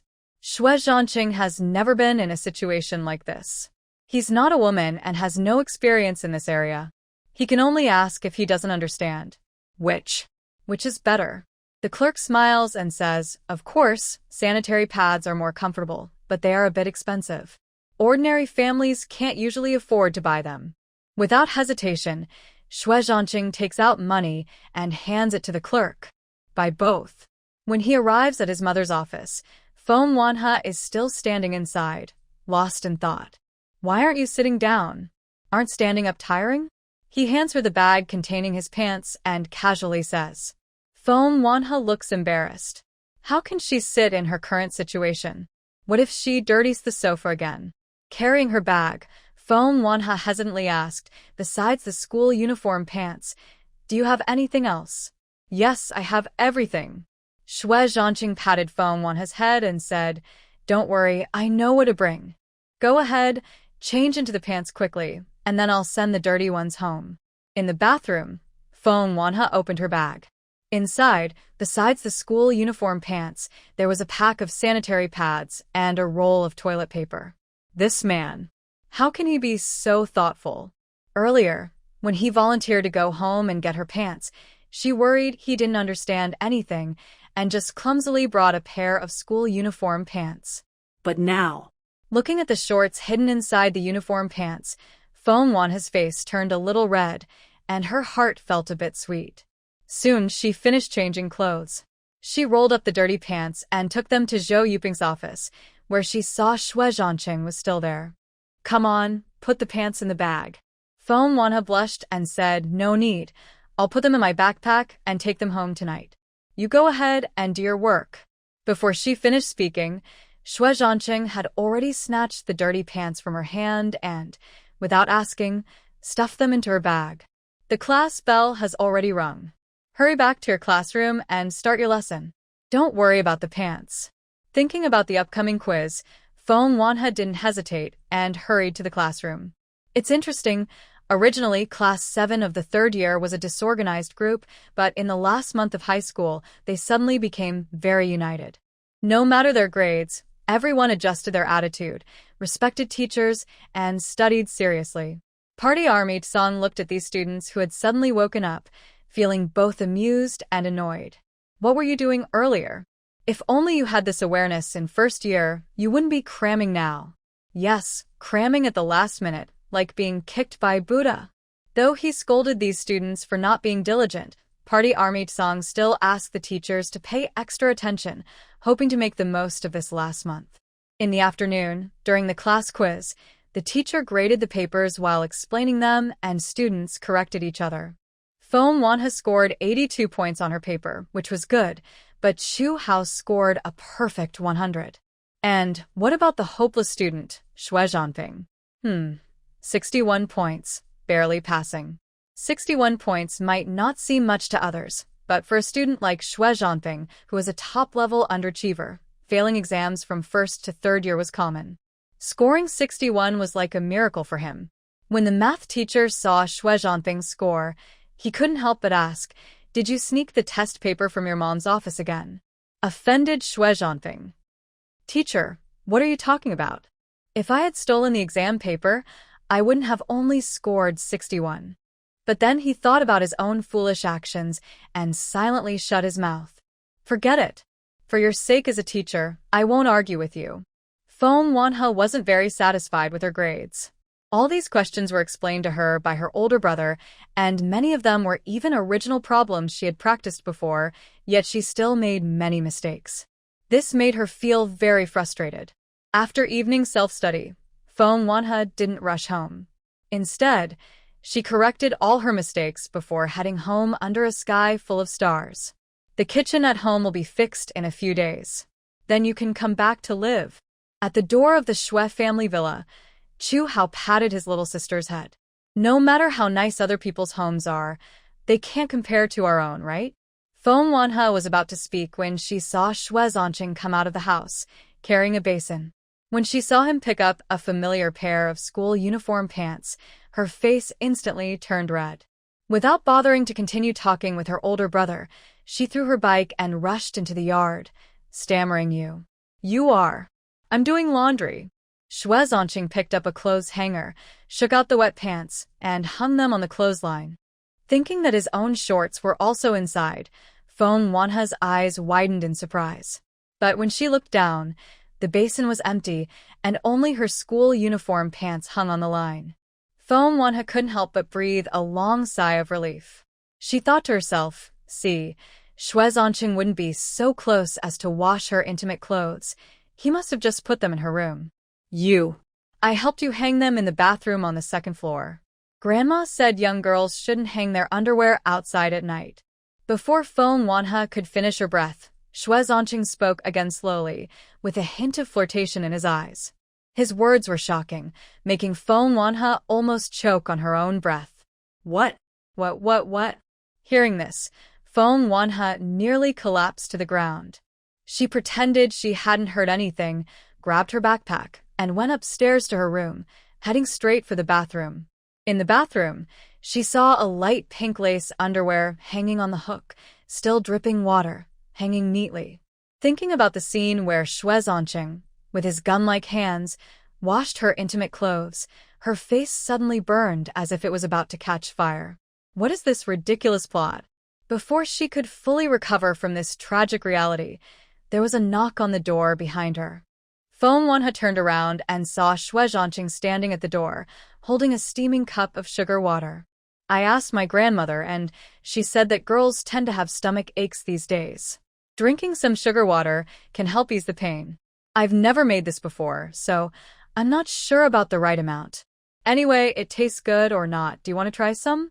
Xue Zhancheng's sincere and gentle gaze almost made Feng Wanha lose herself in it. She was filled with gratitude and happiness, reached out, took the sugar water, and drank a big sip with deep affection. Then Feng Wanha spat it out. Did her older brother buy Aldi in Spring City to make this drink? It was both sweet and spicy. What kind of human suffering was this? The Feng family's kitchen was quickly repaired, and Mei Yuetang finished her family affairs and returned to the main house. However, when Mei Yuetang came to pick up her daughter from the Xue family, Zhou Yuping started to act stubborn again.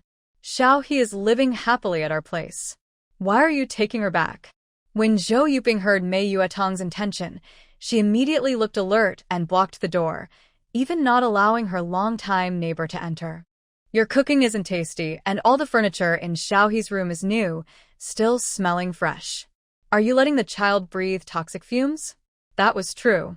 Mei Yuetang smiled and said, Xiao He lives with you, which makes Zhancheng have nowhere to stay. Isn't that awkward? Well, as long as he has a place to stay, it's fine. If not, let him go to the military dorms. Staying at home all the time is so annoying. Zhou Yuping had very little patience for her own son. Really, without comparison, there's no hurt. Only by experiencing the joy of raising a daughter can one understand how stressful raising a son can be. Feng Wanha, after finishing school, would follow her closely and talk about funny things that happened at school. Which boy sent a love letter to which girl? Who secretly liked whom? Their closeness was like a mother and daughter who shared everything. Zhou Yuping finally understood Mei Yuetang's happiness. How could she easily let go? Coincidentally, Feng Wanha came home after evening self-study. Zhou Yuping sprinted over at full speed, and before Mei Yuetang could react, she grabbed Feng Wanha's backpack and held her hand, leading her straight into the living room. Hurry, dinner's ready. Why are you so late today? Feng Wanha smiled and said, Today we had a physics quiz and I scored 63 points.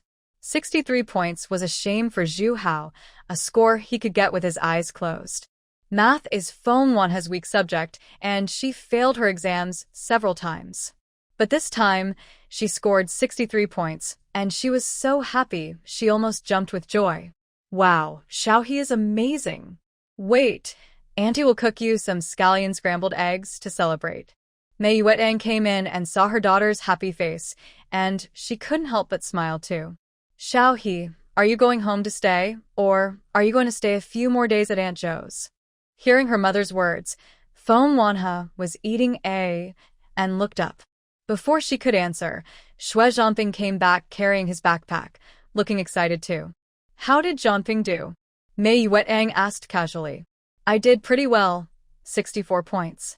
Xue Zhancheng looked proud, like a proud peacock, waiting for his mom's praise after seeing her come out of the kitchen. Just now in the yard, he heard that Feng Wanhe scored 63, and his mom praised her wildly and even rewarded her with scallion scrambled eggs. He scored 1 point higher than Feng Wanhe. Shouldn't he get 10 yuan as a reward?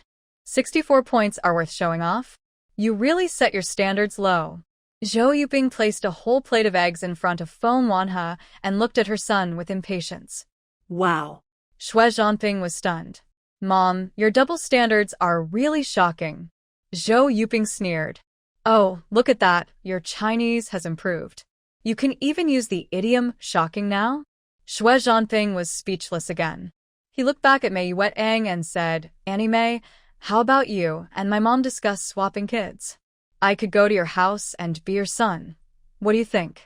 Mei Yuetang chuckled. I'm happy to have you as my son, but I can't give up Xiaohe.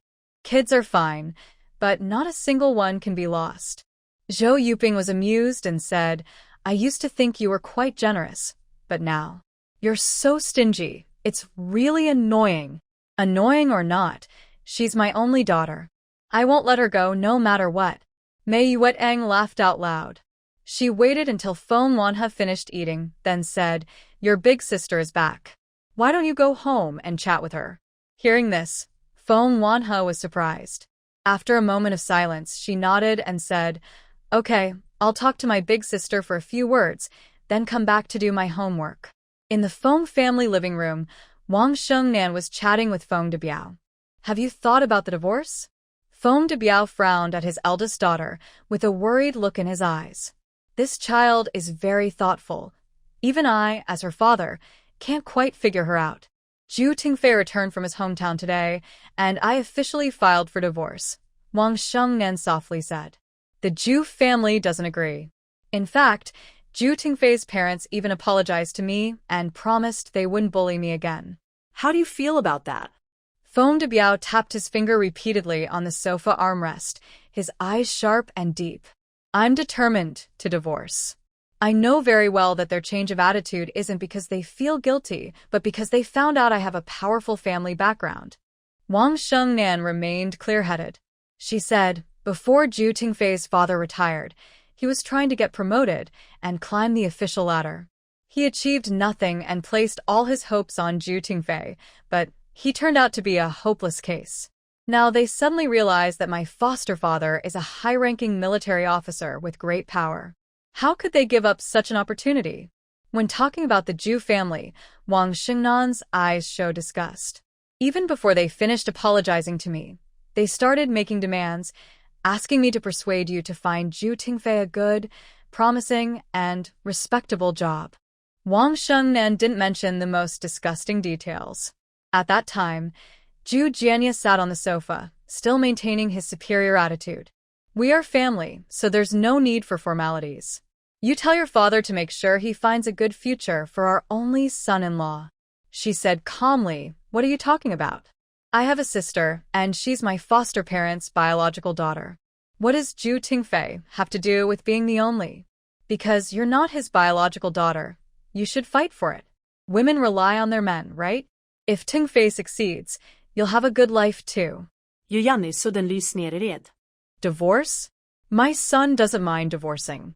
After the divorce, he can remarry. But you? A divorced woman is like used tissue, dirty and smelly. Can your foster parents let you, their shameful adopted daughter, return to the military compound? Even though Wang Shengnan spoke briefly, Feng Debiao could guess that the Zhu family didn't say anything good. He frowned and said, As long as you agree to the divorce, I will handle everything for you. The Zhu family will agree or disagree, but either way, there's no room for their choice. Just then, Feng Wanhe entered the room. The two sisters looked at each other, and Wang Shengnan seemed a little guilty. After a brief eye contact, She looked away and remained silent for a long time before getting up to greet Feng Wanhe. Didn't you say you were staying at Aunt Zhou's house? Why are you back? Feng Wanhe did not answer Wang Xingnan's question. She softly said, Big sister, let's talk alone. However, Wang Xingnan seemed to be avoiding something. She forced a stiff smile, looked down at her watch. Oh, I have plans today. Maybe another day, when I have free time, I'll come find you. Let's have a good talk, sister.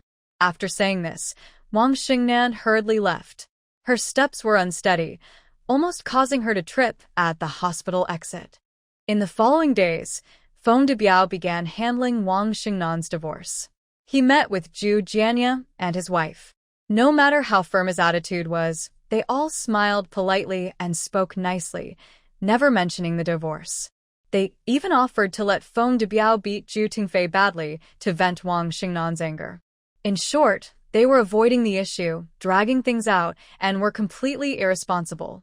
That weekend, when Feng Wanhe returned from outside, she saw a familiar figure pacing back and forth at the gate of the military compound from afar. Because the person was acting suspiciously, the guards became alert and even called for backup. When the backup arrived, ready to catch the sneaky man, Feng Wanhe spoke up just in time. Hey, brother Baoyu. Hearing this, Baoyu turned to look, and he seemed to see a savior, his eyes full of joy.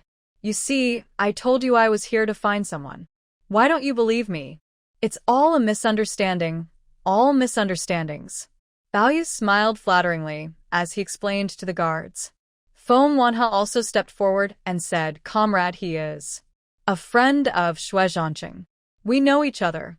The guards recognized Feng Wanhe, so they loosened their grip on Baoyu, registered him, and led him into the military compound.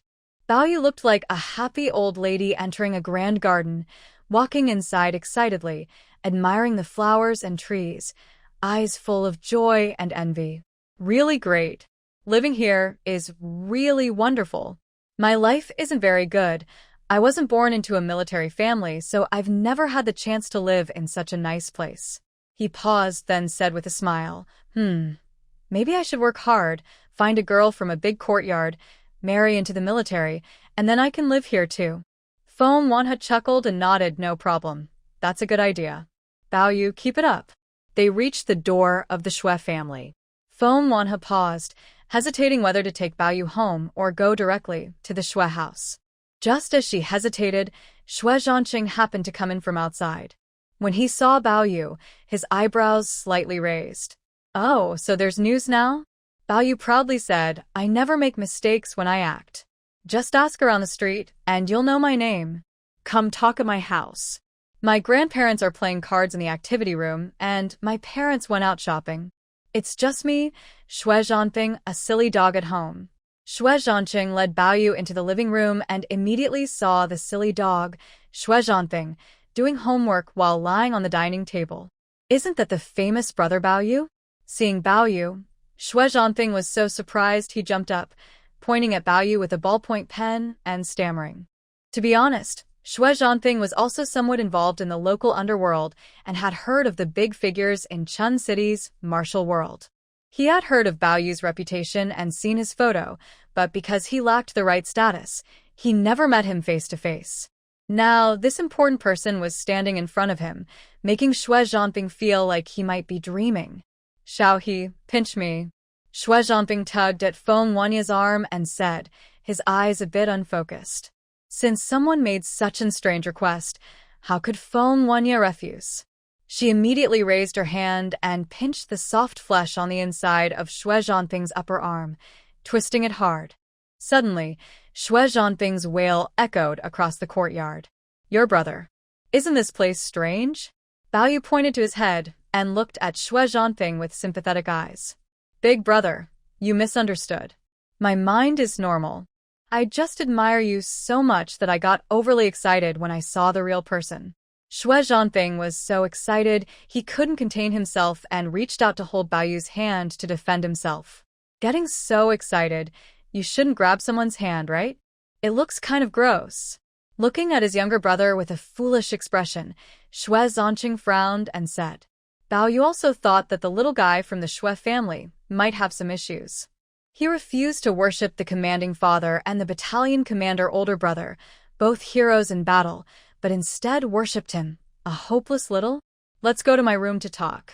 Xue Zhancheng was too lazy to bother with his silly little brother, so he led Bao Yu and Feng Wanya to his current room. Inside, there was only a chair, so Bao Yu sat down, while Feng Wanya and Xue Zhancheng sat shoulder to shoulder on the bed. Hey, your so-called brother-in-law plays very wildly. Bao Yu sat down and directly cut to the main topic. He took out a stack of photos from his bag and threw them on the desk, sneering, "This dog man is a fake, looks good but useless, and he's quite perverted inside." Feng Wanha picked up the photo on the table. As expected, all the pictures showed Gong Yuan and Zhu Tingfei being close. There were photos of them holding hands while shopping and eating, pictures of them going to a hotel together, and even some clear photos of them on the bed that revealed their identities. They're so silly. The hotel they went to is run by my friend. I made sure to give a heads up and arranged a room with a good view. Bao Yu looked at the photos of Zhu Tingfei and Gong Yuan's affair with disdain. These two are so impatient. They didn't even bother to close the curtains and just went straight to it. That's how I got the evidence, so easily. Feng Wanha said nothing and kept her eyes on the photos. When she saw the last two photos of them eating, her expression changed slightly.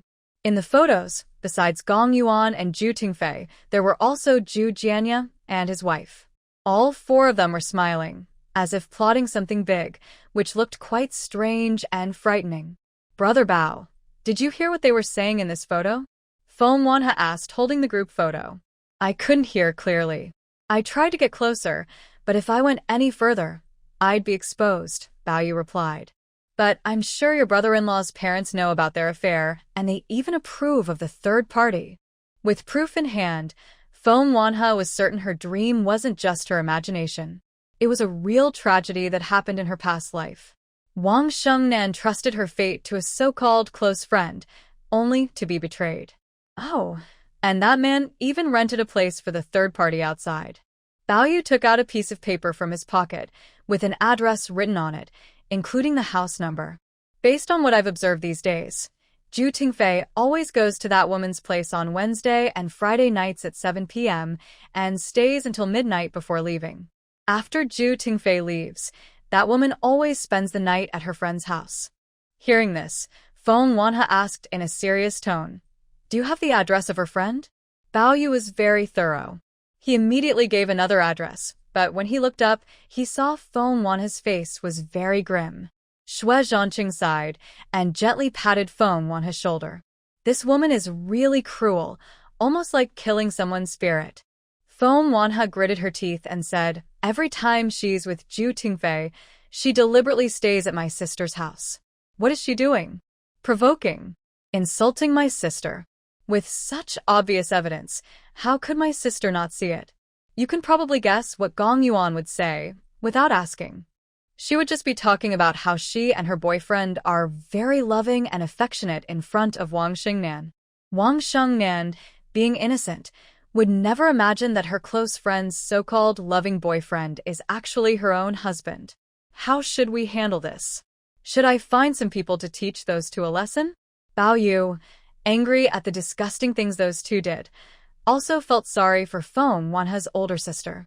What kind of naive person could be kept in the dark for so long by her best friend and her husband? "It's not that simple. You've already helped enough," Feng Wanha softly said. "I've thought about it and I believe my parents should step in. Otherwise, it's just a quick fix, not a real solution. Even if they beat Zhu Tingfei and Gong Yuan half to death, what difference would it make? Even if they separate those two troublemakers, what's the point? As long as Wang Shengnan can escape from their harm, she wishes those two could be locked away forever so they wouldn't hurt innocent people anymore. All right, since you've made up your minds, I won't interfere. I'll leave now. I have plans to meet friends tonight." Bao Yu had just gone downstairs when he saw Zhou Yuping and her husband Xue Zhancheng coming in with shopping baskets. Everyone looked at each other, and the atmosphere became awkward. As a family of military officers, the Xue family's traditions are strict. Xue Zhancheng and Xue Zhanping, though mischievous, still stayed within their parents' limits. For example, they would never wear dyed hair, bat suits, or bell-bottom pants. Those were absolutely forbidden in the Xue household. But right now, Bao Yu had bright yellow hair, was dressed in the trendy bat suit and jeans with bell-bottoms, and wore shiny black shoes, looking like a little troublemaker. Zhou Yuping's eyebrows furrowed slightly, her sharp eyes fixed on Xue Zhancheng standing on the stairs. "Xue Zhancheng, come here for a moment." Xue Zhancheng put down the shopping basket and headed toward the study first, his voice cold but startling. Inside the study, after closing the door, Xue Zhancheng looked at his son with a slightly colder tone. "That young man outside. Are they your friends? When did you start hanging out with people like that?" Hearing this, Xue Zhancheng couldn't help but defend himself. "Dad, you can't judge people with biased eyes. Just because someone wears a bat suit and bell-bottoms doesn't mean they're troublemakers. What else are they, if not troublemakers?" The moment I saw him, I could tell he carried a strong social vibe. Xue Zhancheng angrily slammed the table and shouted, "I don't look down on them. I just don't want you to get too close to them. People tend to associate with those like themselves. Good company makes good people. Bad company corrupts." Seeing his father's anger grow, Xue Zhancheng was afraid that his father might say, "From now on, don't associate with such people," so he spoke first. "But he is Xiaohe's friend." Hearing this, Xue Zhancheng almost cursed, but swallowed his words. What? What did you say?" "He's Xiaohe's friend?" Xue Zhancheng pretended to be serious and spoke nonsense. "Check the registration at the gate. Xiaohe brought him in. If you look down on him, you're really looking down on Xiaohe's past." When it came to making accusations, Xue Zhancheng was quite skilled. If Xiaohe wasn't brought home by Uncle Feng, she would also be struggling at the bottom of society. To be honest, what's the difference between her and him? Xue Zhancheng said in a serious tone, "Dad, if you make things difficult for Xiaohe's friend today, you're indirectly making things hard for Xiaohe. How do you think she'll feel?" "Oh, so what you mean is, we don't care about her as a person, but only her background? If Xiaohe wasn't Uncle Feng's daughter, we look down on her too?" Hearing this heavy accusation, Xue Zhancheng's heart suddenly skipped a beat. Immediately, regret and self-blame filled him. He frowned and after a moment said, "You're right. I didn't think carefully. I was biased and judged unfairly.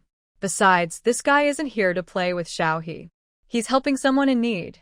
At this point, Xue Zhancheng leaned in and whispered a few words to his father. Xue Zhancheng's face immediately changed. "Nonsense." Before Xue Zhancheng finished speaking, Xue Zhancheng was already angry. He slammed his fist on the desk, causing it to shake and spill water from the cup. "Shengnan is such a good girl. How many boys in our community secretly liked her? And that man not only doesn't cherish her but even bullies her?" Xue Zhancheng added, "Exactly. If this guy hadn't seen what was happening, who would have known that scoundrel was cheating outside? We should thank him. Thank him. We should thank him deeply." Xue Zhancheng strode out of the study, pulled Zhou Yuping, who was busy in the kitchen, into the bedroom, and soon came out again. He saw Zhou Yuping holding 200 yuan. "Here, kid, take this money." Without hesitation, he shoved the 200 yuan into Bao Yu's hand, leaving him a bit stunned and uneasy. No, just now, he clearly saw the sour expression on those two people's faces when they entered. They looked down on someone like him, a small-time troublemaker. He didn't blame others for looking down on him. After all, his background was humble and out of place in this military compound. But Bao Yu had his own principles. He couldn't accept this strange money. Bao Yu kept refusing, but Zhou Yuping kept pushing it. The two argued back and forth, causing a loud commotion in the living room, until Zhou Yuping lost her patience. She glared and stomped her foot, then coldly shouted, "If I give it to you, then you take it." Why so many words? This time, not only was Bao Yu scared and trembling, but the three men from the Xue family nearby also shivered. Bao Yu dared not refuse again. He quickly took the money and said, "Thank you, Andy. You're a friend of Xiaohe? Come visit us more often in the future." Zhou Yuping looked calmer and smiled again, saying, "Xiaohe just came back not long ago. She doesn't have many true friends who treat her well. We're glad you care about her. Bao Yu looked confused. Auntie, I think you misunderstood something. I have no real relationship with Feng Wanhe. My connection with your son was built through fists. But seeing Xue Zhancheng's look in his eyes, he wisely kept quiet. He didn't want to get involved in the affairs of a prominent family. Since they gave him money, he wouldn't refuse it. Zhou Yuping then took out a net bag filled with snacks and fruits. Here, kid, take these. Send my regards to your parents. Hearing her call him kid, and seeing her gentle, kind expression, Bao Yu's eyes suddenly welled up. He didn't take the snacks and fruits but just smiled faintly, with a hint of sadness in his voice. Auntie, you don't need to bring these. My parents. They are gone. I'm an orphan. The atmosphere in the living room suddenly became heavy. After a moment, Xue Zhancheng stepped forward and patted his shoulder. If you ever face an insurmountable obstacle, come here and find us. We will do whatever we can to help. He spoke earnestly. No matter what happens, don't go down the wrong path. Don't break the law or do anything criminal. Don't ruin your life. Feng Wanhe told his parents about Zhu Tingfei's affair and showed them the photos Bao Yu took. They were spread out on the coffee table.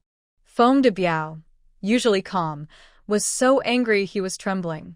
He shouted furiously, ready to go to Zhu's house to confront that scoundrel. Old Feng, the saying goes, catch the thief, catch the dirt, catch the adulterer, catch the double.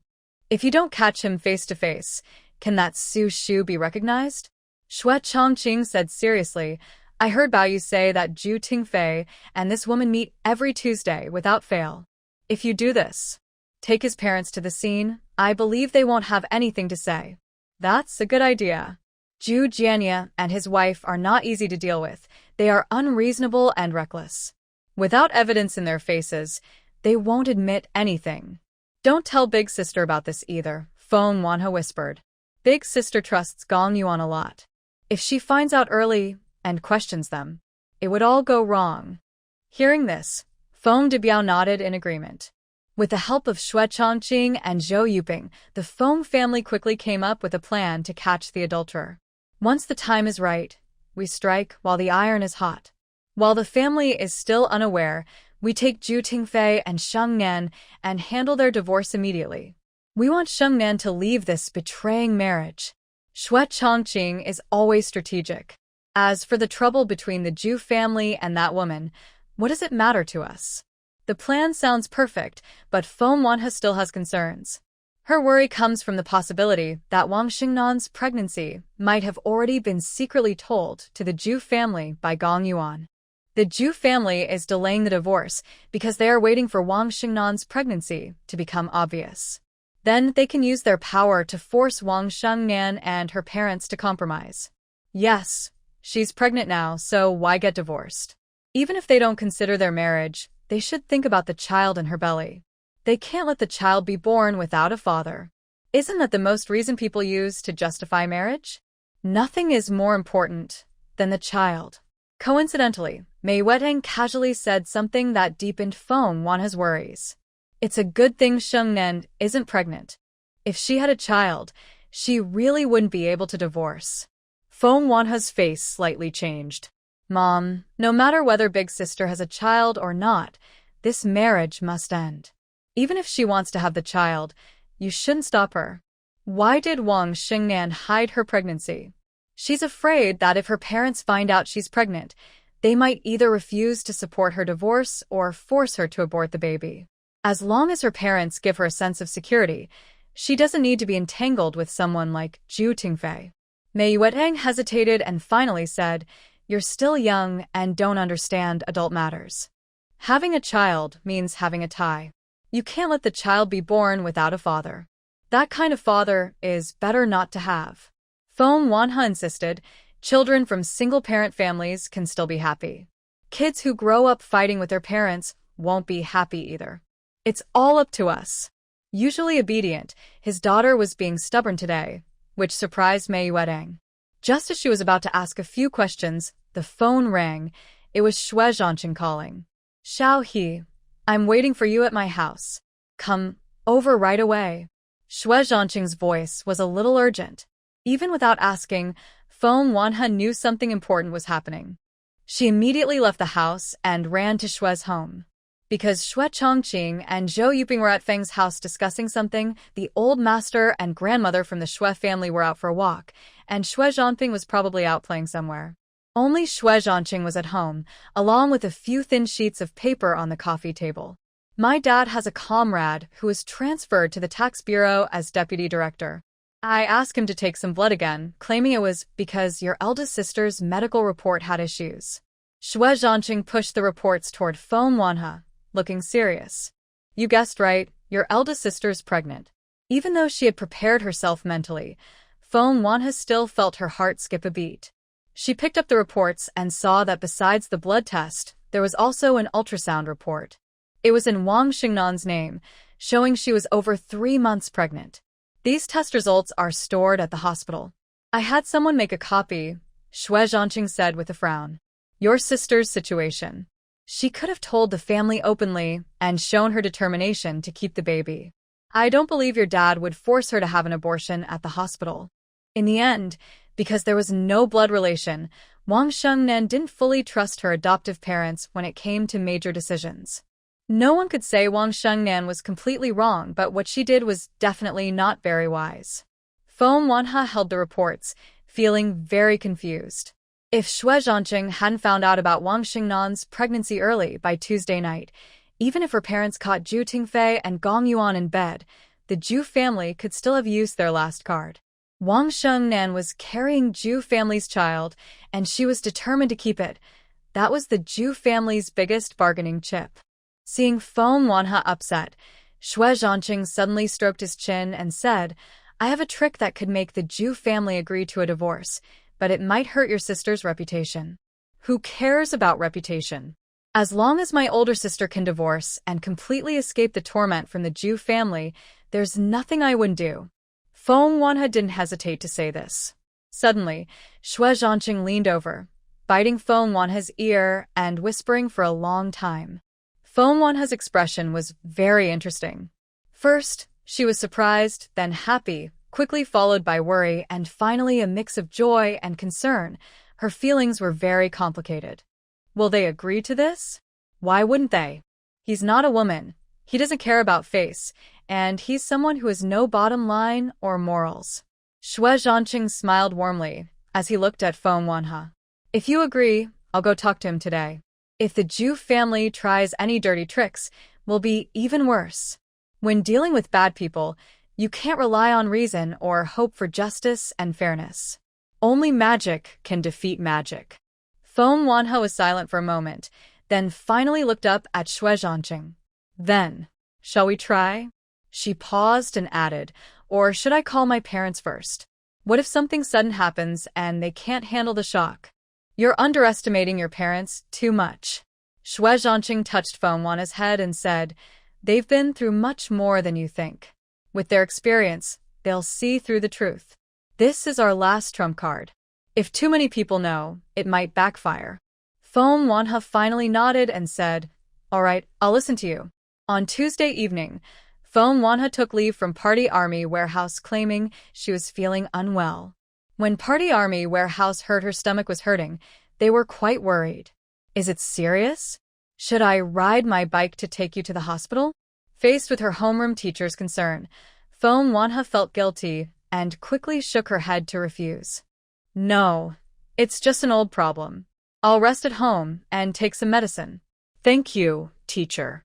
After leaving the school gate, she saw Xue Zhancheng already waiting, holding several steaming skewers of lamb. I saw these at a barbecue stall and knew you liked them, so I bought some.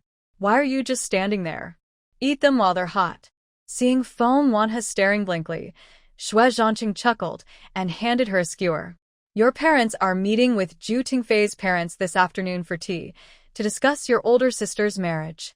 They're very happy about it. Feng Wanhe knew the meeting place was a nearby tea restaurant close to Gong Yuan's residence. It seems they can't leave right now.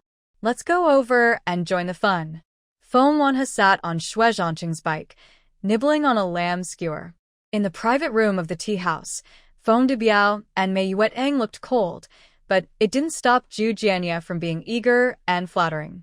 Chief. Or rather, future in-laws, these young people don't understand things.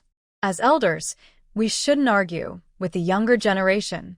Zhu Jianya poured a cup of tea for Feng Debiao and said, "After you came to us that day, I realized these two kids had gone too far.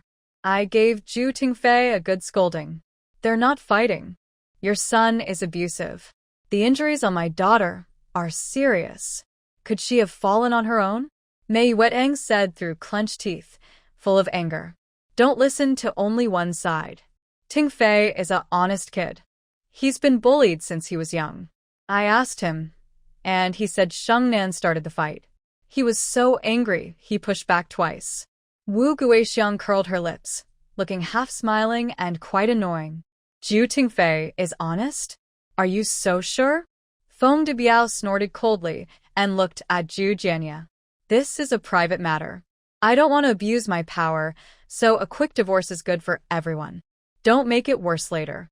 Since they entered, Zhu Jianya and his wife kept talking around, not telling the truth, which made Feng Debiao lose patience. If it weren't for the upcoming plan, he would have slammed the table and punched Zhu Jianya right in the nose. "Why divorce? I just promised earlier that Tingfei will treat Shengnan well in the future. Our families have good conditions, right? Aren't we worried Shengnan won't have a good life?" Zhu Jianya's eyes kept spinning. He leaned in closer and smiled flatteringly at Feng Debiao. "Future in-laws, could you help arrange a formal job for Tingfei?" What do you mean by formal job? "Isn't he working at the Geology Bureau?" Feng Debiao looked coldly at Zhu Jianya, clearly seeing the scheming and sharpness in his eyes. "The Geology Bureau is just a temporary position. He won't get promoted in his lifetime. I checked. Deputy Director Zhang at the Tax Bureau used to work under you. One word from you, and Tingfei could get in." Zhu Jianya excitedly said, "Then Tingfei and Shengnan can work at the same place. You can give him a good position like department head. We have influence, so it's easy to do. That influence is my dad's, and it's none of your business." Feng Wanhe pushed the door open and sneered mockingly, looking arrogant and overbearing. This left Zhu Jianya speechless for a moment. After a while, he forced out a faint smile and said, "This child. Adults shouldn't interrupt when others are speaking. My family doesn't follow that rule. We've always been democratic. The kids have the right to express their opinions. Besides, Xiaohe is 18 now, and she has voting rights." Feng Debiao was very pleased with his daughter's confident reply and silently gave her a thumbs up.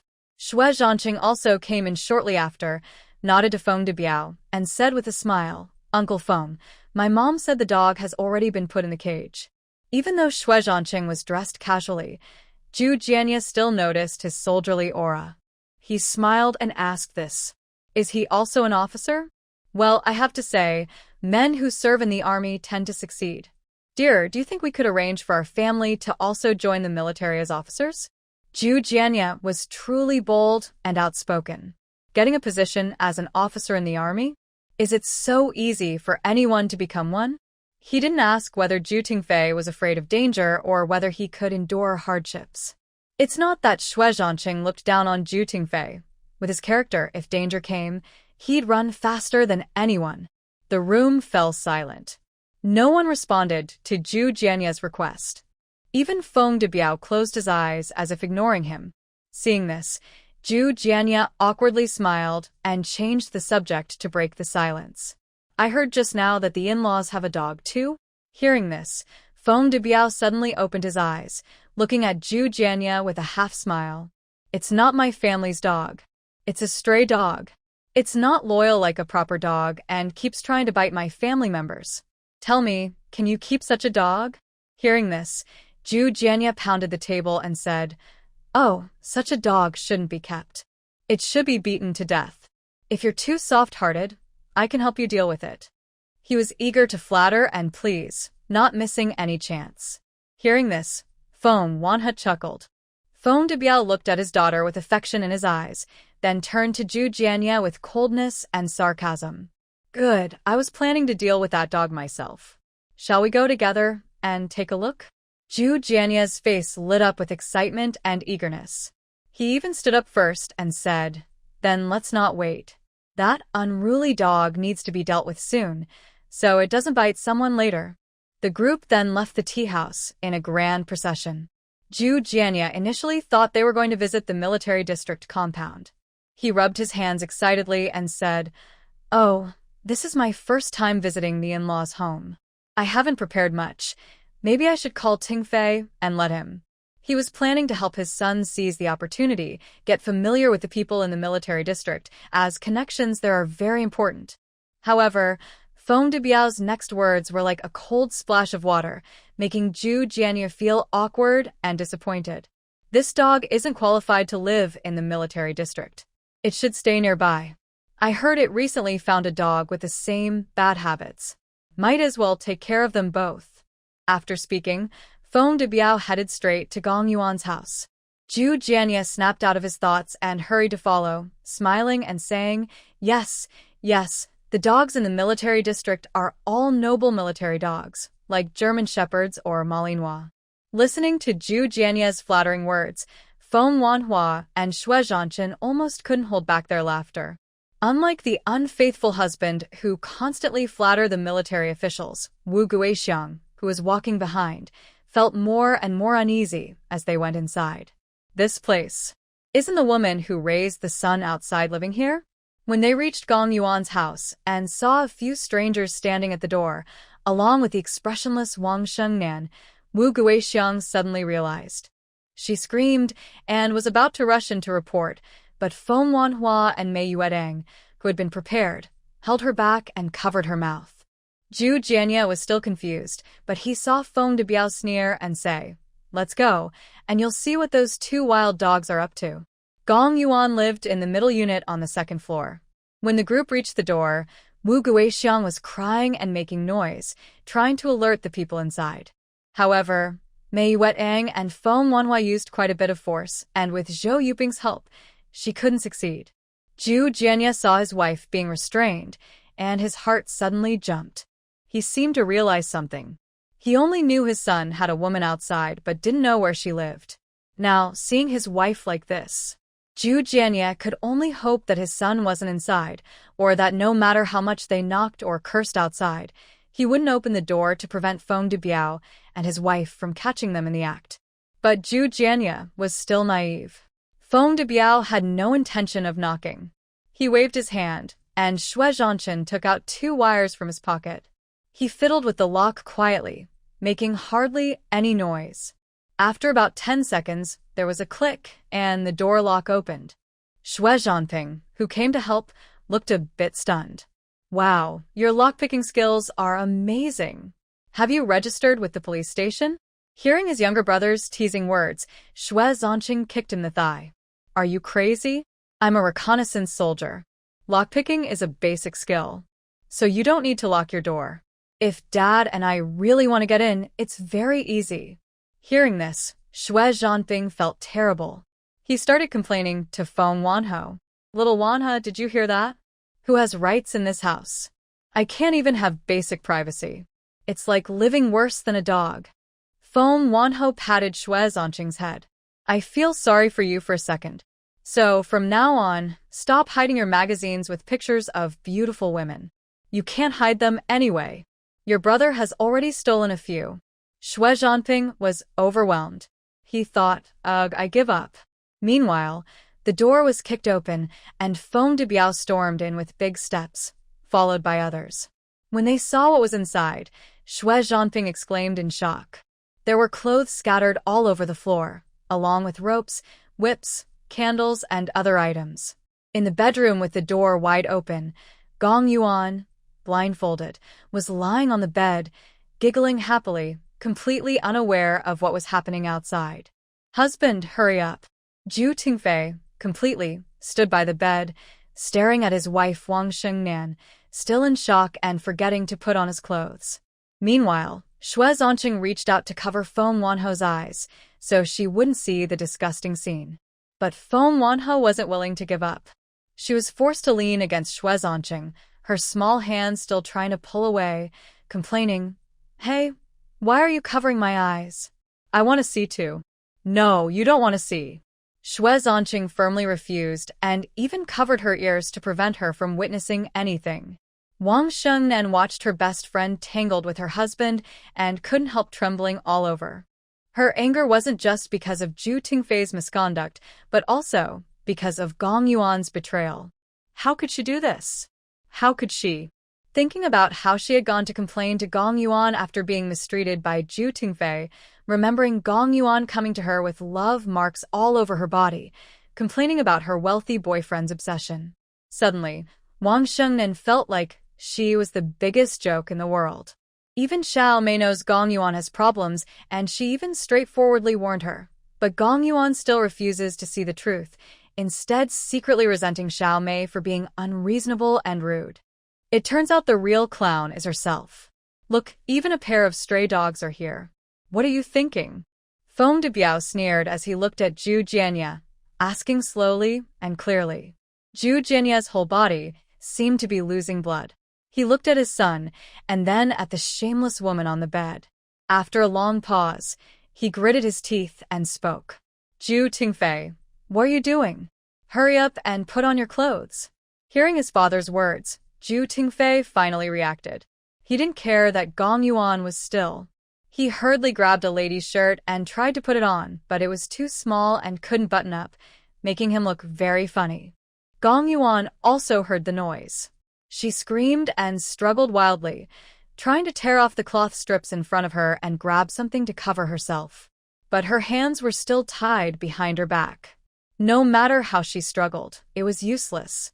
She fell off the bed and cried out in pain. Shengnan, listen to me. I didn't do anything with her. Zhu Tingfei stammered. She has rashes on her skin. I was just helping her put on medicine. Wang Xingnan's eyes turned red. She gritted her teeth and cursed, shameless men and women. Really? You need this position to put on medicine? Xue Zhancheng sneered. What kind of rash needs a specific position to treat? And the person applying the medicine has to take off their clothes? What kind of rare, difficult illness is this? Zhu Tingfei's mouth moved, but he couldn't speak. After a while, he suddenly pointed at Gong Yuan and shouted, It's her. She seduced me. It has nothing to do with me. Gong Yuan was still on the ground. Even though she didn't see what was happening, she clearly heard Zhu Tingfei's heartless words. You're talking nonsense. It was you who first provoked me. When you married Wang Shengnan, I was your bridesmaid, and you kept pestering me. Zhu Tingfei, you cowardly who dares to do, but not admit it. How could Zhu Tingfei admit to it? You're the one talking nonsense. When Wang Shengnan and I just got engaged, you hinted at me several times. Do you think I didn't know? The couple who had just called each other husband and wife moments ago now turned against each other, attacking, insulting, exposing each other's faults, and eager to tear each other down. Feng Debiao had no mood to listen to their accusations and excuses. He looked back at Wang Xingnan, who was trembling and about to fall, and frowned. He said, This marriage must end. You, your so-called best friend, also need to be abandoned. She's a snake. Look, she's bitten you hard. Dad, I'll do as you say. I'll listen to everything you tell me. Wang Shengnan choked and said, It's my fault. I shouldn't have acted on my own before. I shouldn't have ignored your words. Seeing her daughter so sad, Mei Weting stepped forward and gently hugged her. Don't worry. As long as Dad and Mom are here, no one will dare to bully you. Meanwhile, Zhu Jianye, after a brief panic, suddenly calmed down. He glanced at Wang Xingnan's belly and then sneered maliciously. This marriage. It might not be so easy to end, right?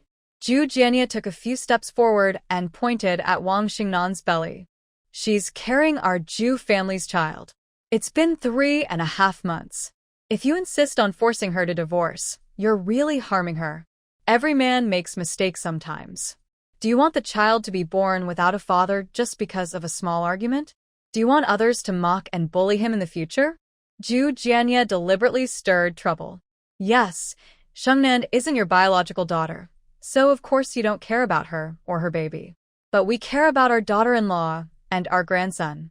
He looked proudly at Feng Debiao and Mei Weting, who were shocked and panicked, full of arrogance and pride. We won't agree to a divorce. We'll wait until the baby is born before making any decisions. Mei Wethang looked at her most trusted eldest daughter with shock in her eyes.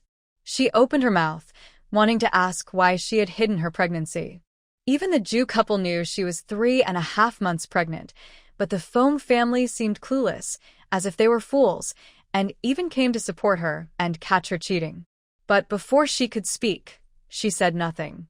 Right now, the priority wasn't confronting Wang Shengnan or arguing, but uniting against the arrogance of the Zhu family.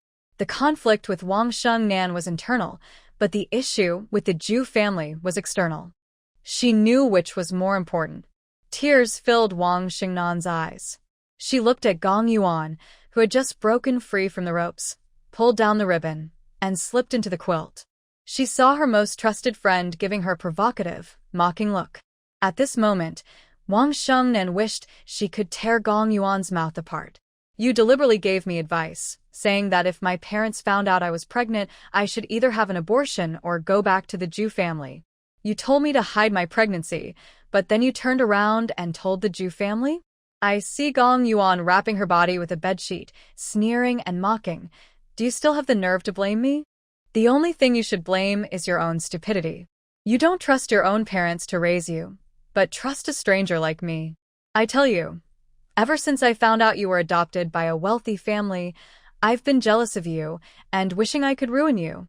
Gong Yuan tears off her disguise, her eyes fierce like a wild wolf. We crawled out of the ruins. So why is it that you get to be a pampered daughter in a high-status family, while I've suffered all these years? What about childhood friendship? It's long gone. These cruel words felt like sharp needles stabbing deep into Wang Xingnan's heart. She trembled and asked hoarsely, so, all those good things you did for me were fake? Gong Yuan sneered and turned to look at the dark window, silently answering Wang Xingnan's question. Family, the fact that Shengnan is pregnant is clear. For the sake of the child, let's put an end to this. I promise to cut ties with Ting Fei and this wild woman. Unlike Feng Debiao's anger and disappointment, Zhu Jianye smiled arrogantly, but still pretended to be generous. No way. Feng Debiao shouted sternly. This marriage must end. The child must not be kept. He turned to Wang Shengnan and said, You have no choice. Divorce, abortion, you don't listen to me. Seeing Wang Xingnan's tears flowing freely, Feng Debiao couldn't bring himself to say the harsh words that followed. Dad, please, I want this child. Suddenly, Wang Shengnan knelt down. She looked up at Feng Debiao and said, I've crawled out of a pile of dead bodies. I know how precious life is. Even if Ting Fei is a beast, the child is innocent. Yes, the child is innocent. If you force Shengnan to have an abortion, that's murder. Zhu Jianye took the opportunity to stir trouble. Shengnan, you still have to listen to me. Let's go home. I promise Ting Fei will treat you well and won't let you, or the baby, suffer. Wu Guixiang also nodded in agreement. Yes, we're different from your adoptive parents. We won't force you to have an abortion. We'll take good care of you and help you have a healthy, chubby baby. At this moment, the Zhu family pretended to support Wang Shengnan wholeheartedly, doing everything they could to slander Feng Debiao and his wife, who only wanted to do what was best for Xingnan. Wang Shengnan saw through all this clearly, but she was determined to keep the baby in her belly. She hesitated for a moment, even considering reluctantly returning to the Zhu family to give birth to the child. Next to her, Feng Wanhe was so anxious she was bouncing on her feet, wishing she could go up and slap Wang Shengnan hard to wake her up. Can you really expect a man who eats dirt to change? Domestic violence and cheating are alike. Once it happens the first time, it will happen again and again. Hey, when will the actors you arranged arrive? If they don't come soon, my sister, this innocent girl, will be forced back into the wolf's den. Feng Wanhe tugged at Xue Zhancheng's arm anxiously. Xue Zhancheng's brows were always furrowed. He really didn't like Wang Xingnan's way of doing things. If this woman weren't Feng Wanhe's older sister, he would have already turned and left, not caring whether she was alive or dead. Looking at his watch, Xue Zhancheng said, They should be here soon. He. Before he finished, the door, slightly ajar, was kicked open. Bao Yu, with his yellow hair and wearing a bat-shaped shirt and baggy pants, swaggered in boldly. He looked around quickly and soon fixed his gaze on Wang Shengnan, then stepped forward without hesitation, wrapping his arm around her waist. "I told you to wait for me at home. Why did you come out again?" Wang Shengnan was startled and immediately struggled to leave, but Bao Yu's grip was too strong. No matter how she pushed or resisted, she couldn't break free. "Oh, still angry with me? If you're upset, just hit me a few times or curse me. Don't hold it in and hurt our baby." Bao Yu looked at her with deep affection, gently touching her belly and smiling as he leaned close to her ear to warn her. "If you want to keep the baby and also want a divorce, then cooperate with me. I am the divine weapon your sister hired. I promise I'll help you get what you want." Since he said it was arranged by Feng Wanhe, Wang Shengnan stopped struggling. She even leaned into Bao Yu's embrace, hesitated for a moment, then extended her arm and hugged his waist back. Everyone present was stunned by this scene. Even Gong Yuan, who thought she knew Wang Shengnan well, was so shocked she sat up straight, moving her lips but unable to speak. Xue Zhancheng suddenly snapped out of his shock and angrily pointed at Wang Shengnan, shouting, "You vile woman! How dare you cheat on me outside with another man?" Wang Shengnan sneered and retorted, "So what? Only you are allowed to find women outside, and I can't find men? If you want to play, let's all play together." She had regained her rationality and fighting spirit. Immediately, she held Bao Yu's hand and said to Feng De Biao and Mei Yuedang, "Dad, Mom, the reason I kept this from you is because the baby in my belly isn't Zhu Tingfei's. I love him, and I want to have his child. Even if I die, I will give birth to it." Feng De Biao and Mei Yuedang looked at each other in surprise, but when they saw their young daughter winking and smiling mischievously, they immediately understood. "Ah, so that's how it is. You little girl, you should have said so earlier. Are your parents the kind of people who don't play fair?" Feng De Biao laughed out loud. "I'm not against you having children, just not from the Zhu family. Since the baby isn't theirs, then we can have our own." He then looked up and down at Bao Yu. "You, kid. First dye your yellow hair back to normal, dress properly, or don't even think about coming into our house." Bao Yu smiled and said, Yes, I'll listen to my father-in-law. I'll go dye my hair and change my clothes tomorrow." Next to them, Xue Zhancheng was so angry his nose looked crooked. The story was getting too wild and unbelievable, making him suspect that Gong Yuan and Wang Shengnan were teaming up to humiliate the Zhu family. So he looked at Zhu Tingfei and shouted angrily, "Is this the helper you found? Didn't you promise she would help you earn Feng's trust?" Zhu Tingfei was also furious and shocked, feeling betrayed. He looked at Wang Shengnan, happily hugging Bao Yu, then at Gong Yuan sitting on the bed, looking confused. In that moment, he wished he could kill both women at once. After a brief thought, he grabbed a nearby ashtray and yelled, ready to smash Wang Shengnan to death. "Trash! How dare you cheat on me with a stranger? I'll kill you today." But before he could reach Wang Shengnan, Bao Yu threw a punch directly at Zhu Tingfei's nose. Zhu Tingfei howled in pain as blood spurted from his nostrils. He collapsed on the ground like a dead dog, allowing Bao Yu to punch and kick him freely. "Divorce or not? If you don't, I'll beat you to death." Bao Yu's fists rained down like rain on Zhu Tingfei's head, his expression fierce, making Zhu Tingfei scream and cry loudly. Wu Guixiang cried and rushed over, shouting, "Divorce. We agree to divorce. Stop hitting my son, he's still a kid." Feng Wanhe was already prepared. She took out a draft divorce agreement and had Wang Shengnan and Zhu Tingfei sign their names. What? That house belongs to her? No way. That's her dowry. It should belong to our family. Seeing that the agreement stated Wang Shengnan's pre-marriage small house belonged to her, Xue Zhancheng was upset. Wang Shengnan was pregnant with a stranger's child, and the Zhu family definitely wouldn't want her. But that house, no matter what, it couldn't be given to her. It is possible to get a divorce. Her house and savings will stay with the Zhu family as compensation for their son. Since ancient times, men have had multiple wives and concubines. It's considered a sign of success and ability for a son to find a woman. Frankly, some men even feel proud of it. But Wang Xingnan, as a woman, dared to find another man outside and even got pregnant by him. In ancient times, this would have been punishable by immersion in a pig cage. Now, letting her leave with nothing is considered a kindness. Feng Debiao only hopes that his daughter can quickly escape the Zhu family's troubles, so he is willing to agree. However, Bao Yu acted first, hitting Zhu Tingfei's already swollen head again and again. I think your family is shameless. Since you're so shameless, I'll smash your face and use the house money to get you plastic surgery in the future.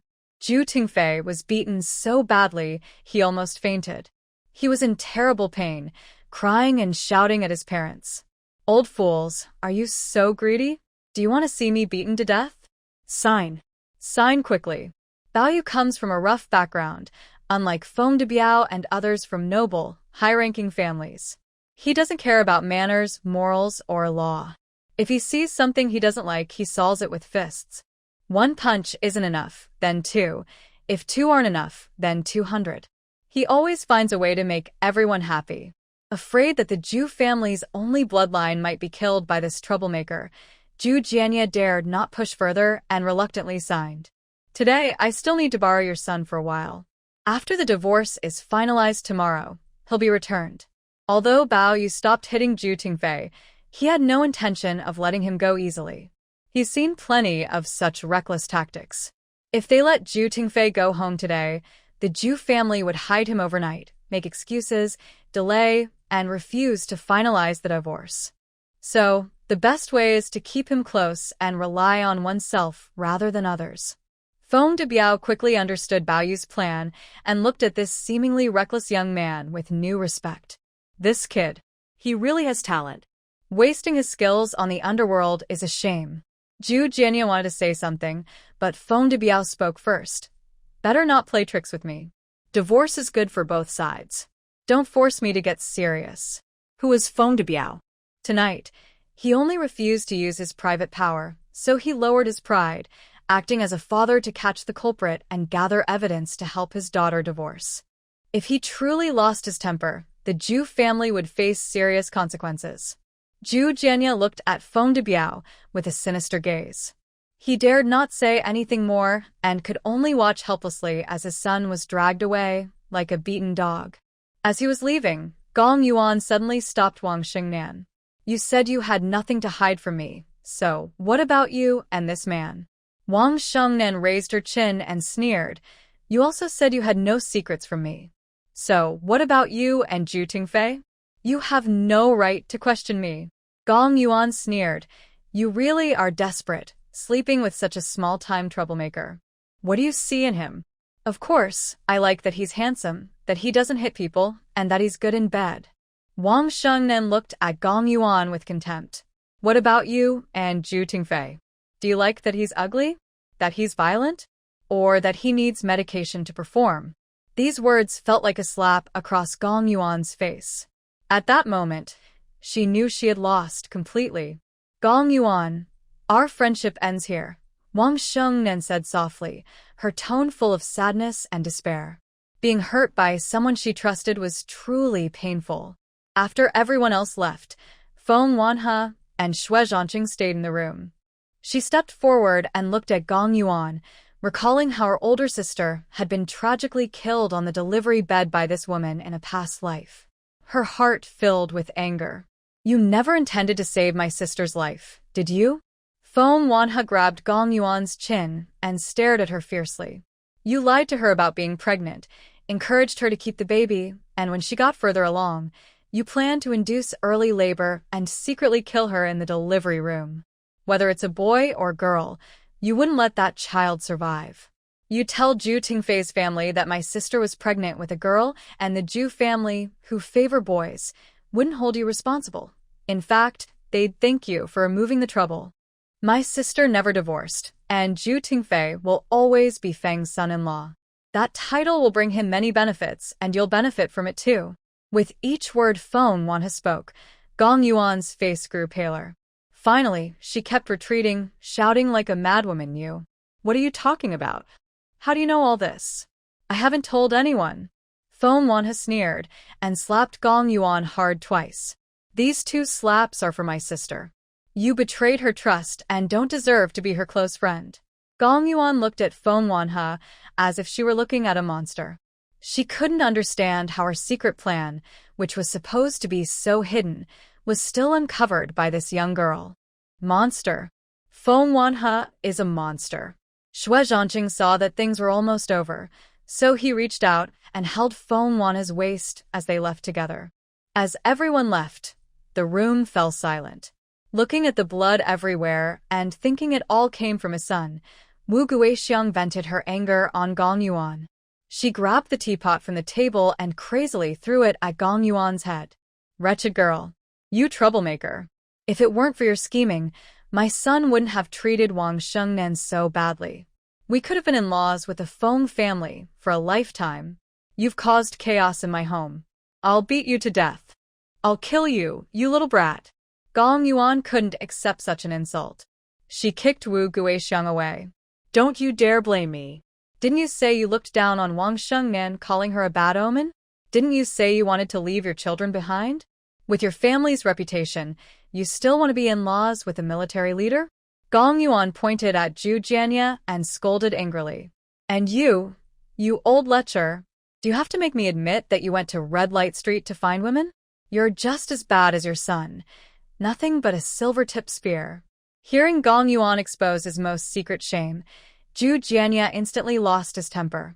He grabbed a rope from the table, cursed loudly, and kicked Gong Yuan to the ground, then tightly strangled her with the rope. Xue Zhancheng had already taken the unconscious Zhu Tingfei to the military hospital for treatment.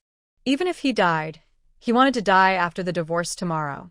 Wang Shengnan could divorce, but she couldn't die. Going downstairs, Wang Shengnan hurriedly pushed away Bao Yu. Her eyes were red as she bowed to Bao Yu and said thank you. Don't thank me. If anyone should thank, it's your sister.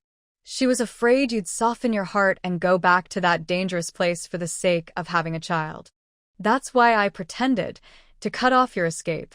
Bao Yu looked seriously at Wang Shengnan and said, as a mother, I understand your feelings, but you also need to think about your parents' love for you.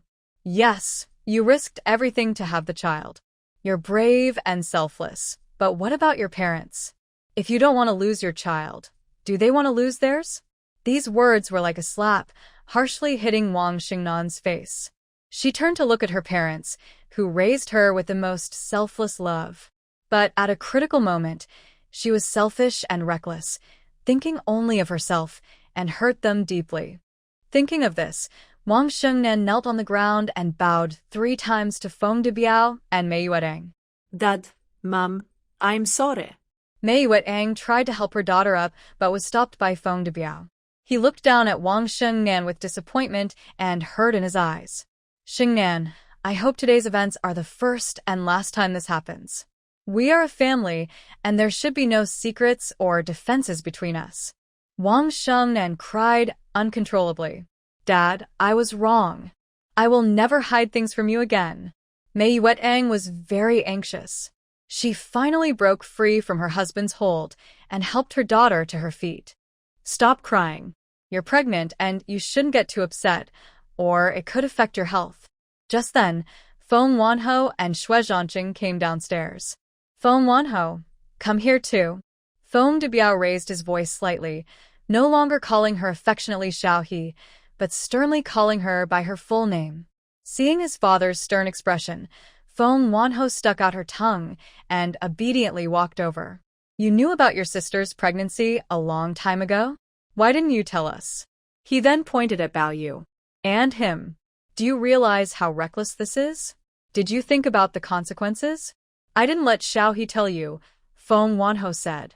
Just as Feng Debiao was about to scold Feng Wanhe further, Xue Zhancheng stepped forward and stood in front of her, bearing Feng Debiao's anger. If we told you, you would definitely question Shengnan about Gong Yuan. The Zhu family would find out quickly, and then what? It would all fall apart. Xue Zhancheng said in a deep voice, the matter with Bao Yu is also my idea. I thought, since it's going to cause trouble anyway, better to have no way out for anyone. It's like leading troops into battle. Don't ask about the process. Just focus on winning. Hearing this, Feng Debiao was both annoyed and amused. You really know how to use military tactics in these matters. Truly. Putting theory into practice. Xue Zhancheng immediately straightened up and saluted. Your leadership is excellent, sir. Get lost. I didn't teach you those sneaky tricks. Don't blame me for everything. Feng Debiao scolded with a few laughs, clearly feeling better. You haven't done anything wrong. Although your methods are a bit extreme, the result is good, and it's just this young man who's been wronged. Looking at Bao Yu standing beside Wang Shengnan, Feng Debiao's eyes were full of praise. What's that young man's name again? Bao Yu quickly answered, Hello, uncle. My name is Bao Yu. Bao as in abalone, Yu as in feather. My parents have been gone for many years. Now I am starting a business. Well, even a simple abalone rice dish without abalone is also a kind of entrepreneurship. Hearing this, Feng Wanhe and Xue Zhancheng couldn't help but laugh out loud. Bao Yu glared fiercely at these two lazy people and said, Stop laughing. I will open a fancy big restaurant someday and put up a sign at the door. Xue Zhancheng and his dog are not allowed inside. Having ambitions is good, and being a chef and running a restaurant isn't less important than others. But this is a skill-based job, and you can't just rely on passion alone. Feng Debiao thought for a moment and said, I have a friend who transferred to the Industry and Commerce Bureau. I'll give him a heads up. You can go talk to him. Maybe he can give you some good advice. Bao Yu wanted to say no need, but Xue Zhancheng kicked him. The friend Feng uncle mentioned is the director of the Industry and Commerce Bureau. Do you think he's just giving you simple advice? Do you think anyone can easily get the director's opinion? Fool. Offended, Bao Yu said. Bah, you're the fool. I just wanted to be polite. But sticking to the principle of not taking advantage, Bao Yu bravely accepted Feng Debiao's help. Then I'll thank uncle first. Feng Wanhe looked at Wang Xingnan, who had been silent, and asked, Sister, what do you plan to do now? Divorce and then. She was afraid to say the words have the baby, worried about upsetting her parents or making them more disappointed. If you want to have the baby, just do it. The Zhu family already believes the child in your belly is Bao Yu's. As long as they don't come to bother us, having more kids isn't a problem. Our family can support it. Feng Debiao said seriously, but one thing, you have to move back home. Your biological mother is not an easy person either. Hearing her father's words, Wang Shengnan looked full of guilt. Dad, I know I made a very selfish choice this time, so I can't keep causing trouble for you. If I move back to the big courtyard, my biological mother might. Moreover, she had divorced in a very shameful way. Moving back to the courtyard would probably bring a lot of gossip and rumors. She smiled bitterly and said, I'd rather live outside. I can handle it myself. Seeing her father and sister stiffen up again, Feng Wanhe felt a headache coming on. Really, she was so worried about the family. Then she tugged on Xue Zhancheng's sleeve and whispered, Hey, big brother, what do you think about this? I don't care what I think. Xue Zhancheng chuckled and said, If I were your father, I would just wave my hand and make your older sister leave. Go wherever she wants. Wow, you're still taking advantage of me? Do you want to be my dad? Feng Wanhe teased with a smile, reaching out to poke Xue Zhancheng's waist. I'm sorry. I have no right to ask you to call me dad. Actually, I have a way to solve this problem. Xue Zhancheng cleared his throat and said loudly, Uncle Feng, Xingnan's worries are not without reason.